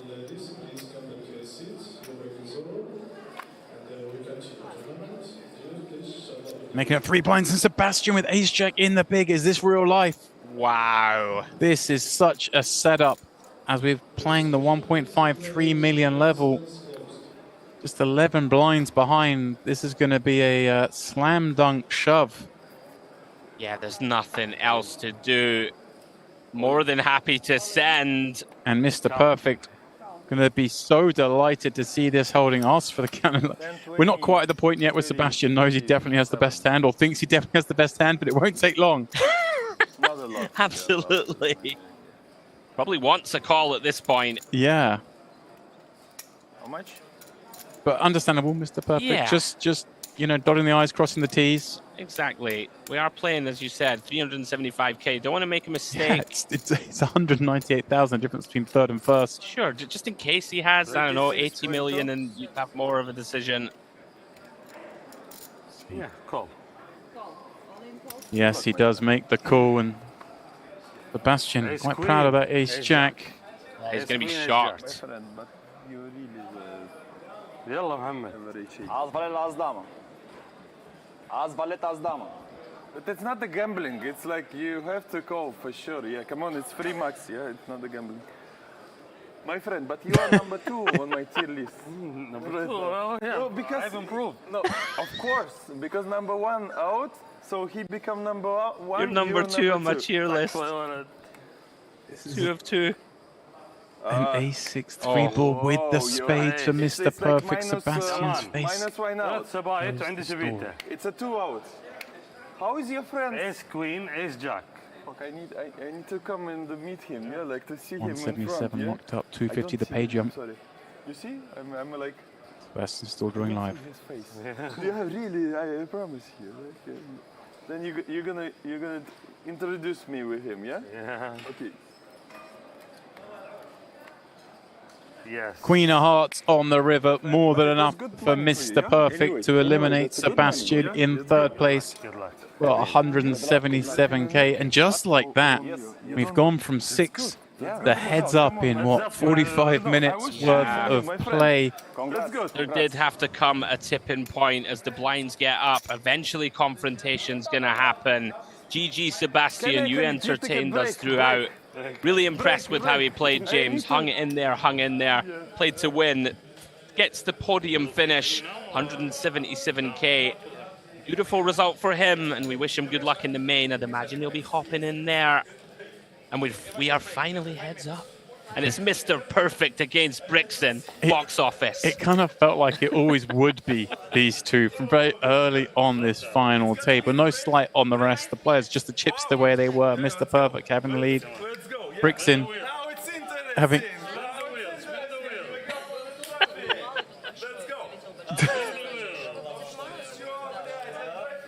Well... That's a Lajmi in the background. Oh, it is a Lajmi. He walks onto the stage. Oh, he's pals with Mr. Perfect, it seems. It's all going on. He's been come on. This is a Lajmi. Let's show some respect. He's the star of our show, even when he's not in. As the tournament director arrives on the scene, escorts him off. It's all going off. Well, look, look at the damage Mr. Perfect's done since 5 left. Knocking out Banathevich, knocking out Voronin, and knocking out Sebastian, setting up the heads-up match between himself and Ivan Brixton.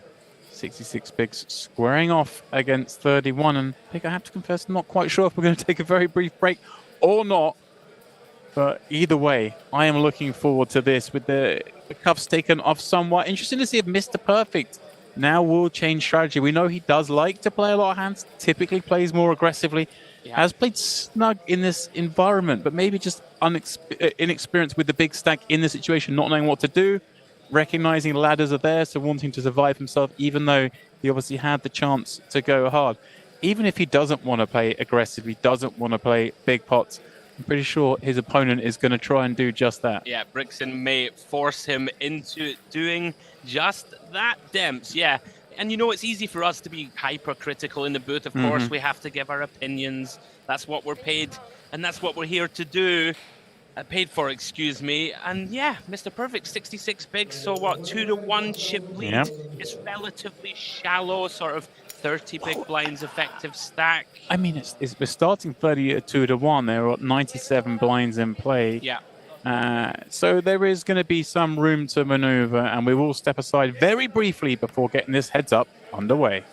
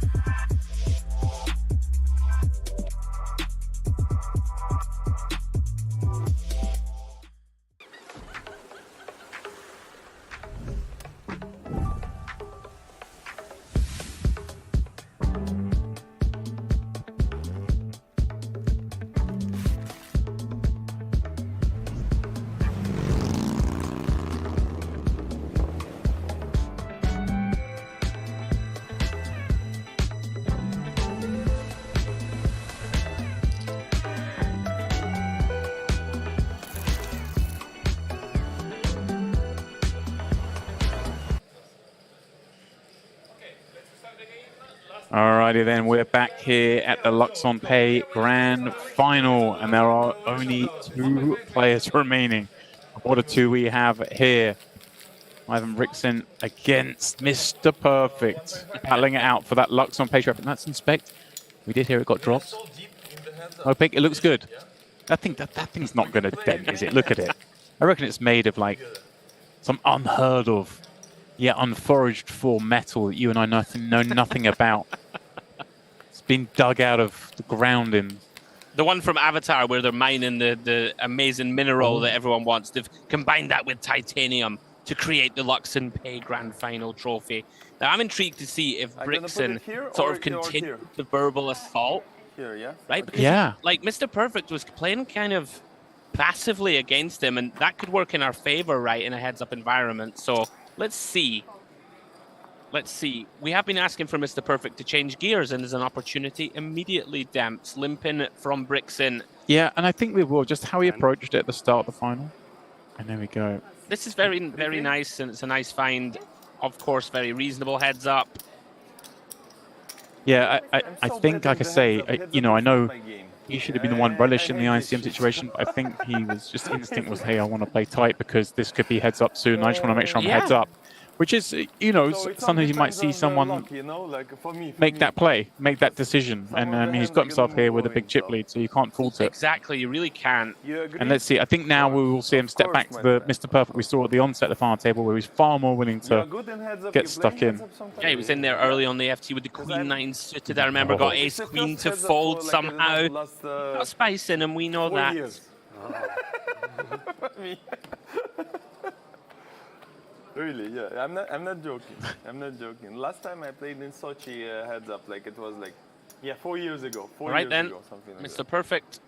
King Deuce offsuit on the button. This will be a bit of a clue for us as to how he wants to approach the match. It's kind of one that you can go either way. Yeah, look at this. He's just going to be aggressive. I like this. Real change from what we saw before. And that's a very tight fold from Brixton heads up. Of course, it can be difficult to change gears. Like we've been in this four-handed dynamic where we need to play very tight, right, in terms of defense. Whereas heads up to a min-raise, James, I would argue you've got to defend that one. Online. Yeah, it's like ultimate now. You just ace, any king, you just have to fucking gamble. I don't play online, so I'm not supposed to play online. So. Never played the heads up or something like that. You big one.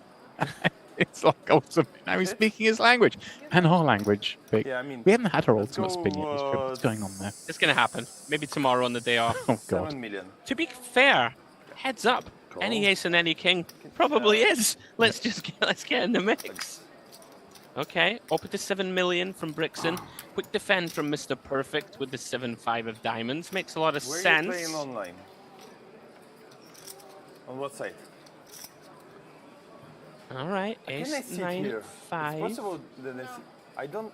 Sorry, but it's not possible. I don't see the cards. Oh, you're not allowed to talk? No, he wanted to move seat. It's take time to realize what the board is. Oh dear. He's been sitting in seat 5, middle of the table all day. Well, hang on a minute, Demps. Mr. Perfect, you're gonna donk here. 12. Oof. Wow, big bet. Well, you were asking for aggression. Yeah, but I am too drunk. And this box is really bad for me. Yeah. 12. Oh, we're descending into madness. Well, he flicks in the call for 12 million, and somehow. Because I actually don't see. Sorry, yes, it's far away. This is awful because this table is long. Well, like I say, he's been sat in the middle of the table all day with a good view of things, and now suddenly been put to the ocular test. All right, let's try and break this one down. Oh, there's no point doing that. Yeah, Pick. Come on. That's why I'm here. Wow. So, like, you have to try and deconstruct this. Like, this line from Mr. Perfect, I like the aggression, but, we really just don't get to do this. As James giggles away. I'm sorry, I'm gone. That's okay, another sip of the gin and tonic. Pick, you fly the ship, my friend. I will fly it, right? This is really nice from Brixton, just recognizing our 9 is a lot of hand here. Like, we block the 6-7s of this world, right? That could feasibly donk and make a real hand. So now Mr. Perfect's put himself in this weird spot where we've donked bottom pair twice. Now there's a flush completer. I mean, we kind of need to turn our hand into a bluff. There's 71 million in the pot. What's this? Oh, he's gone 20. Are we going my back? word. What's going on? And by the way, I mean, this is a horrible spot now for Brixton. We just have a pure bluff catcher. What hands does our opponent bet that we beat? 7-5 pick. 7-5. It's literally. And he flicks Oh it. my word. Five. Oh. Yes. Wow. Well done, Brixton. Ivan Brixton goes cool. Bad because I have bad eyes and I don't see the cards, and I'm sorry. I don't think Mr. Perfect cares too much right now as we level up the stacks. The cards was coming, yeah. And plus I have the gut shot on the turn, and it's important to see, yeah? Sorry. Nothing personal. Get this man a waiter. Yeah, thank There you go. Nearly even in chips, separated by just 3 big blinds. The early skirmish, well, I call it a skirmish. I mean, this is a full-fledged battle, that pot. Getting them even. Yeah, 3-3. Yeah. Somewhat inadvisable, this one, I think, from Mr. Perfect. Just lacking a bit of execution. I think if we're going to fire a river bluff, probably just ask for all of it, Demps, right? Like yeah. This is going to take some dissecting. These two are just loose cannons. Yeah. You never quite know what's going to happen. We're swinging. This is round 16 of a heavyweight bout. It's like they just, there's no guard. Yeah. They're both slugging away. They're both punch drunk. Can you ask the floor to put me here? Because it's going to be He's still asking if he can move. This table is too long. I don't see the cards, yeah. I'm drunk, yeah. And I have not the best eyes, yeah. Can you ask the floor? Maybe. Oh, dear. Excuse me. Could you be so kind? Yeah. Can I sit here? It's possible. Because I don't see. It's too far away. My eyes is not so good. I'm drunk and I'm like, I don't see the colors. I see it's black and that's it, yeah. Okay, can you put me on this board and it's gonna be much better, yeah? Mr. Perfect gonna limp in. Yeah, okay. Thank you very much, yeah. I didn't wash my hand, yeah? Because it's gonna be stupid. I'm gonna stand up all the time to watch what's going on, yeah? Come on, because this table is long. Mr. Perfect, how do you digest this then? I'm not gonna go in my room to I think it's change probably a good thing for him in a sense, but he just lost that big yeah. pot. Okay, it's giving him some time to collect his thoughts. So yeah. Come on, so I'm not gonna change anything, yeah? You understand? But it's gonna be stupid. If I'm You're playing heads up for 125k. Yeah? Because я вообще не вижу, бля, креста, пика, просто черная карта. He said my eyes aren't great. I've never, in my years of experience, had a situation where I've had a tournament paused whilst we work out whether a player can switch seats. He can't decide, can he? I mean, maybe he can. I think it shouldn't be too much of a problem. Obviously, the aesthetics for us, it looks nice, the two of them facing off, but it is a large table, it has to be said, and you know, he's tired and he's drunk. This is like two tables, two normal tables, too long. Oh. Can I move there? Here is okay? Yeah, thank you very much. Thank you very much. Okay. There we go. Now at least we're gonna play and I'm not gonna like do this stand-up game. Thank you. Thank you very much. Now we continue. Okay then, limp in from Mr. Perfect with This the Jack Deuce. This might be the longest time in the history of poker someone's faced a limp and then end up checking back. And I check. He's like, yeah, I did call. Yeah, I forgot what I got. Called, pal. It was so long ago. Oh, man. Check. Ace Queen Deuce, Mr. Perfect, finding best. Yeah, pretty reasonable to check back some bottom pairs here. You can induce some bluffs. Yeah, and here comes one of those bluffs. And slightly curious, holding to do it with the Jack High, just kind of going to be best a lot, isn't it? Yeah, it's almost like a half value bet, half bluff in a strange way. Yeah, Mr. Perfect going to be happy here. I think we just show down the deuce. We're not going to look to reopen the action. Waiter. Yeah, waiter.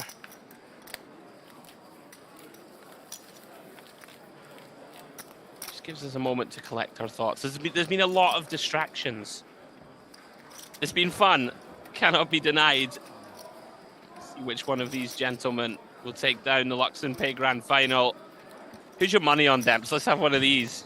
Who's your money on, buddy? I mean, it's funny. Before the match started, if you told me they'd get even, I would have said Brixton. Yes. Right? Because I felt like that's where they're going. And they have nearly got even. But now I'm actually back on Mr. Perfect because of the change he's made in his approach to this heads-up versus how he was playing shorter-handed. I think it's like a different player now. Yeah, it's almost like he heard us. We were asking for aggression. And the 7-5 hand, okay, it was a little clunky in its construction. Right. But if he jammed river, there's a good chance it gets through. Yeah, and again, and you see him here, just bumping it up. Yeah, I was really surprised that when I left how he was playing to how I came back and watched him fold. All those hands short-handed. But now, seems much better in control, much more comfortable playing heads up than with the short-handed dynamic. I'm gonna be drunk as hell today. Because anyway, doesn't matter what the result is, but today it's gonna be huge for sure. For you too? No, I don't drink. No, you don't drink, but it's a good day. Yes. Really good day, anyway. Certainly is a good day. $250,000 locked up for these two. 6 million. You smoke shisha? And he really has changed gears.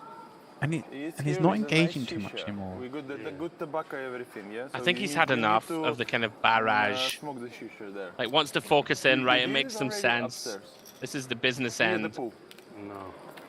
Yeah, go there. We have the good tobacco, so it's like must have dark side tobacco, so it's good. Check.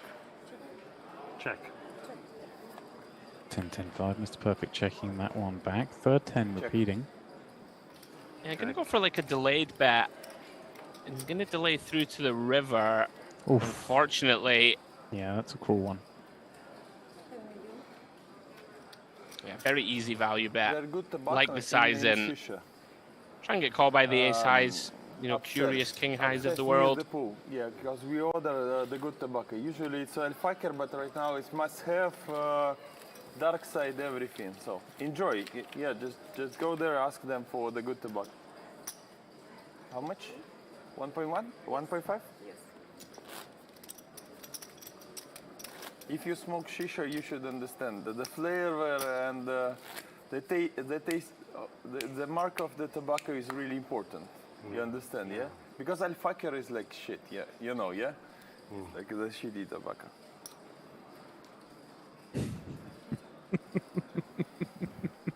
You can just see that Mr. Perfect's kind of over it. Just play. Yeah, he's just like, I want to win this tournament. He's like, you're a lovely guy, but I'm trying to focus. You tell me about the best tobacco. Can you give me 2 more gin tonic? 2 more. It's on the G and G's. I called it. A shot. And come here. Yeah, I give you the tips. Check. Oh man, this is wild. He's just like the fact that each one of his orders is 2 gin and tonics. I mean, the guy has ripped through them. He ordered 2 extra shots as well, you know. The ginger shots. Oh, all right. No, a little no, less 6 aggro. million, yeah, 6,000. Just to pick you back up again. Nice value bet here, by the way, with the river bottom pair. But yeah, I mean, he's been putting 2 gin and tonics away every sort of 40 minutes. If you don't drink shisha with your friends, buy something. What? He's just over it, isn't he? Buy a car? Which car you want? I like a Lincoln Navigator. Lincoln Navigator. You know Lincoln? It's the luxury of Ford. Lincoln? Lincoln. What is it? The mark of the, Yeah. of the car? I'm small. It's a Ferrari or what is it? It's a Lamborghini? No. Oh man. Lincoln? Sorry, I don't know that. Okay.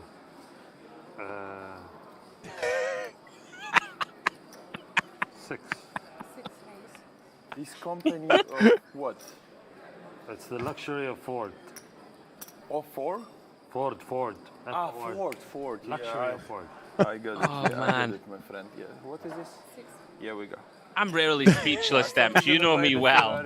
I'm rarely lost for words, but like, Mr. Perfect's just so over it. You have the good rods? Rods are good? Rolls-Royce, yes. Yeah. No, I mean the rods, yeah? Check. That's important, yeah. You got good roads? Because What's going on? really I good want to mute the mics. I'm done. Yeah.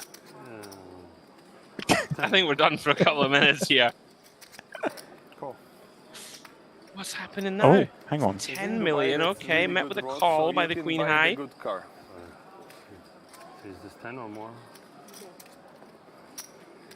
Because I don't know what model you're talking about. I gonna like search in internet. Check. Very dangerous, by the way, for Brixton to consider bluffing this if it goes check, but he's value bet in turn with ace high. Internet. All right then. I never heard that model. I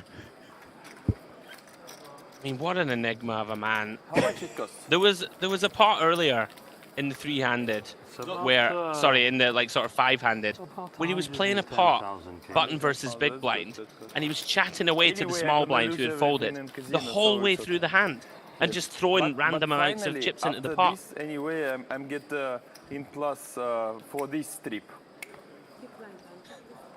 Oh. We're in the we're in the red before now. It sounds like we were big in the red. Something special for 375. It's not enough. It's not enough for something special. Sorry. Unfortunately. Let's go fold. Let's go fold. Well, timing spot on. Don't look, Mr. Perfect. Don't look. Oh, you had something good? Woo, my God, yeah. You didn't give me action. I need a phone, yeah, to like Google what the car is, yeah, because that's important. That's a good car, sport car. Can't get anything special with 375. SUV. I'm drunk. What does it mean? Like a big car. So 7-seater. 7-seater. It's like Like an Escalade. X7, like X7 in BMW, yeah? BMW. Yeah. You have the big family? It's 1-5, yeah. My friend, you have the big family? Call. My friend, you have the big family? Yeah. That's why you need the 7-seater, yeah? How many kids you have? 5. How many? 5. 5. Excuse me? Check. It does need 7 seats. Okay, it does need the You are navigator. the guy, yeah. My friend. Oh man. Come to me. Check.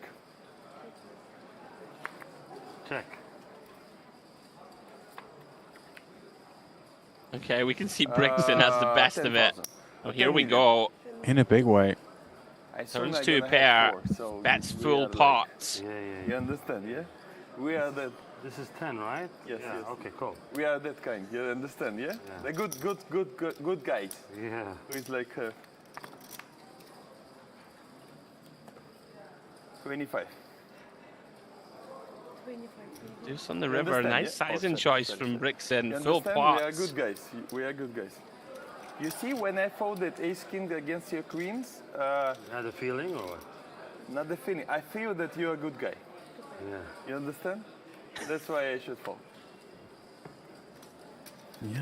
I would Right back struggle to the to play start of against the this. I would struggle to play against this. 1.5. Minus We from it. still on Probably the to same start the level. final. Those two could have got it in there with, I think it was 7 or 8 lefts at that point. We could have seen a Let's huge go, flip. my friend. Dead. We'll find them heads up because Do you want ginger Brixton shot? managed to I have fold one. ace king No, pre-flop. I have one, if you want. And when you were out of the booth, actually, he folded ace king again pre-flop against Mr. Perfect, who put in a huge squeeze. Wow. And it was basically correct. Mr. Perfect had ace king of hearts himself, and it was one of these spots where we were kind of What second did or you third move, in sir? chips and couldn't get it in. I raise to 7.5. 7,500,000.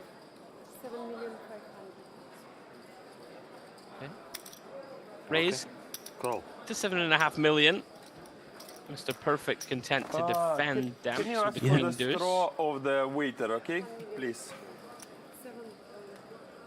The mistake Mr. Perfect's made in this heads-up match is occasionally engaging.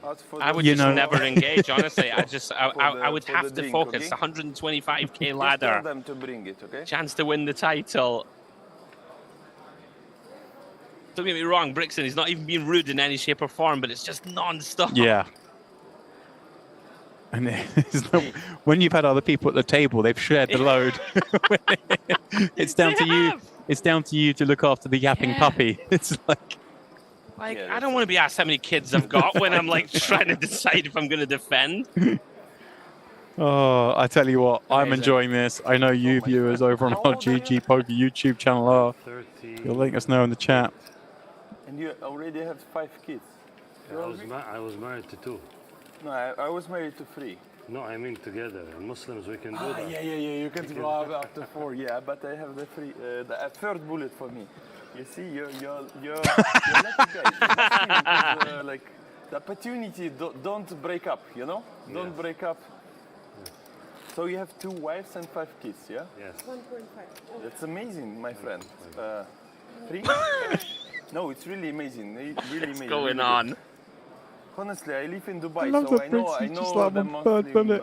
everything, so it's okay. I mean the religion, everything. So you're gonna go for 6? Oh no, we're gonna dip into religion. Go for 6? For the 6, baby, you're gonna go? No. No? You don't want more? No, it's enough. Maybe you're like Elon Musk, 11? Lines up to 4 million. Your wife doesn't want that? No, of course not. How old is your kids? The eldest is 14. What? The eldest is 14. The oldest. And you have how many boys, how many girls? 4 boys, 1 girl. Whoa, you have the quad. That's why you don't need the 6. I have a set right now. 3 girls, 1 boy. You understand? So I need 1 more, at least 1 more for the full house or quads. You understand? Yeah. Full house or quads? How much? 1.2 million. Oh my days.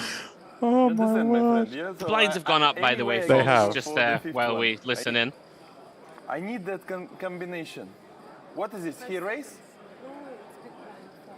We 2-4? 10. 10 million. So it's like, because I want to see the quads or the full house. Anyway, I have the. I have to dissect one hand, Demps. I can't listen in any longer. You understand, yeah? You understand. To the talk about the quads and full house of children. Mr. Perfect going to defend with Queen 4 of clubs. My friend, 5th one was Okay. Oh, hang on a second. 5th one was Some the trouble boy. here for Mr. Perfect ahead. 5th one was the boy. Yes. Yes? So you hit the quads. Yes. You had 3 boys, 1 girl, yeah? Yes. I have the 3 girls, It's 1 flopped top boy. and bottom here, So heads it's up full for house of quads, 127k. yeah? So you're a lucky guy, He's yeah? just That's 4 launching boys. That's unbelievable. That's good. How much verbal I raised? assault. 10? Yeah? Okay, let's go 20. Wow. 20. But you're lucky. 20 into How hard 24. is this to play against? No, I mean, that's And he's really going to good. get looked up by Mr. Perfect, and these two swelling this I pot love up. because like the people who Big like boy. have a lot of the kids, everything, yeah. Because we are good person actually, yeah. We are good person. Brixton. So let's go 50. 50 million. Huge bet coming in on the turn. Now, it's kind of weird because You see, he they has haven't like really 3 boys, exchanged 1 these girl, big and barbs. He hit the quads. I have 3 girls, 1 boy. Actually, I don't know what I'm gonna do. This is dicey waters for Mr. Perfect. We have a bluff catcher, but it's such a... Call. Yeah. Wow. Brixton's talked him into submission here almost, James. Pick, we've got 164 million chips in the pot here, and they have just over 60 million behind. This is a big misstep, it feels, from Mr. Perfect. And a 3 on the end. Well, not what he was looking for. Is he going to try I was something going here? to say, is there a... He has! He has! He's gone for the all-in, and can Mr. Perfect get a fold out of Brixton here? He's gone quiet for the first time today. Shot! A little bit of ginger. If Brixton clicks call, we have a champion. I mean, what 5x can we rep? James, that check calls full pot flop. I have and good basically hand full for the pot heads up. turn. A really good hand. Yeah, I just don't see any way he can fold here, and he doesn't. Ivan Brixton makes the call and finds Mr. Perfect at it on the river. 287 million of the 290 million chips are in play in this pot. We will break it down to confirm. That you hit the 5. You understand? Only ace 5. So it's only one combination, basically, yeah? I'm not the good guy to bluff against. You see, 2 pairs. Just like that, Ivan Brixton is the champion of the Luxon Pay Grand Final. Good for $375,000, which it turns out you can't buy anything good with. Apparently nothing good. Maybe a little car or two, a Lincoln Navigator. Well, $250,000 for Mr. Perfect. Commiserations to him.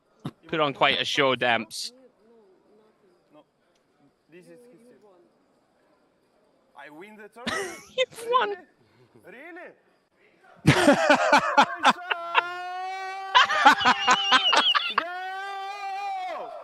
My friend, yeah, that's a pleasure. You see, that's a pleasure. Oh my word. I mean, give the people what they want. Let's go for the trophy. Let's go for the trophy. Yes, of course. Ivan Brixton is the Luxon Pay Grand Final winner.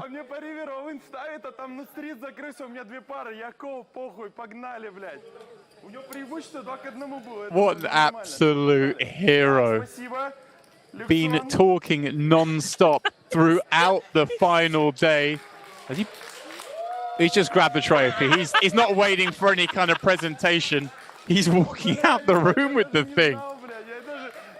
In all my years covering tournament poker, I've never seen anything quite like it, Demps. Well, let's just breathe a second and remind ourselves of how this one played out. It seems a long time ago.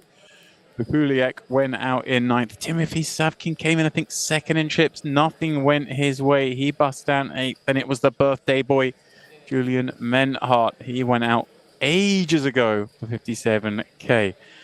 And well, what a day we've had here, Pick. We'll be back in a couple of days for the main event. Please join us then.